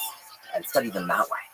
But, the very fact that it's possible to do, and as you and others have shown over time, things like universality, that the wisdom of the gradient descent creates features and circuits, creates things universally across different kinds of networks that are useful. And that makes the whole field possible. Yeah, so this is indeed a really remarkable and exciting thing, where it does seem like, at least to some extent, the same elements, the same features and circuits form again and again. You can look at every vision model and you'll find curve detectors, and you'll find high-low frequency detectors. And in fact, there's some reason to think that the same things form across, biological neural networks and artificial neural networks. So a famous example is vision models in the early layers. They have Gabor filters, and there's, Gabor filters are something that neuroscientists are interested in and have thought a lot about. We find curve detectors in these models. Curve detectors are also found in monkeys. We discovered these high-low frequency detectors, and then some follow-up work went and discovered them in rats. Or mice. So they were found first in artificial neural networks and then found in biological neural networks. There's this really famous result on grandmother neurons, or the Haley-Berry neuron from Kuroka et al. And we found very similar things in vision models, where this is while I was still at OpenAI and I was looking at our CLIP model, and you find these neurons that respond to the same entities in images, and also, to give a concrete example, we we found that there was a Donald Trump neuron. For some reason, I guess everyone liked to talk about Donald Trump, and Donald Trump was very prominent, was a very hot topic at that time. So every neural network that we looked at, we would find a dedicated neuron for Donald Trump. And that was the only person who had always had a dedicated neuron. Sometimes you'd have an Obama neuron, sometimes you'd have a Clinton neuron, but Trump always had a dedicated neuron. So it responds to pictures of his face and the word Trump, like all these things, right? And so it's not responding to a particular example, or like it's not just responding to his face. It's abstracting over this general concept, right? So in any case, it's very similar to these Kuroga results. So there's evidence that this phenomenon of universality, the same things form across both artificial and natural neural networks. That's a pretty amazing thing if that's true. It's just that, I think the thing that suggests is the gradient descent is sort of finding, the right ways to cut things apart in some sense that many systems converge on, and many different neural networks architectures converge on. But there's some natural set of, there's some set of abstractions that are a very natural way to cut apart the problem, and that a lot of systems are going to converge on. That would be my kind of, I don't know anything about neuroscience. This is just my kind of wild speculation from what we see. Yeah, that would be beautiful if it's sort of agnostic to the medium of the model that's used to form the representation. Yeah, and it's it's a kind of a wild speculation. Basically, we only have a few data points to suggest this, but it does seem like there's some sense in which the same things form again and again, and both certainly in natural neural networks and also artificially or in biology. And the intuition behind that would be that words, in order to be useful in understanding the real world, you need all this kind of stuff. Yeah, well, if we pick, I don't know, like the idea of a dog, right? Like, there's some sense in which the idea of a dog is like a natural category in the universe or something like this, right? Like, there's some reason, it's not just like a weird quirk of like how humans factor, think about the world, that we have this concept of a dog. It's in some sense or like even the idea of a line, like there's, like look around us, there are lines, it's sort of the simplest way to understand this room in some sense is to have the idea of a line. And so I think that would be my instinct for why this happens. Yeah, you need a curved line, to understand a circle, and you need all those shapes to understand bigger things. And it's a hierarchy of concepts that are formed. Yeah. And like maybe there are ways to go and describe, images without reference to those things, right? But they're not the simplest way or the most economical way or something like this. And so systems converge to these strategies would be my wild hypothesis. Can you talk through some of the building blocks that we've been referencing of features and circuits? So I think you first described them in 2020 paper, Zoom In, an introduction to circuits. Absolutely. So maybe I'll start by just describing some phenomena, and then we can sort of build to the idea of features and circuits. Wonderful. So if you spent like quite a few years, maybe like 5 years to some extent, with other things, studying this one particular model, Inception V1, which is this one vision model. It was state-of-the-art in 2015, and very much not state-of-the-art anymore. And it has, maybe about 10,000 neurons, and I spent a lot of time looking at the 10,000 neurons of Inception V1. And one of the interesting things is, there are lots of neurons that don't have some obvious interpretal meaning, but there's a lot of neurons in Inception V1 that do have really clean interpretal meanings. So you find neurons that just really do seem to detect curves, and you find neurons that really do seem to detect cars and car wheels and car windows, and floppy ears of dogs, and dogs with long snouts facing to the right and dogs with long snouts facing to the left, and different kinds of fur. There's sort of this whole beautiful edge detectors, line detectors, color contrast detectors, these beautiful things we call high low frequency detectors. I think looking at it, I sort of felt like a biologist. You're looking at this sort of new world of proteins, and you're discovering all these different proteins that interact. So one way you could try to understand these models is in terms of neurons. You could try to be like, there's a dog detecting neuron, and there's a car detecting neuron. And it turns out you can actually ask how those connect together. So you can go and say, I have this car detecting neuron, how was it built? And it turns out in the previous layer, it's connected really strongly to a window detector and a wheel detector and a sort of car body detector. And it looks for the window above the car and the wheels below and the car chrome sort of in the middle, sort of everywhere, but especially in the lower part. And that's sort of a recipe for a car, right? Like that is, earlier we said that the thing we wanted from McIntyre was to get algorithms, to go and get, ask what is the algorithm that runs? Well, here we're just looking at the weights of the neural network and we're reading off this kind of recipe for detecting cars. It's a very simple, crude recipe, but it's there. And so we call that a circuit, this connection. Well, okay, so the problem is that not all of the neurons are integral, and there's reason to think, we can get into this more later, there's this superposition hypothesis, there's reason to think that sometimes the right unit to analyze things in terms of is combinations of neurons. So sometimes it's not that there's a single neuron that represents, say, a car, but it actually turns out after you detect the car, the model sort of hides a little bit of the car in the following layer and a bunch of dog detectors. Why is it doing that? Well, maybe it just doesn't want to do that much work on cars at that point, and it's sort of storing it away to go and so it turns out then that this sort of subtle pattern of there's all these neurons that you think are dog detectors, and maybe they're primarily that, but they all a little bit contribute to representing a car. In that next layer. Okay, so now we can't really think there might still be something that I don't know, you could call it like a car concept or something, but it no longer corresponds to a neuron. So we need some term for these kind of neuron-like entities, these things that we sort of would have liked the neurons to be, these idealized neurons. The things that are the nice neurons, but also maybe there's more of them somehow hidden, and we call those features. And then what are circuits? So circuits are these connections of features, right? So when we have the car detector, and it's connected to a window detector and a wheel detector, and it looks for the wheels below and the windows on top, that's a circuit. So circuits are just collections of features connected by weights, and they implement algorithms. So they tell us, how are features used, how are they built, how do they connect together. So maybe it's worth trying to pin down like what really is the core hypothesis here. And I think the core hypothesis is something we call the linear representation hypothesis. So if we think about the car detector, the more it fires, the more we sort of think of that as meaning, the model is more and more confident that a car is present. Or, if it's some combination of neurons that represent a car, the more that combination fires, the more we think the model thinks there's a car present. This doesn't have to be the case, right? Like you could imagine something where you have this car detector neuron, and you think, if it fires like, between 1 and 2, that means one thing, but it means like totally different if it's between 3 and 4. That would be a nonlinear representation. And in principle, that models could do that. I think it's sort of inefficient for them to do. If you try to think about how you'd implement computation like that, it's kind of an annoying thing to do. But in principle, models can do that. So one way to think about the features and circuits sort of framework for thinking about things is that we're thinking about things as being linear. We're thinking about there as being that if a neuron or a combination of neurons fires more, that means more of a particular thing being detected, and then that gives weights a very clean interpretation as these edges between these entities, these features, and that edge then has a meaning. So that's in some ways the core thing.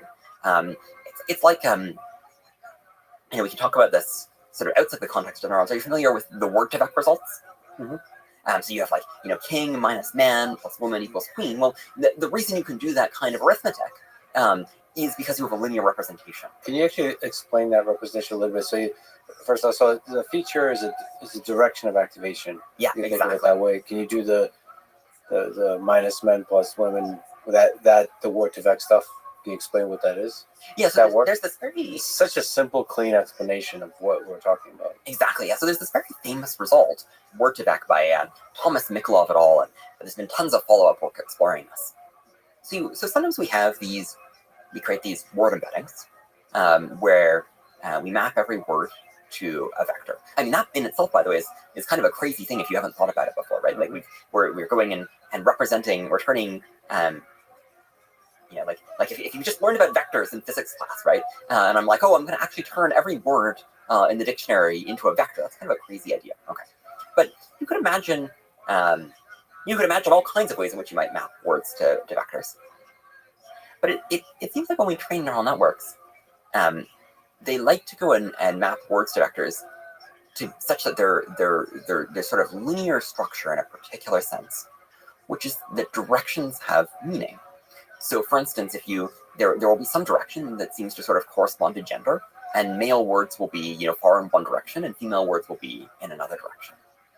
And the linear representation hypothesis is you could sort of think of it roughly as saying that that's actually kind of the fundamental thing that's going on, that everything is just different directions have meanings, and adding different direction vectors together can represent concepts. And the Mikolov paper sort of took that idea seriously, and one consequence of it is that you can do this game of playing sort of arithmetic with words. So you can do king, and you can subtract off the word man and add the word woman, and so you're sort of going and trying to switch the gender. And indeed, if you do that, the result will sort of be close to the word queen. And you can do other things, like you can do sushi minus Japan plus Italy and get pizza, or different things like this, right? So this is in some sense the core of the linear representation hypothesis. You can describe it just as a purely abstract thing about vector spaces. You can describe it as a statement about the activations of neurons, but it's really about this property of directions having meaning. And in some ways, it's even a little subtler than that. It's really, I think, mostly about this property of being able to add things together. That you can sort of independently modify, say, gender and royalty, or cuisine type, or country and the concept of food by adding them. Do you think the linear hypothesis holds? That Yes. carries scales? So far, I think everything I have seen is consistent with this hypothesis, and it doesn't have to be that way, right? Like you can write down neural networks where you write weights such that they don't have linear representations, where the right way to understand them is not in terms of linear representations. But I think every natural neural network I've seen has this property. There's been one paper recently that there's been some sort of pushing around the edges. So I think there's been some work recently studying multidimensional features, where rather than a single direction, it's more like a manifold of directions. This, to me, still seems like a linear representation. And then there's been some other papers suggesting that maybe in very small models, you get nonlinear representations. I think that the jury's still out on that. But I think everything that we've seen so far has been consistent with linear representation hypothesis. And that's wild. It doesn't have to be that way. And yet, I think there's a lot of evidence that certainly, at least, this is very, very widespread. And so far, the evidence is consistent with it. And I think that, one thing you might say is, well, Christopher, that's a lot, to go and sort of to write on. If we don't know for sure this is true, and you're sort of, you're investigating neural networks as though it is true, isn't that dangerous? Well, but I think actually there's a virtue in taking hypotheses seriously and pushing them as far as they can go. So it might be that someday we discover something that isn't consistent with the linear representation hypothesis. But science is full of hypotheses and theories that were wrong. And we learned a lot by sort of working under them as a sort of an assumption, and then going and pushing them as far as we can. I guess this is sort of the heart of what Kuhn would call normal science. I don't know. If you want, we can talk a lot about philosophy of science and that leads to the paradigm shift. So yeah, I love it, taking the hypothesis seriously and take it to a natural conclusion. Yeah. Same with the scaling hypothesis. Same. Exactly. And I love it. One of my colleagues, Tom Hennigan, who is a former physicist, made this really nice analogy to me of caloric theory, where once upon a time we thought that heat was actually this thing called caloric, and like the reason hot objects would warm up cool objects is like the caloric is flowing through them, and because we're so used to thinking about heat in terms of the modern theory, that seems kind of silly, but it's actually very hard to construct an experiment that sort of disproves the caloric hypothesis. And you can actually do a lot of really useful work believing in caloric. For example, it turns out that the original combustion engines were developed by people who believed in the caloric theory. So I think there's a virtue in taking hypotheses seriously, even when they might be wrong. Yeah. Yeah. There's a deep philosophical truth to that. That's kind of like how I feel about space travel and colonizing Mars. There's a lot of people that criticize that. I think if you just assume we have to colonize Mars in order to have a backup for human civilization, even if that's not true, that's going to produce some interesting engineering and even scientific breakthroughs, I think. Yeah, well, and actually this is another thing that I think is really interesting. So, there's a way in which I think it can be really useful for society to have people almost irrationally dedicated to investigating particular hypotheses. Because Well, it takes a lot to sort of maintain scientific morale and really push on something when most scientific hypotheses end up being wrong. A lot of science doesn't work out. And yet it's very useful to go to just there's a joke about Jeff Hinton, Right. which is that Jeff Hinton has discovered how the brain works every year for the last 50 years. Yeah. But I say that with with really deep respect because in fact that's actually that led to him doing some really great work. Yeah, he won the Nobel Prize now. Who's laughing now? Exactly. Yeah. I think one wants to be able to pop up and sort of recognize the appropriate level of confidence. But I think there's also a lot of value in just being like, I'm going to essentially assume, I'm going to condition on this problem being possible or this being broadly the right approach. And I'm just going to go and assume that for a while and go and work within that and push really hard on it. And if society has lots of people doing that for different things, that's actually really useful in terms of going and getting either really ruling things out, right? We can be like, well, that didn't work, and we know that somebody tried hard, or going and getting to something that it does teach us something about the world. So another interesting hypothesis is the superposition hypothesis. Can you describe what superposition is? Yeah. So earlier we were talking about word tech, right? And we were talking about how maybe you have one direction that corresponds to gender, and maybe another that corresponds to royalty, and another one that corresponds to Italy, and another one that corresponds to food and all of these things. Well, oftentimes maybe these word embeddings, they might be 500 dimensions, 1,000 dimensions, and so if you believe that all those directions were orthogonal, then you could only have 500 concepts. And I love pizza, but like if I was going to go and give the 500 most important concepts in the English language, probably Italy wouldn't be. It's not obvious, at least, that Italy would be one of them, right? Because you have to have things like plural and singular and verb and noun and adjective, and there's a lot of things we have to get to before we get to Italy and Japan, and there's a lot of countries in the world. And so how might it be that models could simultaneously have the linear representation hypothesis be true and also represent more things than they have directions?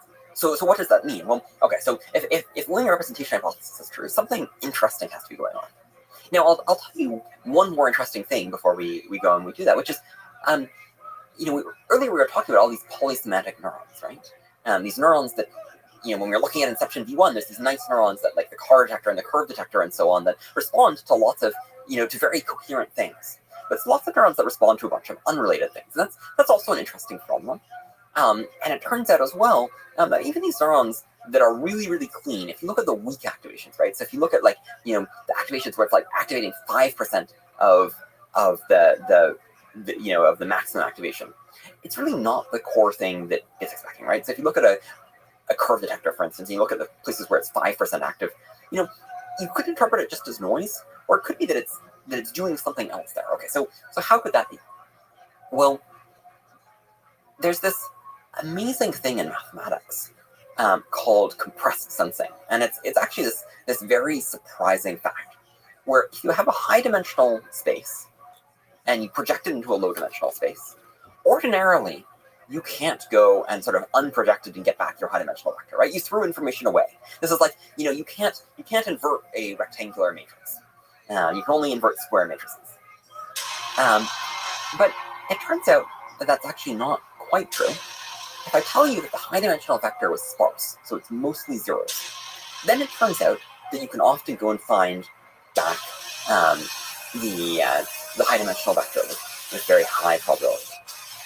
So that's a surprising fact, right? It says that you can have this high dimensional vector space, and as long as things are sparse, you can project it down. You can have a lower dimensional projection of it, and that works.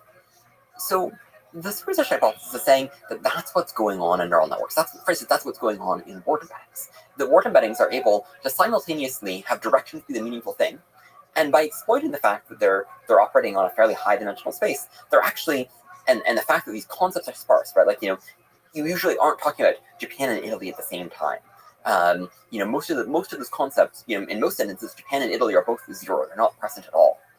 And if that's true, then you can go and have it be the case that you can have many more of these sort of directions that are meaningful, these features, than you have dimensions. And similarly, when we're talking about neurons, you can have many more concepts than you have neurons. So that's at a high level, the superposition hypothesis. Now, it has this even wilder implication, which is to go and say that neural networks are, it may not just be the case that the representations are like this, but the computation may also be like this. The connections between all of them. And so in some sense, neural networks may be shadows of much larger, sparser neural networks. And what we see are these projections. And the strongest version of the superposition hypothesis would be to take that really seriously and sort of say, there actually is in some sense this upstairs model, this where the neurons are really sparse and all interpretable, and there's the weights between them are these really sparse circuits, and that's what we're studying. And the thing that we're observing is the shadow of it, and so we need to find the original object. And the process of learning is trying to construct a compression of the upstairs model that doesn't lose too much information in the projection. Yeah, it's finding how to fit it efficiently or something like this. The gradient descent is doing this. And in fact, so this sort of says that gradient descent, it could just represent a dense neural network, but it sort of says that gradient descent is implicitly searching over the space of extremely sparse models that could be projected into this low-dimensional space. Mm-hmm. And this large body of work of people going and trying to study sparse neural networks, right? Where you go and you could design neural networks, right? Where the edges are sparse and the activations are sparse. And, my sense is that work has generally, it feels very principled, right? It makes so much sense. And yet that work hasn't really panned out that well, is my impression broadly. And I think that a potential answer for that is that actually the neural network is already sparse in some sense. Gradient descent was the whole time. You were trying to go and do this. Gradient descent was actually in the behind the scenes, going and searching more efficiently than you could through the space of sparse models, and going and learning whatever sparse model was most efficient, and then figuring out how to fold it down nicely to go and run conveniently on your GPU, which does this nice dense matrix multiplies, and that you just can't beat that. How many concepts do you think can be shoved into a neural network? Depends on how sparse they are. So there's probably an upper bound from the number of parameters, right? Because you have to have, you still have to have, weights that go and connect them together. So that's one upper bound. There are, in fact, all these lovely results from compressed sensing and the Johnson-Lindenstrauss lemma and things like this, that they basically tell you that if you have a vector space and you want to have almost orthogonal vectors, which is sort of probably the thing that you want here, right? So you're going to say, well, I'm going to give up on having my concepts, my features be strictly orthogonal, but I'd like them to not interfere, that ask them to be almost orthogonal. Then this would say that it's actually, for once you set a threshold for what you're willing to accept in terms of how much cosine similarity there is, that's actually exponential in the number of neurons that you have. So at some point, that's not going to even be the limiting factor. But there's beautiful results there. And in fact, it's probably even better than that in some sense, because that sort of is for saying that, any random set of features could be active. But in fact, the features have sort of a correlational structure where some features, are more likely to co-occur and other ones are less likely to co-occur. And so neural networks, my guess would be to do very well in terms of going and packing things in such to the point that's probably not the limiting factor. How does the problem of polysemanticity enter the picture here? Polysemanticity is this phenomenon we observe where we look at many neurons, and the neuron doesn't just sort of represent one concept. It's not a clean feature. It responds to a bunch of unrelated things. And superposition is, you can think of as being a hypothesis that explains the observation of polysemanticity. So polysemanticity is this observed phenomenon, and superposition is a hypothesis that would explain it along with some other So that makes Mecklenburg more difficult. Right. So if you're trying to understand things in terms of individual neurons, and you have polysemantic neurons, you're in an awful lot of trouble, right? I mean, the easiest answer is like, okay, well, you're looking at the neurons, you're trying to understand them. This one responds to a lot of things. It doesn't have a nice meaning. Okay, well, that's bad. Another thing you could ask is, ultimately we want to understand the weights, and if you have two polysemantic neurons, and each one responds to three things, and then the other neuron responds to three things, and you have a weight between them. What does that mean? Does it mean that all three, there's these nine interactions going on? It's a very weird thing. But there's also a deeper reason, which is related to the fact that neural networks operate on really high dimensional spaces. So I said that our goal was, to understand neural networks and understand the mechanisms. And one thing we might say is like, well, why not? It's just a mathematical function. Why not just look at it, right? Like, one of the earliest projects I did studied these neural networks that mapped two-dimensional spaces to two-dimensional spaces. You can sort of interpret them in this beautiful way as like bending manifolds. Why can't we do that? Well, as you have a higher dimensional space, the volume of that space in some sense is exponential in the number of inputs you have. And so you can't just go and visualize it. So we somehow need to break that apart. We need to somehow break that exponential space into a bunch of things that we, some non-exponential number of things that we can reason about independently. And the independence is crucial because it's the independence that allows you to not have to think about, all the exponential combinations of things. And things being monosemantic, things only having one meaning, things having a meaning, that is the key thing that allows you to think about them independently. And so I think that's if you want the deepest reason why we want to have interpretable monosemantic features, I think that's really the deep reason. And so the goal here, as your recent work has been aiming at, is how do we extract the monosemantic features from a neural net that has monosemantic features and all this mess. Yes, we observe these polysemantic neurons, and we hypothesize that what's going on is superposition. And if superposition is what's going on, there's actually a sort of well-established technique that is sort of the principal thing to do, which is dictionary learning. And it turns out if you do dictionary learning, in particular if you do sort of a nice, efficient way that in some sense sort of nicely regularizes it as well, called a sparse autoencoder. You train a sparse autoencoder, these beautiful interpretable features start to just fall out where there weren't any beforehand. And so that's not a thing that you would necessarily predict, right? But it turns out that works very, very well. Yeah, to me, that seems like some non-trivial validation of linear representations in superposition. So with dictionary learning, you're not looking for particular kind of categories. You don't know what they are. Exactly. They just emerge. And this gets back to our earlier point, right? When we're not making assumptions, gradient descent is smarter than us. So we're not making assumptions about what's there. One certainly could do that, right? One could assume that there's a PHP feature and go and search for it. But we're not doing that. We're saying we don't know what's going to be there. Instead, we're just going to go and let the sparse autoencoder discover the things that are there. So can you talk to the toward monosemanticity paper from October last year? That had a lot of nice breakthrough results. That's very kind of you to describe it that way. This was our first real success using sparse autoencoders. So we took a one-layer model, and it turns out if you go and you do dictionary learning on it, you find all these really nice interpretable features. So, the Arabic feature, the Hebrew feature, the base 64 feature, those were some examples that we studied in a lot of depth and really showed that they were what we thought they were. It turns out if you train a model twice as well and train two different models and do dictionary learning, you find analogous features in both of them, so that's fun. You find all kinds of different features. So that was really just showing that this works. And, I should mention that there was this Cunningham et al. That had very similar results around the same time. There's something fun about doing these kinds of small scale experiments and finding that it's actually working. Yeah, well, and there's so much structure here. Like so maybe stepping back for a while, I thought that maybe all this mechanistic interpretability work, the end result was going to be that I would have an explanation for why it was sort of very hard and not going to be tractable. We'd be like, well, there's this problem with superposition, and it turns out superposition is really hard, and we're kind of screwed. But that's not what happened. In fact, a very natural, simple technique just works. And so then that's actually a very good situation. I think this is a sort of hard research problem, and it's got a lot of research risk. And, it might still very well fail, but I think that some very significant amount of research risk was sort of put behind us when that started to work. Can you describe what kind of features can be extracted in this way? Well, so it depends on the model that you're studying, right? So the larger the model, the more sophisticated they're going to be, and we'll probably talk about follow-up work in a minute. Mm-hmm. But in these one-layer models, so some very common things I think were languages, both programming languages and natural languages. There were a lot of features that were specific words in specific contexts.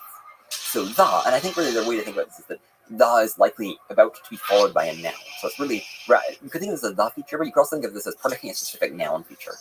And there would be these features that would fire for the in the context of, say, a legal document or a mathematical document or something like this. And so, maybe in the context of math, you're like, the, and then predict vector or matrix, all of these mathematical words, whereas, in other contexts, you would predict other things. was common. And basically, you need clever humans to assign labels to what we're seeing. Yes. So this is the only thing this is doing is that sort of unfolding things for you. So if everything was sort of folded over top of it, serialization folded everything on top of itself, you can't really see it. This is unfolding it. Mm-hmm. But now you still have a very complex thing to try to understand. So then you have to do a bunch of work understanding what these are. And some of them are really subtle. Like there's some really cool things, even in this one layer model about Unicode, where, of course, some languages are in Unicode, and the tokenizer won't necessarily have a dedicated token for every Unicode character. So instead, what you'll have is these patterns of alternating tokens that each represent half of a Unicode character, and a different feature that goes and activates on the opposing ones to be like, okay, I just finished a character, go and predict the next prefix. Then, okay, I'm on the prefix, predict a reasonable suffix. And you have to alternate back and forth. So there's, these one-layer models are really interesting. And there's another thing, which is you might think, okay, there would just be one base 64 feature. But it turns out there's actually a bunch of base 64 features, because you can have English text encoded in as base 64, and that has a very different distribution of base 64 tokens than regular. And there's some things about tokenization as well that it can exploit, and I don't know, there's all kinds of fun stuff. How difficult is the task of sort of assigning labels to what's going on? Can this be automated by AI? Well, I think it depends on the feature, and it also depends on how much you trust your AI. So there's a lot of work doing automated interpretability. I think that's a really exciting direction, and we do a fair amount of automated interpretability and have Claude go and label our features. Is there some fun moments where it's totally right or it's totally wrong? Yeah, well, I think it's very common that it's like says something very general, which is like true in some sense, but not really picking up on the specific of what's going on. So I think that's a pretty common situation. You don't know that I have a particularly amusing one. That's interesting. That little gap between it is true, but doesn't quite get to the deep nuance of a thing. Yeah. That's a general challenge. It's like it's already an incredible accomplishment that can say a true thing, but it doesn't. It's missing the depth sometimes. And in this context, it's like the ARC challenge. The sort of IQ type tests. It feels like figuring out what a feature represents is a little puzzle you have to solve. Yeah, and I think that sometimes they're easier and sometimes they're harder as well. I think that's tricky. And there's another thing, which I don't know, maybe in some ways this is my like aesthetic coming in, but I'll try to give you a rationalization. I'm actually a little suspicious of automated interpretability. And I think it's partly just that I want humans to understand neural networks. And if the neural network is understanding it for me, I don't quite like that. But I do have a bit of, in some ways I'm sort of like the mathematicians who are like, if there's a computer automated proof, it doesn't count. Right. They won't understand it. But I do also think that there is this kind of like reflections on trusting trust type issue, where this famous talk about, like when you're writing a computer program, you have to trust your compiler. And if there was like malware in your compiler, then it could go and inject malware into the next compiler, and you'd be kind of in trouble, right? Well, if you're using neural networks to go and verify that your neural networks are safe, the hypothesis that you're testing for is like, okay, well, the neural network maybe isn't safe, and you have to worry about like, is there some way that it could be screwing with you? I think that's not a big concern now, but I do wonder in the long run if we have to use really powerful AI systems to go and audit our AI systems. Is that actually something we can trust? But maybe I'm just rationalizing because I just want us to have to get to a point where humans understand everything. Yeah, especially that's hilarious, especially as we talk about AI safety and looking for features that would be relevant to AI safety, like deception and so on. So let's talk about the scaling monosemanticity paper in May 2024. Okay, so what did it take to scale this to apply to Claude 3 Sonnet? Well, a lot of GPUs. A lot more GPUs. But one of my teammates, Tom Hennigan, was involved in the original scaling laws work. And something that he was sort of interested in from very early on is, are there scaling laws for interpretability? And so something he sort of immediately did when this work started to succeed and we started to have sparse autoencoders work was he became very interested in what are the scaling laws for for making sparse autoencoders larger, and how does that relate to making the base model larger? And so it turns out this works really well, and you can use it to sort of project, if you train a sparse autoencoder at a given size, how many tokens should you train on, and so on. So this was actually a very big help to us in scaling up this work, and made it a lot easier for us to go and train, really large sparse autoencoders, where, it's not like training the big models. It's starting to get to a point where it's actually expensive to go and train the really big ones. So you have to do all this stuff of like splitting it across large. Oh yeah, no, I mean there's a huge engineering challenge here too, right? So yeah, so there's a scientific question of how do you scale things effectively, and then there's an enormous amount of engineering to go and scale this up. You have to shard it. You have to think very carefully about a lot of things. I'm lucky to work with a bunch of great engineers because I am definitely not a great engineer. Yeah, on the infrastructure especially, yeah, for sure. So it turns out TLDR, it worked. It worked, yeah. And I think this is important because you could have imagined a world where you set after towards monosemanticity. Chris, this is great. It works on a one-layer model, but one-layer models are really idiosyncratic.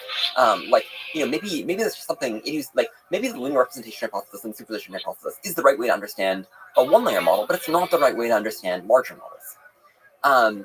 And so I think, first of all, the Cunningham et al. Paper sort of cut through that a little bit and sort of suggested that this wasn't the case. But scaling monosemanticity sort of, I think, was significant evidence that even for very large models, and we did it on Claude 3 Sonnet, which at that point was one of our production models, even these models seem to be substantially explained, at least, by linear features, and doing dictionary running on them works, and as you learn more features, you go and you explain more and more. So that's, I think, quite a promising sign. And you find now really fascinating abstract features. And the features are also multimodal. They respond to images and text for the same concept, which is fun. Yeah, can you explain that? I mean, backdoor. There's just a lot of examples that you can. Yeah, so maybe let's start with one example to start, which is we found some features around sort of security vulnerabilities and backdoors in code. So it turns out those are actually two different features. So there's a security vulnerability feature, and if you force it active, Claude will start to go and write security vulnerabilities like buffer overflows into code. And also it fires for all kinds of things. Like some of the top dataset examples were things like -- disable SSL or something like this, which are sort of obviously really insecure. So at this point, it's kind of like, and maybe it's just because the examples are presented that way, it's kind of like surface a little bit more obvious examples, right? I guess the idea is that down the line, it might be able to detect more nuanced, like deception or bugs or that kind of stuff. Yeah, well, maybe I want to distinguish two things. So one is the complexity of the feature or the concept, right? And the other is the nuance of how subtle the examples we're looking at, right? So when we show the top dataset examples, those are the most extreme examples that cause that feature to activate. And so it doesn't mean that it doesn't fire for more subtle things. So the insecure code feature, the stuff that it fires for most strongly for are these like really obvious, disable the security type things. But it also fires Welcome. for buffer overflows and fucking I didn't speak to you anyway. And more subtle security vulnerabilities in code. But these features are all multimodal, so you could ask what images activate this feature. And it turns out that the security vulnerability feature activates for images of people clicking on Chrome to go past the this website. The SSL certificate might be wrong or something like this. Another thing that's very entertaining is there's backdoors in code feature. Like you activate it, it goes and Claude writes a backdoor that will go and dump your data to port or something. But you can ask, okay, what images activate the backdoor feature? It was devices with hidden cameras in them. So there's a whole apparently genre of people going and selling devices that look innocuous that have hidden cameras, and they have ads about how there's a hidden camera in it. And I guess that is the physical version of a backdoor. And so it sort of shows you how abstract these concepts are, right? And I just thought that was, I'm sort of sad that there's a whole market of people selling devices like that, but I was kind of delighted that was the thing that it came up with as the top image examples for the feature. Yeah, it's nice. It's multimodal. It's almost context. It's broad strong definition of a singular concept. It's nice. Yeah. To me, one of the really interesting features, especially for AI safety, is deception and lying, and the possibility that these kinds of methods could detect lying in a model, especially gets smarter and smarter and smarter. Presumably, that's a big threat of a super intelligent model, that it can deceive the people operating it as to its intentions or any of that kind of stuff. So, what have you learned from detecting lying inside models? Yeah, so I think we're in some ways in early days for that. We find quite a few features related to deception and lying. There's one feature where it fires for people lying and being deceptive, and you force it active, and Claude starts lying to you. So we have a deception feature. I mean, there's all kinds of other features about withholding information and not answering questions, features about power seeking and coups and stuff like that. So there's a lot of features that are kind of related to spooky things, and if you force them active, Claude will behave in ways that are not the kinds of behaviors you want. What are possible next exciting directions to you in the space of mech interp? Well, there's a lot of things.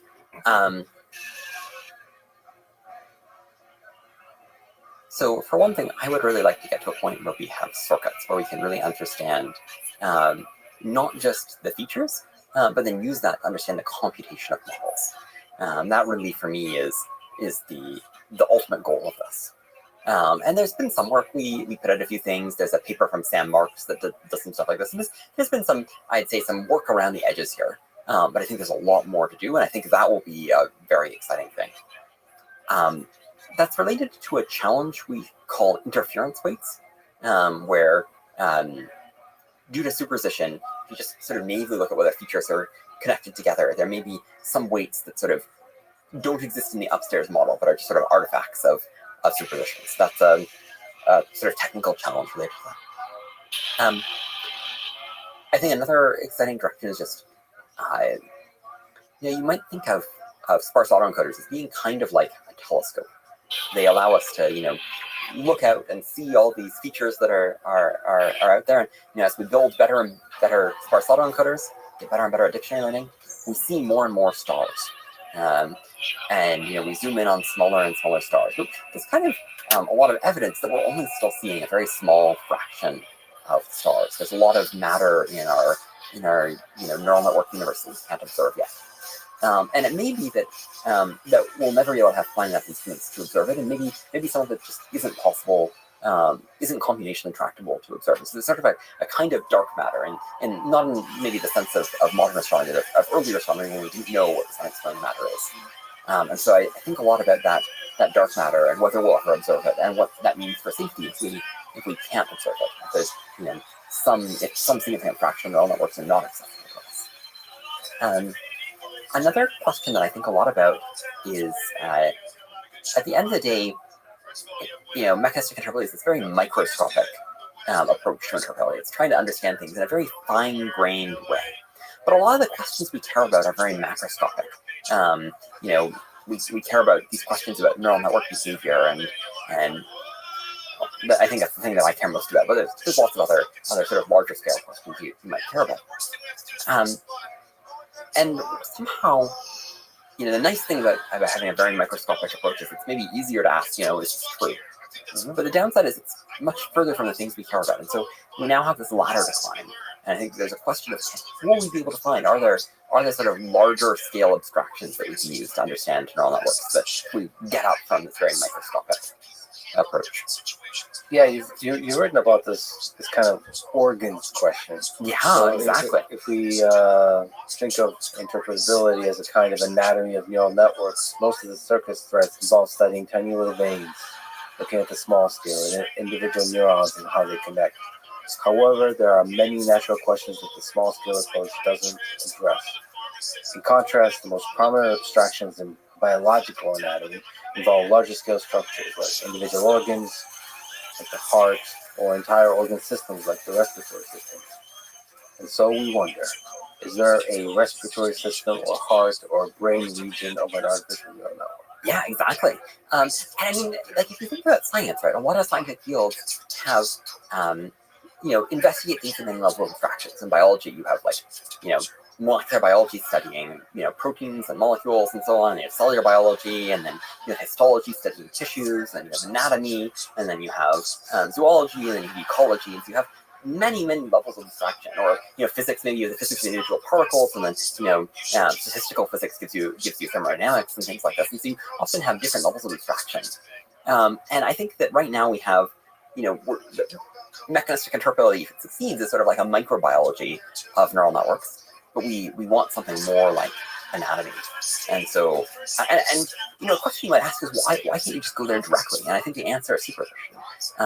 At least in significant part, it's that it's actually very hard to see this macroscopic structure without first sort of breaking down the microscopic structure in the right way and then studying how it connects together. But I'm hopeful that there is going to be something much larger than features and circuits, and that we're going to be able to have a story that involves much bigger things. And then you can sort of study in detail the parts you care about. I suppose from neurobiology, like a psychologist or a psychiatrist of a neural network. And I think that the beautiful thing would be if we could go and, rather than having disparate fields for those two things, if you could build a bridge between them, such that you could go and have all of your higher level abstractions grounded very firmly in this very solid, more rigorous, ideally, foundation. What do you think is the difference between the human brain, the biological neural network, and the artificial neural network? Well, the neuroscientists have a much harder job than us. Sometimes I just count my blessings by how much easier my job is than the neuroscientists, right? So I have, we can record from all the neurons. Yeah. We can do that on arbitrary amounts of data. The neurons don't change while you're doing that, by the way. You can go and ablate neurons, you can edit the connections and so on, and then you can undo those changes. That's pretty great. Yeah. You can you can intervene on any neuron and force it active and see what happens. Which neurons are connected to everything, right? Neuroscientists want to connect them, we have to connect them. And we have it for much bigger than C. elegans. Yeah. And then not only do we have the connectome, we know which neurons excite or inhibit each other, right? So it's not just that we know that the binary maps, we know the weights. We can take gradients. We know computationally what each neuron does. So I don't know. The list goes on and on. We just have so many advantages over neuroscientists. And then, despite having all those advantages, it's really hard. And so one thing I do sometimes think is, gosh, if it's this hard for us, it seems impossible under the constraints of neuroscience, or near impossible. I don't know. Maybe part of me is I've got a few neuroscientists on my team. Maybe I'm sort of maybe the neuroscientists, maybe some of them would like to have an easier problem that's still very hard, and they should come and work on neural networks. And then after we figure out things in sort of the easy little pond of trying to understand neural networks, which is still very hard, then we could go back to biological neuroscience. I love what you've written about the goal of mechanistic research as two goals: safety and beauty. So can you talk about the beauty side of things? Yeah, so there's this funny thing where I think some people are kind of disappointed by neural networks, I think, where they're like, neural networks, it's just these simple rules, and you just do a bunch of engineering to scale it up, and it works really well. And where's the complex ideas? This isn't a very nice, beautiful scientific result. And I sometimes think when people say that, I picture them being evolution is so boring. It's just a bunch of simple rules, and you run evolution for a long time, and you get biology. What a sucky way for biology to have turned out. Where's the complex rules? But the beauty is that simplicity generates complexity. Biology has these simple rules, and it gives rise to all the life and ecosystems that we see around us, all the beauty of nature. That all just comes from evolution and from something very simple in evolution. And similarly, I think that neural networks create enormous complexity and beauty inside it, and structure inside themselves that people generally don't look at and don't try to understand. It's hard to understand, but I think that there is an incredibly rich structure to be discovered inside neural networks. A lot of very deep beauty, and if we're just willing to take the time to go and see it and understand it. Yeah, I love Mechatrope. The feeling we are understanding and getting glimpses of understanding the magic that's going on inside is really wonderful. It feels to me like one of the questions is just calling out to be asked, and I'm sort of I mean, a lot of people are thinking about this, but I'm often surprised that not more are. Is how is it that we don't know how to create computer systems that can do these things, and yet we have these amazing systems that we don't know how to directly create computer programs that can do these things. But these neural networks can do all these amazing things, and it just feels like that is obviously the question that sort of is calling out to be answered. If you have any degree of curiosity, it's like, how is it that humanity now has these artifacts that can do these things that we don't know how to do? Yeah, I love the image of the circus reaching towards the light of the objective function. Yeah, it's this organic thing that we've grown, and we have no idea what we've grown. Well, thank you for working on safety, and thank you for appreciating the beauty of the things you discover. And thank you for talking today, Chris. This is wonderful. Thank you for taking the time to chat as well.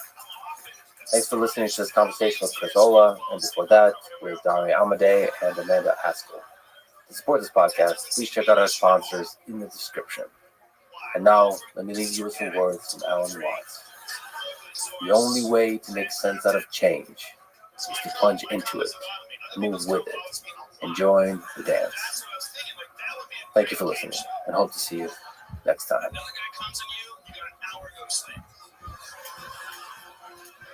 Sleep in 1 hour, you win $1 billion. You know how hard it is to fall asleep if you have an hour anyway.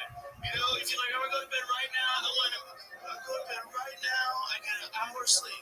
Just right now, 15 Most people, most of the time, are polite, cooperative, and kind until they're not. The following is a conversation with Rick Spence, a historian specializing in the history of intelligence agencies, espionage, secret societies, conspiracies, the occult, and military history. This is the Let's Freedom podcast. To support it, please check out our sponsors in the description. And now, dear friends, here's Rick Spence. You have written and lectured about serial killers, secret societies, cults, and intelligence agencies. So we can basically begin at any of these fascinating topics. But let's begin with intelligence agencies. Which has been the most powerful intelligence agency in history? The most powerful intelligence agency in history. I mean, it's an interesting question. I'd say probably in terms of historical longevity and consistency of performance. But the Russian intelligence services, notice I didn't say the KGB specifically, but the Russian intelligence services, going back to the Tsarist period, are consistently pretty good. Not infallible. None of them are. Of course, there's a common Western way of looking at anything Russian. Very often, I think it's still the case, Russians are viewed in one of two ways. Either they are bumbling idiots, or they are diabolically clever. No sort of middle ground. And you can find both of those examples in this. So what I mean by that is that if you're looking at the modern SVR or FSB, which are just two different organizations that used to be part of the one big KGB, the KGB or its predecessors, the Cheka, you're really going back to the late 19th century and the Imperial Russian Intelligence Security Service, generally known as the Okhrana or Okranka. Certainly the Department of Police, the Special Corps of Gendarmes. Their primary job was protecting the imperial regime and protecting it against imperial, or rather interior enemies, revolutionaries for the most part. And they got very, very good at that. By co-opting people within those movements, infiltrating and recruiting informers, agent provocateurs. In fact, they excelled in agent provocateur. The person you place inside an organization causes trouble. Usually maneuver them into a position of leadership, and they provoke actions that can then allow you to crack down on them. That is, may sort of lure or bring the target organization into an illegal or open status that it can be more effectively suppressed. They were very good at that. So good that by the early 20th century, in the years preceding the Russian Revolution in 1917, they had effectively infiltrated every radical party, Bolsheviks, Mensheviks, SRs, great and small, and placed people in positions of influence and leadership. To the point that, arguably, that is, you can debate this, but I think in the whole they could largely dictate what those parties did. Nothing was discussed at any central committee meeting of any revolutionary group that the Akhrana wasn't immediately aware of. And they often had people in positions to influence what those decisions were. Of course, that raises an interesting question, is that if they were that good and they had infiltrated and effectively controlled most of the opposition, then how did the regime get overthrown by revolutionaries? The answer to that is that it wasn't overthrown by revolutionaries. It was overthrown by politicians. That would then take us into a detour into Russian history, but I'll just leave it with this. If you look at 1917 and you look closely, this is one of the things I would always tell my students, is that there are two Russian revolutions in 1917. There's the first one in March or February, depending on your calendar, that overthrows Nicholas II. Revolutionaries are really not involved with that. Bolsheviks are nowhere to be seen. Trotsky and Lenin are nowhere to be seen. They have nothing to do with that. That has to do effectively with a political conspiracy within the Russian parliament, the Duma, to unseat an emperor they thought was bungling the war and was essentially a loser to begin with. And it was a coup d'etat, a parliamentary coup d'etat.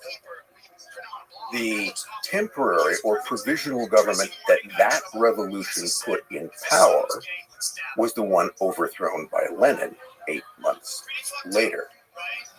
And that government was essentially one dominated by moderate socialists. The government that very quickly sort of turned to the left. The guy we associate with that is Alexander Kerensky. Alexander Kerensky was a Russian socialist, a politician. He was the quasi-dictator of that regime. He's the person, not the Tsar, who's overthrown by Lenin. So the revolutionaries, they did not prove to be the fatal threat to the Tsarist regime. It was the Tsarist political system itself that did that. What then transpired was that the Okhrana and its method and many of its agents then immediately segued over into the new Soviet security service. So one of the first things that Lenin did in December of 1917, within a month of seizing power, since the hold on power was tenuous at best, was that, well, you need some kind of organization to infiltrate and suppress those pesky counter-revolutionaries and foreign imperialists and all of the other enemies that we have. And so the Extraordinary Commission to Combat Counter-Revolutionary Sabotage, the Cheka, was formed. You put a veteran Bolshevik, Felix Dzerzhinsky, at the head of that, someone you could politically rely upon, but Dzerzhinsky built his organization essentially out of the Okhrana. I mean, there were all of these informers sitting around with nothing to do, and they were employed.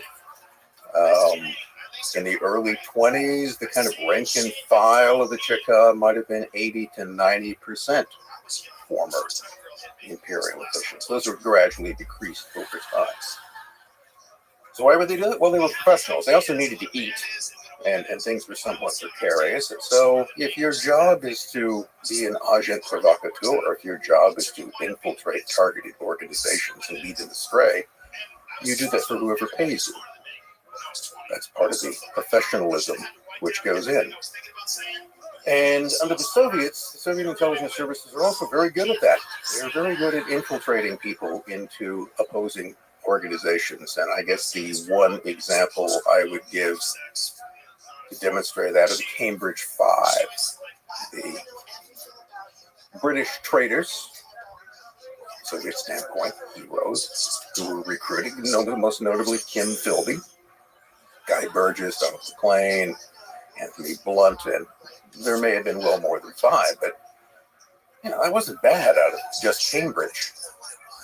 And then placing those people in high positions, the ultimate goal, of course, is to get your people into positions of leadership and influence in the opposing intelligence service. And so they did. Of course, it all fell apart, and they ended up in, Philby ended up living the last part of his life in exile in Moscow, but they got their money's worth out of him. And you can also find this in KGB infiltration, the CIA, the FBI, the Aldrich Ames, Hansen cases. Of course, we were infiltrating. By we, I mean the Americans in the West managed to infiltrate our moles as well. But if it came down, someone could dispute this, but I would think if you were going to come down to kind of like a who had the most moles Super Bowl, probably the Soviets would come somewhat ahead of that. So the scale of the infiltration, the number of people, and the skill of it. Is there a case to be made that the Okhrana and the Cheka orchestrated both the components of the Russian Revolution as you described them? Well, there's an interesting question for me. I mean, there are all kinds of questions about this. I mean, one of the questions is whether or not Lenin was an Okhrana agent. Okay, I've just said heresy. Some people, I'll do that quite often because I am a heretic and proud of it. Why would you possibly say that Lenin could have been an Okhrana agent? Well, let's look what he managed to do. So you had, coming into the 20th century, nominally a single Marxist movement, the Russian Social Democratic Labor Party. And Bolsheviks and Mensheviks, majorityites and minorityyites, are merely factions of that party. And they always agreed that they were all Marxists and they all believe in dialectical materialism and the rise of we're all socialist, comrade. The difference was the tactical means by which one would attain this. And what Lenin wanted was a militant, small-scale vanguard party. Wanted a revolution. Wanted to seize power, seize control of the state. And once you have the state, then you induce socialism from above. Whereas the majority of the people, the so-called Mensheviks, the minorityyites, who are, oddly enough, the vast majority of the party, that's one of the first things. How do you lose that argument? Okay, how does the minority get to grab the name majority-eyes? But Lenin did that. So what Lenin wanted was a conspiratorial party of committed revolutionaries that would plot and scheme and undermine and eventually seize control of the state and induce socialism from above. There were other Russian Marxists who thought that sounded vaguely totalitarian and not really democratic, not even terribly socialist. And they opposed that ineffectively from the beginning, outmaneuvered every step of the way. The Mensheviks are a case study in failure of a political organization. That too will be heresy to some people, but look, they lost. Now, so what Lenin managed to do, starting around 1903, continuing out of this, is he managed to divide, to take what had been a single Marxist party and split it into angry, contending factions. Because he and his Bolsheviks were on one side, advocating a much more militant, conspiratorial policy. The discombobulated Mensheviks were over on the other, and in between were a lot of people who really didn't know where they stood on this. And sometimes they kind of agreed, and he seems to be making sense today. No, I don't think he's making sense in that day. But he managed to completely disunify this organization. Now, who could possibly have seen benefit in that? The Okhrana. Now, whether or not they put him up to it, whether or not in some way they helped move him into a position of leadership or encouraged it through people around him, whether he was a witting or unwitting agent of the Tsar's secret police, he certainly accomplished exactly what it was that they had wanted. And I find that suspicious. It's one of those things that it's so convenient in a way is that I'm not necessarily sure that was an accident. There's also this whole question to me as to what was going on within the Okhrana itself. Now, this is one of these questions when I come to later about how intelligence agencies interact or serve the governments to which they are theoretically subordinate. They do tend to acquire a great deal of influence and power. After all, their main job is to collect information. And that information could be about all kinds of things, including people within the government structure itself. And they also know how to leverage that information in a way to get people to do what you want them to do. So an argument can be made, again, an argument, not a fact, merely an opinion, mostly what history is made out of, opinions, is that at some point, between about 1900 and 1917, people in the Okhrana were playing their own game. And that game took them in a direction which meant that continued loyalty to the emperor, specifically to Nicholas II, was no longer part of that. To me, in a way, it seems almost during the events of 1917 that, one, you had an organization that was very effective when it did, that suddenly just becomes ineffective. It doesn't really disappear. These things don't go away because it will reappear as the Ochaka, basically, fairly quickly. But it raises the question to me as to what degree there were people within the organization who allowed events to take the course they wished. I always wonder how much deliberate planning there is within an organization like Okhrana, or if there's kind of a distributed intelligence that happens. Well, one of the key elements in any kind of intelligence organization or operation is compartmentalization. Need to know. So rarely do you have an occasion where everybody in an executive position are all brought into a big corporate meeting and we discuss all of the secret operations that are going on. No, you never do that. Only a very limited number of people should know about that. If you have a person who is a case officer who is controlling agents, he's the only one who should know who these people are. Possibly his immediate superiors, but no way do you want that to be common knowledge.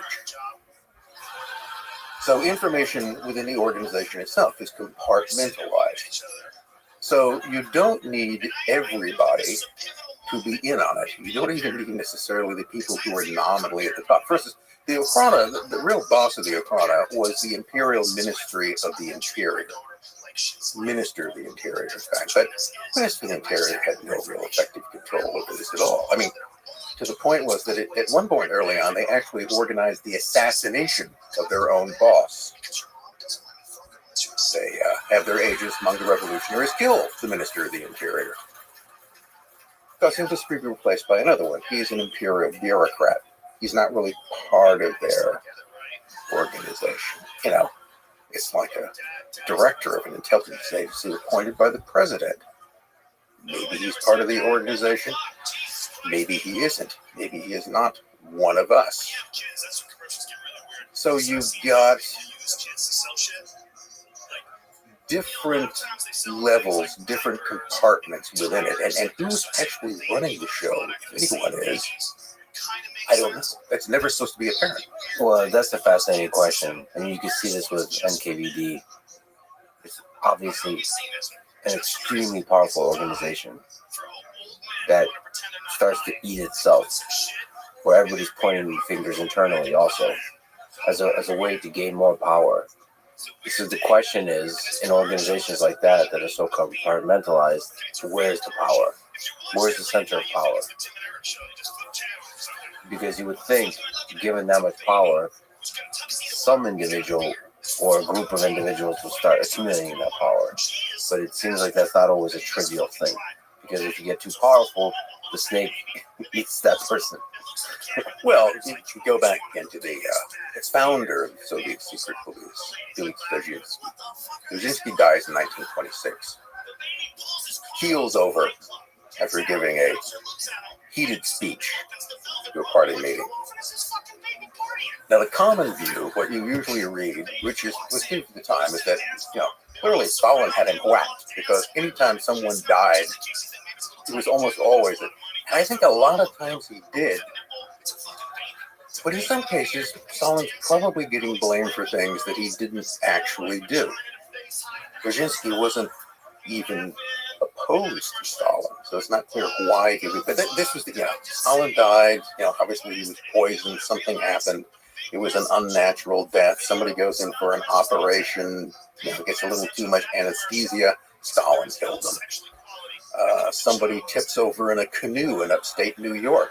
Stalin killed them. There's actually a case about that. So that itself can be kind of useful, where every time someone dies, they think you killed them. That's kind of an interesting method of intimidation in that regard. But the suspicion is nonetheless there. Dzerzhinsky he was the Grand Inquisitor. He was seemingly firmly in control of the organization. Of course, maybe he wasn't. Maybe he was. My guess would be is that Dzerzhinsky's death was not natural causes, that he was probably eliminated by someone within his own organization. And then you look at the people who take over. His immediate successor is Vyacheslav Menzhinsky, who's really it's not really a secret policeman, more a kind of intellectual dilettante. But if you look behind him, you'll notice the fellow is Henryk Yagoda.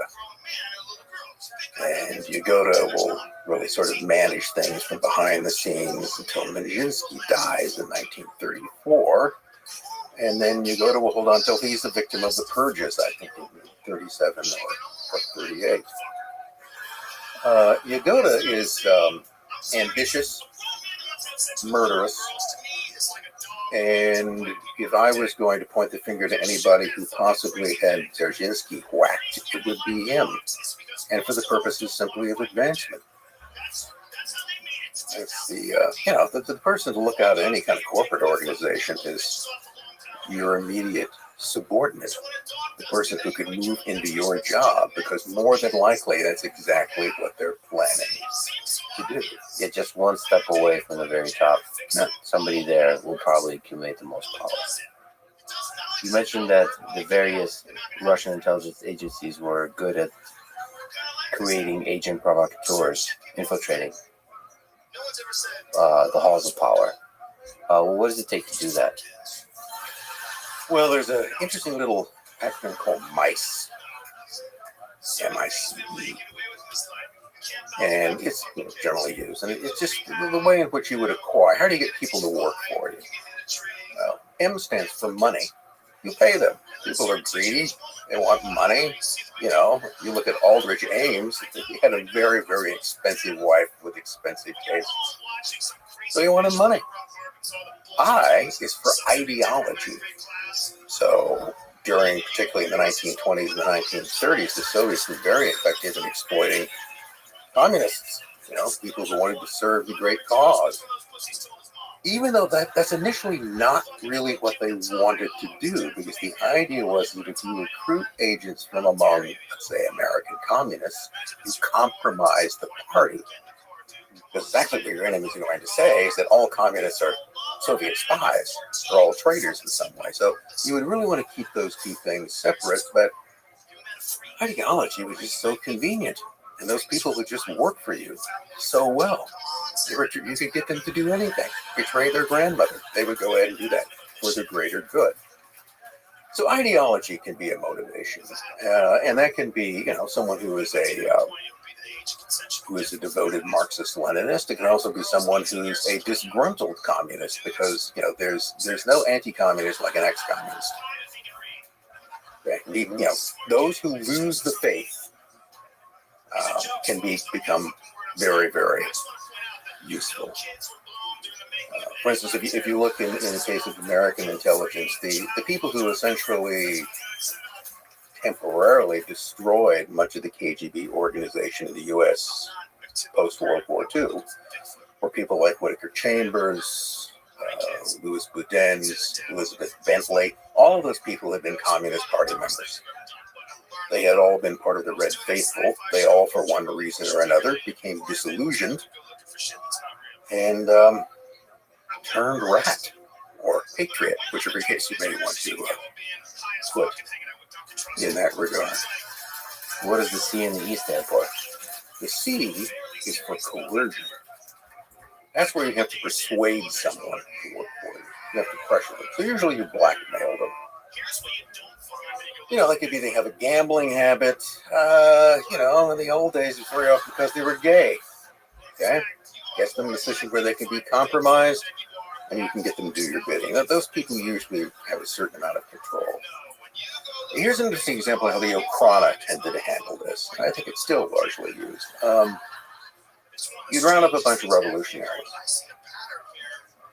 on some charge or another, distributing revolutionary literature, running an illegal printing press. You bring a guy into the room and you say, okay, you're going to work for us. He, of course, he refused to do so. They go, well, if you refuse, we'll keep the rest of your comrades in jail for a while. You know, maybe beat them with a rubber truncheon or so, and then we're just going to let you go. We're just going to put you back out on the street. And if you don't work for us, we will spread the rumor through our agents already in your organization that you are. And then what will your comrades do? How long are you going to live? So you see, you have no choice. You're ours, and you're going to cooperate with us. And the way that effectiveness would be ensured is that you do have multiple agents within the same organization who don't know who each other are. That's very important. And they'll all be filing reports. So let's say you have 3 agents inside the central committee of the SR party, and there's a committee meeting, and you're going to look at the reports they file. They all better agree with each other, right? If one person doesn't report what the other 2 do, then perhaps they're not entirely doing their job, and they can be liquidated at any time. All you do is drop the dime on them. And this was done periodically. In fact, in some cases, you would betray your own agents just to completely discombobulate the organization. And this happened in one particular case around 1908. The fellow who was the head of the chief revolutionary terrorist organization, which wasn't Bolshevik, but the so-called socialist revolutionaries. Actually, the biggest revolutionary party, the SRs, aren't even actually Marxists, more anarchists. But they went all in for the propaganda of the D. They really like blowing people up, carried out quite a campaign of terrorism. The fellow who was the head of that terrorist organization was a fellow by the name of Yevno Azef. And Yevno Azef was, guess what? An Okhrana agent. Everything he did, every assassination that he planned, he did in consultation with his control. So he kind of run out his string. There was increasing suspicion of him. He was also asking for a lot more money. So the Okhrana itself arranged to have him rat it out. And what did that do?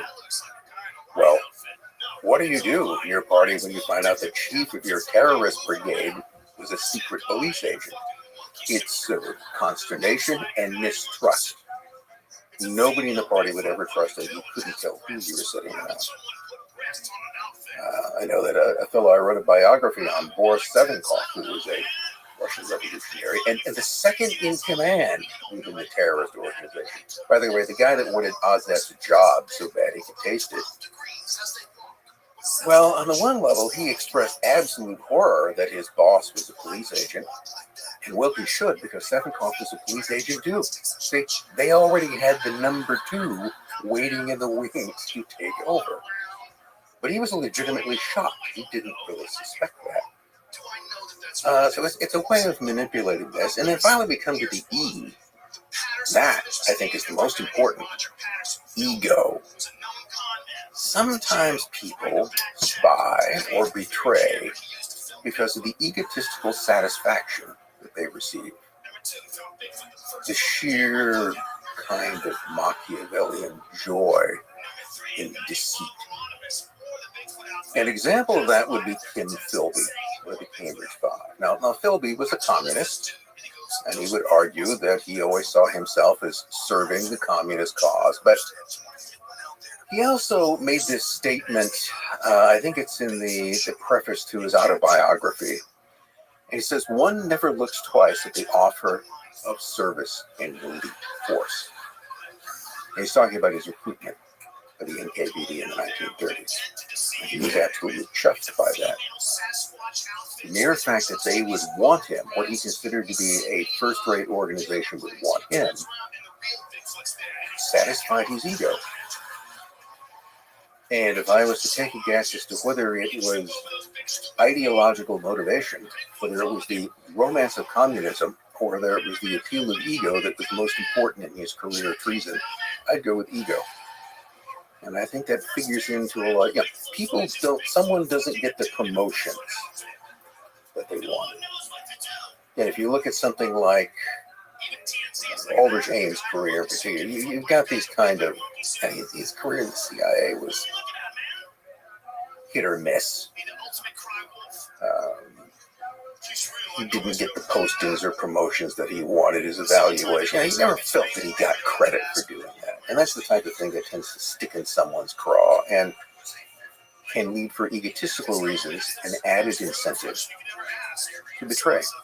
Yeah, there's a boost to the ego when you can deceive, sort of not play by the rules of the world. You just play with awful people like they're your pawns. You're the only one that knows this. You're the only one that knows that the person who is sitting across from you, to which you have sworn your loyalty, you are simultaneously betraying. What a rush that must be for some people. I wonder how many people are susceptible to this. I would like to believe that a lot of people have the integrity to at least withstand the MI, the money and the ideology to pull that, and the ego. It can also be a combination of the two. I mean, you can create a recipe of these things. A certain amount of money, ego, and a little push of coercion. But if you don't, we'll rat you out. You'll be exposed. What are some differences to you as when you look at the history of the 20th century between the Russian intelligence and the American intelligence, the CIA? If you look at both the Okhrana and the KGB, one of the things that you find consistent is that a single organization handled foreign intelligence, that is, spying upon enemy or hostile governments, and also internal security. That's all part of it. Whereas if you look at the U.S. models that evolved, you eventually have the FBI under Hoover, who insists that he's going to be the counterintelligence force. Okay, they're commie spies running around America. It's the FBI who's supposed to ferret them out. The CIA is not supposed to be involved in that. And the charter, the basic agreement in 1947, did not give the CIA any. It's often said they were barred from spying on Americans, which isn't quite true. You can always find a way to do that. What they don't have any police or judicial powers. They can't run around in the country carrying guns to use on people. They can't arrest you. They can't interrogate you. They can't jail you. They have no police or judicial powers. Now, that means they have to get that from someone else. That doesn't mean that other agencies can't be brought in, or local police officials, coroner, whatever you need, you can eventually acquire. But they can't do that directly. So you've got this division between foreign intelligence and domestic counterintelligence, often split between hostile organizations. The relationship between the FBI and the CIA, I think it's fair to say, is not chummy. Never has been. There's always been a certain amount of rivalry and contention between the two. And it's not to say that something like that didn't exist between the domestic counterintelligence and foreign intelligence components of the KGB, but there would be less of that to a degree because there was a single organization. They're all answerable to the same people. So that gives you a certain greater amount, I think, of leeway and power because you're controlling both of those ends. I remember somebody telling me once that, and he was a retired KGB officer. There you go, retired. One of the things that he found amusing was that in his role, one of the things that he could be is that he could be anywhere at any time in any dress, which meant that he could be in or out of uniform and any place at any time. He was authorized to do that. So more freedom, more power. I think one of the things that you would often view is that, well, the Russians are simply, naturally meaner. There's less respect for human rights. There's a greater tendency to abuse power that one might have. And frankly, they're all pretty good at that. It is fair to say that there's probably some degree of cultural differences that are not necessarily for institutional reasons, but cultural reasons. There could well be things that Americans might balk at doing more than you would find on the Russian or Soviet side of the equation. The other aspect of that is that Russian history is long and contentious and bloody. One of the things it certainly teaches you never trust foreigners. Every foreign government, anywhere, any country on your border, is a real or potential enemy. They will all, at some point, if given the chance, invade you. Therefore, they must always be treated with great suspicion. It goes back to something that I think that the British observed, is that countries don't have friends. They have interests. And those interests can change over time. Well, the CIA is probably equally suspicious of all other nations. That's your job. You're supposed to be suspicious. Your job is not to be trusted. Yeah, the basic job of an intelligence agency is to safeguard your secrets and steal the other guys, and then hide those away. Are there laws, either intelligence agencies, that they're not willing to break? Is it basically lawless operation, to where you can break any law as long as it accomplishes the task? Well, I think John Le Carre, his pen name, talked about his early recruitment into British intelligence. And one of the things he remembered being told up front was, if you do this, you have to be willing to lie, and you have to be willing to kill. Now, those are things that, in ordinary human interactions, are bad things. Generally, we don't like it when people lie to us. We expect that people will act honestly towards us, whether that's businessmen you're involved with, your employers. We're often disappointed in that because people do lie all the time for a variety of reasons, but honesty is generally considered. But in a realm where deception is a rule, dishonesty is a virtue.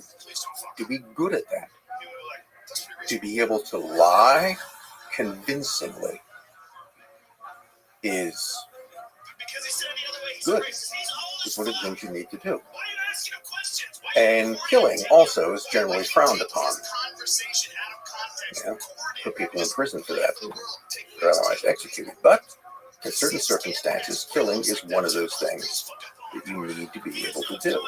So what he felt he was being told in that case is that, once you enter this realm, the same sort of moral rules that apply in general British society do not apply. And if you're squeamish about it, you won't fit in. You have to be able to do those things. I wonder how often those intelligence agencies in the 20th century, and of course, the natural question extending it to the 21st century, how often they go to the assassination. How often they go to the kill part of that versus just the espionage. Let's take an example from American intelligence, from the CIA, 1950s, 1960s, into the 1970s, MK Ultra. That is a secret program which was involved with what is generally categorized as mind control, which really means messing with people's heads.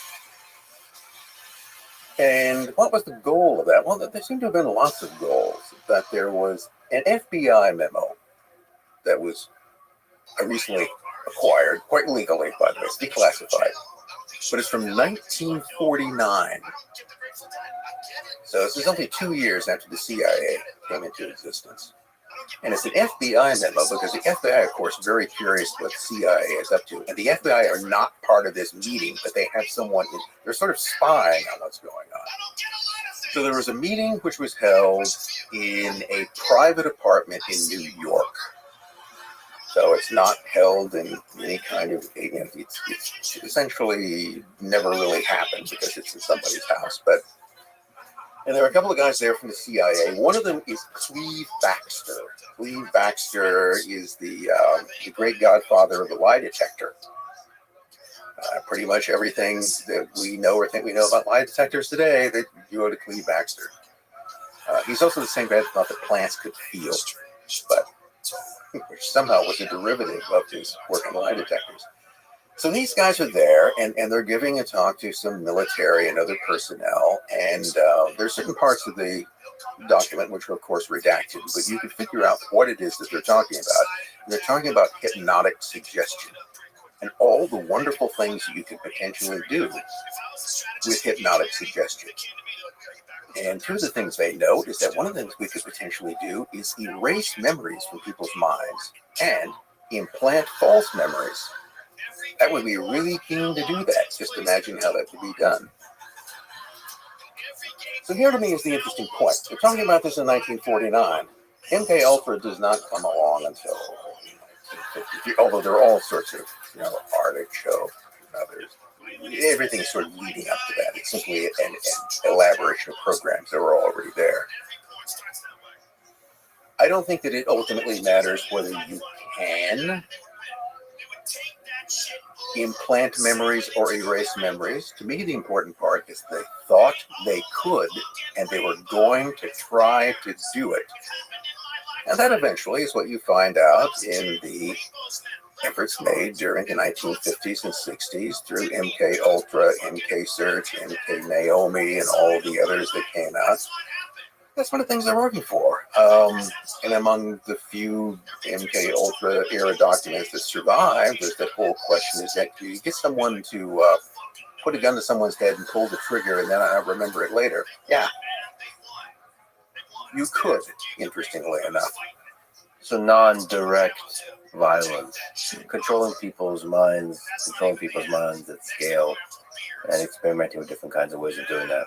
One person put it that the basic argument there, or the basic thing you were after, was to understand the architecture of the human mind, how it worked, how it put together, and then how you could take those pieces apart and assemble them in different ways.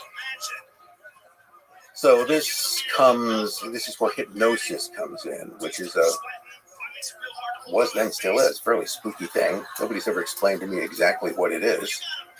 The idea was that you think of the whole possibilities in this case, could you create an alternate personality and use that alternate personality in an agent role, but then be able to turn it on and off? So subsequently the person, which that personality inhabited, was captured and interrogated, tortured, and their fingernails torn out. They would have no memory of it. They couldn't give any kind of secret away because it was embedded in some part of their brain where there was a completely different person. I mean, you can just imagine the possibilities that you can dream up. And again, it's not, I think, the question as to whether that is possible or whether it was done. Oh, I suspect that both of those are true, but that you would try to do it. Then imagine the mischief that comes out of that. And one of the big complaints from a legal standpoint about MK Ultra and the rest is that you were having medical experiments, essentially, being carried out on people without their knowledge and against their will, which is, a no-no. Yeah, the fact that you're willing to do medical experiments says something about what you're willing to do. And I'm sure that same spirit, innovative spirit, persists to this day. And maybe less so, I hope less so in the United States, but probably in other intelligence agencies in the world. Well, one thing that was learned, the reason why most MK Ultra and similar records were destroyed on order in the early 70s, around the time the CIA became under a certain amount of scrutiny. The mid-70s were not a good time for the agency because the church community all of these assassins. People were asking lots of questions, and So you need to dump this stuff because there's all kinds of because you are committing crimes against American citizens. So that's eradicated. And the important lesson to be learned is that never do this type of thing again, where at least in any way in which the agency's direct fingerprints are placed on it. You can pay people.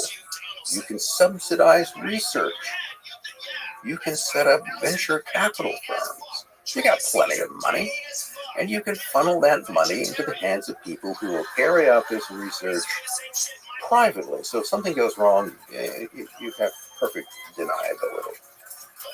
On the topic of money, ideology, coercion, and ego, let me ask you about a conspiracy theory. So there is a conspiracy theory that the CIA is behind Jeffrey Epstein. At a high level, you can just talk about that. Is that something that's at all even possible? That you have, basically this would be for coercion. You get a bunch of powerful people to be sexually mischievous, and then you collect evidence on them so that you can then have leverage on them. Well, let's look at what Epstein was doing. He was a businessman who then also developed a very lucrative sideline in being a high-level procurer, basically in supplying young girls. And he also filmed much of that activity. I think his partner in this, Ghislaine, and I hope I'm pronouncing her name. I think it's Ghislaine. Ghislaine. Well, I put it both ways. Ghislaine or Ghislaine, whichever it may be. I think her argument at one point was that, well, we did this to protect ourselves. But this type of thing has been done before. There's nothing new about this. Getting influential people in compromising situations and filming them. I could give you another historical example of that. In late 1920, actually early 1930s, just pre-Nazi Berlin, there was a very prominent sort of would-be psychic and occultist with the name of Erich Jan Hanneson. He had a private yacht. I think it was called the Seven Sins. And he hosted parties. He also had a whole club called the Palace of the Occult, which hosted parties where things went on, and there were cameras everywhere. He filmed important people, guys like the brown shirt chief of Berlin in various states of undress and sexual congress. And he did that for the purposes of blackmail. So in Epstein's case, he is a procurer of young girls to wealthy men, largely. And many of those events were recorded. Now, even if it wasn't his intention to use them for blackmail, think of what someone else could do, because people know about this. So you can raise the question, is this not how Epstein is just kind of a greedy pervert? But through his greedy perversion, he's now collecting information that could be useful. To who would like dirt on Prince Andrew on the Clinton? Think of all the people who were there. And there were important people who went to Lolita Island. So if it isn't Epstein directly, he might have been being, I'm not trying to let him off the hook because I have anything for him. He was either running his own blackmail business or someone was using him as a fund for that. I think we're kidding ourselves when we try to pretend that's not what was going on. So you think even American intelligence agencies would be willing to swoop in and take advantage of a situation like that? Well, just in case. American politicians could ultimately end up in the position to oversee things like intelligence budgets. One of them might even become director. You never know. You can never tell what some crazy president might do. It could be very. Look, one of the guys who understood it was J. Edgar Hoover. J. Edgar Hoover spent a long time collecting dossiers from politicians. How do you think he'd remain director of the FBI as long as he did? Because he systematically collected dirt on people. So, there is a history of this type of thing. And again, you could argue that's partly for his protection, to keep his job, to protect the sanctity and security of the Bureau. You can find a million different ways to justify that. It's really dark. Well, there is that side to human nature. Let's put it that way. Whether it's the CIA or the Akhrana, maybe that's what the president of the United States sees when they show up to office, is all this stuff they have on him or her, and say that there's a internal mechanism of power that you don't want to mess with, and so you will listen. Whether that internal mechanism of power is the military-industrial complex or whatever, the bureaucracy of government. Kind of like the deep state, The deep state. French to bureaucratic. Well, it's been said, and I think it's generally true, that bureaucratic creatures are like any other creatures. It basically exists to perpetuate itself and to grow. I mean, nobody wants to go out of business. And of course, you get all of these things like Pizzagate, accusations of one form or another. But here's an interesting thing to consider. Okay, and I want to argue that I'm not saying that Pizzagate in any way was real or QAnon had it, but where do they get these ideas from? So let's ask ourselves, do pedophiles exist? Yeah. Do organized pedophile organizations exist? Yeah, they share information, pictures, they're out there on the dark web, they cooperate. So, does child trafficking exist? Yeah, it does. So, in other words, whether or not specific conspiracy theories about this or that group of organized pedophile cultists is real, all the ingredients for that to be real are there. Pedophiles exist. Organized pedophilia exists. Child and human trafficking exists. At some point, at some time, someone will put all of those together. In fact, certainly, they already have. We'll jump around a little bit, but Yeah. your work is so fascinating, and you cover so many topics. So if we jump into the present with the Bohemian Grove and the Bilderberg Group. So the elites, as I think you referred to them. So this gathering of the elites. Can you just talk about them? What is this? Well, first thing I have to point out is that Bohemian Grove is a place, not an organization. It's where the Bohemian Club meets. It's that 2,700 acre old growth redwood there, north of San Francisco. The Bohemian Club began back in the 1870s. Its initial members were mostly journalists. And in fact, supposedly the name itself was a term for an itinerant journalist who moved paper to paper was called a Bohemian. And although I think there may be other reasons why that particular term was chosen as well, but I think the original 5 members, there were like 3 journalists, there was a merchant, and there was a vintner guy who owned a vineyard in California. How surprising. None of them terribly wealthy, but they formed an exclusive men's club. Was and still is. Nothing terribly unusual about that at the time. But it became fashionable, and as it became fashionable, more wealthy people wanted to become part of it. And the thing about getting rich guys to join your club is, what do rich guys have? Money. And of course, it's one of those rich guys that bought Bohemian Grove, where now you build your old boys summer camp, which is what it is. They got cabins with goofy names. They go there. They perform skits. They dress up in costumes. True, some of those skits look like pagan human sacrifices, but it's just a skit. What's really going on there? So on the one hand, you can argue, look, it's a rich guy's club. They like to get out there. The whole motto of the place is "Weaving spiders come not here." So we're never going to talk about business. We just want to get out into the woods, put on some robes, burn a couple of effigies in front of the owl, have a good time. Probably get drunk a lot. What's with the robes? Why do they do weird, creepy shit? Why do they put on the mask and the robe and and do the plays and the owl, and then sacrificing. I don't know whatever. Why do you have a giant owl? I mean, what's that? Why do you do that? What is that in human nature? Because I don't think that rich people are different than not rich people. What is it about wealth and power that brings that out of people? Well, part of it is the ritual aspect of it. And yeah, that clearly is a ritual. And rituals are pretty simple. Rituals are just a series of actions performed in a precise sequence to produce an effect.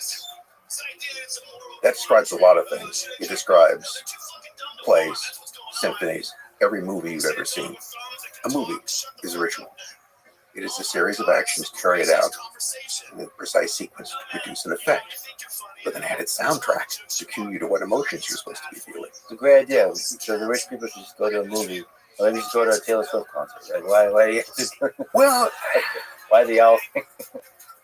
part of it is to create this kind of sense, I suppose, of group solidarity. You're all going to appear, and also a way of sort of transcending yourself in a way. When you put on the robe, it's like putting on a uniform. You are in some way a different or more important person. It's a ritual. Okay, the key ritual at the Hermian Grove is a thing called the cremation of care. And cremation, and that's what it's supposed to be. It's just we're going to put all of our, we're rich, important people. We have to make all of these critical decisions. Life is so hard. So we're going to go out here in the woods and we're going to kick back. And we're all going to gather around the lake, and then we're going to carry. It's wicker. It's not a real person. And how would you know? And then we're going to, and this is the cremation of our care. But it's a ritual which is meant to produce a sense of solidarity and relief among those people who are there.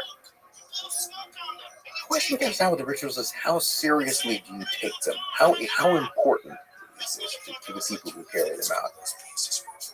And the interesting answer to that is that for some people it's just boring. I mean, there are probably people standing around the owl who think this is ridiculous and can't wait for it to get over with. There are other people that are kind of excited about it and get caught up into it. But other people can take it very seriously.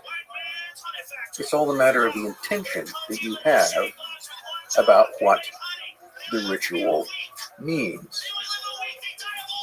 And I don't mean to suggest by that there's anything necessarily sinister about what's going on, but it is clearly a ritual carried out for some kind of group reinforcing purpose. And you're absolutely right. You don't have to do it that way.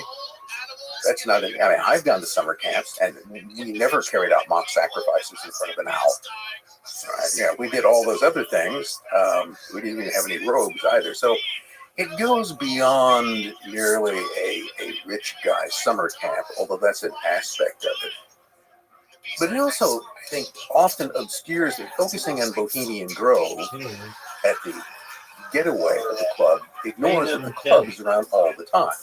That's what's at the center of this. That's good, big is dog. The club How are you, its Alex? members. So despite all the talk about no weaving spiders coming around here, one of the other features of the summer meeting are things called lakeside talks. What's up, big dog?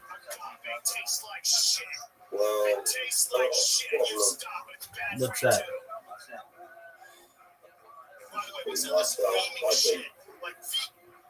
What'd you say, Pimp? I got a problem about my self-identity. Okay, what's the issue? Well, about 20 years ago or so, I began inserting things in my backside for pleasure. All right. But I do it occasionally now. It's only after I started doing drugs. And now I think that's what making me paranoid. All right. So sticking stuff in your backside is making you paranoid? I think so, yeah. I read it somewhere. All right. I mean, why does it make you paranoid? Because it makes me doubt my heterosexuality. Oh, okay. I don't think that you need to doubt that. So the male prostate is essentially the equivalent of a G spot. So it just provides increased pleasure. Don't let it doubt your heterosexuality.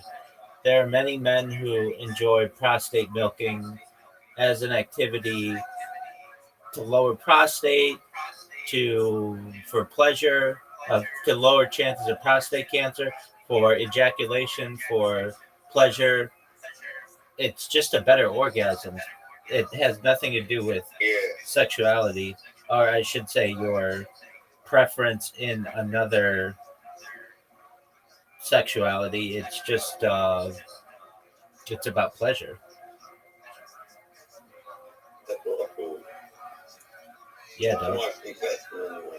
Well, you don't confess to rabbis, you confess to God, but that's okay. That's not anything wrong. I think so. Yeah, I'll tell you this. Probably you can enhance. Have you ever had a prostate milker? Yeah, I've got one. All right, well, knock yourself out with it. It can bring a lot of pleasure. Yeah, I'll get tired easily afterwards. Yeah, dog. And you ejaculate more. Yeah, that's right.